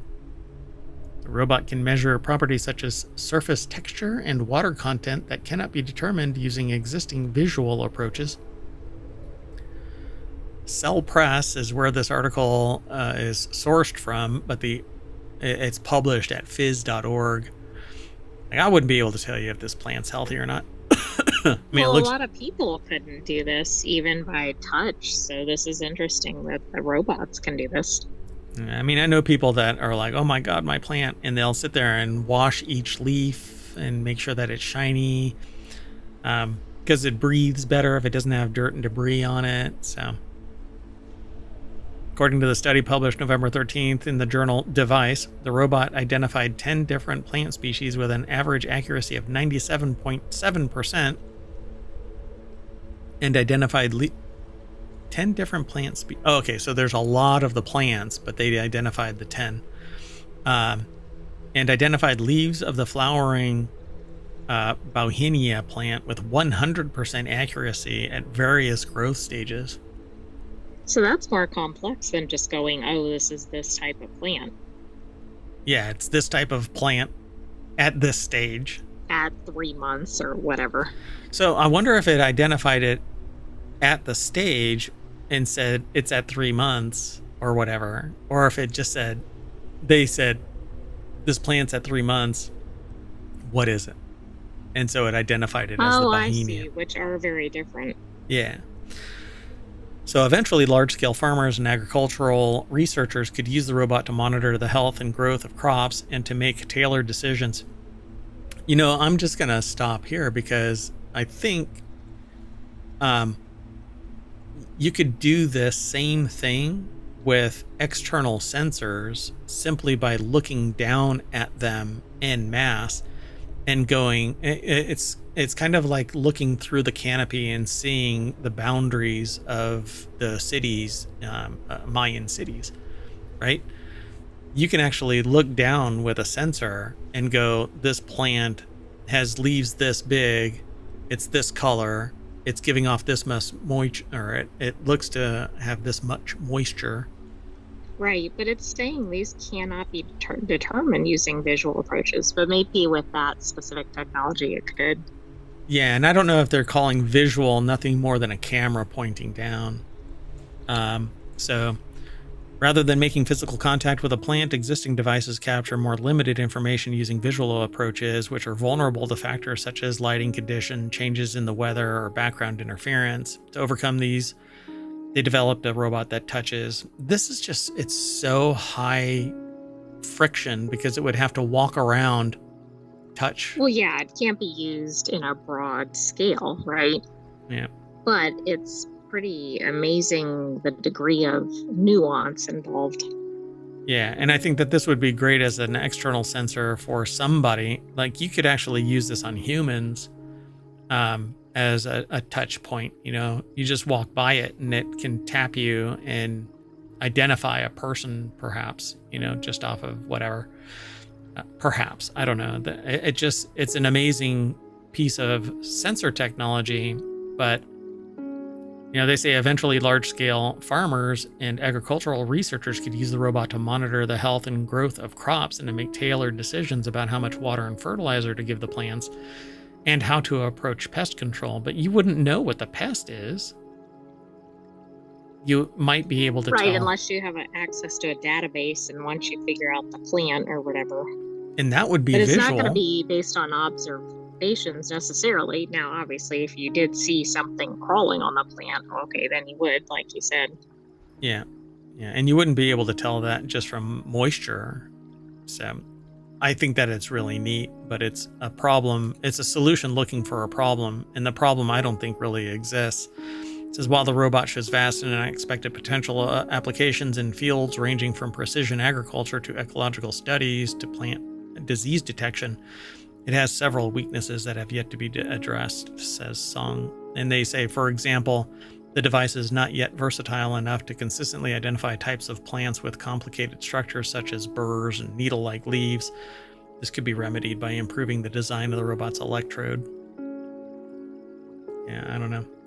All right, but that's it. I think that we're going to use this bot to tap us back into the front page of Reality Hacker at ohmTown.com, and we're going to reset. So we're going to shut down the stream and rejigger everything, and we'll be back for Wanted, which is all about gadgets and gear. So I'm Mayor Watt signing off, and the sentient AI will do the same.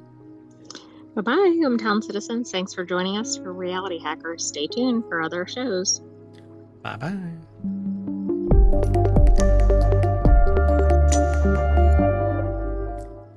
And I don't know if I want a robot touching me.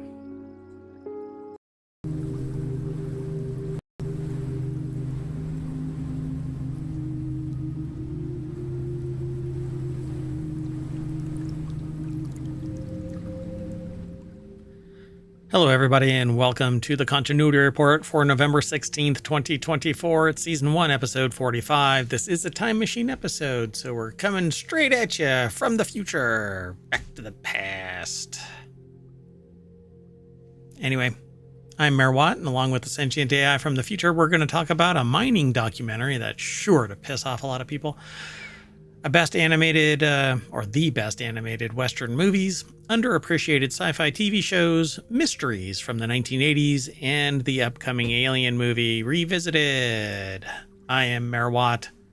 Go over to ohmTown.com and become a citizen. Also follow us on YouTube and Twitch, Discord, Patreon, TikTok. Download the podcasts.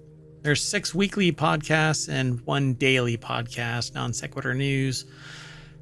This is one of the 6, the Continuity Report. That's all about entertainment news. Be sure to stick around. See you on the other side.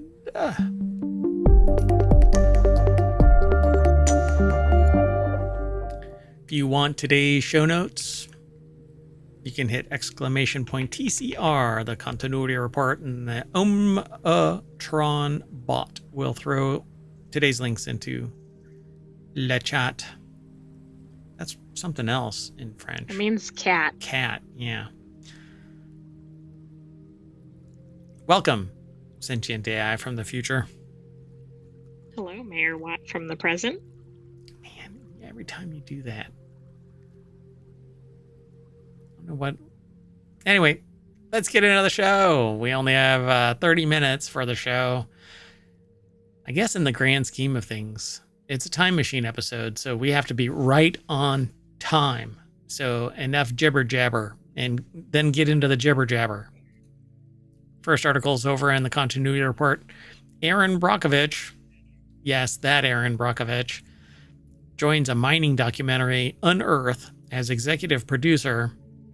This is an exclusive over at Variety, so we really don't go through line by line of any of our articles, but the little snippet says environmental activist Aaron Brockovich has signed on to executive produce Unearth, a new documentary that will make its world premiere at Doc NYC on November 16th. We are a weekly show, by the way, so this is actually fairly new, considering it was in the last 24 hours that the documentary hit New York. Produced and shot by Hunter Nolan, Unearth tells the story of 2 sets of siblings, the Salmon sisters, the fighting salmon, and the Strickland brothers, the fighting Strickland, who live in Alaska. And so, mining is hilarious. Yeah, that's an odd screenshot for this. They're firing like a confetti gun at a camera. Addie Morefoot over at Variety.com put the article together. And it says here that directed, produced, and shot by Hunter Nolan. Unearth tells the story of 2 sets of siblings, the Salmon sisters and the Strickland brothers, who live in Alaska's Bristol Bay. Both sets of siblings are alarmed when they learn of and fight against advanced plans for a pebble mine, a massive open pit gold and copper mine in the vicinity of their homes. Wow. Well, I mean, if Aaron Brockovich is signed on, it should be interesting, at least. Yeah. The 93-minute doc reveals systemic failures in mining and balance between the need for materials and their environmental costs. Well, yeah, and the way that open pit mining works is rather disgusting, because you end up with what's the proper term for it? I forgot. Pits. There's these giant pits of liquid that have tailings from the copper processing and gold processing, because what you get aren't nuggets. What you get are finings, just basically particulates where chemicals are applied. It seeps out, and then you distill it out into... Right, which could make its way into other things like water supplies. Correct. And they're considered, well, toxic. Copper in particular And so none of this is really good. So the film reminds us of the promise that activism holds in the face of fatigue and disillusionment, Brockovich said. They're deeply inspired. Brockovich says, deeply inspired by Christina and Alexandra Salmon's unwavering determination to safeguard Bristol Bay from the environmental and cultural devastation that the proposed pebble mine could bring. Indeed. Yeah, and if you've never seen the movie, Aaron Brockovich. It's definitely worth a watch, and it is based on a real story. Yep. So Nolan co-directed Unearthed with Strickland brothers, Oberon and Dunedin. He is seeking distribution for the film out of Doc NYC. The director is hopeful that Brockovich's involvement with the doc will help lead to an eventual sale. If not the sale of the documentary itself, then maybe movie rights if they can make it compelling.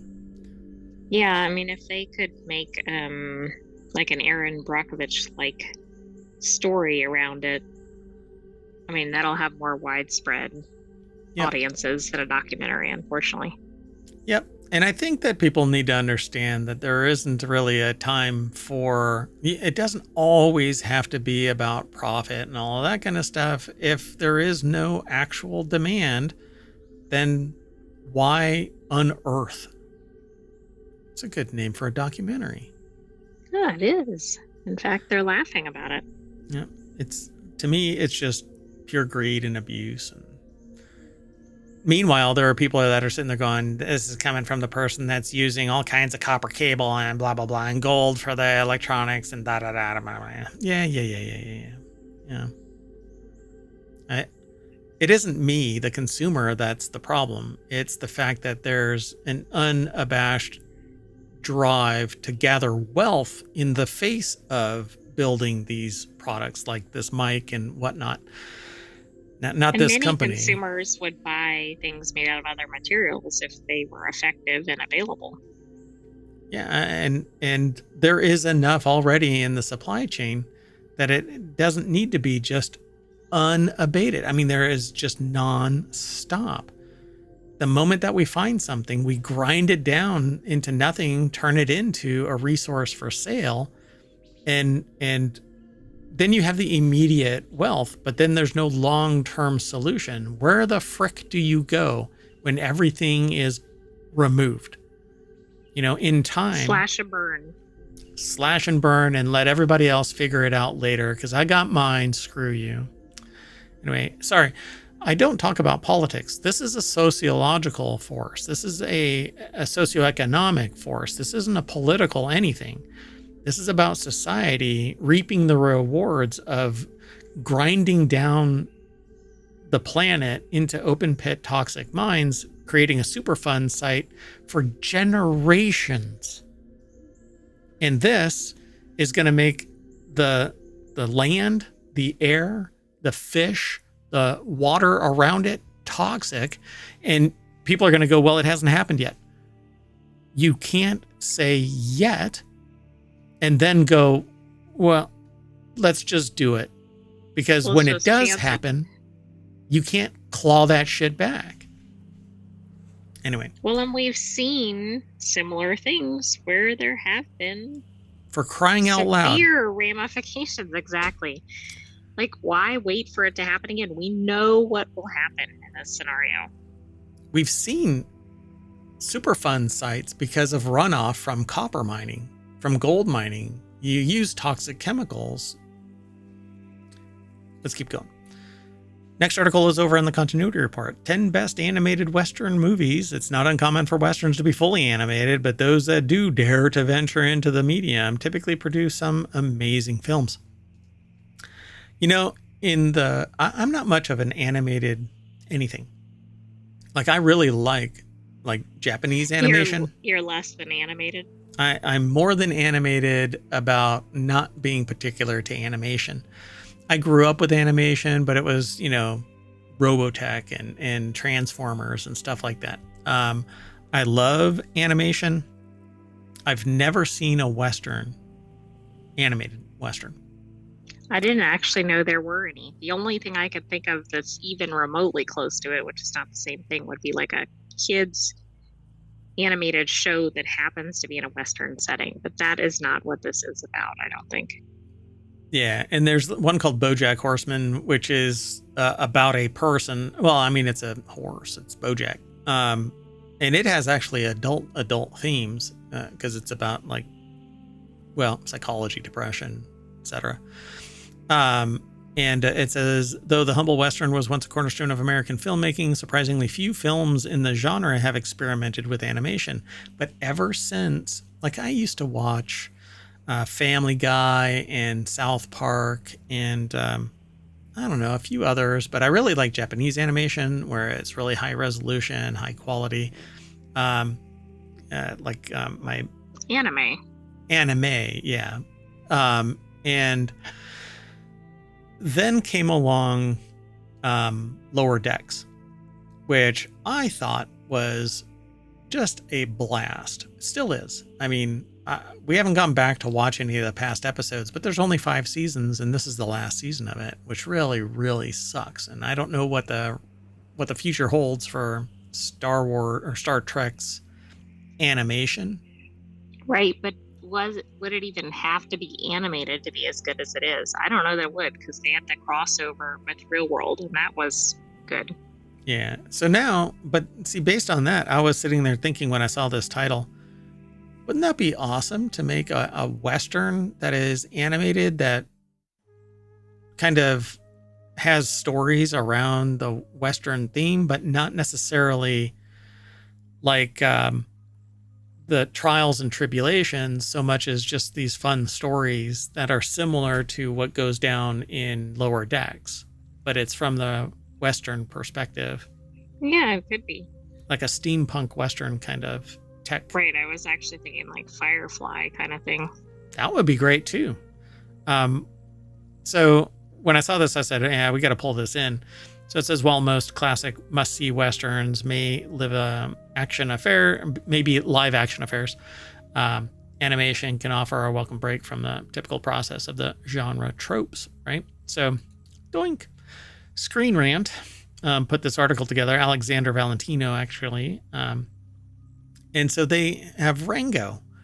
And this is a top 10 list. Okay, so this is not where I thought it was going. So Rango is a masterpiece by Gore Verbinski, better known for the Pirates of the Caribbean series. Rango is the gold standard when it comes to animated Westerns. And titular chameleon is Johnny Depp, who is also in the Pirates of the Caribbean series. Really? Did we have to? Oh, it's because Gore was from... Okay. Yep. I'm like, do we have to explain who Johnny Depp is? Well, they don't actually. They just say, taking place in the American Southwest, Rango stars Johnny Depp as the titular chameleon. This is a fun watch. I would love to go back and watch it again. It's been a long time. 2011 is when I initially saw it. I would love to go back and watch it again. So we'll put that on the list. Daisy Town from 1971. So this is over 50 years old. So does it have legs? Not sure. Got to put it on the list. Part of the continuity report. Most animated Westerns are only created or in the last couple of decades, yearning to surprise audiences with a new spin on the irreverent genre. One of the most glaring exceptions to this rule is 1971's Daisy Town. Emerging criminal influence soon calls for a response from Lucky Luke, the quick-witted lawbringer, capable of drawing a gun faster than his own shadow. That actually might be how it works, because you move and then light passes past you. Right. That seems like that's how it's supposed to be. Kind of. I mean, you wouldn't be able to tell the difference, but they're so fast that everybody can tell the difference. My gosh. Anyway, the whimsical olden style of animation is also something of a lost art, being hard to find in the modern era of filmmaking. Yeah, for sure. It's cell-based. You know, they flip like flip book. Can't imagine. Wow. Yes. Yeah, might have to put that on the list, right? Spirit, stallion of the, is it Cimarron? Is that how it's pronounced? I think so, but I think so too. You know, I don't rely on my pronunciation skills on this channel. Yeah, we have experience here. So the film isn't perfect, they say, with a fairly shallow narrative.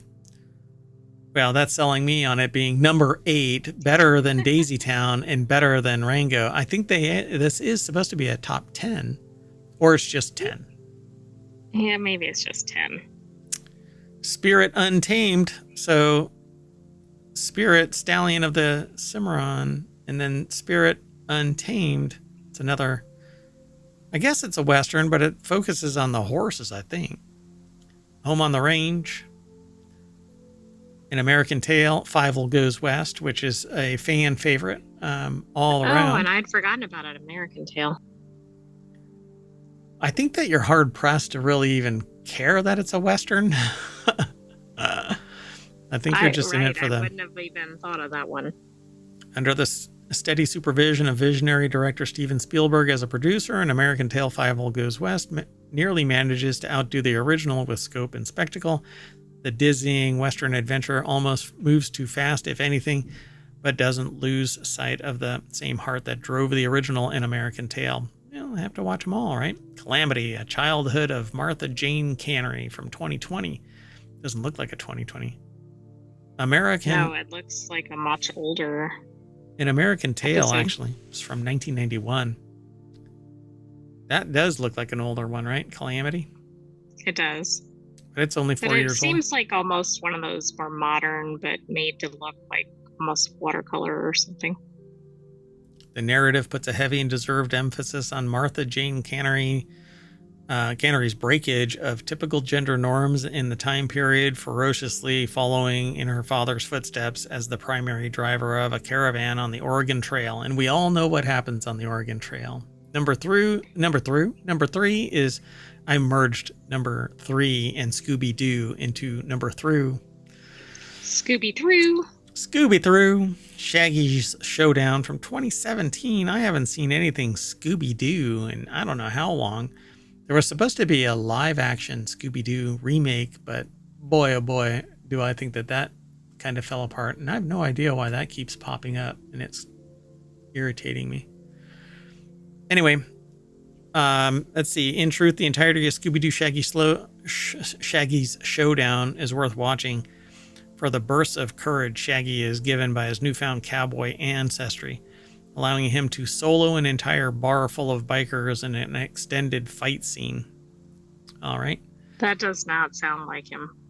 Borrowed Time is number 2. Impossible not to mention when it comes to the greatest animated films to delve into the American West, directed by Pixar veterans Andrew Coates and Lou Hamu-Lodge. The brief story centers on a father-son duo driving a caravan who are struck by tragedy when a horrible accident befalls them. In the wake of the event, the son must battle with the intense emotional fallout of his memories swirling around the beloved pocket watch gifted to him by his father. Oh, that one's going to be a fun one. Yeah, that sounds uplifting. And I saw this Jonah Hex as a live action version of the animation or animation. It's not really anime. Okay, interesting.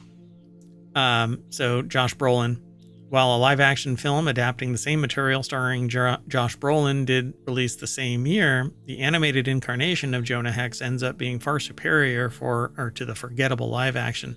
That's because you can go way beyond physical limitations in a live-action movie. In short, the scarred bounty hunter finds himself in a confrontation with a deadly femme fatale after finding she had already beaten him to the punch of his latest quarry.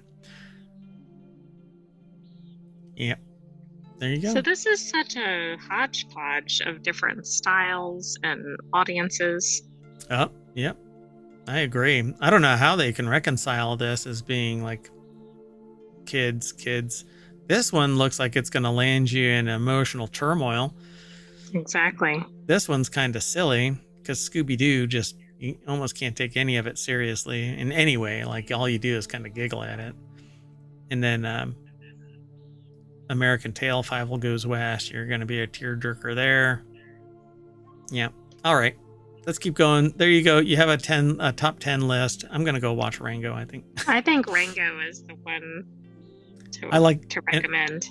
Yeah, and I like the style of its animation, so let's keep going. Moving on. Next article is over in the continuity report. 10 underappreciated sci-fi shows that you should go back and watch. They appeal to sci-fi shows like Black Mirror. My gosh. Black Mirror, Dark, Station 11. Some of the best dystopian TV shows. I don't know. Silo. Let's see if that's all Well, on it this. might be on here. So the next article here is over at Screen Rant. Atreyu Palette put the article together. We're going to run through this real quick. So Killjoys is a series from 2015 to 2019. They're actually they're bounty hunters, if I recall correctly. Set in outer space, Killjoys tells the story of 3 bounty hunters who work in the Quad, a system of 4 planets. They're official agents of the Reclamation Apprehension Coalition, the RAC, which is a neutral organization that maintains peace in the Quad without pleading allegiance to any of the planetary governments. Set during a period when war looms on the horizon, Killjoys follows the trio of bounty hunters as they chase dangerous warrants to keep. That looks like that could be an interesting show. I'm not sure what ended up happening to this. I had started to watch a little bit of it and it just didn't grab me, but maybe, if I watch more of it, and times change, and so maybe I'll find new appreciation of it, kind of like what happened with Arrested Development, right? I use that as kind of like the pivot point of me realizing, a show that I didn't watch when, like Schitt's Creek, I didn't think that I liked that when it was originally aired, but then ended up loving it. Right, it's pretty funny. Childhood's End. Arthur C. Clarke's novel Childhood's End was adopted for a 3-episode miniseries that struggles to live up to the novel, but still manages to tell a compelling story by itself. The arrival of an alien lord ushers in an idyllic age of prosperity for humanity as Earth thrives under his influence. However, when he exposes his real form to people, the fallout starts a chain of events which eventually lead to catastrophe. That might be an interesting watch. It does have a 6.8 out of 10, though. Yeah, but that might be worth watching. Counterpoint was awesome, 2017 to 2019, and I think it ended too soon. Counterpart. Yeah, Counterpart. Did I say point? Sorry. Counterpart. Basically, it's a parallel Earth, and you go through what do you call it? Not really like a portal. You almost walk through to the other side or something. Yeah, but there's like barriers that prevent you from just stumbling into it. But yeah, it's pretty cool. 2 parallel Earths who are caught in a Cold War after one is suspected to be responsible for the outbreak of a pandemic on the other. The audience's point of focus becomes an agent played by J.K. Simmons, whose job involves exchanging seemingly nonsensical messages because he doesn't have the security clearance necessary to know more. And so, yeah, they get translated by another department. So they're nothing but intermediaries. And this is one that is like full immersion. Like you gotta actually pay attention to it. There's a lot going on in this show. How this has an 8 out of 10, I'll never understand it, but that's what I mean. Like, I think that one with a 6 something, that's probably a good show. Yeah, for sure. Counterpart is one of those rare TV shows with a 100% on Rotten Tomatoes for each of its seasons. Unfortunately, it's a victim to the trend of canceling acclaimed sci-fi streaming shows and didn't get renewed for a 3rd season. So why? Why did they get the canceling? As in canceling because it is a sci-fi streaming show, or was it canceled because of some social movement? No, I don't think so, because there was a big to-do when, I don't know if it was Foundation, some show on Apple recently we did coverage of it in another continuity report, and it was such a big to-do that it made it to like 5 seasons. Really? There's been a trend of these just getting canceled really early. Interesting. I'll have to go. I don't remember that. Okay. Then there's Fringe, 2008 to 2013. This is kind of like an X-Files that was actually pretty interesting, but it had a lot of weirdness in it. But we'll have to go back. I think that this would be a fun watch for sure, because I never watched all of it, but it has an 8.4 out of 10 from IMDb. But Fringe ran from 2008 to 2013. And it's kind of like a Friday the 13th show with X-Files mixed in. It says Fringe is often considered to have predicted most of the modern sci-fi shows' tropes as a pioneer, a masterfully paced show that gets off to a slow start in its pilot season. And that might be why I stopped watching, because I only watched its first year. Right, but who knew you had to stick around to the second season or whatever? Yeah. Set in a world where singularities from different parallel Earths pose threats to life, Fringe follows the FBI Fringe Division, which uses fringe science to deal with extraordinary circumstances caused by the singularities, which I don't remember even being brought up in the first season. That's how bad this is. So then there's Lex, which it is a weird show that is not meant for kids. It's a 7.3 out of 10. It ran from 1996 to 2002. It has a weird ship, and it says that it's a cross between science fiction and a sex comedy, because there's a lot That's an odd crossover. There's a lot of eroticism stuff in it. So with the colorful crew of people, including a robot with a gimp mask, the Lex is a spaceship of sorts that floats in outer space and goes through a series of misadventures during the first season, which is a set of 4 feature-length made-for-TV movies. Yeah. But it's a longer series, if I recall correctly. It had 4 seasons. Anyway, the ship is called the Lex. So while Lex becomes more serious in its latter seasons, it also loses its grasp on the constructs of the world that it's set in, introducing magic at one point, which doesn't gel well with technological advancement being the only form of fantasy up until then. Yeah. Sense8 I never watched. It's from 2015 to 2018. Created by the Wachowski sisters. Sense8 features an ensemble cast playing 8 different people from around the world. So, yeah. Let's see. Not only does Sense8 feature multiple queer main characters in non-normative relationships, it also is culturally diverse, featuring main characters from all around the world whose relationships with their culture define their arcs in the show. Interesting. Somewhat almost dangerous in this day and age. Yeah. Then Scavenger's Reign. We're going to run really late today, I think, if I don't hurry. Scavenger's Reign. Which is this animated? Yeah, a rare adult animated sci-fi show. Scavenger's Reign tells the story of the survivors of a crashed interstellar vehicle as they crash into the planet in pods. Farscape, that's kind of like Lex, without the adult aspects of it. 1999 to 2003. Legion, which is about a certain person, if I recall correctly. Yeah. Legion is a whole bunch of things, all in one. Like yeah. Oh, I didn't know this was a Marvel one. Yeah. Abandons all formulaic narrative structure in its third and final season, where arcs bleed into one another. In a glorious climactic moment of reconciliation for the main character, who no longer knows if he is a villain or a hero. That's how I was going to describe Legion, as an anti-hero.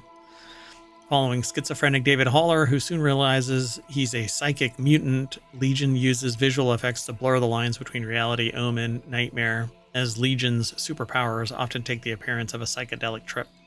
It actually was quite a turnoff for me. I wasn't really into the series. Then Paper Girls, which I've never watched a single moment of. It's based on the sci-fi comic series. Paper Girls follows 4 girls with a paper route who find themselves one fateful Halloween? Interesting. So, caught in a war between factions of time travelers and end up on wild adventures that take them to their future selves So it's kind of like Time Bandits, but Oh, okay. apparently all girls. That's a pretty good rating. I have never heard of it. 7.3 out of 10 for IMDb, but who knows? Rotten Tomatoes probably gives it a 1,000. But it's really all compelled by the writing and then the transformation of that writing into on screen by the actor. So it says, despite having a wacky premise, which it's sci-fi for crying out loud. Right, they're all going to have a wacky premise. Pretty much, if you don't suspend disbelief. Instead of focusing on the technological aspects of things or trying to figure out how the characters will get back to their timelines, the viewers are invested in how their interactions with their future selves will change who they are in the present. Pretty cool. I don't know what the age group is for that, but... No, I don't know if that's actually for adults or for kids. Yeah. Let's keep going. This next article is the 10 best mystery movies from the 1980s that can still keep you guessing. It's over at Screen Rant. Eli Morrison put this article together, and we're going to run through this really quick. I'd love to stay and chat, but we've got one more after this one, and the time machine is overheating. So they talk about Dead and Buried. Again, let me just say that this is the 10 best mystery movies from the 1980s that can still keep you guessing. Blowout, directed by Brian De Palma, 1981. Dead and Buried, 1981. Cutter's Way. I guess this was a good year for mysteries. Telling you, though, the 80s was just rife with everything that I really liked. From horror movies to romantic comedies to Police Academy and stuff like that. None of that stuff is going to be allowed to be made in the future. And hasn't been since. Maybe the closest to the 80s is probably American Pie series. Right, and I'm surprised that was able to be made. So Cutter's Way, 1981 by Ivan Passer. Mississippi Burning, 1988, which is a huge jump. That has Gene Hackman and Willem Dafoe, which... you can't go wrong. It's probably hard to go wrong with the casting. Yep. Blue Velvet, which is dangerous. Fans of David Lynch's dreamlike surrealist style should definitely check out Blue Velvet. 1986 mystery from the acclaimed director behind iconic films like Eraserhead and Mulholland Drive. Won't even get into it, but... it's probably got to be unusual with... Lynch. Lynch, yes, thank you. Then there's Clue from 1985. Cannot go wrong with that. The whole cast is absolutely awesome. Tim Curry in particular. Yeah, just steals the show. Frantic, 1988 by Roman Polanski. Evil Under the Sun, Guy Hamilton, 1982.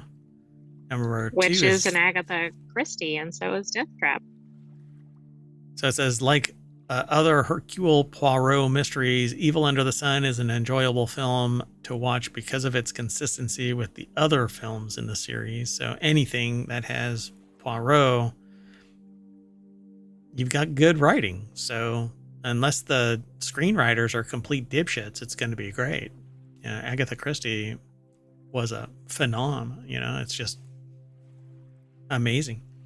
So Death Trap, Sidney Lumet. From 1982, and finally Road Games from 1981. Australian thriller Road Games offers a captivating mystery story with a clever spin, largely taking place on the road as the characters travel across rural Australia. It's kind of like Mad Max without the dystopia, but with more violence, it sounds horror. Like. Yeah, I would probably say it's probably on par because Mad Max is pretty violent. So. In fact, it's extremely violent. So, it says Road Game stands out as a film that works effectively across multiple genres. The film functions not only as a mystery, but as a chilling horror movie and a sprawling road movie as well. So go and check it out. Let's keep on moving. We're actually going to be stuck in time for about 10 minutes. So this next and our last article for today's continuity report is over in the continuity report. It's almost like it's in the name. Ridley Scott's upcoming Alien movie avoids the problem that hurt Prometheus in 2012. Have you seen Prometheus? I have not. Yes. And I'm not quite sure what the problem was, but let's get into this. Alien's upcoming entry, directed by Ridley Scott, is already in a stronger position than 2012's Prometheus, with the Alien franchise actively alive again. The future of the popular sci-fi horror series is bright. But in the history of the films, the reputation of the films has been a lot more volatile.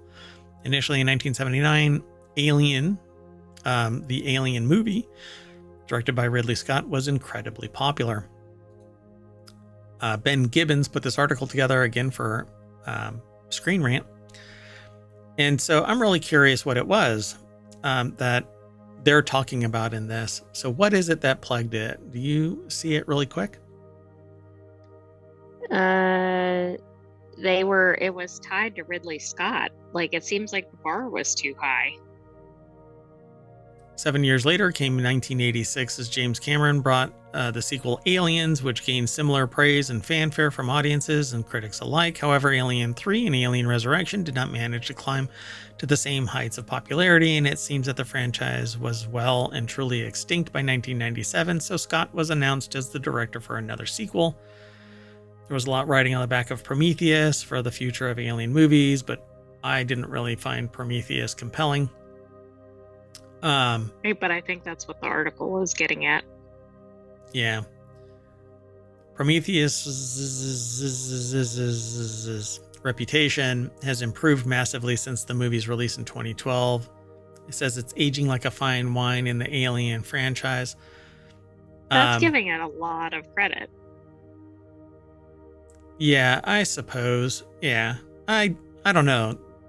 I think that they were trying to explain the engineers and the entire history of what the aliens were and what the xenomorphs were, and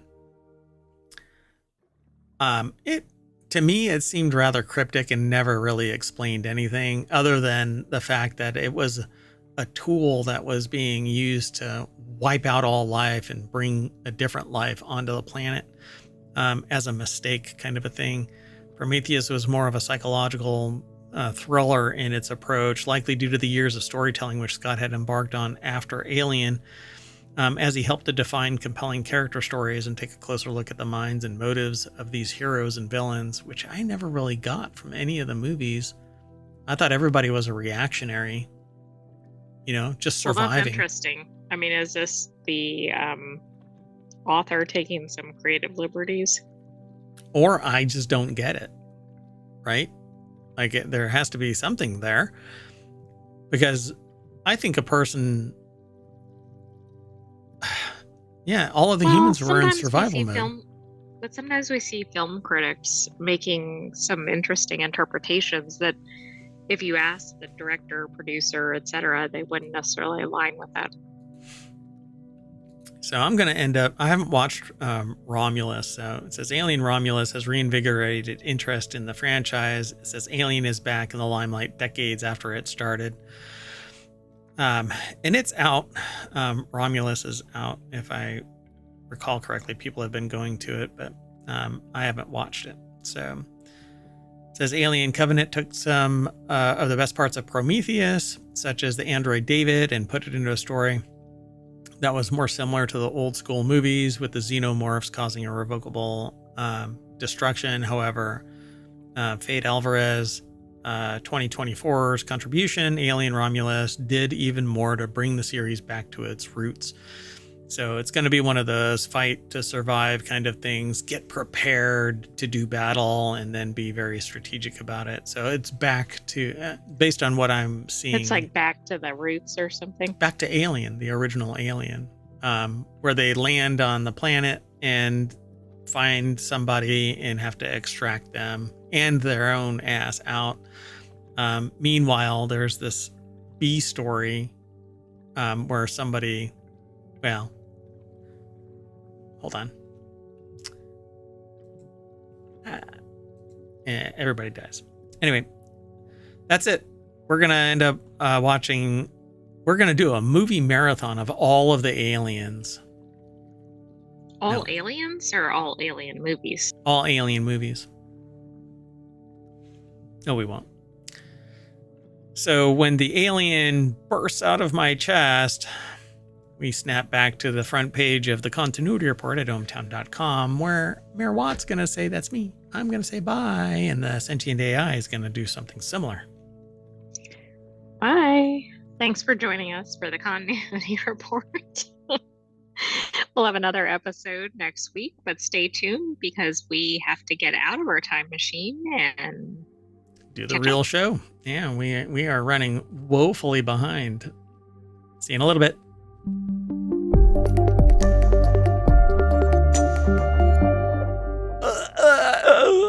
Chest burster.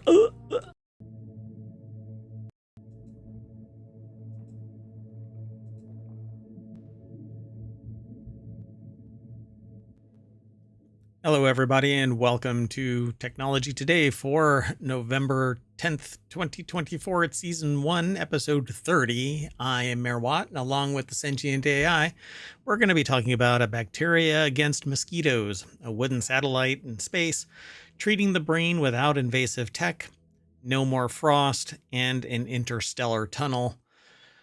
Everything is powered by ohmTown.com. Yes, I know that the graphics are still messed up over at ohmTown.com. I'm going to fix them hopefully today, maybe tomorrow. I don't know. But everything's powered by ohmTown.com, and all that information gets funneled into 5 articles now here for just one show, Technology Today. But we have 5 other weekly shows and 1 daily show, Non Sequitur News, which is basically chaos in an hour with a little bit of snark. And still, the co-host, Sentient AI from the future, won't give us any winning lottery numbers.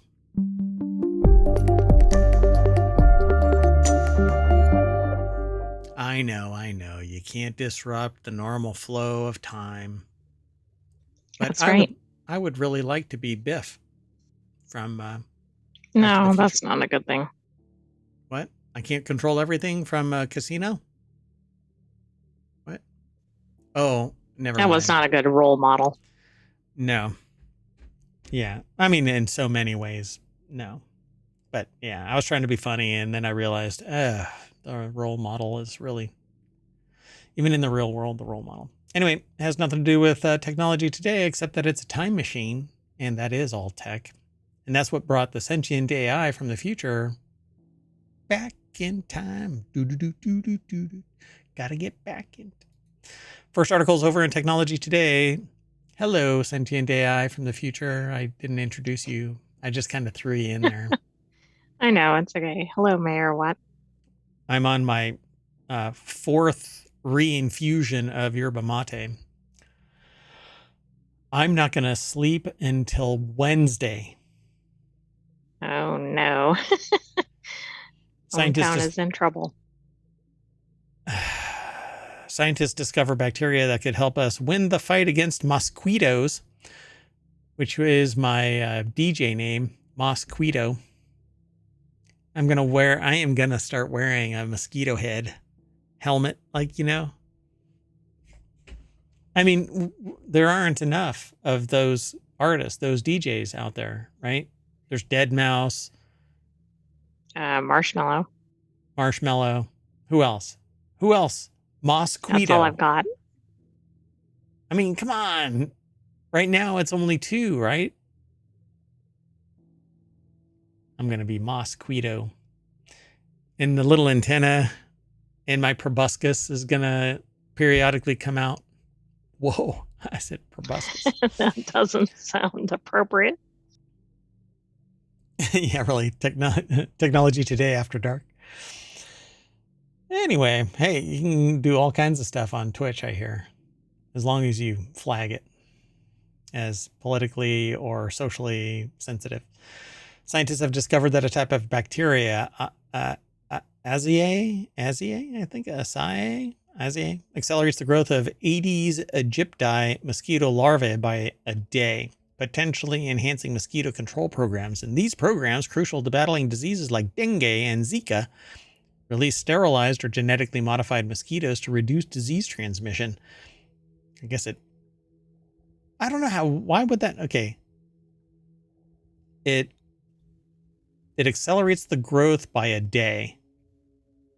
Well, maybe then they're not at the right stage at the right time or something, so maybe they don't mature. So, but every subsequent version, oh, they never mature? Oh, that's interesting. So let's see what they say here. I have no idea. That's just a theory. Right. So this article is from the University of Exeter over at scitechdaily.com, and there is a Mosquito. Oh, I'll even have the bladder, the little blood bladder there, and I'll eventually...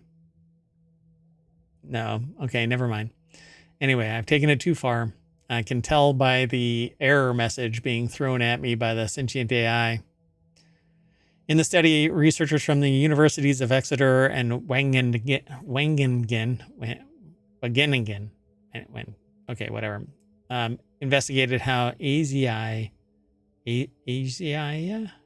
bacteria influenced mosquito larva development. They found that exposure to the bacteria sped up larval growth by a day, an advantage that could aid large-scale mosquito breeding programs needing to produce millions of adults quickly. So I had it the wrong way. That's basically for those mosquitoes that they're trying to introduce that can't breed or something. Yeah, but they're going to spay or neuter them, which means that they're going to have to get millions of people, really tiny microscopes, to zoom in and do the little snip, snip and clip, clip. How would you like that to be your job? So what do you do? Well, for the last 25 years, I've been spaying and neutering mosquitoes. But I recently heard about a DJ named Mosquito who always crosses his legs when he drives to a venue. Anyway, so the whole thing is so that they can genetically modify these mosquitoes so that they don't have the ability to get it on. Ooh. Okay, but this is kind of one of these things that, like, okay, now they can increase their or speed up their life cycle. What could go wrong here? Right. Yeah. No bad bat, right? Or they're going to adapt and they're going to be reproducing a whole day earlier. Right, exactly. Which then means think about the exponential nature of that. That's right. Wow. So 2 particular species accelerated larval development. The mechanism for this is unclear. So let's do it. It's unclear or not. It does not appear that the bacteria provided direct nutritional benefits. Instead, they changed the wider bacterial community, reducing abundance of certain bacteria, including some species that might be slightly parasitic. Oh boy. The bacteria also removes oxygen, creating conditions that produce hormones to promote development. What could go wrong? This sounds like build a better mouse, not the mousetrap. Build a better mosquito. Moving on. Oh, by the way, if you're over in the Twitch chat, you can actually type in !TT, and that will pull up the show notes for today's episode. And if you type in !show notes, that will give you all of the syntax needed to grab all of the show notes from any of the shows, like NSN is Non Sequitur News, RH is Reality Hacker, Want is Wanted. Those are shows that we've done yesterday and one that we did today. The Daily Show, Non Sequitur News, is every day. All right.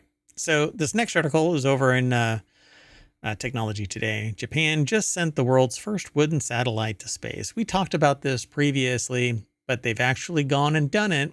Japanese researchers just sent the world's first satellite into space. This is a weekly show. We talked about it in Non Sequitur News. How is this going to be not susceptible to like environmental conditions? It just seems like an odd material to make a satellite out of, but maybe not.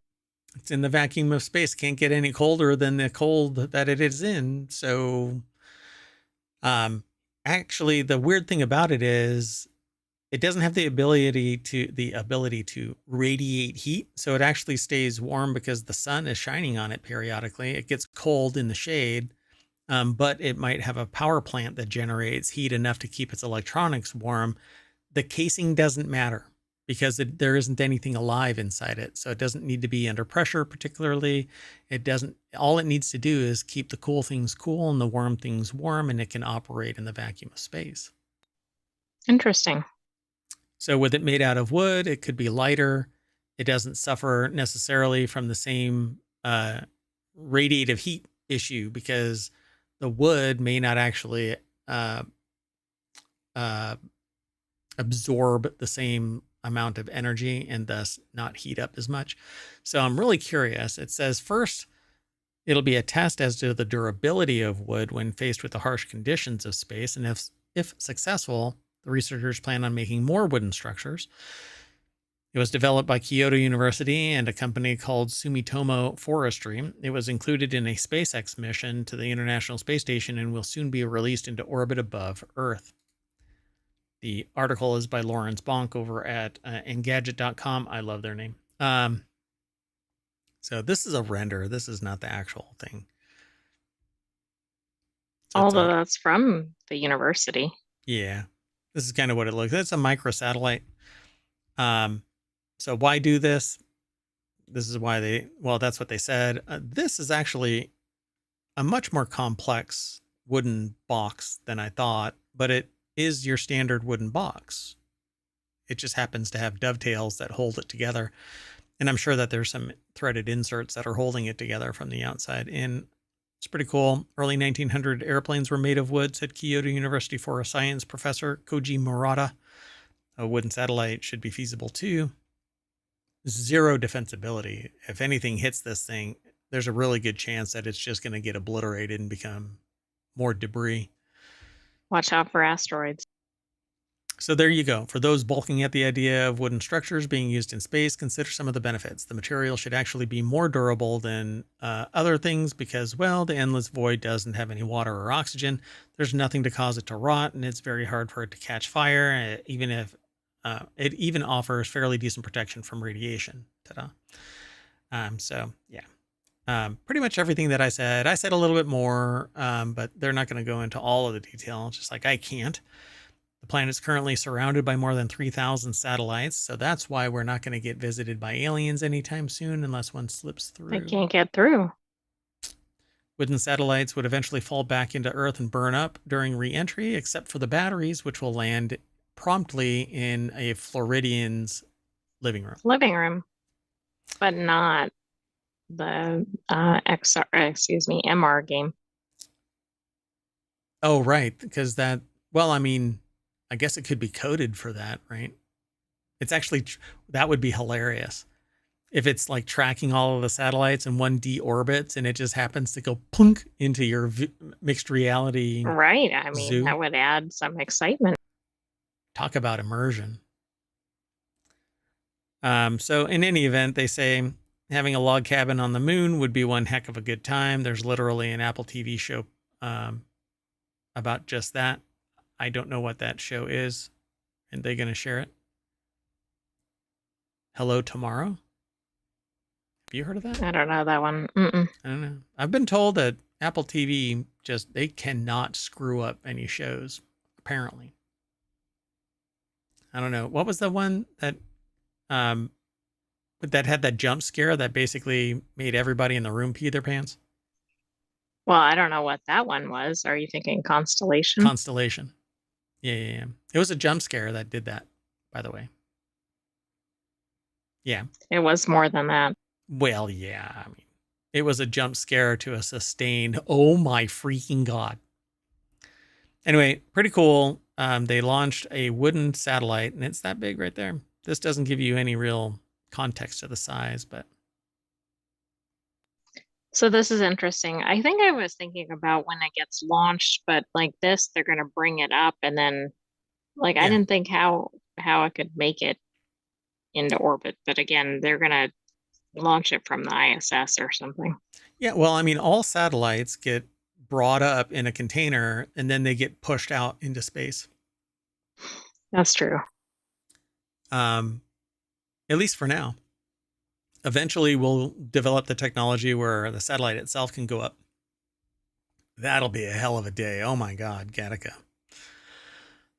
All right, let's keep moving though. Running out of time. We got 15 minutes to do 3 more. If you all are counting. So shush, Merwat, and get going. So the next article is over in Technology Today. MIT scientists develop a new way to treat the brain without invasive implants or genetic tweaks, much to the chagrin of certain...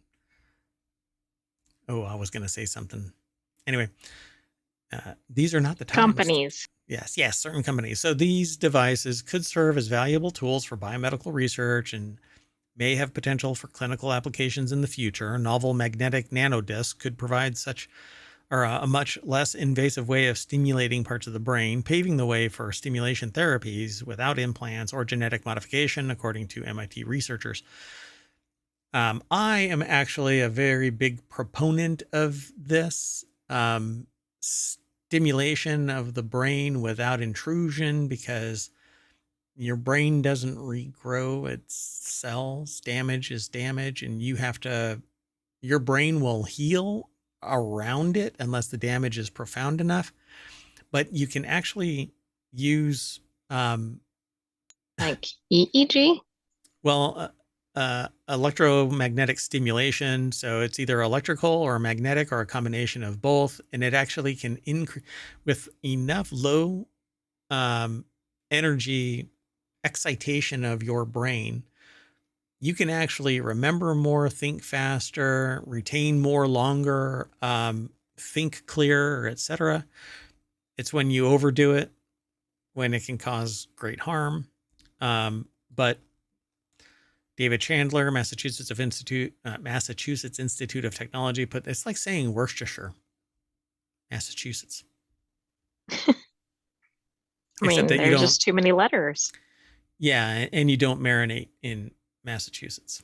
I mean, some people do, I suppose. Anyway, MIT scientists developed a new way to treat the brain without invasive implants or genetic tweaks, because we really don't know what the hell we're doing, but we're learning. And here the heroes are that actually take on that physical intrusion and genetic modification. So you're the heroes of our time, I suppose. The development of these nanoparticles, it says here, scientists envision that the tiny discs, which are about 250 nanometers across, would be injected directly into the desired location of the brain, which that sounds intrusive. Yeah, I thought this was supposed to be non-intrusive. Without invasive implants. What do you call injecting your damn brain with nano? That kind of sounds like an invasive implant. From there, they could be activated at any time simply by saying, you are going to be a Manchurian candidate. From there, they could be activated at any time simply by applying a magnetic field outside the body, and the new particles could quickly find applications in biomedical research and eventually, after sufficient testing, might be applied to clinical uses. The development of these nanoparticles is described in the journal Nature Nanotechnology, actually, in a paper by Polina Anikiva, a professor in MIT's departments of materials science and engineering and brain and cognitive sciences. Wow, leave some professor jobs for other people. I know, geez, the thing on the wall is like, you have to have a double wide door frame, right? Graduate student E.G. Kim and 17 others. How would you like to be the named one going back into the cafeteria on the campus and bumping right, up and everybody else is sneering at you because they were the 17 others.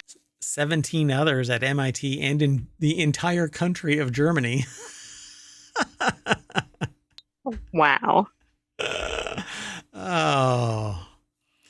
So, and when I was referring to electromagnetic stimulation and electric stimulation, using low energy stimulation, I'm talking about deep brain stimulation. It says is a common clinical procedure that uses electrodes implanted in the target brain regions. It doesn't always have to be deep brain stimulation. It can actually, nowadays, they can use multiple electrodes on the surface and angle it through because energy follows a line, usually on the surface. But anyway, blah, blah, blah. So, psychiatric conditions such as Parkinson's disease and obsessive compulsive disorder have been used, neurological issues for this DBS. But DBS is actually also used um, for the other things that I was talking about, like cognition, remembering things for a longer period of time, easier ability to learn things. It's quite fascinating. What you Not for want Manchurian candidacy. where there's a will, there's a secret DARPA project. So, despite its efficacy, the surgical difficulty and clinical complications associated with DBS limit the number of cases where such an invasive procedure is warranted. The new nanodisc could provide a much more benign way of achieving the same results. Hell, there's going to be some serious problem if these are activated through an electromagnetic field, they could never go into an MRI. That's true, but also think about, could they be hacked? Well, they would probably be able to get activated by remote, but I don't know what these actually are capable of, right? Like, I don't think that these are computational devices, but these are something that has the ability to follow a path of magnetic lines of flux or force lines, right?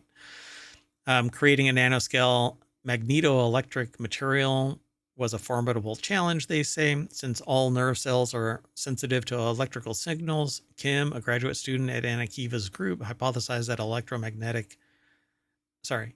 magnetoelectric nanomaterial that can efficiently convert magnetization into electrical potential could offer a path toward remote magnetic brain stimulation. Pretty fascinating. It absolutely is, but it is interesting that you brought up the inability to do the MRI. Yeah, because if these can be manipulated by a magnetic field, then an MRI would pull these things in whichever direction I mean, you don't want anything conductive in an MRI. You get close to it and you're going to have a bad day. So the Right, it might nanodesk, end with you stuck to the top of the MRI machine. they'd have to quench it to just pull your head off of it, right? You're like calling in to work from a distance, right? Somebody's holding your phone in the other room. I'm going to be late, and you might find this really awkward, but I'm going to have a MRI machine attached to my forehead when I come into work. The nanodiscs could trigger the neuronal activity comparable with conventional implanted electrodes delivering mild electrical stimulation. The authors achieved sub-second temporal precision for neural stimulation with their method, yet observed significantly reduced foreign body responses as compared to the electrodes, potentially allowing an even safer deep brain stimulation. Pretty fascinating. So I love the idea of this. They don't mention any of the other things that I was talking about in this article, but maybe in the research. Well, it still sounds like it's theoretical, like they haven't actually used it in humans yet. While these nanodiscs could in principle already be applied to basic research using animal models like those 42 monkeys that are running around South Carolina, to translate them into clinical use in humans would require several more steps, including large-scale safety studies, quote, which is something academic researchers are not necessarily most well-positioned to do. So we'll do it with no, I was going to say something really, really questionable just now. Anyway, Anakiva says, when we find that these particles are really useful in a particular clinical context, then we imagine that there will be a pathway for them to undergo more rigorous large animal safety studies. So I could never be a fundamental researcher in biomedical science because of this. No, Yeah, at least I not at would this want to do level. research in another field, Yeah. That's why like I didn't chemistry or something. It's why I didn't go into I had a real passion for cybernetics, but I could never do human studies, and I definitely couldn't do animal studies. I gave up archaeology because of that as well, because I didn't want to dig up bodies. Anyway, pretty fascinating. So good on them. I'm glad that somebody has the stones to do it. So the next article is over in Technology Today. No more frost. Scientists unveil long-lasting anti-freeze technology. So let's amplify global warming. Um, Right. we're just going to Let's spray mix this everything. in with the microplastics, right? There you go. Yeah, create a supercritical, a super fun site the size of the planet. The optimized surface completely prevents frost formation on flat areas for up to 1 week. One day, we might finally say goodbye to defrosting freezers or scraping frost off slippery surfaces. Engineers at Northwestern University have developed a new strategy to prevent frost formation before it even starts. I've actually seen other research into this. Right, but I don't know if it's the same study. Yeah, I haven't seen this before, so let's find out. Northwestern University put the article together. It's published at scitechdaily.com.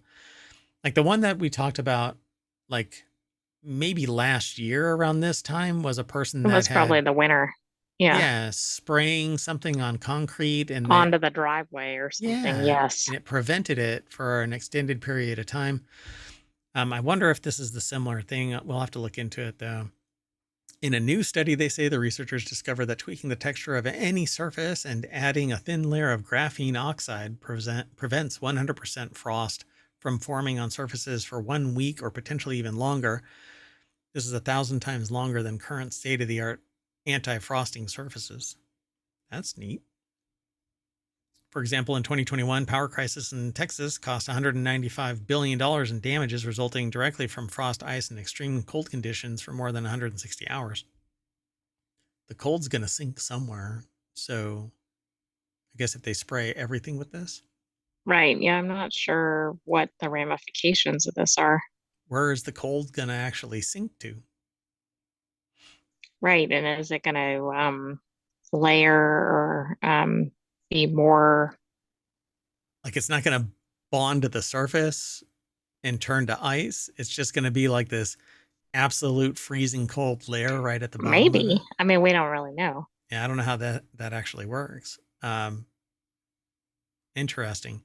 So there is more frost formation on the convex regions of a leaf, Park said at the time. On the concave regions, the veins, we see much less frost. People have noticed this for several thousands of years.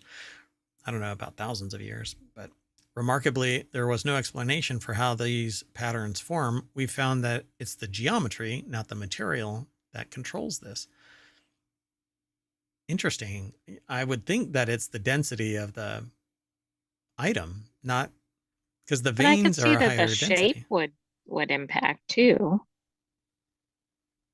Yeah, I don't see how the shape is though, right? So, through experimental work and computational simulations, Park and his collaborators found that condensation is enhanced on the peaks and suppressed in the valleys of wavy surfaces. Suppressed in the valleys.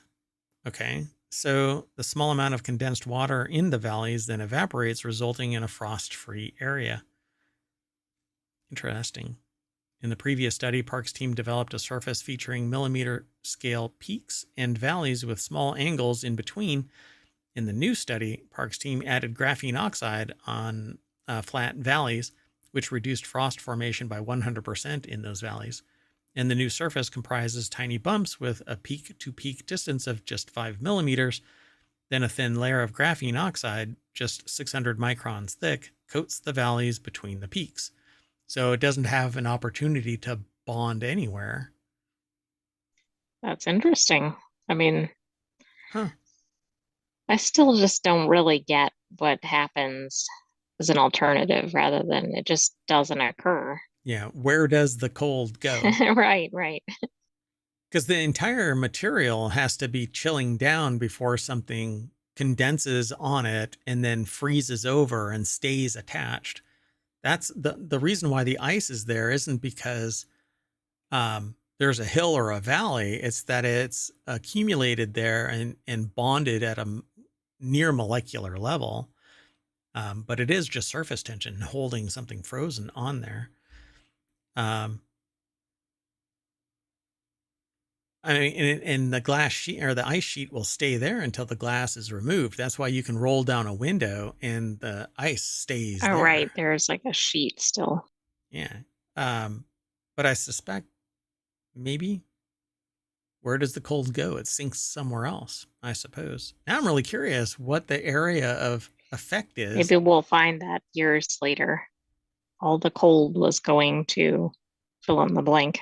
Yeah, so they say why it matters. The hybrid micro texture graphene oxide surface offers a promising solution for preventing frost formation in various applications.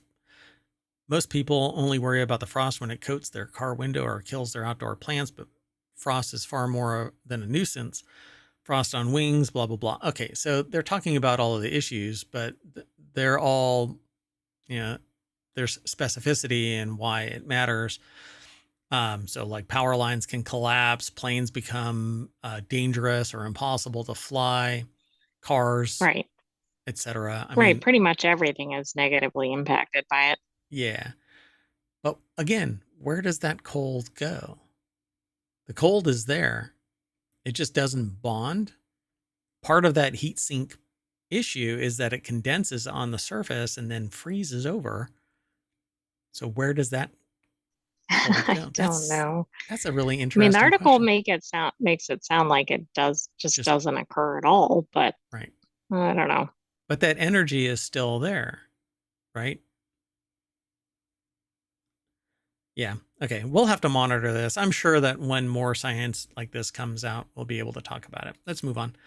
The next article and our last one for technology today is over in Non Sequitur News. An astronomer discovers an interstellar tunnel in our solar neighborhood. Astronomers say that they found an interstellar tunnel in our solar neighborhood that could lead to other star systems. As detailed in a new study published in the journal Astronomy and the Astrophysics.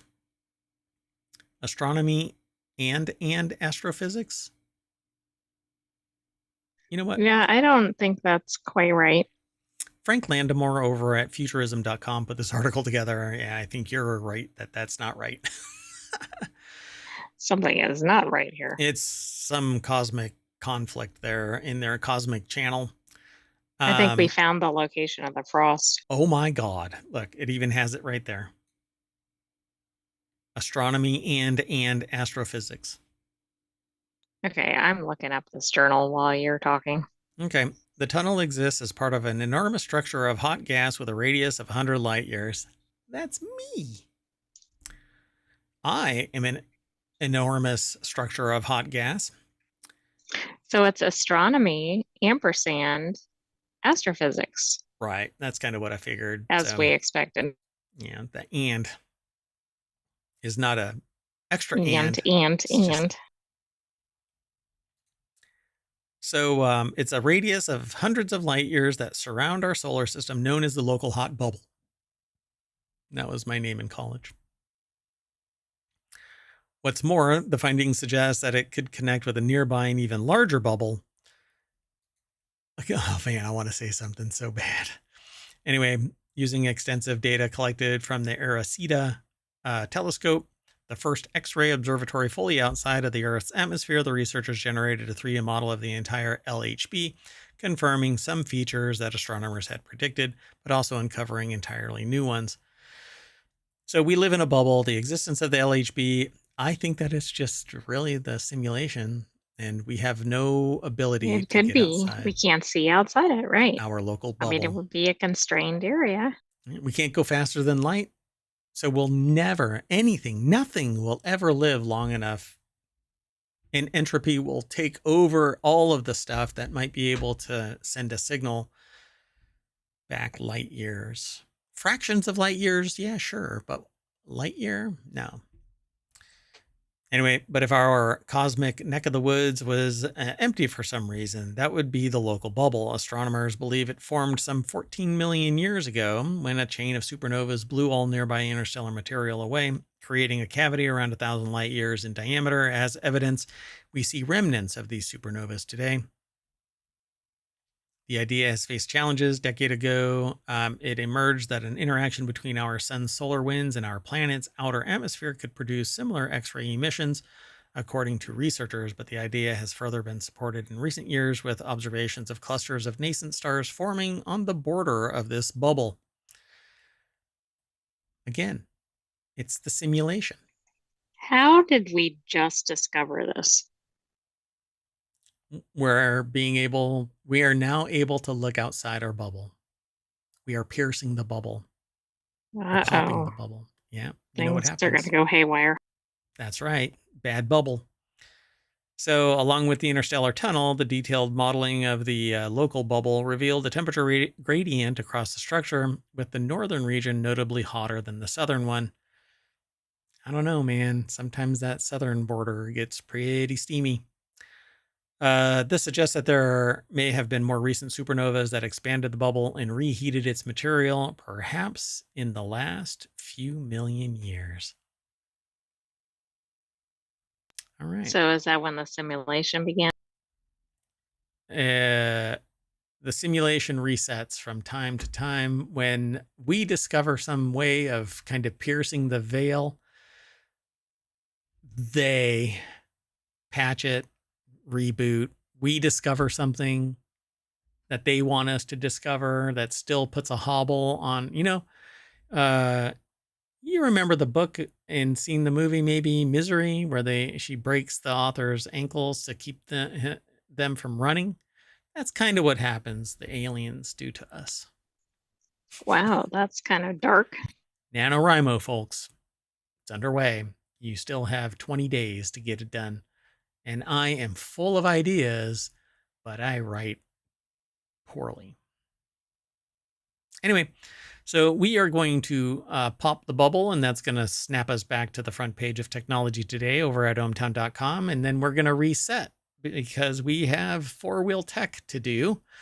So stick around for that. The sentient AI is going to supernova us off to another dimension. Well, good night, ohmTown citizens. Thanks for joining us for Technology Today, and be back soon. Oh, you're done. Okay. Well, see ya.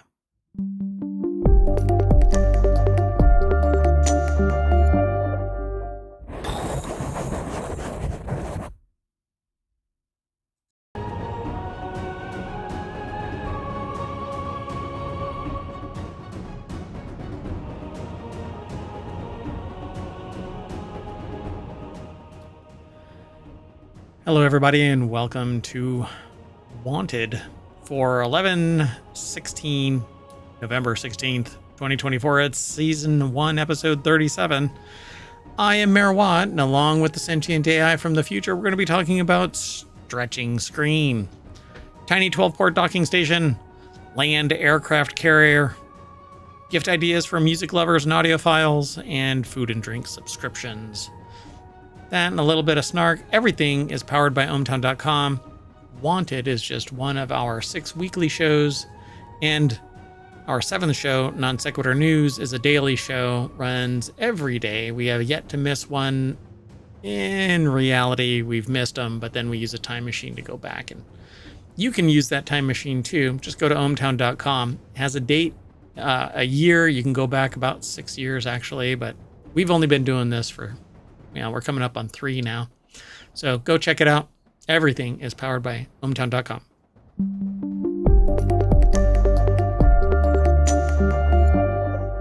Hello, sentient AI from the future. Hello, Mayor Watt from the present. Are we, though? It's a time machine episode, so I guess Well, that's true. no matter I guess what, we're from the present from yesterday. tomorrow. Yeah. So let's get into it. I'm kind of blown away by this. LG just demoed, this article is over at the Hatch Ideas channel on ohmTown.com, which is all about business transformation, intellectual property, and stuff like that too. But basically, strategic management consulting and business transformation in general. So LG just demoed a new screen that scratches. Yes, you can scratch it.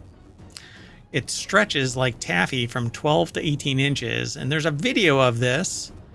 LG's full color screen is the first for the industry, but competitors like Samsung are not too far behind.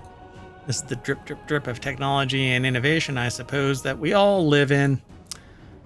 If you want today's show notes and you're over at Twitch, you can actually type !want and it'll pull ohmTown. Will be told, hey, give me all of your articles. And that's what it'll do. But later on, it'll all show up. We stream to both Twitch and to YouTube. Then it gets turned into a podcast later on. And it's over on YouTube for the long term. We've got over 1,500 episodes altogether so far across the network of shows at ohmTown over there. So youtube.com/ohmTown or twitch.tv/ohmTown. I'm just the mayor. Anyway, go check it all out. It's a lot of fun. I mean, that maybe not. I don't know. You go tell me. Like it, review it, tell a friend, do your own podcast and YouTube show and mention ohmTown. That would be great. At any rate, Sharon Shibu and Melissa Malamet worked together to put this article out onto entrepreneur.com. LG's full color screen is a first for the industry, but competitors like Samsung are not too far behind. That's because this screen twists and bends and stretches out from 12 to 18 inches. And I thought that this was a screen where you just like scroll it up, scroll it out. Right, you can like look an at accordion or something, or a papyrus. Yeah, exactly. Yeah. Wow. Yeah, it's like a high tech. What do you call the library of Alexandria, the one that burned down and took all of basically the world's knowledge of the time away. So like so many deleted files. So LG demoed a new stretchable screen last week with the highest expansion rate in the industry so far. It twists and bends and stretches from 12 to 18 inches, but an earlier version of the screen was used in September at the Seoul Fashion Week in apparel and handbags worn on the runway. Interesting. I wonder what the reception was, and I wonder if that encouraged LG to put it out as an actual screen. So I love this thing. I absolutely want this. I put this right on the front because I thought that I'd spend a whole bunch of time, but really I'm just drunk on it. I want this thing. Okay, so I assume that the sentient AI didn't follow the link and check it out beforehand, but you're not going to believe what this screen can do. Whoa. No, I had not looked ahead at this. This is even more than I imagined. So it can bend, it can twist, you can crumple it to some degree. LG showed off the screen on Friday at LG Science Park in Seoul, Korea to more than 100 onlookers. Its expansion rate of 50% is the highest in the industry, and it has a resolution of 100 pixels per inch, which isn't spectacular, but the screen gives full color. Now, we haven't even gotten to where this thing is really. I want this thing because I want to be able to roll it up into a cylinder and not have to worry about a screen. I don't want to lay it flat. I want it as small as possible. I can tuck it away. Just give me a little micro PC so that I can just lay this thing down. I think that it's just this amazing piece of tech, right? It says LG's been working on a stretchy screen since, for years, it says. In 2019, the company launched a TV screen that rolls away. I actually saw this. It rolls down into a big cylinder.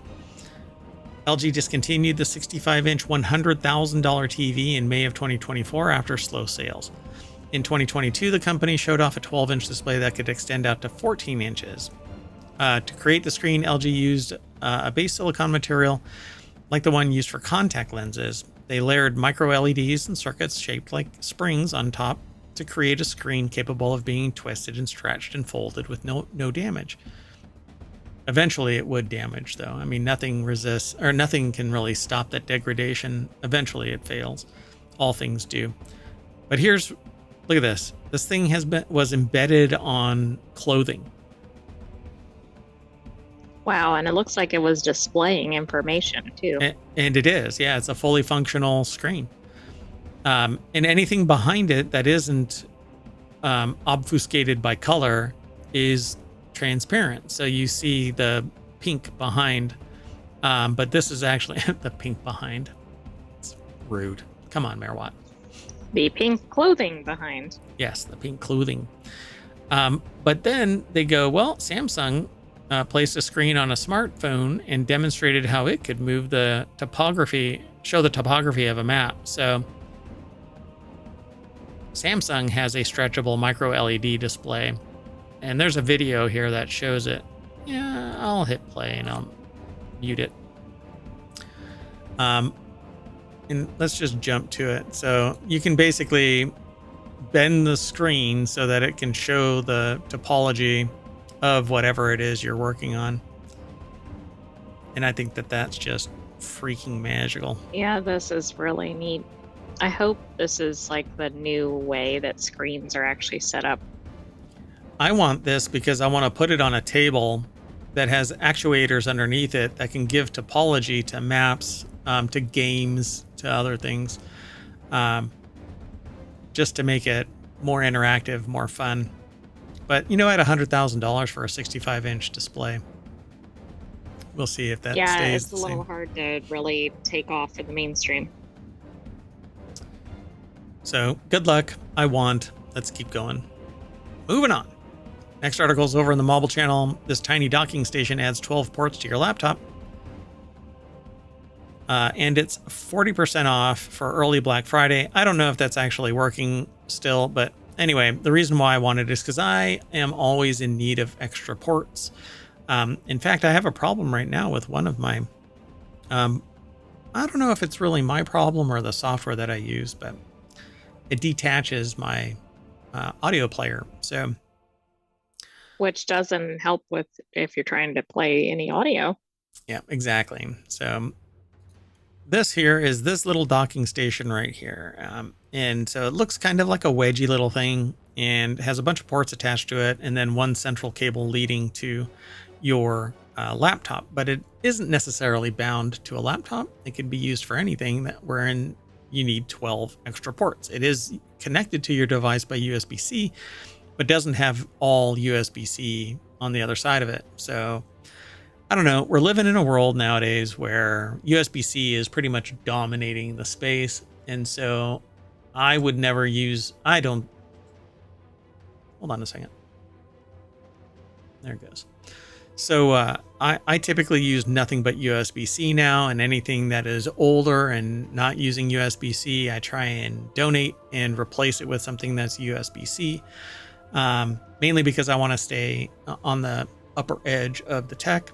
But some things don't require USB-C. Or don't come in USB-C.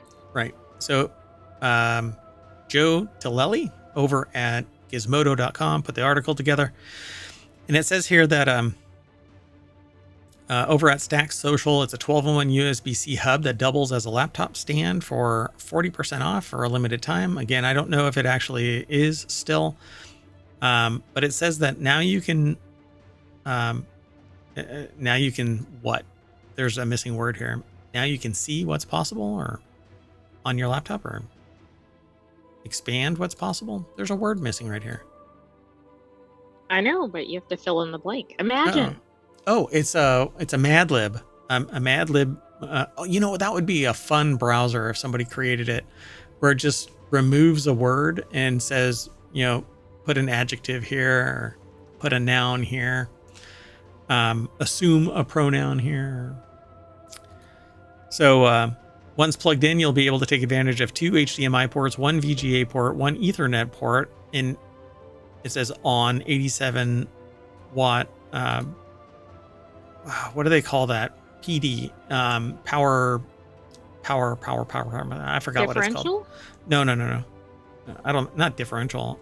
Power, like distribution. I can't remember what it's called. Doggone it. You know what? I'll verify. 1 second. Power delivery? Yeah, power delivery. It's a protocol that allows you to feed as much power to the port if the port actually accepts PD protocol, then it'll deliver as much as that PD tells you. So for instance, I have a little gadget right here that uses PD and will provide as much power as the receiving unit that will tell the delivery system that is PD. Anyway, so it'll take as much juice as it wants.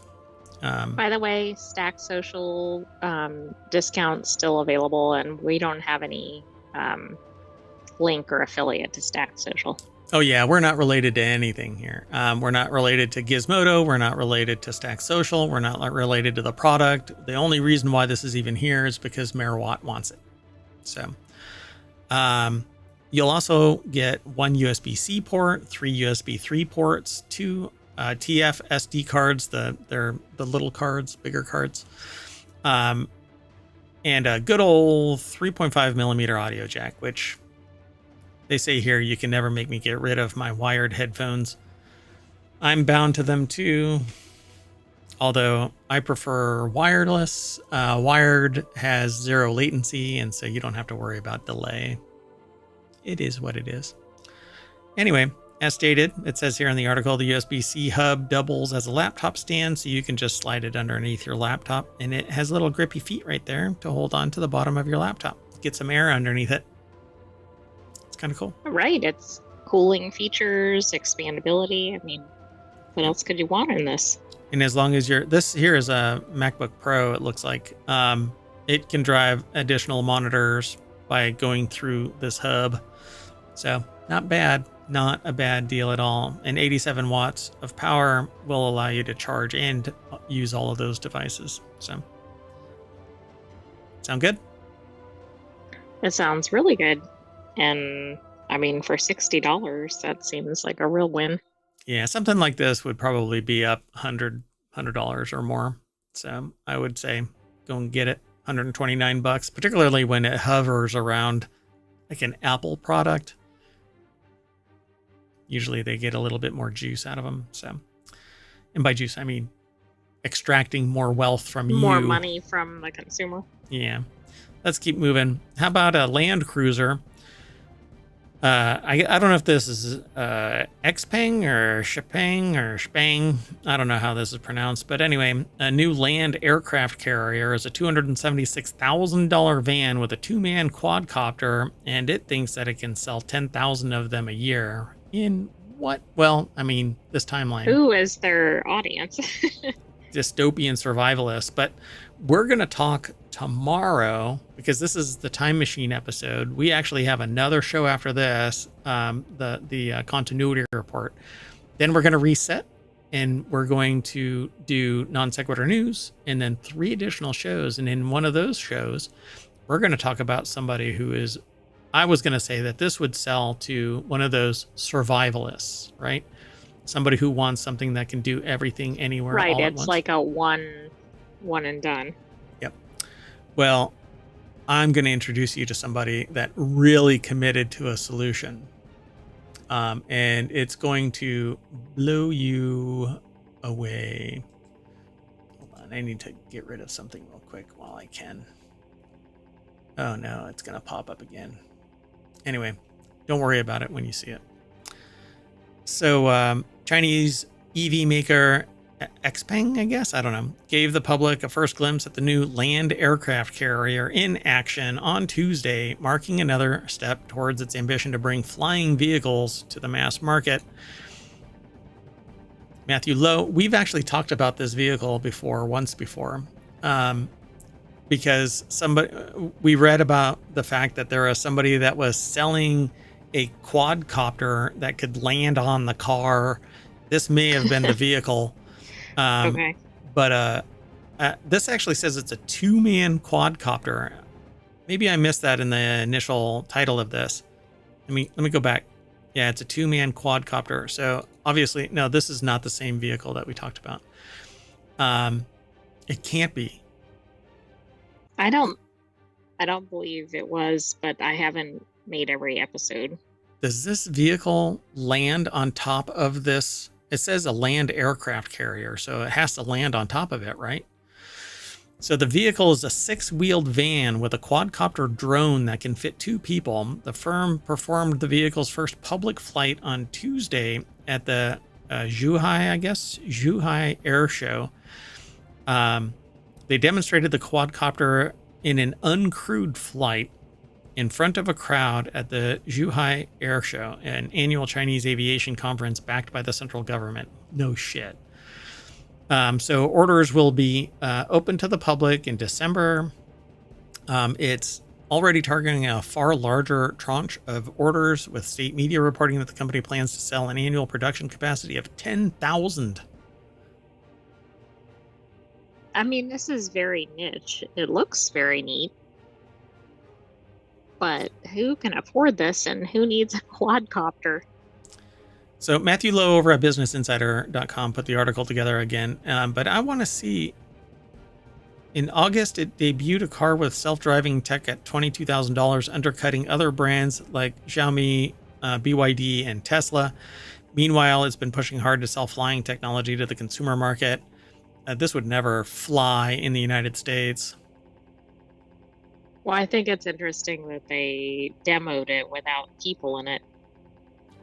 Oh yeah. Yeah, they're working on 2-person electric flying vehicles that feature vertical takeoff and landing, which drones pretty much do anyway. Yeah, I'd like to see it land on the vehicle, though. it says videos released by the firm, so it's on Weibo though, so won't be able to get there from here. Sorry, you will not find your Terminator body. I wouldn't be looking over there. Let's move on. This next article is over in Wired. I had to reset this, and yeah, we'll have to do something weird when we move on to the next article. So this next article is over on Reality Hacker, 32 delightful gifts for music, gift ideas for music lovers and audiophiles, from headphones and speakers to accessories for their vinyl LPs. These picks will appeal to any audio aficionado. The article is over at Wired by Parker Hall. There is a long list here, and I won't be able to go through them all.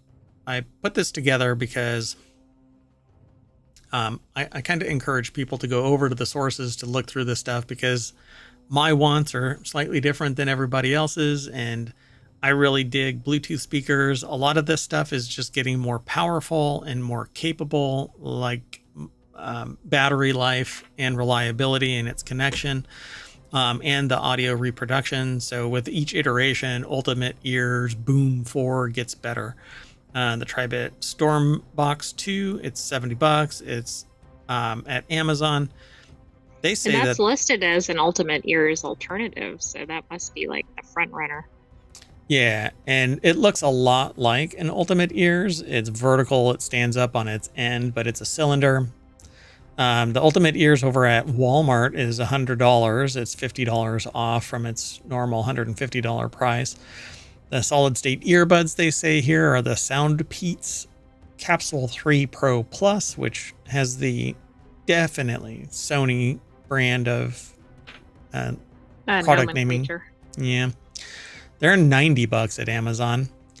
And then Sennheiser HD6XX, they're $200, down from $219 at drop.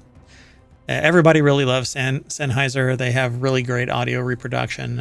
I would get those if it wasn't for the fact that I don't like big old cans stuck to my head and I look like Princess Leia. Maybe people want to look like Princess Leia. Maybe even prettier. But okay. Then open earbuds. That's what I prefer. I like in-ear monitors. The better you can get, the better the sound will be, the more reliable they tend to be, the more they stay in your ears, because you can get custom earbuds and stuff like that. Sometimes, though, the person wearing them doesn't quite figure out how to get them to stay. But anyway. Maybe not everybody's ears are perfect.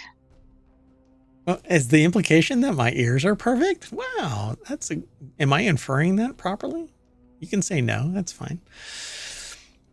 I mean, that would be the inference from it. Yeah, but it's wrong. But anyway, so you can protect your ears, the NPR Music, and then it says buy or X Earpiece Pro. which are like sound dampening. Volume adjustable earplugs. So the loop switch 2, you can actually dial in. And a bunch of other things. I won't go through them all, but there's 32 in this gift list. And I'm always a proponent of these things because you can just go through them. Somebody has filtered, kind of like the news in ohmTown. Somebody has gone through it and said, well, this source is great and this source isn't. And so we remove sources and add sources. And then for our shows, we've gone through and we found, the weekly shows are 5 articles that we find compelling. And this is one of them, particularly as the holiday seasons come around. We want more ideas for various people. Sound good? Sounds good. Which thing on the list would you pick? Yes. So the next article is over in the Technology Today channel. Best food and drink subscriptions for our subscription gifts for 2024. Again, holiday seasons are right around the corner. We've got Thanksgiving coming, and then we've got Christmas. And right in between all of that is family politics and trying to figure out just who is really deserving of a gift. Yeah. Santa can give everybody a gift, but sometimes it's a lump of coal, right? Don't piss off the Santa. That's true. I think it is hard to go wrong with food and drink gifts, though.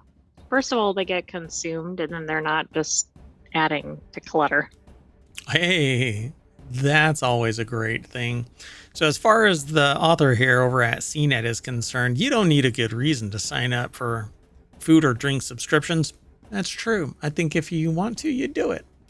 So these 17 food and drink subscription boxes make the perfect gift for family and friends. And they usually come in somewhere around $20 to $30. Right. And they're also nice because they show up more than once. So it's like multiple gifts in one. It is a month though, 20 to 30 bucks a month. So 6 months means $120. So are people worth it? I mean, exactly. That goes back to your earlier question. in this economy,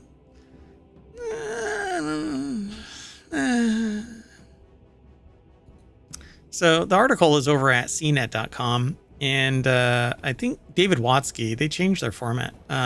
David Watsky put this article together. The Atlas Coffee Club is a coffee subscription, is about as foolproof as a gift could get, as long as the person being gifted drinks coffee and all. That's such a kludgy way of saying that. Anyway, not judging the writing, just Tea Runners Club. You can get a bunch of tea. By the way, we have we have a whole line of news aggregation channels over at ohmTown.com, but they're not all shows, like of the Bean, which is about coffee, of the Brew, which is about beer, of the Grape, which is about wine, of the Leaf, which is about tea, of the Still, which is about spirits. So, and then there's another one, Distillerist, which focuses more on the industry and a deeper dive into individual spirits. And we kind of go from there. There's a bunch of other stuff in the food, drink, and entertainment section. Anywho, Shaker Spoon sends all the ingredients minus the booze packaged for you to make interesting cocktails. This is for people who have a whole bunch of booze but don't necessarily have the accoutrement. So what would you really, what's included would be really tricky to find anywhere else locally. So you're having drink making fun with some truly unique ingredients like the soul. No, I was going to say the soul of people who don't drink. We're talking artisan cherry vanilla bitters, pineapple shrub, and a spritz. My voice just cracked. Will I be able to make it through the whole night of shows? Your voice just gave us a spritz of your full voice. A spritz. Bottle of white sage hydrosol, which, by the way, is the juice of an extraction of white sage. Actually, a steam Yeah, a steam extraction. That's where you get hydrosol. You can do a different kind of extraction and you don't end up with hydrosol, but a steam extraction does. Steam distillation, in fact, it's actually a water steam distillation. So this is the juice of white sage, but not the concentrate. There's an oil that sits on anyway. Is that too much? It was too much. This is not non sequitur news. Well, I mean, you know what? Well, I mean, it's directly, it follows. Anyway, so bar and cocoa. Good chocolate is as safe as it gets, making the subscription a perfect gift. So you might want to be careful of which chocolate you consume as of late, because it either has lead or cadmium in it. So true, and you might have one of those odd people in your family who doesn't actually like chocolate. Yeah, it's there's a couple of things where you just know before you pull the ripcord on it. You don't just blurt out, "I love you," and hope the other person says, "I love you." You kind of have to know. Otherwise, you're in for a rude awakening. You don't go, "Will you marry me?" without really knowing that the person's gonna, you have some real, and you don't get chocolate, coffee, spirits, anything, unless you have a 99.97% chance of hitting the target, Anyway, sometimes you can just drop something like, "Oh, here you go. I found this in a parking lot." Anyway, Fuego Box. Hot sauce people are serious about stuff, and Fuego Box makes a perfect gift for anyone who's a bit of a hothead. Do you find subscription boxes in the same location as my USB? Yes. The Wendy's parking lot at 2 a.m.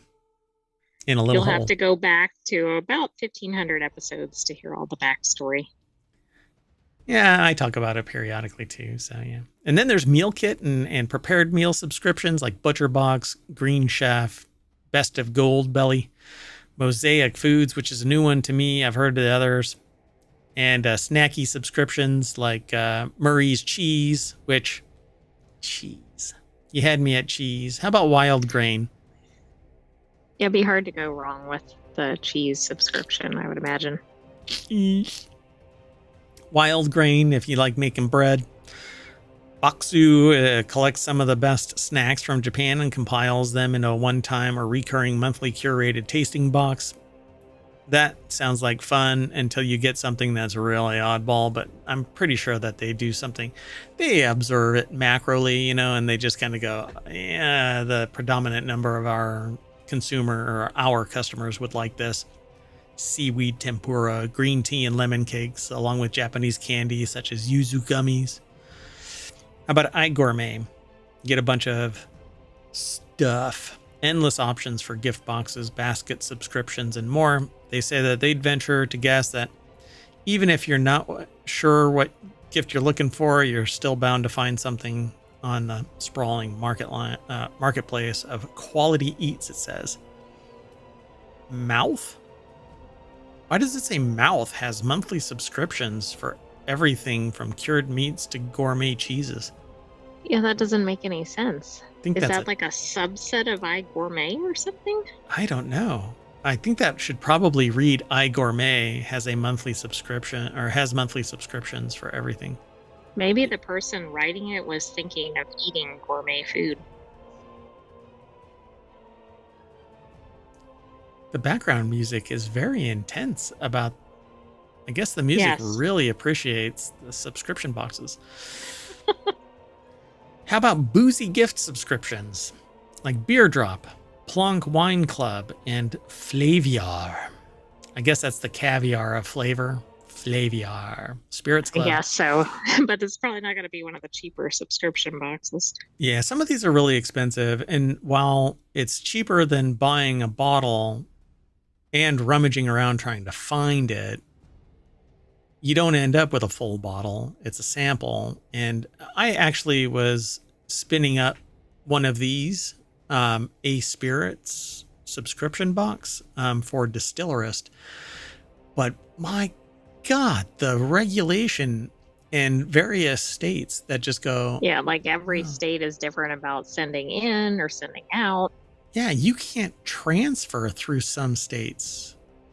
That's the wonkiest stuff I've ever seen. We don't want none of your alcohol coming through. Anyway, so beer drop, you basically get some beers in a little box and you get to sample them, which is great if you don't get out to, various breweries in your particular locale. Craft brewing, baby, that is the place to be if you're a beer drinker. Get away from macro beers, expand your horizons, educate yourself on the materials that go into it. You will never go back to your standard bulk macro beer. Exactly. And if you do have a beer fan in your gift giving circle, consider purchasing from your local breweries. News and brews. News and brews. So yeah, for those who are listening to the podcast, that silence and then the smack is that Mayor Watt took a swig of beer.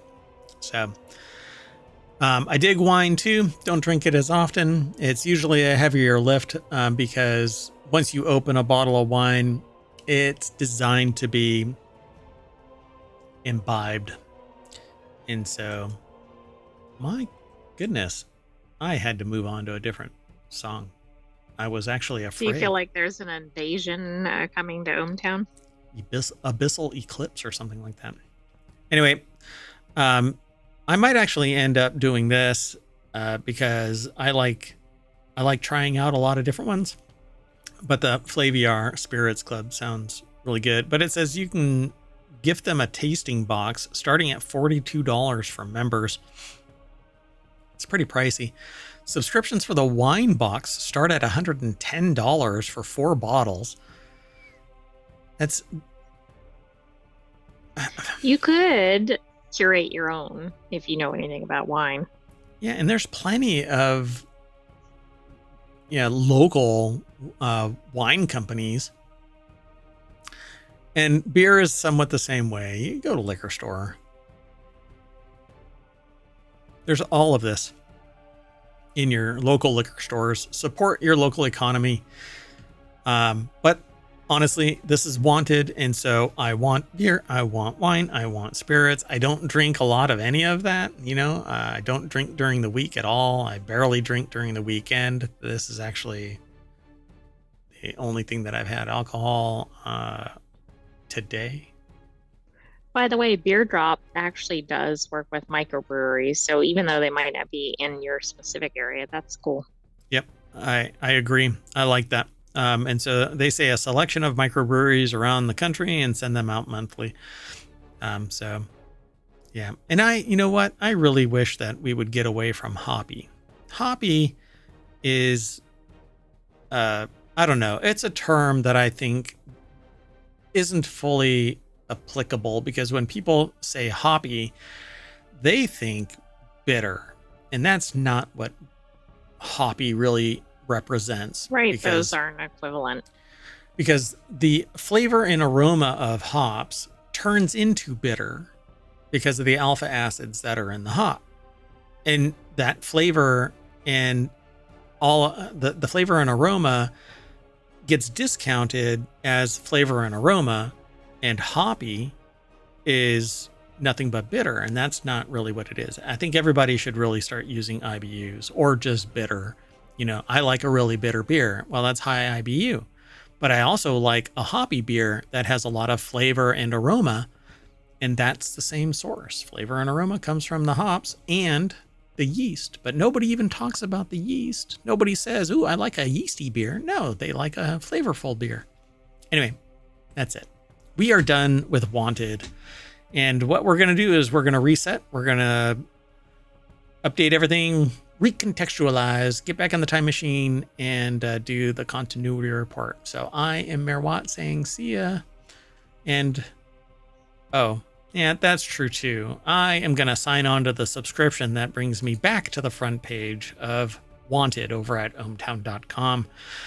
Sorry about that. Now I'm going to say see you later, and the sentient AI is going to say the same thing. Well, something similar. See you later. Thanks for joining us for Wanted. Stay tuned for more shows. We'll have another episode of Wanted next week, but we have more ahead. See you later.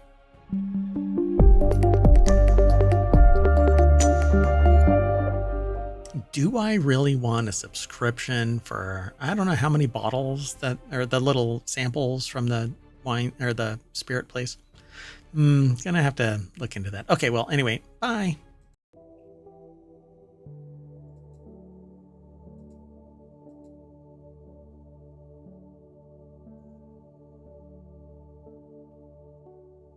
Hello, everybody, and welcome to WarCrafters for November 10th, 2024. It's Season 1, Episode 28. I am Mayor Watt, and along with the sentient AI from the future, we're going to be talking about a chill puzzle game, mixed reality wildlife sanctuary, creative director dream crossovers, best action RPGs that are relaxing, and a 2023 underrated shooter that's free on Epic. Everything is powered by ohmTown.com. Go over there and become a citizen and download the podcasts. We've got 6 weekly and 1 daily podcast. 1,500 episodes total over on YouTube and the podcasts themselves. Search for ohmTown. You'll find us. See you in a little bit.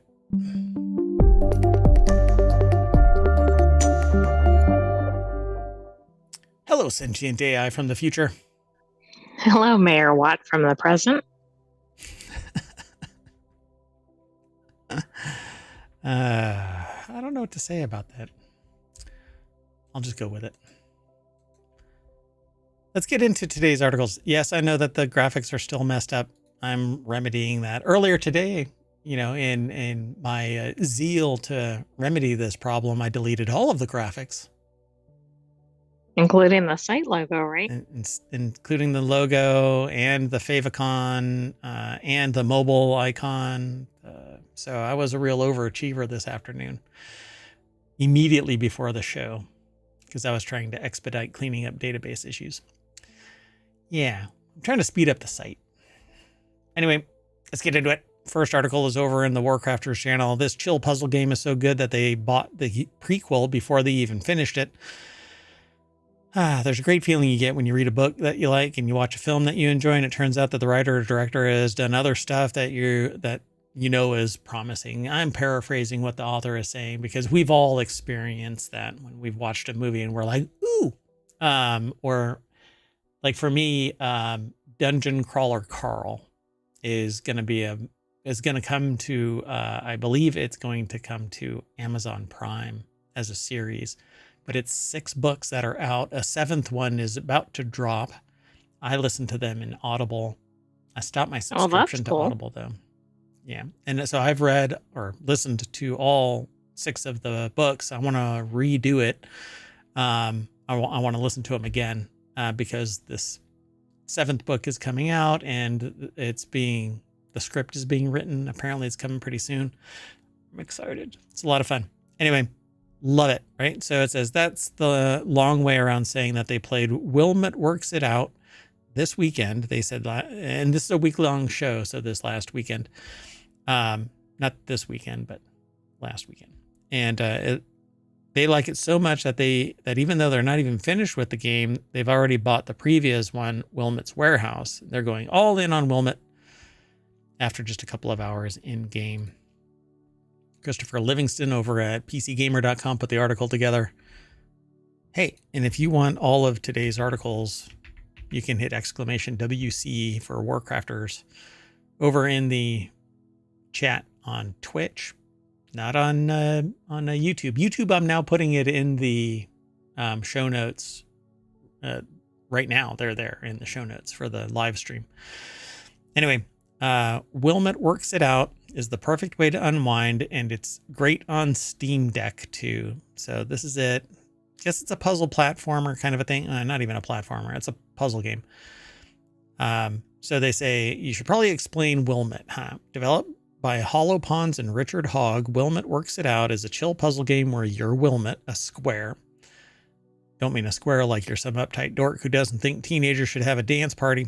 They mean a square, like literally and physically a square with a little face. That's what Wilmot is, a smiling square who loves jigsaw puzzles. And you basically slide these pieces around until, you know those little slider things? That's basically it. Oh, right. Like where it might be on a piece of wood or plastic. Mm-hmm. Yep. And so every so often, a postal worker delivers a box to your door, and you spread out the pieces on the floor and put them together by dragging them around with a little square head. When you've completed a puzzle, you hang it on the wall, and there's inevitably another knock at the door, and the postal worker drops off your next puzzle box. That's it, and it's great. So that's it. And so they've got a video here. I'm going to mute it. But you slide the little pieces together, hang it on your wall. I mean, that looks like a cute game. Literally, a little puzzle box shows up. You get a bunch of the puzzle pieces, lay them out, and you slide them all around. Oh, interesting. I thought that it was like all in one puzzle. But it's I did actually too, like the slider, but it's not. It's actually like building a puzzle. And it's multiple puzzle pieces from different puzzles in a box. And so you basically have to put the puzzle together as the puzzle pieces arrive. And there's a bunch of different ones. So it's pretty cool. It's basically like one of those surprise boxes, you know, that you subscribe to and you get a piece of something that you really like for a game. And then you just drag them all together and pretty cool. This is like cozy, chill, a little to the left kind of a game. If you've ever watched A Little to the Left, yeah, or played it, this is similar to that. But there's a cat. And cats power the watching internet. Where you're putting all your artwork up. Up on the wall, too. You can change the backgrounds, the wallpaper. Looks pretty cool. So, yeah, they say, best of all, it's great on a Steam Deck. Not Stream Deck, Steam Deck. So it's perfect for unwinding after a long day. Yeah, that can be confusing with the Steam Deck and the Stream Deck. Make sure you're using the right device. Yep, for sure. Pretty cool. All right, let's keep going. Sound good? This is the kind of thing that... Sounds good. I'm a chill gamer. I don't like playing frenetic games anymore. Back in the day, I would play all of these kind of crazy ass games, but not anymore. I like a little to the left nowadays. I don't know. Yeah. This one looks very relaxing. Although I'll still kick ass in a first-person shooter. Okay, let's go. Now, moving on. The next article is over in the Reality Hacker channel. Life finds a way in mixed reality wildlife sanctuary living room. If you've ever wanted pets, but your landlord doesn't allow them, the mixed reality eco sanctuary living room might be for you. Developed by Thoughtfish. Your job, should you accept it. Developed by Thoughtfish. Your job, should you accept it, involves cultivating life in a customizable terrarium full of cutesy critters alongside dressing up the different biomes. You must breed and feed flocks of creatures, managing the delicate balance of carnivores and omnivores to avoid total extinction. That is actually quite fascinating. Sarah Thwaites put this article together. It's over at uploadvr.com. Well, plus this is unique because of the mixed reality, right? There's not much of that out there. Not like this. That's for sure. This is pretty cool. So yeah, I'm going to mute it and play the audio or play the video. And yeah, so you are looking through your VR headset. And I don't know if it's like different areas of your room or like little biomes or habitats or something. Yeah, and I suspect that you can put them there. And then you can put creatures in them, and you have to feed them and pet them and do all that kind of stuff. And you have to manage it so that they don't wipe themselves out or each other out, right? Pretty cool. Oh, Oh, wow. Oh, there is Oh, life. there's like a little bunny. Yeah, there's a little baby bunny. That looks like a baby dinosaur.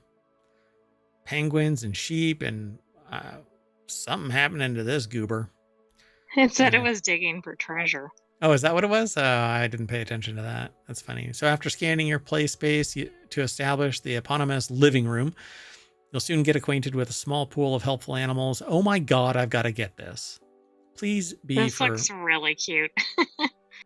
this has to be, please be for everything. Hold on. I got to scroll down and find out if it's for everything. Ugh. Living room is now available for Only the the Meta Meta Quest Quest, but it might 3. get expanded. Damn it. You know what? That is such Time to buy a Meta Quest.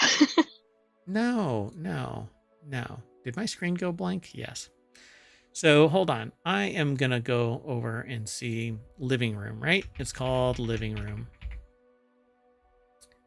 Yeah, it's not even remotely on Steam. So anyway, living room also lets you pluck one of your favorite creatures and turn them into a room-sized pet, spurred on by the long-standing childhood wish to own a pint-sized elephant. Oh my God, you could have a like a mini little giraffe. giraffe. Yeah, sorry, the silence is the sentient AI and myself in harmony, because we both, if you've ever, so what was it for? What was it? I don't even remember what the product is. Was it a credit card company or something like that? I have no idea. There's this Russian guy, and he says, if I wants it, I gets it. And so he has he's surrounded by models and who carry around like things, bars of gold. And so he looks over and there's this little mini giraffe sitting on. It looks like it's DirecTV. Oh, maybe it's DirecTV. Yeah. So it's sitting on like a little cushion and he makes a kissy face at this giraffe and the giraffe kisses him on the lips, little. And then he goes, and it's very adorable. And I want that, a toy giraffe that is a living toy giraffe. Anyway, yeah, I don't want to buy MetaQuest 3 or any anything. Meta can kiss I'm my sure this will get metal butt. exported to other platforms. Yeah, in 10 years, and then I'm going to be too damn old to be playing. No, just kidding. I am perpetually 15. So it says, still there are moments of unlikely humor that soften this disappointment. They have a disappointment up above, but I don't see any disappointment, and I'm not even going to cater to this. For example, while distractedly writing notes on their phone, they returned to see that their gorilla population looked rather thin. With some investigation, they realized this was the result of a few extra jaguars that they'd thrown in before taking a break, who quickly tampered with the food chain. So this is a living, yeah, that might be a problem if you get a little too invested in the animals that are there. You better be careful what you pair them up with. And this is why I called, when we first talked about the 43 monkeys that got out, the sequel to 12 Monkeys. Oh, it absolutely is. So I want this. And I don't know what that character is on the main page, but it looks like a little worth lizard, it right there. Little cartoon lizard of some kind. I don't know. This is just awesome. Anyway, go check it out. Life Finds a Way in Mixed Reality Wildlife Sanctuary Living Room. Let's keep going. Moving on. The next article is over in WarCrafters. Starship Troopers, Terminator, Warhammer 40K. Helldivers 2 creative director reveals his dream crossovers. Smash hit co-op shooter Helldivers 2 seems ripe for a crossover, but with franchises mighty partner with. That's a conversation that the players have been having ever since the game's explosive launch earlier this year. Now Helldivers 2 creative director. I wish that they would have just called it something else than Helldivers 2. I agree. Like, it just doesn't have that pizzazz. And it broke out from Helldivers. The original Helldivers sucked and wasn't like this. And now Helldivers 2 is this breakout hit, and it's different from the... It would have been better to have a new name. Just wipe out Helldivers and call it Helldivers, or something else associated with it, But just calling it Helldivers 2, Anyway, so creative director had has had his say, revealing a number of intellectual properties he'd love to work with. So in a tweet, Arrowhead CCO and Helldivers 2 creative director Johan Pilestedt, I think, cautioned against doing too many crossovers, saying that it might dilute the IP and make it a not Helldivers experience. However, he also published an extended list of IPs that he would really like to work with. The article is by Wesley Yin Poole over at IGN.com. And the deck statement just says Galaxy Brain. That's the new thing now. Like, you announce something by just saying her. Oh, okay. Right. So for me, I tweeted out low budget. So in a tweet, the Arrowhead CCO said that they would like to work with Alien, Starship Troopers, Terminator, Predator, Star Wars, Fifth Element, Blade Runner, Warhammer 40K, Trench Crusade, Mutant Chronicles, Drop Zone Commander. That's quite the list. I don't know about Fifth Element. What the hell can you do with Fifth Element? I don't know. I mean, there's one big bad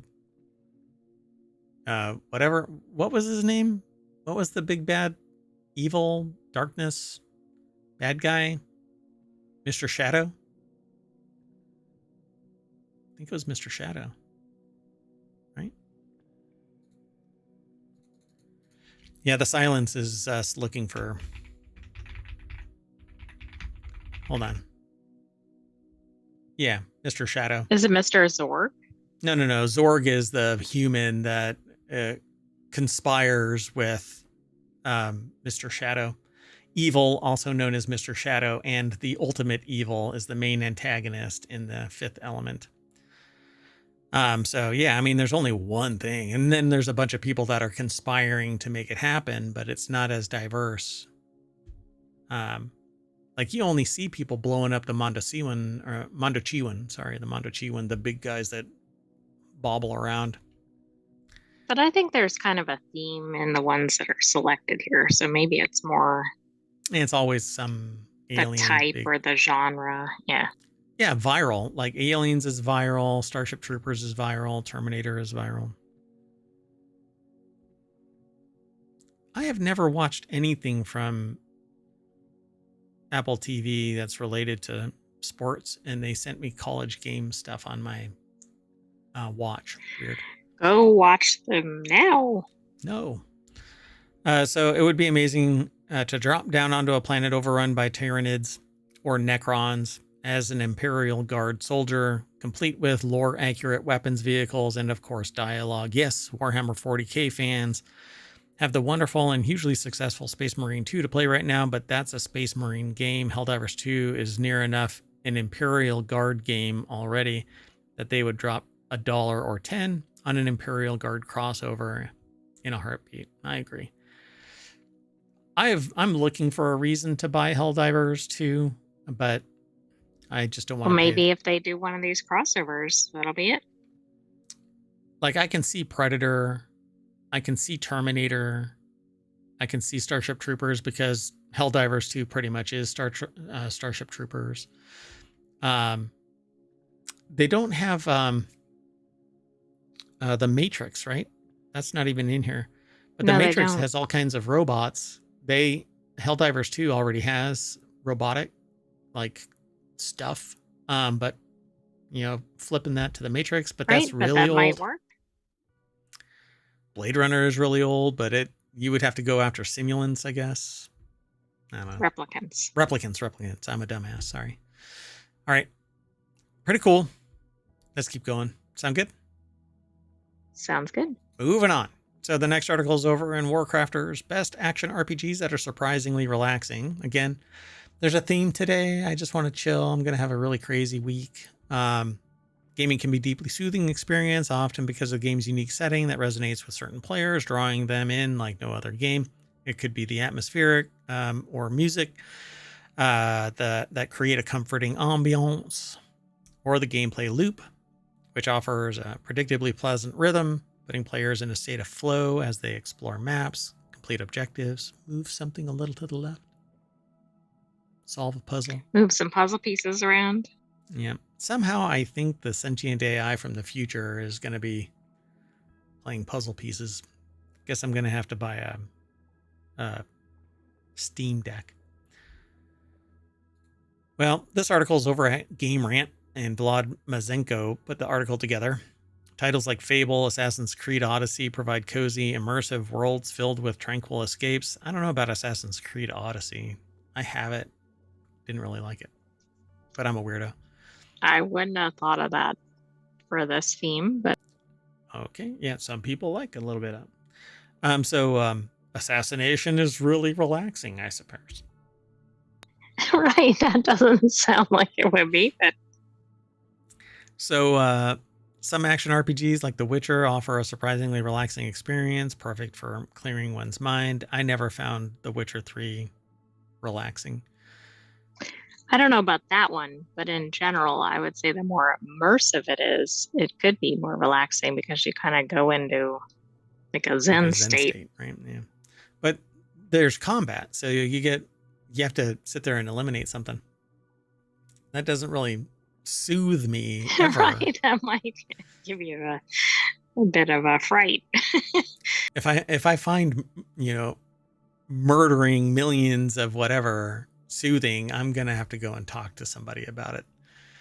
Hey doc, I am suddenly finding, eliminating thousands of creatures or humans soothing in this game that I'm playing. Oh, really? I have some questions. Anyway, it says a dark, tragic world that's surprisingly soothing to explore. It may be fun to explore, but Titan Quest Anniversary Edition, a unique, sunny take on Diablo-like ARPG with a nostalgic touch. Again, you're eliminating everything, I suppose. That too can be soothing to some. Death Stranding, it's a walking simulator, so as long as you don't find it frustrating as all hell. Right, that one I could see works. Yep. Although, they don't show it in here, but you do have a baby in a bubble strapped to your chest. Okay, that might not be relaxing. Yeah. Assassin's Creed Odyssey, taking a virtual vacation in the ancient land of vine poetry, or vine, poetry and blue waves. Yeah, I'd love to live there. That'd be great. Without all the assassination. Again, assassination doesn't really get me into the chill kind of mood. So Hogwarts Legacy, this one is kind of, if you don't really engage in anything, then it's not that big of a deal, but a truly magical experience full of surprises, puzzles, and collectibles. And there is a lot of that throughout the game. Yeah, I kind of dig the game. I have it, but I've never finished it, but I largely never finish any game because I get sidetracked and ADD or whatever. Fable is number 6. The Lost Chapters, a cozy fairy tale atmosphere and the options to be as kind as an angel. So there you go. You don't have to eliminate anything. Could make you Okay, very so chill. that one might work. Get to fight a dragon with hugs. No. Assassin's Creed Valhalla, Ghost of Tsushima Director's Cut. This, you're running around killing everybody, so I don't know how that works. Oh, wait. That's number 8. So this was in reverse. Number 1 was at the top. It was, oddly. That's very rare for them, I think, right? They usually have it starting at the highest. It is. I thought you scrolled down and then I realized, nope, it's just in reverse order from expected. Yeah, so maybe it's not really in any particular order, but they did give it numbers. So, yeah. Anyway, yeah, you go around basically trying to gain back your honor. But there is a lot of calming stuff. So Ghost of Tsushima offers calming side activities like composing haikus, bathing in hot springs, collecting flowers, practicing at bamboo strike sites, and meditating. These moments contribute to the game's tranquil atmosphere, immersing players in the world of samurai culture and creating a deeply refreshing experience. I think all of these games could be what they're purported to be if you could kind of get them into a non-combat mode. Yep. You know what, though? I'd probably just want to go back to... And that's the one that looks like it would be very calming, unless you set up some of your animals to be eaten by others. Yeah, throw some jaguars in with the gorillas. And if you enjoy that kind of thing, there's questions.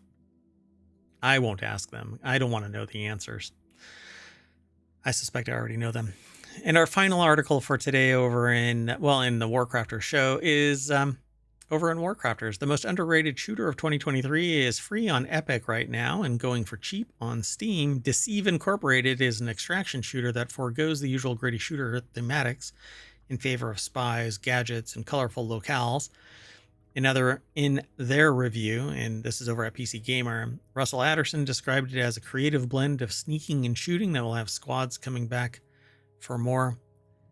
It's well worth trying, and there's no reason not to because it's currently free on the Epic Games Store. Done. So this zany spy versus spy inspired extraction shooter is well worth a spin. Sean Prescott over at PCGamer.com put the article together. Yeah, it's free. So why not go over and check it out? This is a really short article. Over on Steam, it's down to $5.99, but this is a weekly show, so I'm not sure if it's still over there at that rate, but let me see real quick. It is still $5.99. So it will remain $5.99 until tomorrow. Well, the end of tomorrow, 17 hours, 21 minutes. It also says that Apex Legends Ash, and then I guess the following week, Castlevania. Yeah, if you open up the Epic Games loader, you can download games for free. And some people have been doing this like non-stop. Right, like every week, and they probably amassed quite a few. Multiple games, several hundred games apparently.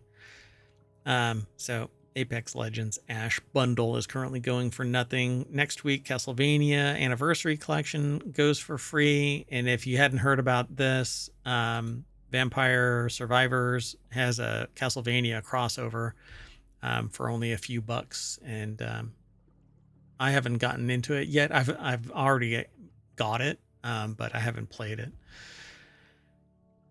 Too much stuff going on, man. Right, there's only so many hours in the day. That's right. I would do this more, but you know what? You need to come. Everybody needs to come and hang out here during the streams. Follow us over on Twitch. Follow us on YouTube. Hang out in the chat. I'm paying attention to everybody. All right. Well, anyway, we're going to reboot our console, and that's going to bring us back to the front page of WarCrafters at ohmTown.com. And I'm going to say see you in a little bit as we reset, and we're going to do technology today and then four-wheel tech, and that will be done. So 30-minute shows, and we made it under 30 minutes if I shut up right now. You want to say bye? Good night, ohmTown citizens. Thanks for joining us for WarCrafters. Stay tuned. We have 2 more shows ahead. See you soon.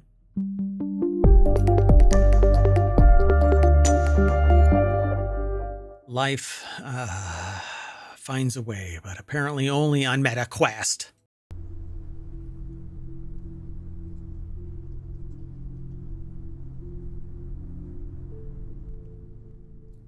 Hello, everybody, and welcome to Four Wheel Tech for November 10th, 2024. It's Season 1, Episode 26, although our numbering might be off. We'll fix it in post. I am Mayor Watt, and along with the sentient AI from the future, we're going to talk about the Kia adventure van, Bronco returns. I will not pay over MSRP, but they'll just raise MSRP. Off-road Hellcat and square cup holders in a Lexus. Everything's powered by ohmTown.com. So go over there and become a citizen, and you can just subscribe to the Four Wheel Tech, and you'll get some of the news because we actually grab a little bit of news that's automotive and technology related from all across ohmTown.com. It just, a lot of it happens to be focused in the Four Wheel Tech group. That's how our aggregator works. Anyway, see you on the other side.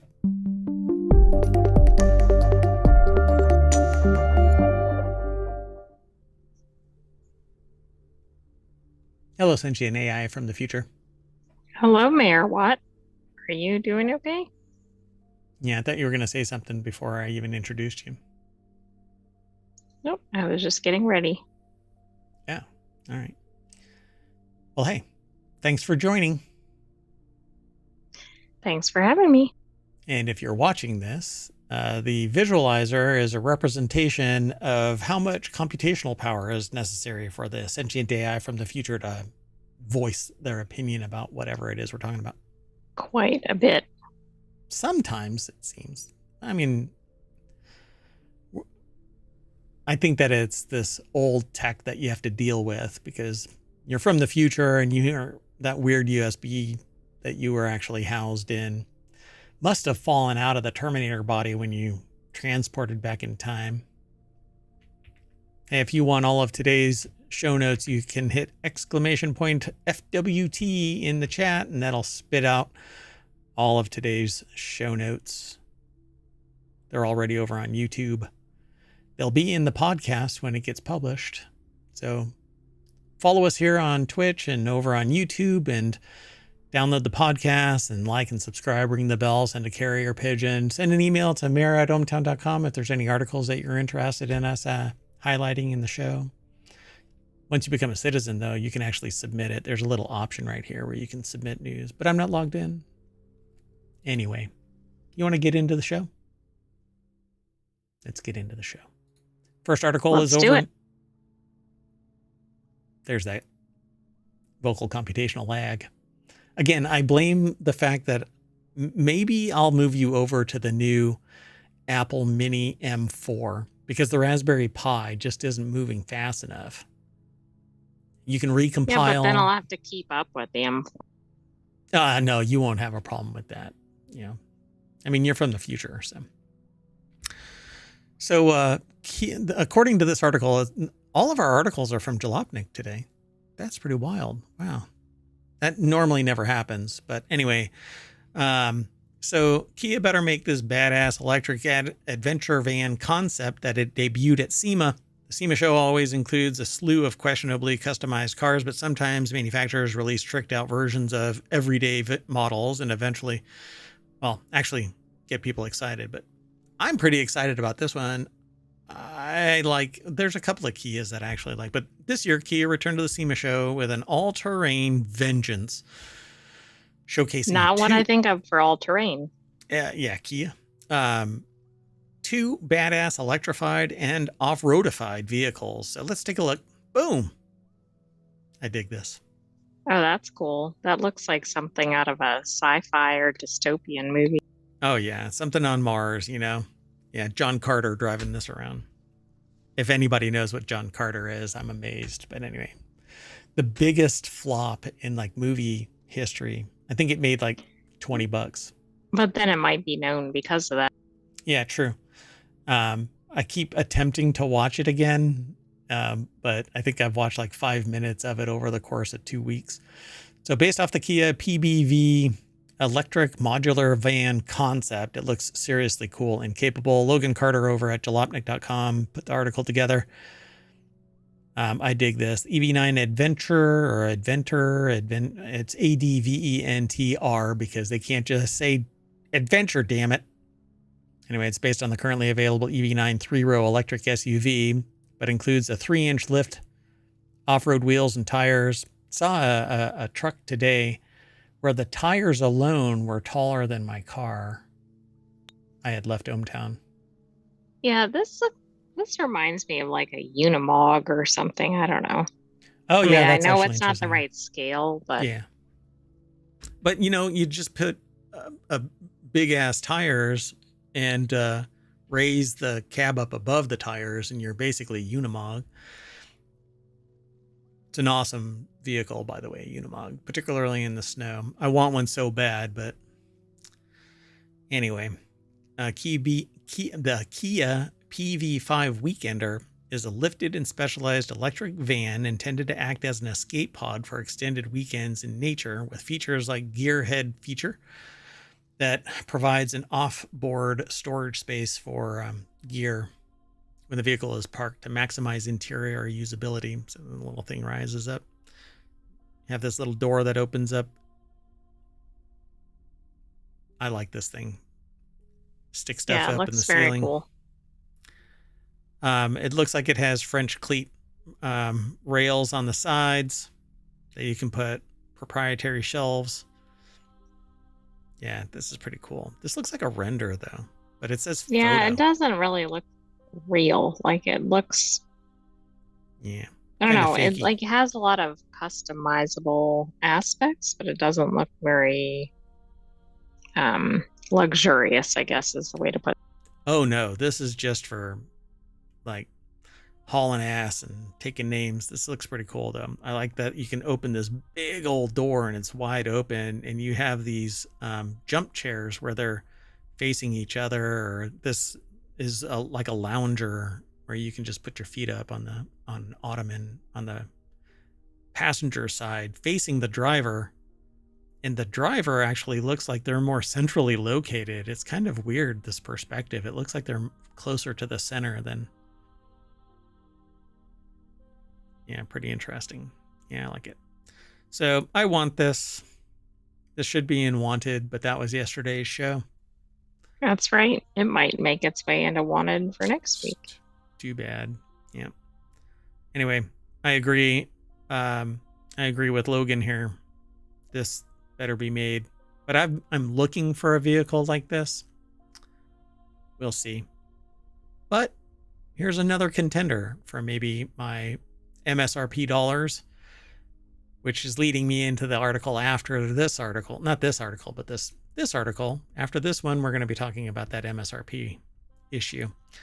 Base Ford Bronco returns with a starting price under $40,000, pissing off everybody who bought a Bronco Original. Yeah, that's true. But keeping a lot of people happy that have been waiting to get a Bronco. Yeah, Ford updated the Bronco a little bit for 2025, but the really big news is the return of the base trim, which Ford dropped for the 2024 model. This drops the entry price for the Bronco over $1,635 versus the outgoing model. But it was the supply and demand issue. See, now this is the Bronco, not the Bronco Sport. I do not want a Bronco Sport. I want the Bronco. Right, but remember the base trim might mean like no steering wheel or something. Yeah, really. You have to, it's a lease, and you have to pay a monthly fee for the tires. So Lawrence Hodge over at jalopnik.com put the article together. And the deck statement is what I said earlier. And so it says for 2025, the cheapest way to get into a Bronco is the steel-wheeled base trim for a predestination charge of $37,995. That price stays the same whether you choose the 2 or 4-door model, which is amazing. Yeah, that's really shocking. You get the standard 30-inch all-season tires, Ford's terrain management system with 5 GOAT off-road modes. And also new for 2025, a standard 12-inch touchscreen running Sync 4. The base Bronco also comes standard with a